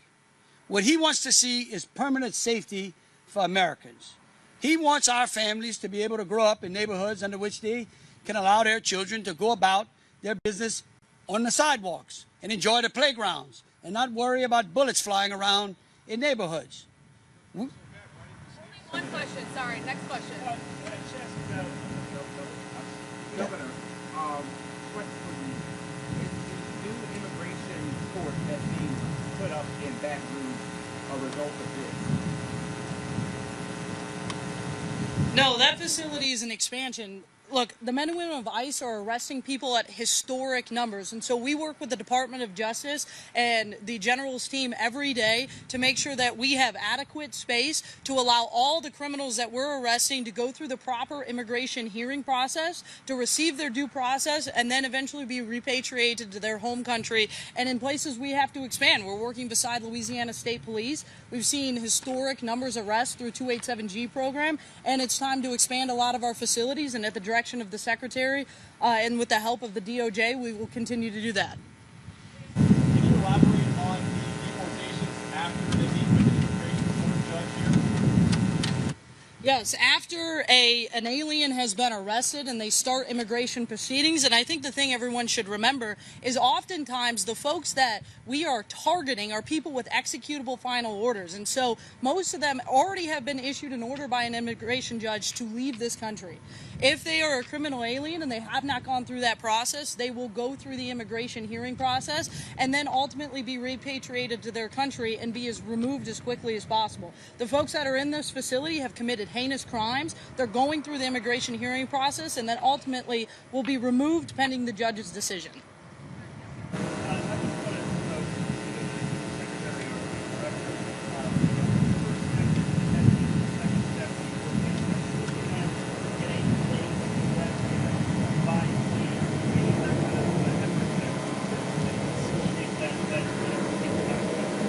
We know the previous administration allowed millions of people to invade this country that are illegals, illegal criminals, and people that need to go home. Listen, if people wait until we detain them and have to remove them ourselves, they will never come back to the United States of America. That's why we're encouraging people who are in this country illegally to leave now. Leave now on your own. We'll buy you a plane ticket, go home, and you may have the chance to come back to the United States of America. In the meantime, we're going to continue to make sure we're taking care of the taxpayers. The people in this country that are running this government expect more out of this government are the people at home working jobs and paying their taxes. And we're going to find an affordable, efficient, sustainable way to continue to deport people. It's going to take us a while to deport the 10 million plus people that Joe Biden let into this country illegally, but we're not going to stop till we're done. We're going to keep going, keep working, and if we need to figure out a way to get more flights in the air so it can happen quicker, I'm all about figuring that out. Let me add something to that to be clear. If you commit a violent crime in this country, if you rape a child, if you commit a murder, if you commit a horrible, heinous crime, we are going to prosecute you here and we are going to keep you here for the rest of your life. Again, I want to thank General Bondi and Secretary Noem, and I will tell you this. If you, okay, I'm so sorry. The line's long. Yes, ma'am.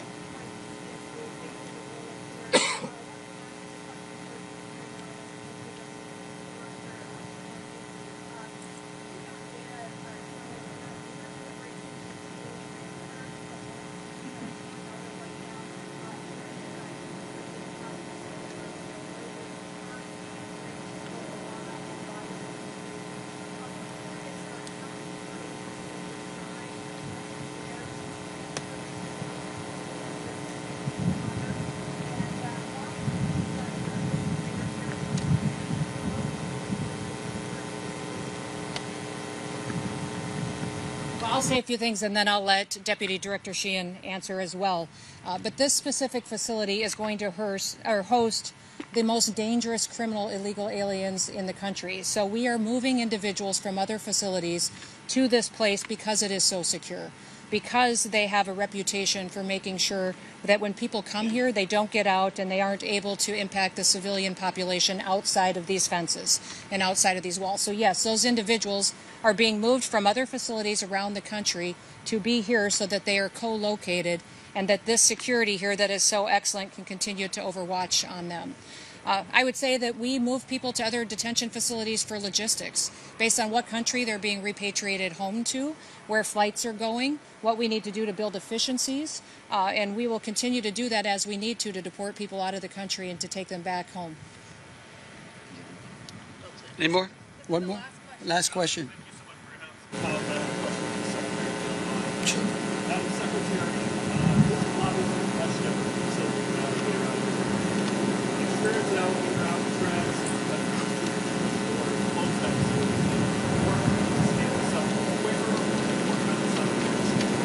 This has been on track.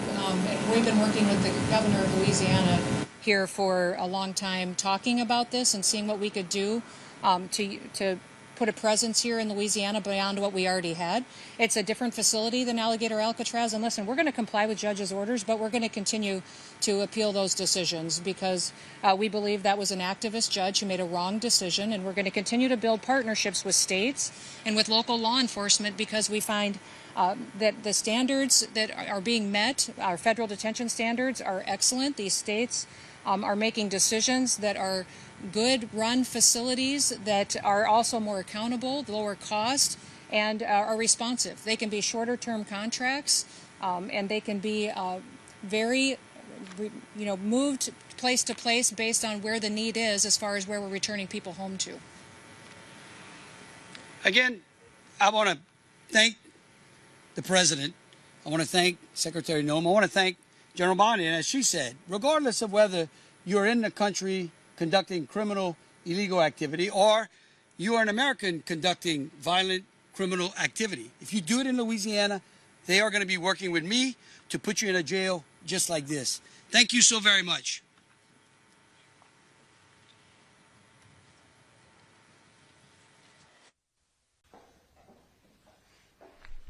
Good morning. It's good to see all of you. Thank you for being here. I'm Kristi Noem. I'm the Secretary of the Department of Homeland Security, and it's wonderful to be with all of you today and give you an update of not just what the work that President Trump is conducting across the country to make families and their communities safer, but also what this office in particular has focused on, the results that they have delivered, but then also what the state of Florida and the partnerships that they have brought to the federal government as far as incarcerating criminal, illegal aliens and bringing them to justice. Today marks 9 months since President Trump has been in office and since he began his work to restore American safety for our families that live here. What he has accomplished for the American people is nothing short of extraordinary. We appreciate what he has done to make us safe again, to secure our borders, and to make sure that he's protecting our people. Since January, the Department of Homeland Security has arrested over 480,000 criminal illegal aliens. 70% of those individuals have criminal charges against them or have been convicted of those criminal charges. Across the country, we're making communities safer so that families can thrive and they can prosper and they can enjoy the kind of freedom that this country was established to provide. Unfortunately, many times we see the news distorting the truth and not bringing the real facts of the stories to the American people, and that is one of the reasons why we're here today, is to make sure that we're focused on what this office has done, our HSI officers, our ICE officers, the criminals that they've taken off the streets here in this city and also this state, and what we can do to get many of these items like you see on the table in front of me out of our communities. You see in front of us illegal rifles, handguns. You see drugs that have been taken off of our streets that are saving the lives of Americans every single day. I want to speak directly to the American people today and remind them and recall the fact that we are focused on the worst of the worst, bringing these individuals to justice. We're not going to let individuals terrorize our streets anymore, and we're not going to let them make victims out of families that live in this country. I'll give you some examples of individuals that were brought to justice here in Sarasota and in this area. The first one I'll talk about is a convicted murderer whose name is Eric Carlos Artiles Ramos, an illegal alien who was from Cuba. He had a prior removal order in 2008, and now because of the work of this office, he is off the streets. He was also previously convicted of kidnapping and carjacking. We also have another individual, Oscar Alfredo Retena Marroquin, an illegal alien from El Salvador. He was convicted of sexual assault against a child and in 1995, and he was also arrested for DUI. He has been deported twice before, in 1999 and in 2019.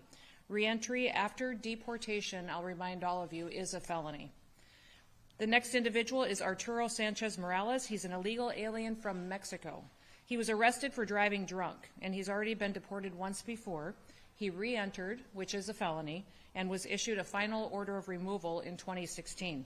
He had previously been arrested for burglary as well, for possession of cocaine and larceny, and has convictions for multiple DUIs and lewd acts against a minor. And again, I'll talk about Leilis Ronaldo Benaro Zarin, who is an individual from Honduras who's been in this country illegally, and he has a conviction for domestic battery. He'd been deported twice before, in 2011 and in 2017. These individuals are just a handful of people that have been in this country creating victims out of American citizens that now those families do no longer have to worry about. Not only have they been brought into and incarcerated, but they're going to be brought to justice and pay for the crimes that they've committed. Every single day our law enforcement officers put their lives at risk to protect the American people. Every single day they get up and they go do their jobs to make sure that American families can live the lives that they've dreamed of since they were young. The left's anti-cop rhetoric has led to a 1,000% increase in violence against our law enforcement officers. We have to stop the rhetoric that is allowing individuals the cover that they want to perpetuate violence against those who enforce our laws. Last month, we had an individual open fire at an ICE facility, and we also saw victims from that attack that happened, not just against ICE agents, but also about detainees that were there at that facility. That individual, when he fired upon the building, created some victims. We lost 2 lives there. 3 individuals were hurt, and 2 died later on after that event. The suspect had anti-ICE written on the ammunition and on his bullet casings, proving that he had targeted against individuals that were working to keep our streets safe. Criminals are now even placing bounties on our law enforcement officers. This last month, the Department of Homeland Security arrested a criminal illegal alien and a Latin Kings gang member who placed a bounty on our U.S. Border Patrol Chief Greg Bovino. Still, they keep pressing on, and we've seen as well individuals on TikTok and other apps making threats against our law enforcement officers, putting bounties out on their head, and we will bring all of those individuals to justice.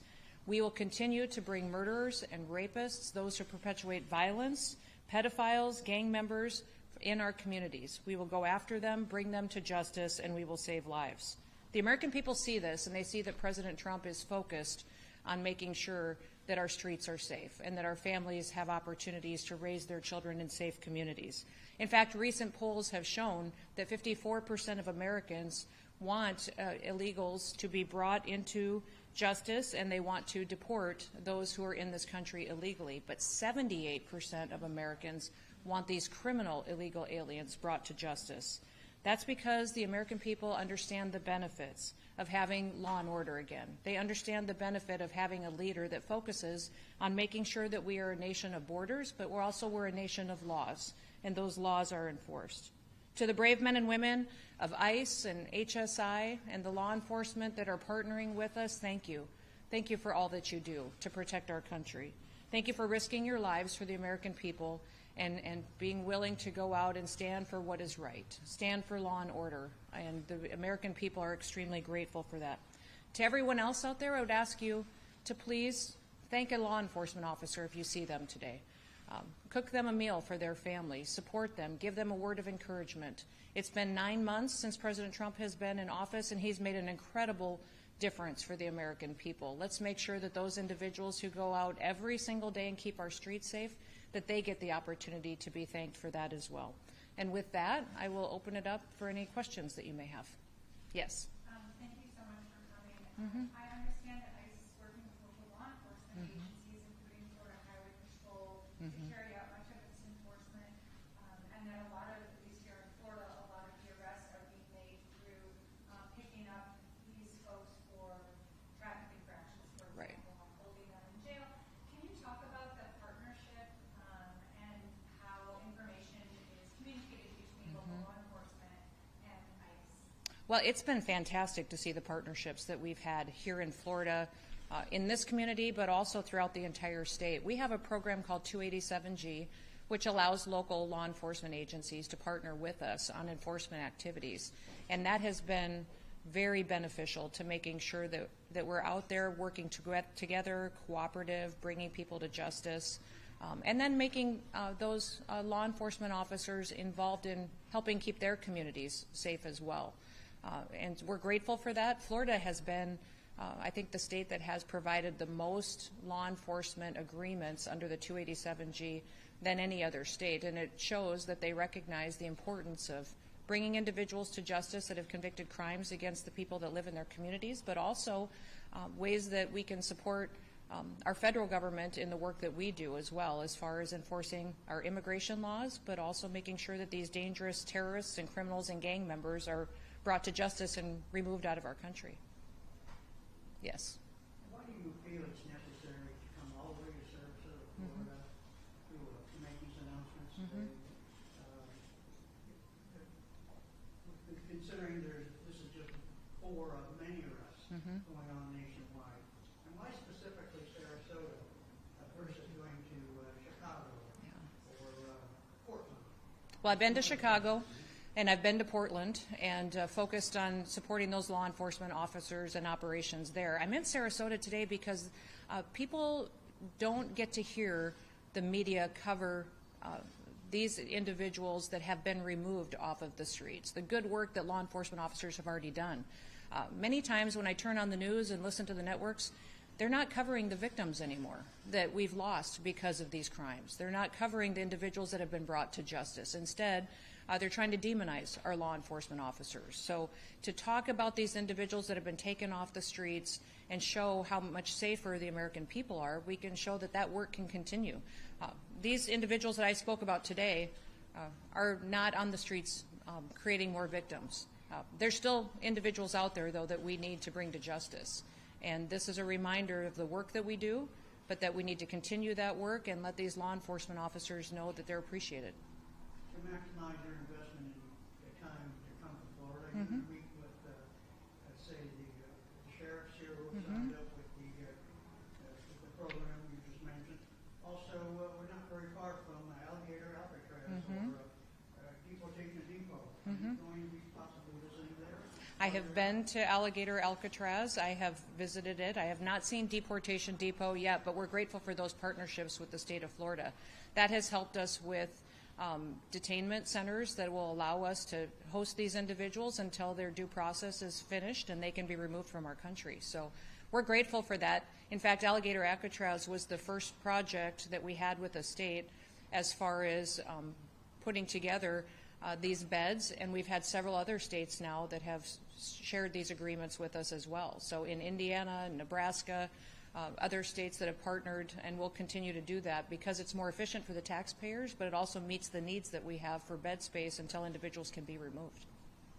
While on the subject of travel, you've received some criticism about the recent purchase of two business jets made by Gulfstream to the tune of $200 million going to the Coast Guard, which is one of your departments. It was stated by the two representatives about their questioning about this. They said that your frequent appearances at ongoing operations, which required the diversion of resources to focus on your security, appears to be unjustified. What is your comment to that? These aircraft are Coast Guard aircraft to replace 25-year-old airplanes that are necessary for the mission of the Coast Guard. Congress appropriated the dollars and paid for them in the big, beautiful bill, and we're grateful that we're able to move forward and make sure that Force Design 2028 for the Coast Guard is mission fulfilled and they can continue to serve our country, not just in a search and rescue mission, but also cooperating with our Department of War. And they're helping us in incredible ways with drug interdiction and bringing these cartels to justice as well. Yes.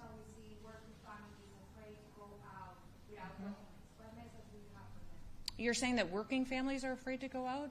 I think they should be in this country legally. They have no fear whatsoever if they're in this country abiding by our laws. And that is the wonderful thing about America. Everybody is treated equally, and we don't pick and choose who the law applies to and who it doesn't. So individuals have the opportunity every day, if they're here illegally, to go home.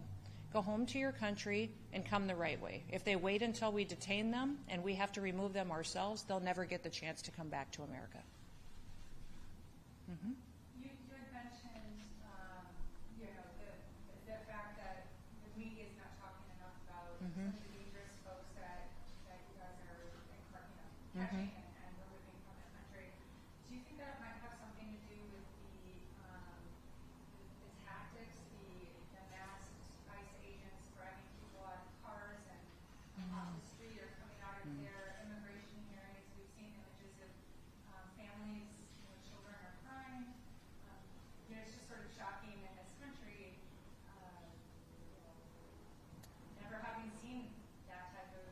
I think that our law enforcement officers are doing everything appropriately and correct to make sure people are brought to justice. And that's the opportunity that we've given individuals from day one, was that if they're in this country illegally, that they can come to us, we will pay them to leave this country $1,000 and buy them a plane ticket to leave. People get to keep their children with them. If they've committed a crime against individuals in this country, they will be brought to justice. They will be prosecuted for those crimes. We've been very clear about that, and I'm grateful for our law enforcement officers that in the face of danger are out there every day, still doing their job and doing what they can to make sure that they are safe, that they are doing it appropriately, and that they get to go home to their kids and their family members too. I think most people look around a room full of law enforcement officers, and sometimes the media doesn't tell the story that they all have families too, and that they deserve to go home that night and tuck their kids into bed and to be able to get up and support their family and pay their bills as well. That's what today is, 9 months of law enforcement officers finally getting to do their job again, finally getting to do what they took an oath to do, and that's uphold the law and be fair and just in how they do that, and I'm so proud of the work that they've done. So what happens to these 4 individuals? Are they going to be deported immediately? They will be prosecuted for their crimes first in this country and serve their convictions if they're convicted, which many of them have long histories of criminal activity, and then they will be deported to their home countries. Not to a third time. Mm-hmm. Well, it depends on how that arrangement is negotiated. If you remember, we work with the Department of State on every single individual, on how we organize those travel documents, how we work with countries, and how they take their citizens back home. How's your recruitment effort going to hire 10,000 new agents? Yeah, we had over 175,000 applicants for our 10,000 new ICE agents. We have many of them that are already out on the job. They've completed their training. We also have huge recruitment for not just ICE agents and HSI, but our Secret Service law enforcement officers, our CBP officers. All of those recruitment efforts are through the roof because I think of the individuals that are excited about defending the homeland, protecting this country, and making sure that they have the ability to go out and to do a job that they can be proud of. Yes? There's been a lot of conversation and talk about the alleged lack of transparency with regards to ICE releasing information about its operations. Can you speak to the transparency or lack thereof with regards to current operations to detain people here illegally? I'm not certain about those accusations. We are conducting our law enforcement operations just how we always have been. Exactly how law enforcement does investigations, how we do operations. Many of those times, those operations need to be secure, but we have not changed our protocols in how we uphold the law and how we bring people to justice based on any kind of policy that's been put in place under this administration.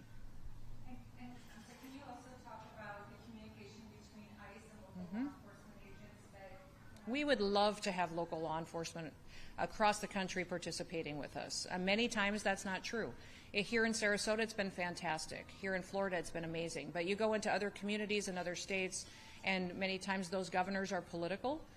Those leaders in those towns, Portland's a great example of the mayor who chooses to play politics instead of keeping his citizens safe. Governor Pritzker in Illinois is putting his people in danger every day by going against us and not working with us to make sure that we're detaining individuals who have criminal charges against them or have been convicted and then re-releasing them out on the streets. We're starting to see better partnership out of some law enforcement officers who recognize that their citizens feel differently than their political leaders. Their citizens recognize that they want their streets safer. We saw that in Washington, D.C., that people that experience the freedom of being able to walk down a street, go to a restaurant again, be able to, conduct normal life and let their kids play in a playground, they enjoyed it, and they let their political leaders know that, and they've cooperated with us more.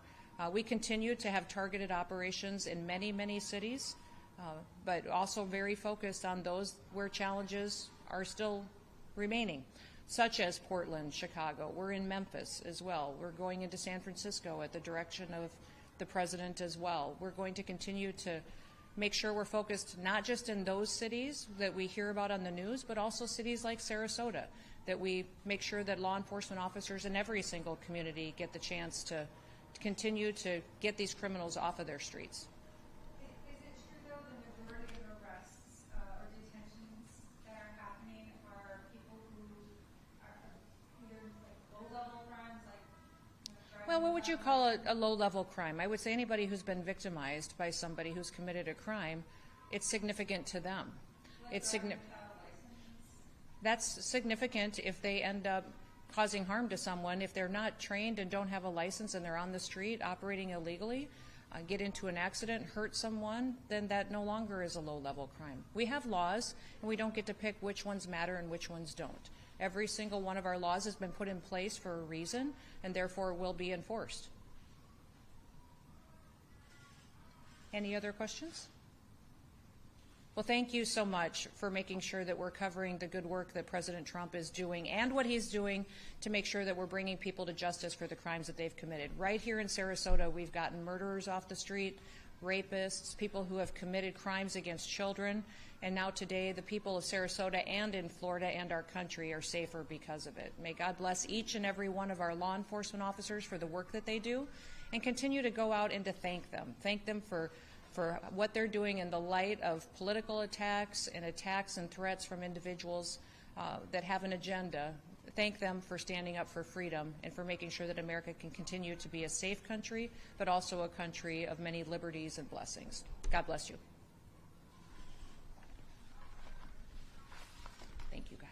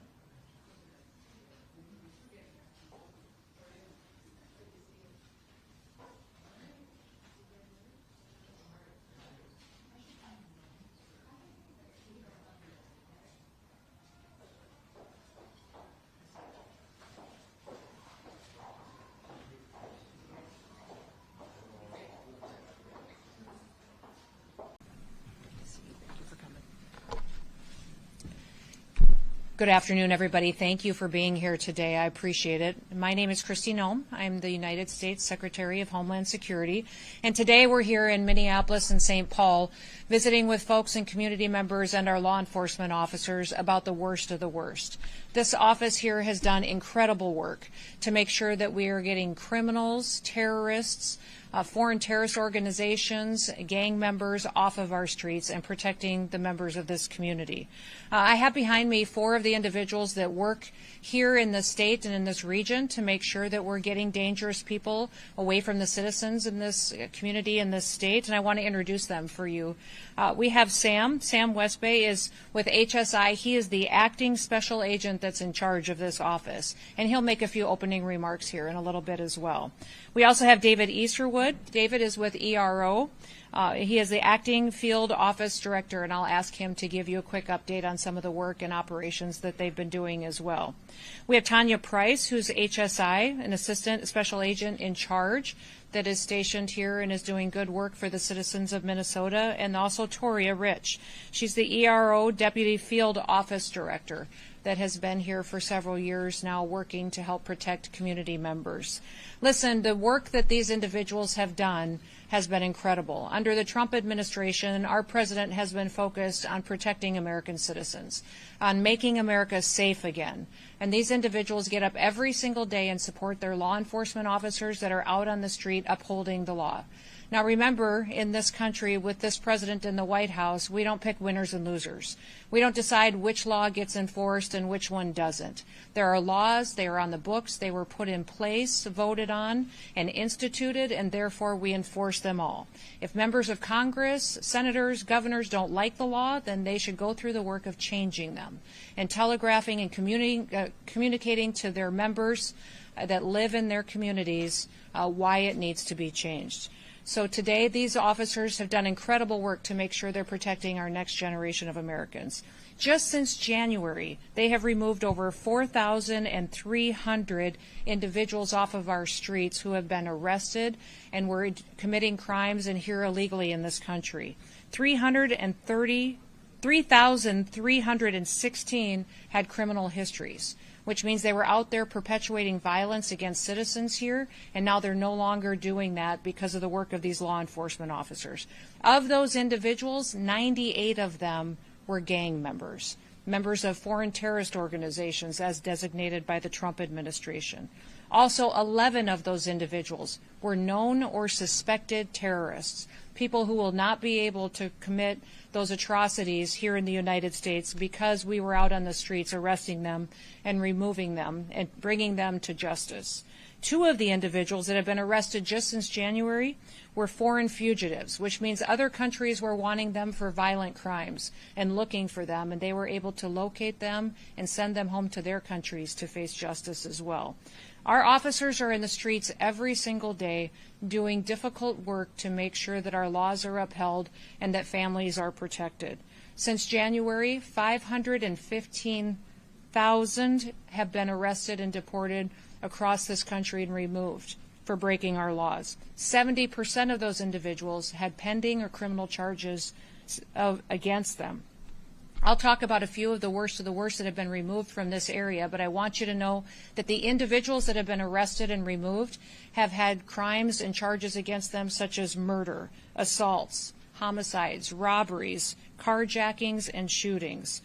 And all of those numbers in this community in Minneapolis and St. Paul, those numbers have only gone up since 2019. Under the leadership of Mayor Frey, under the leadership of Governor Walz, more violent crimes are being perpetuated in these communities because of their refusal to defend American citizens. Regardless, our federal officers, our ICE officers, ERO, HSI, in partnership with our Department of Justice agencies and other individuals throughout the federal government, we will continue to do the work to make sure that these criminals are removed from our communities. I want you to look at these posters that we have up here at the front of the room. One of the individuals, his last name is Munoz. He's from Mexico, and he was brought in and arrested for charges of homicide. Another one is Hernandez Rivieras from El Salvador. The charges against him are human slavery and trafficking of individuals in this country. Garcia's in front of us as well. His last name is Garcia Oliver from Mexico. He's been wanted and charged with sexual assault. And then another individual in front of us on these posters in front of us is Gonzalez Rivas. He's from El Salvador and is wanted for assault. These individuals have been arrested because of these individual law enforcement officers in our community and will be brought to justice and deported from our country, never to return. We also had operation that has been working in this area specific to visa fraud. Visa fraud has been very rampant in these cities, and the USCIS agency has worked on Operation Twin Shield, which is a first-of-its-kind visa fraud operation that has gone out and investigated those who maybe came into this country under wrong paperwork or overstayed and refused to leave, and they utilized fraud to do so. It has been incredible the work that these officers have done in conjunction with the United States Citizenship and Immigration Services to make sure that those individuals no longer get to break our laws and aren't held to consequences of it. The violence against our law enforcement officers has gone up 1,000% in recent days, which means because of the rhetoric of politicians in Washington, D.C., but also here locally, our law enforcement officers have been demonized. And because of that, the consequences of the violence that they've had to face has been overwhelming for them at times. I'm here today to ask all of the people in Minnesota, all of the people in the Midwest and throughout our country to support your law enforcement officers, to support them and help protect them as they go out and do their jobs. Each and every single one of them took an oath. They took an oath to support and to defend this country, to defend their communities and protect people, and that's what they're doing every day when they go out and they enforce the law. They make sure that people who perpetuate violence on individuals are brought to justice, and that those who break our laws face the consequences of that and are removed from our country. We've seen attacks across our country on law enforcement, but also on their facilities. We last night had an unprecedented attack on a Coast Guard facility in California by San Francisco. We've seen individuals going after patriots who step up to defend not just our streets, but also defend us internationally and defend us on a national security standpoint each and every day.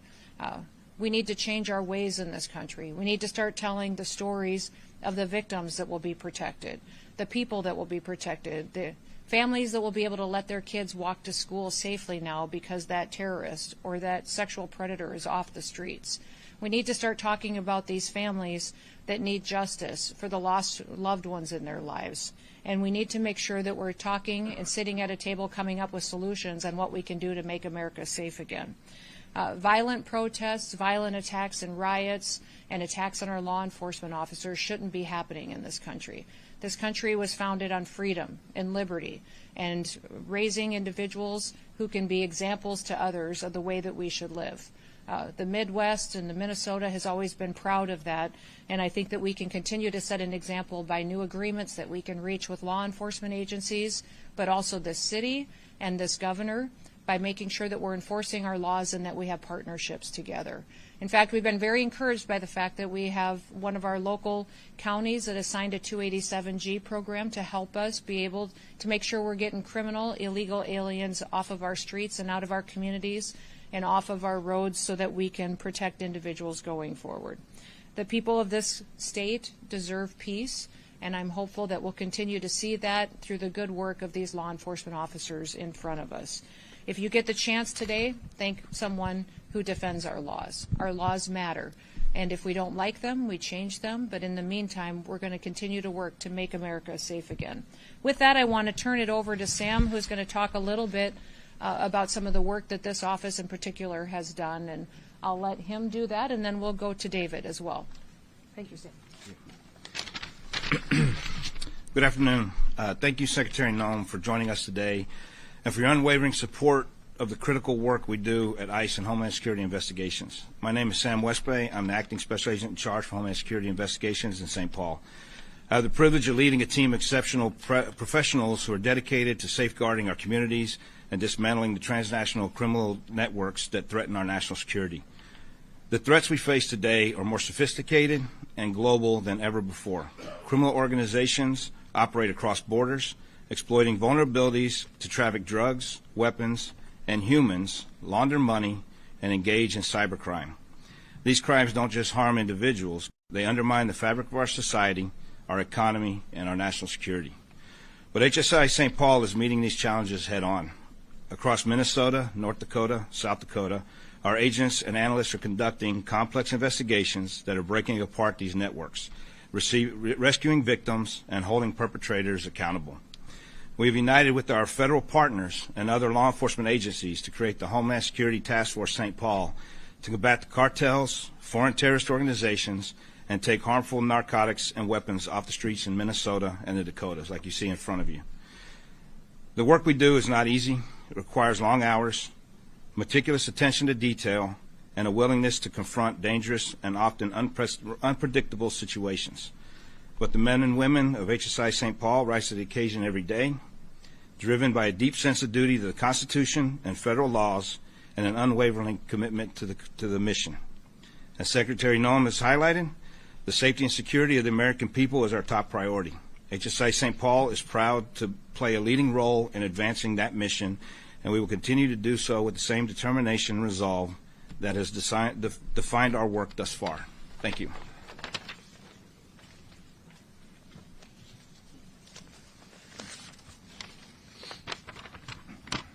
Good afternoon. Thank you, Secretary Noem, for your leadership and for taking the time to join us here today. Your presence underscores the importance of the work we do every day in service to the mission of the Department of Homeland Security and the American people. My name is David Easterwood. I'm the Acting Field Office Director for Enforcement and Removal Operations, ERO St. Paul. I'm honored to lead the officers and staff of ICRO across Minnesota, North Dakota, South Dakota, Iowa, and Nebraska. The men and women of ERO St. Paul embody the highest standards of professionalism, integrity, and dedication. Every day, they face complex challenges with determination and resolve, ensuring the safety of our communities and the enforcement of our nation's immigration laws. Their work is critical to the security of the United States, and I am proud to lead such an outstanding team. Across Minnesota, North Dakota, South Dakota, Nebraska, and Iowa, our efforts have made a profound impact. Whether it's apprehending criminal illegal aliens who pose a threat to public safety, managing detention operations with care and professionalism, or collaborating with federal, state, and local partners, our officers demonstrate every day what it means to serve with honor and dedication. As Secretary Noem has emphasized, our mission is clear: to protect the homeland, uphold the rule of law, and ensure the safety and security of the American people. As we move forward, I am confident that this team will continue to rise to the challenges before us. Thank you. Thank you, Sam and David. And this office has been focused on getting the worst of the worst off of our streets. The results that they have brought forward for this community and this city has been absolutely incredible. But as they talked about, they service not just Minnesota, but the surrounding region as well. And we pray every day for their safety when they're out doing their work, and that they would continue to have the support of the people who live here. So with that, we will open it up to any questions that you may have. Mm-hmm.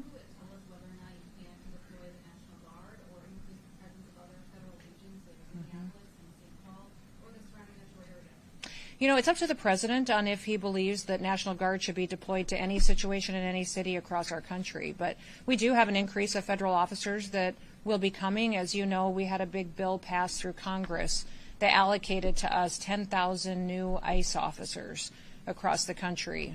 We have received over 175,000 applicants for those jobs.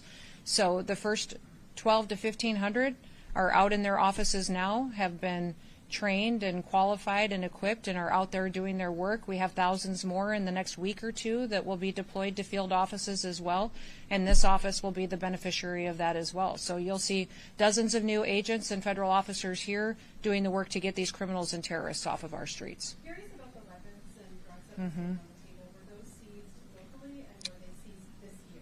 They were. I will let Sam talk about the specifics on each of these, but yes, these are all drugs and weapons that were seized from the operations that these law enforcement officers conducted here in this area. So I'll let you talk a little bit about specifics if you'd like to. Yes, I don't have a lot of specifics on them because obviously some of these cases are still ongoing in the courts. But the dope and the methamphetamines, the fentanyl, and the weapons seen here have been taken off the streets in Minneapolis and St. Paul between us and our federal partners, DEA, ATF, FBI, and everyone else that we work with. But they have been taken off the streets at some point in time throughout the year here. So this is not something uncommon to this area to see this. Madam Secretary, earlier this week, or yesterday, Mayor Laurie of San Francisco said that he talked to you after President Trump said that he wouldn't be doing a federal deployment to San Francisco. What did you tell the mayor during that call? Is there still a chance that San Francisco could end up with federal immigration or crime enforcement searches? I did talk with the mayor of San Francisco, and we talked about all of his efforts to bring some safety and security to the streets of San Francisco, and that he had had a conversation with the president who said we would cooperate and help as much as we could, but that if he didn't get it under control, that we would move in, that we would bring in more support, potentially National Guard, Department of War individuals that would be able to help make sure that those people get the safety that they deserve as well. I'll tell you what, last night was not a good example of what the mayor is accomplishing and what the people in that area are accomplishing. To see this violent individual use a truck to try to break into our Coast Guard base and to ram those individuals and threaten the lives of the individuals who serve in our Coast Guard was horrific. And we won't stand for that anymore. I talked to the president about it just a couple of hours after it happened early this morning, and the president said that was their one chance, that if they don't figure out how to protect our law enforcement officers and protect our Coast Guard members, that we would be forced to come in and protect those individuals. Listen, our Coast Guard as well has been out there doing a lot of this drug interdiction that you see across the country and across the world. They don't just have a search and rescue mission. They have a mission to go out there and do a lot of interdictions out in our maritime seas and are picking up tons of cocaine and fentanyl and meth that's being shipped in. Because our border is closed, these cartels and terrorist organizations are moving it through different methods. And so our Coast Guard has been absolute rock stars in being partners with ICE and ERO and HSI to make sure that we're not just bringing people to justice, but that we're also getting these deadly drugs off of our streets. We have saved millions of lives by doing operations like this and getting these drugs out of a system and keeping them away from our children.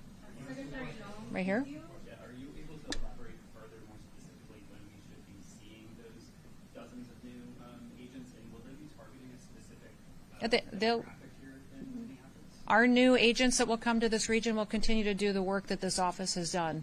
They'll continue to go out and to not just go after the worst of the worst, but make sure that those individuals that are in this country illegally are brought to justice and deported. You know, one thing I would remind everybody is that we've telegraphed this from the very beginning of the administration, is that if you're here illegally, go home.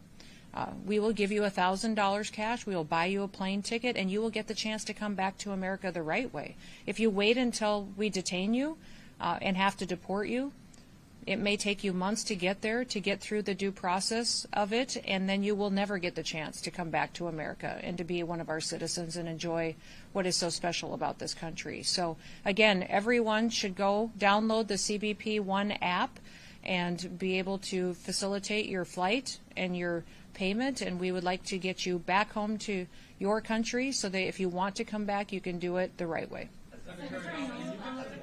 It's been incredibly successful. The question is if it's been successful encouraging people to voluntarily go home? Absolutely.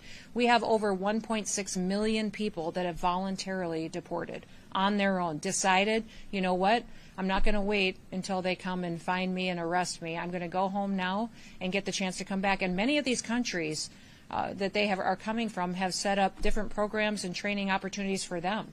You go to Guatemala, Honduras, Mexico, Panama, many of these countries have training programs, housing loans that they will give to individuals who are returning back. They want them to be a part of their economy. Their situation has changed as well because America has enforced our borders and we've worked with them so much. They're doing better and their businesses are growing. So we would encourage people to continue to do that. Overwhelmingly, people understand now that it's different in the United States. Now we follow the law. Now we enforce the law, and now people are safe again. We'll go down here. Where ICE agents have not been appropriately identifying themselves here in Minnesota, is that something that's being handled internally? Our agents always follow exactly what the law is and what the regulation and the protocol is for every single operation that they're out on. So they are always identifying themselves and making sure that people know who they are and why they're there.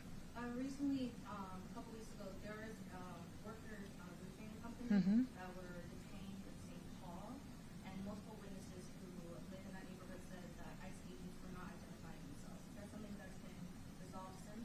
Our agents follow the exact same operational protocols and regulations and structure and law that they always have.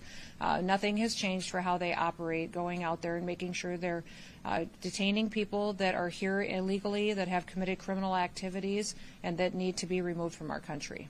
Secretary Noem, can yes. you and Mr. Westbay provide some clarification on the two men on the posters behind you? Did they live in this area? When were they arrested? Any more details you can provide on them? Do you want to talk? I'd actually have for David on this one. Yep. I believe those are I've got some details too. Let me. Aldrin Guarnero Munez was a Mexican who has been convicted of assault and homicide in 2004. He was arrested for first-degree assault, third-degree assault, and malicious punishment of a child. In 2005, convicted of second-degree murder and sentenced to 32 years in prison. In 2015, arrested for 2 counts of third-degree assault. In 2016, again, convicted of third-degree assault and sentenced to 21 months in prison. And yes, the individual was arrested under this administration since President Trump has come in.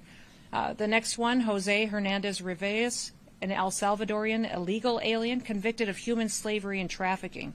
In 2023, he was convicted of 1 count of labor or sex trafficking, which is a felony, and he was sentenced to 10 to 12 years of prison, again arrested with this administration. Now, I'll remind you that our detainers that we have on individuals here are not being honored by the state. So when an individual, we lodge a detainer against someone that's going to be released back out onto the streets, this state is not honoring those detainers, correct? Which means those dangerous criminals are released and we have to go out and find them. We wish the state would change their position on that. Francisco Garcia Oliviar, an illegal alien from Mexico, was convicted of sexual assault. In 2021, convicted of attempted sexual assault in the first degree and sexual assault on a child of the third degree, and sentenced to 12 to 14 years in prison. And the last one is David Gonzalez Rivas, illegal alien from El Salvador, pending charges for assault, additional pending charges including drug possession, weapons possession, and also that includes a felony charge of carrying a concealed weapon. So, yes. One last question. Who wants to be the last one? Yes, sir. During the October 18th raid in Wilder, Idaho, multiple parents say that their children, as young as 10, were zip-tied for 4 hours. Other parents say they were frustrated and unable to care for their kids. Most of them were U.S. citizens who were released. Does ICE have any policies on the treatment of minors during raids? And so do you make sure that your partner agencies are aware of the rules ahead of time? Absolutely. Those children, absolutely, that never happened. That's a fake story. That is not true. Children have never been zip-tied, and that will not happen in the future. Secretary Noem, can you tell us whether you plan to increase immigration capacity in terms of detainment here in Minnesota, including possibly entering a contract to use the third correctional facility? I can't speak specific to a contract, but we are looking for more opportunities for detention partnerships here in the state of Minnesota. So we're looking a lot to state agreements, but also where the state isn't cooperative, such as Governor Walz has not been. I would say we're looking for sheriffs, local communities, smaller towns that may have the ability to help provide and partner with us because they know so many of these individuals that are dangerous in their communities, and they can work with us to make sure that we're meeting not just their law enforcement needs, but also we're getting those people out of their area as soon as possible. Yep.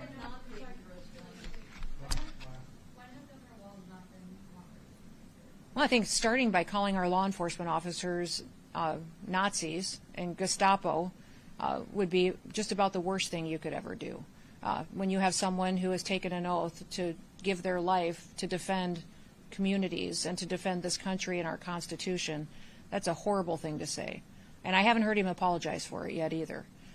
But if he would sign agreements with us to have our backs out on operations, that he would help with the safety and the security of our federal officers when they're out there protecting people, and making sure that we're focused on getting the worst of the worst off our streets as soon as possible, that would be absolutely wonderful. That would be a sea change that would be fundamental, because I don't know how he sleeps at night. I don't know how he goes to bed knowing that he's letting these people walk these streets and there can be more victims the next day. I hope that the next family who loses their child to the drugs that are on this table or illegal weapons that are on the streets doesn't have to put up with a governor like that. Thank you so much. Thank you, everybody. Appreciate it. Thank you so much. Did you have anything that you wanted? Okay, thank you.